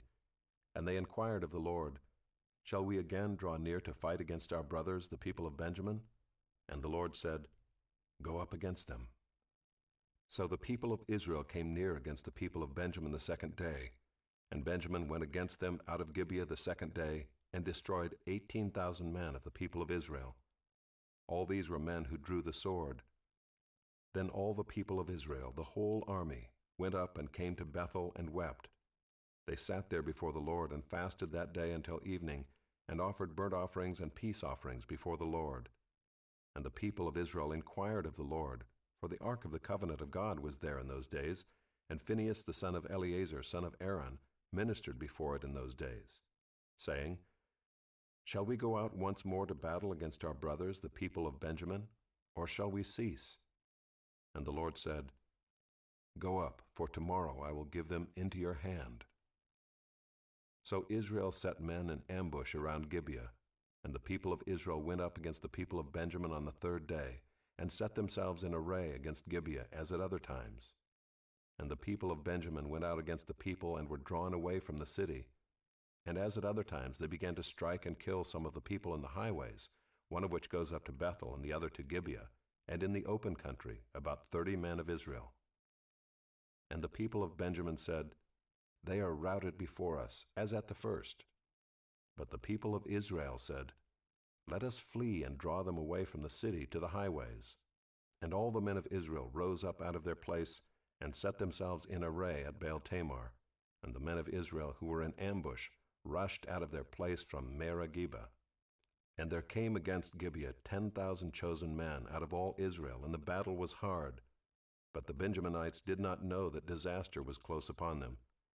And the Lord defeated Benjamin before Israel, and the people of Israel destroyed 25,100 men of Benjamin that day. All these were men who drew the sword. So the people of Benjamin saw that they were defeated. The men of Israel gave ground to Benjamin because they trusted the men in ambush whom they had set against Gibeah. Then the men in ambush hurried and rushed against Gibeah. The men in ambush moved out and struck all the city with the edge of the sword. Now the appointed signal between the men of Israel and the men in the main ambush was that when they made a great cloud of smoke rise up out of the city, the men of Israel should turn in battle. Now Benjamin had begun to strike and kill about 30 men of Israel. They said, "Surely they are defeated before us, as in the first battle." But when the signal began to rise out of the city in a column of smoke, the Benjaminites looked behind them, and behold, the whole of the city went up in smoke to heaven. Then the men of Israel turned, and the men of Benjamin were dismayed, for they saw that disaster was close upon them. Therefore they turned their backs before the men of Israel in the direction of the wilderness, but the battle overtook them. And those who came out of the cities were destroying them in their midst. Surrounding the Benjaminites, they pursued them and trod them down from Nohah as far as opposite Gibeah on the east. 18,000 men of Benjamin fell, all of them men of valor. And they turned and fled toward the wilderness, to the rock of Rimmon. 5,000 men of them were cut down in the highways, and they were pursued hard to Gidom, and 2,000 men of them were struck down. So all who fell that day of Benjamin were 25,000 men who drew the sword, all of them men of valor. But 600 men turned and fled toward the wilderness to the rock of Rimmon, and remained at the rock of Rimmon 4 months. And the men of Israel turned back against the people of Benjamin, and struck them with the edge of the sword, the city, men and beasts, and all that they found. And all the towns that they found they set on fire. Chapter 21. Now the men of Israel had sworn at Mizpah, "No one of us shall give his daughter in marriage to Benjamin." And the people came to Bethel, and sat there till evening before God, and they lifted up their voices and wept bitterly. And they said, "O Lord, the God of Israel, why has this happened in Israel, that today there should be one tribe lacking in Israel?" And the next day the people rose early and built there an altar and offered burnt offerings and peace offerings. And the people of Israel said, "Which of all the tribes of Israel did not come up in the assembly to the Lord?" For they had taken a great oath concerning him who did not come up to the Lord to Mizpah, saying, "He shall surely be put to death." And the people of Israel had compassion for Benjamin their brother, and said, "One tribe is cut off from Israel this day. What shall we do for wives for those who are left, since we have sworn by the Lord that we will not give them any of our daughters for wives?" And they said, "What one is there of the tribes of Israel that did not come up to the Lord to Mizpah?" And behold, no one had come to the camp from Jabesh-Gilead to the assembly. For when the people were mustered, behold, not one of the inhabitants of Jabesh-Gilead was there. So the congregation sent 12,000 of their bravest men there, and commanded them, "Go and strike the inhabitants of Jabesh-Gilead with the edge of the sword, also the women and the little ones. This is what you shall do. Every male and every woman that has lain with a male you shall devote to destruction." And they found among the inhabitants of Jabesh-Gilead 400 young virgins who had not known a man by lying with him, and they brought them to the camp at Shiloh, which is in the land of Canaan. Then the whole congregation sent word to the people of Benjamin who were at the rock of Rimmon, and proclaimed peace to them. And Benjamin returned at that time, and they gave them the women whom they had saved alive of the women of Jabesh-Gilead, but they were not enough for them. And the people had compassion on Benjamin, because the Lord had made a breach in the tribes of Israel. Then the elders of the congregation said, "What shall we do for wives for those who are left, since the women are destroyed out of Benjamin?" And they said, "There must be an inheritance for the survivors of Benjamin, that a tribe not be blotted out from Israel. Yet we cannot give them wives from our daughters." For the people of Israel had sworn, Cursed be he who gives a wife to Benjamin." So they said, "Behold, there is the yearly feast of the Lord at Shiloh, which is north of Bethel on the east of the highway that goes up from Bethel to Shechem and south of Lebonah." And they commanded the people of Benjamin, saying, "Go and lie in ambush in the vineyards and watch. If the daughters of Shiloh come out to dance in the dances, then come out of the vineyards and snatch each man his wife from the daughters of Shiloh, and go to the land of Benjamin. And when their fathers or their brothers come to complain to us, we will say to them, Grant them graciously to us, because we did not take for each man of them his wife in battle, neither did you give them to them, else you would now be guilty." And the people of Benjamin did so, and took their wives, according to their number, from the dancers whom they carried off. Then they went and returned to their inheritance, and rebuilt the towns, and lived in them. And the people of Israel departed from there at that time, every man to his tribe and family, and they went out from there every man to his inheritance. In those days there was no king in Israel. Everyone did what was right in his own eyes. Ruth, chapter 1.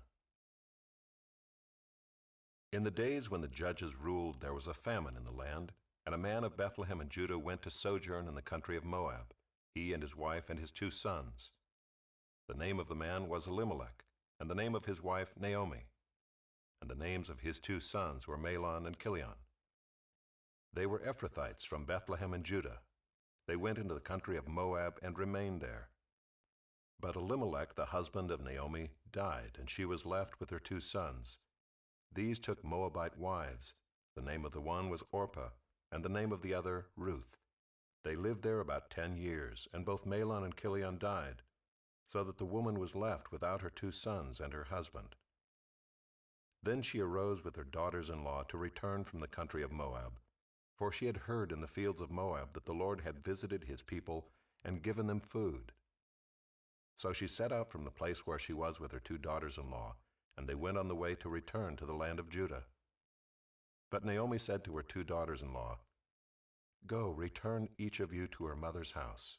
May the Lord deal kindly with you, as you have dealt with the dead and with me. The Lord grant that you may find rest, each of you in the house of her husband." Then she kissed them, and they lifted up their voices and wept. And they said to her, "No, we will return with you to your people." But Naomi said, "Turn back, my daughters. Why will you go with me? Have I yet sons in my womb, that they may become your husbands? Turn back, my daughters, go your way, for I am too old to have a husband. If I should say I have hope, even if I should have a husband this night and should bear sons, would you therefore wait till they were grown? Would you therefore refrain from marrying? No, my daughters, for it is exceedingly bitter to me for your sake that the hand of the Lord has gone out against me." Then they lifted up their voices and wept again. And Orpah kissed her mother-in-law, but Ruth clung to her. And she said, "See, your sister-in-law has gone back to her people and to her gods. Return after your sister-in-law." But Ruth said, "Do not urge me to leave you or to return from following you. For where you go, I will go, and where you lodge, I will lodge. Your people shall be my people, and your God my God. Where you die, I will die, and there will I be buried. May the Lord do so to me, and more also, if anything but death parts me from you." And when Naomi saw that she was determined to go with her, she said no more. So the 2 of them went on until they came to Bethlehem. And when they came to Bethlehem, the whole town was stirred because of them.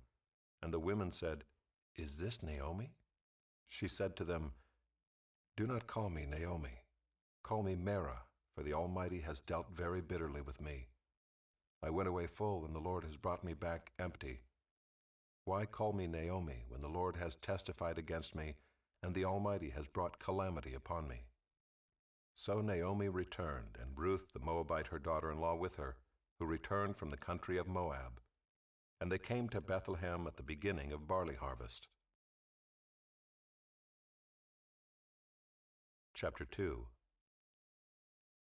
Now Naomi had a relative of her husband's, a worthy man of the clan of Elimelech, whose name was Boaz. And Ruth the Moabite said to Naomi, Let me go to the field and glean among the ears of grain after him, in whose sight I shall find favor. And she said to her, Go, my daughter. So she set out and went and gleaned in the field after the reapers. And she happened to come to the part of the field belonging to Boaz, who was of the clan of Elimelech. And behold, Boaz came from Bethlehem. And he said to the reapers, The Lord be with you. And they answered, The Lord bless you. Then Boaz said to his young man who was in charge of the reapers, Whose young woman is this? And the servant who was in charge of the reapers answered, Oh, she is the young Moabite woman who came back with Naomi from the country of Moab. She said, Please let me glean and gather among the sheaves after the reapers. So she came, and she has continued from early morning until now, except for a short rest. Then Boaz said to Ruth, Now listen, my daughter. Do not go to glean in another field, or leave this one, but keep close to my young women. Let your eyes be on the field that they are reaping, and go after them. Have I not charged the young men not to touch you? And when you are thirsty, go to the vessels and drink what the young men have drawn. Then she fell on her face, bowing to the ground, and said to him, Why have I found favor in your eyes, that you should take notice of me, since I am a foreigner? But Boaz answered her, All that you have done for your mother-in-law since the death of your husband has been fully told to me, and how you left your father and mother and your native land, and came to a people that you did not know before. The Lord repay you for what you have done, and a full reward be given you by the Lord, the God of Israel, under whose wings you have come to take refuge. Then she said, I have found favor in your eyes, my lord, for you have comforted me and spoken kindly to your servant, though I am not one of your servants. And at mealtime Boaz said to her, Come here and eat some bread and dip your morsel in the wine. So she sat beside the reapers, and he passed to her roasted grain. And she ate until she was satisfied, and she had some left over. When she rose to glean, Boaz instructed his young men, saying, Let her glean even among the sheaves, and do not reproach her. And also pull out some from the bundles for her, and leave it for her to glean, and do not rebuke her. So she gleaned in the field until evening. Then she beat out what she had gleaned, and it was about an ephah of barley. And she took it up and went into the city. Her mother-in-law saw what she had gleaned. She also brought out and gave her what food she had left over after being satisfied. And her mother-in-law said to her, Where did you glean today, and where have you worked? Blessed be the man who took notice of you. So she told her mother-in-law with whom she had worked, and said, The man's name with whom I work today is Boaz. And Naomi said to her daughter-in-law, May he be blessed by the Lord, whose kindness has not forsaken the living or the dead. Naomi also said to her, The man is a close relative of ours, one of our redeemers. And Ruth the Moabite said, Besides, he said to me, You shall keep close by my young men until they have finished all my harvest. And Naomi said to Ruth her daughter-in-law, It is good, my daughter, that you go out with his young women, lest in another field you be assaulted. So she kept close to the young women of Boaz, gleaning until the end of the barley and wheat harvests, and she lived with her mother-in-law.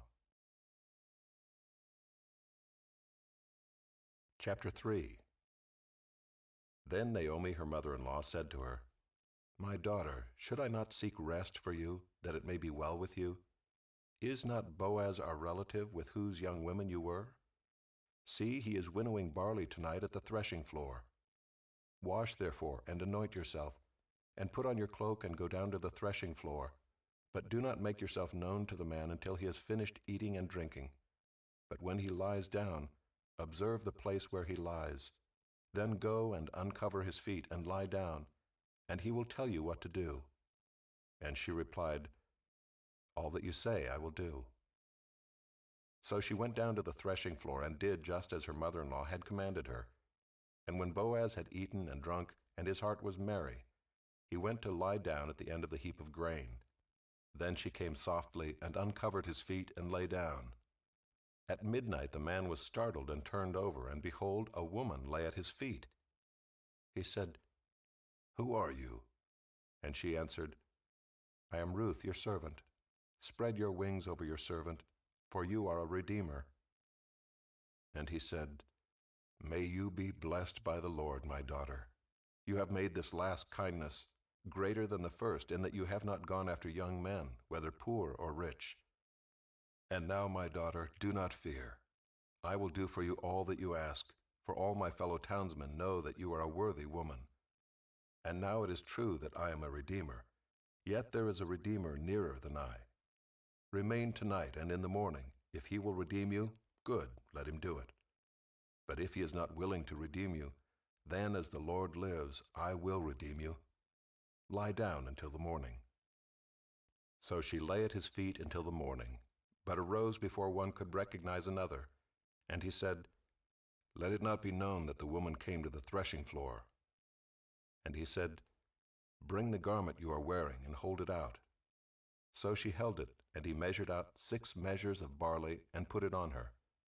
Then she went into the city. And when she came to her mother-in-law, she said, "How did you fare, my daughter?"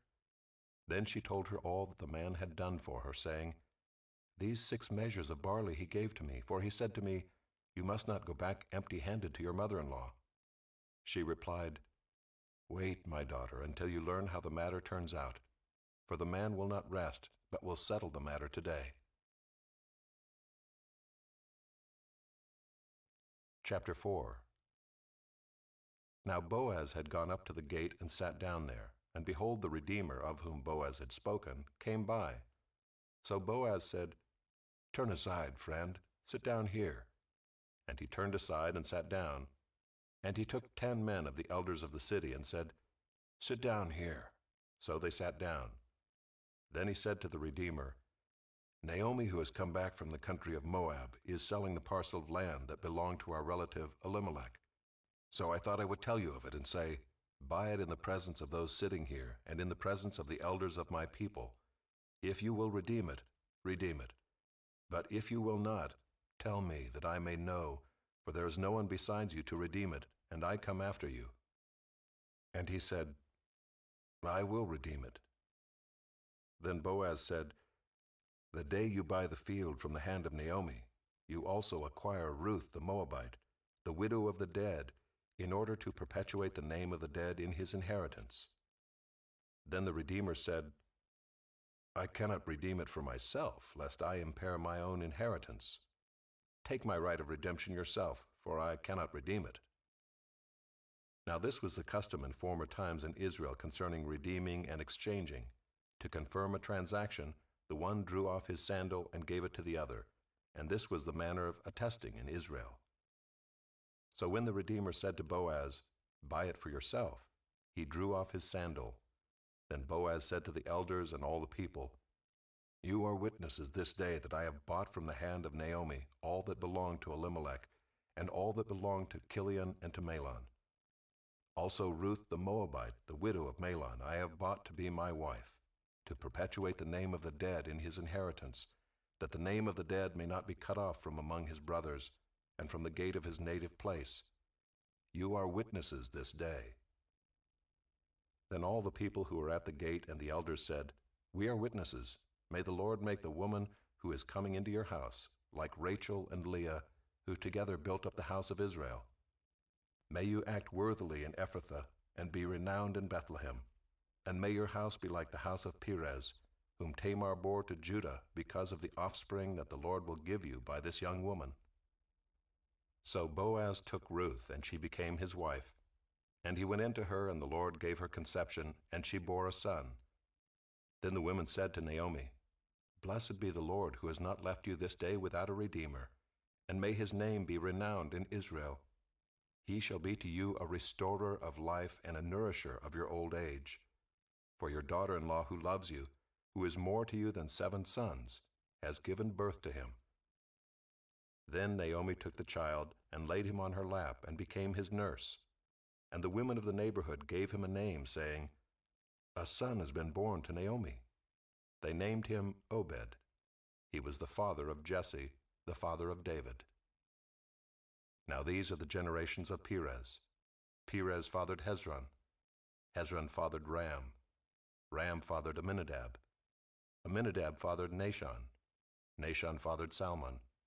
Salmon fathered Boaz. Boaz fathered Obed. Obed fathered Jesse, and Jesse fathered David. 1 Samuel, chapter 1.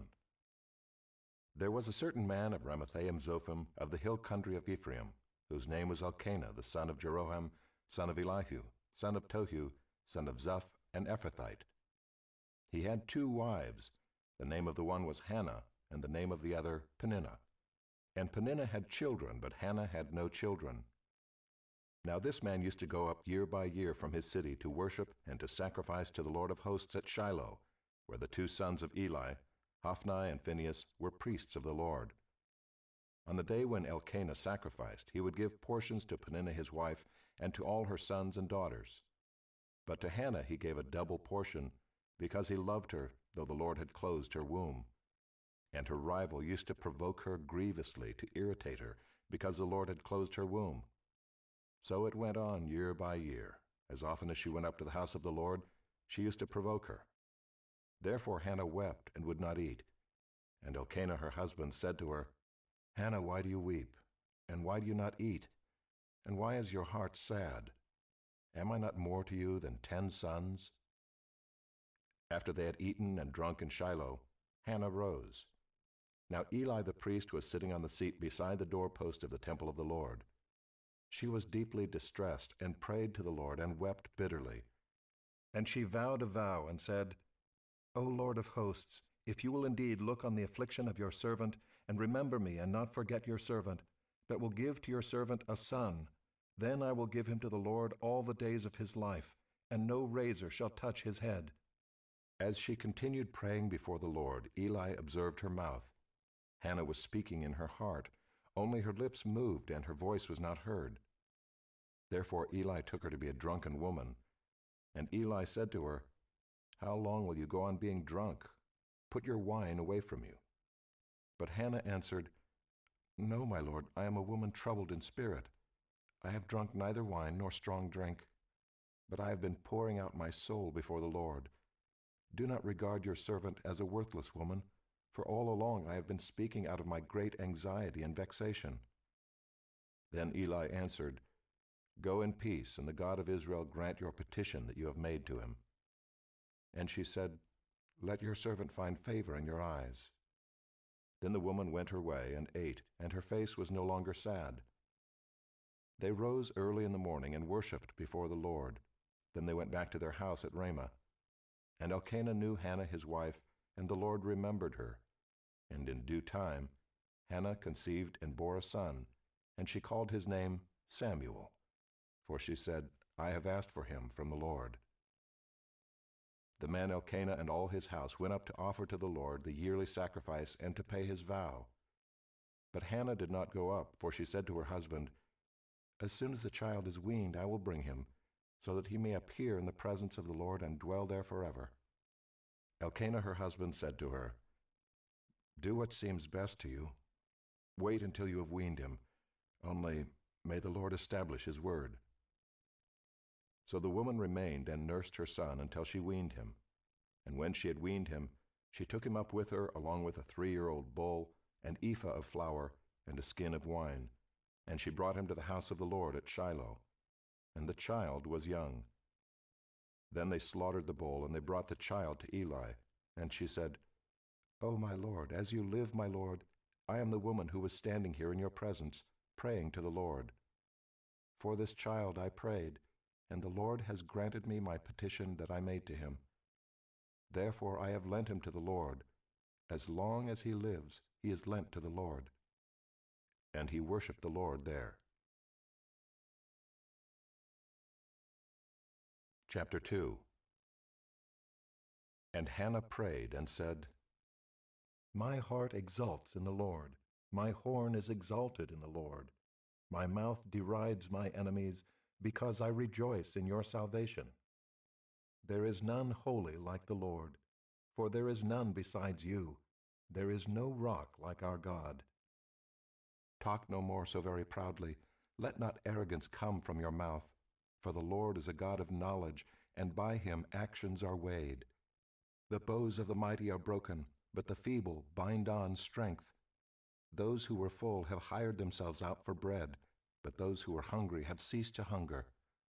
The barren has borne 7, but she who has many children is forlorn. The Lord kills and brings to life. He brings down to Sheol and raises up. The Lord makes poor and makes rich. He brings low and he exalts. He raises up the poor from the dust. He lifts the needy from the ash heap to make them sit with princes and inherit a seat of honor. For the pillars of the earth are the Lord's, and on them he has set the world. He will guard the feet of his faithful ones, but the wicked shall be cut off in darkness, for not by might shall a man prevail. The adversaries of the Lord shall be broken to pieces. Against them he will thunder in heaven. The Lord will judge the ends of the earth. He will give strength to his king and exalt the horn of his anointed. Then Elkanah went home to Ramah, and the boy was ministering to the Lord in the presence of Eli the priest. Now the sons of Eli were worthless men. They did not know the Lord. The custom of the priests with the people was that when any man offered sacrifice, the priest's servant would come while the meat was boiling with a 3-pronged fork